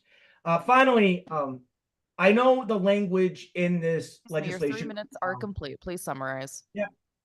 The language in this bill right now might be flawed, but I humbly ask this committee to vote this bill out of committee. As a legislator for 4 years, I saw bills, especially in the short session, that got voted out with flawed language because the merits behind the bill were noble and could help Connecticut. Then you had legislative leaders, legislative activists working with stakeholders to work out language that makes everyone happy. And then before you know it, it's mid to late April. It's a great bill. It ends up passing. And all of a sudden, it does a great job to benefit the people of Connecticut. I see this as actually a sleeper issue in this session, where if the committee gave it a chance, let the legislative process continue, let the conversation continue, I think a product could come together by the end of session that can benefit all the residents of Connecticut. So thank you very much for the opportunity to testify, and I'll gladly answer any questions. Rep. Cabros DeGraw. Thank you so much for coming and testifying today. You're right. This was initially a bill that was, and it is still Representative Hall's bill, and it was an issue that was in Enfield. And I think that it came out of a perhaps misunderstanding on the part of the assessor as to what their charge was. Just to clarify what happened last year, and I'll be honest with you, I don't recall if it was unanimous or not. But this bill never had a public hearing. The idea wasn't even brought until we were already well deep into session. And as you know, as a former state representative, sometimes those things appear and end up in bills that they never existed in prior to, didn't have a public hearing, didn't see the light of day, wouldn't have been the way I would have gone about it personally. But that is probably part of why that veto ended up happening. And while I do think that there are chances that this could be happening in other areas, I think it's also important to note that this did seem, at least last year at the time, as a managerial issue and not a necessarily a legislatively necessary issue. So again, I don't recall the unanimous vote, but perhaps it was.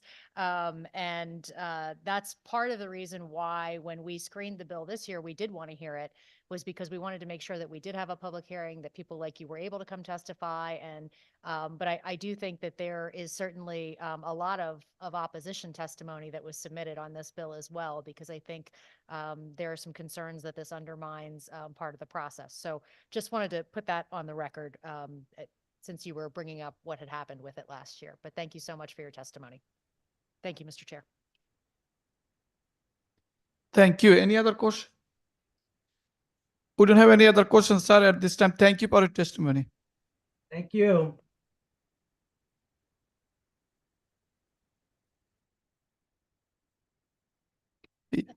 Our last speaker, Ellen Cabros. You just came in? I'm just kidding.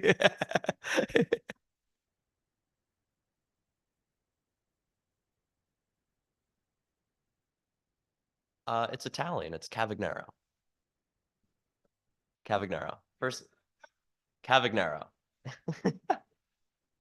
First of all, I'm blushing. Thank you so much. Before I begin my testimony, Good evening to the members of the Joint Committee for the Planning and Development Committee. My name is Alan Cavagnaro, and I'm the campaign coordinator for Desegregate Connecticut. I'm also a full-time student at the University of Connecticut, as well as a planning and zoning commissioner from the great town of South Windsor, Connecticut. Tonight, I'm representing myself as an individual. Just want to make that note.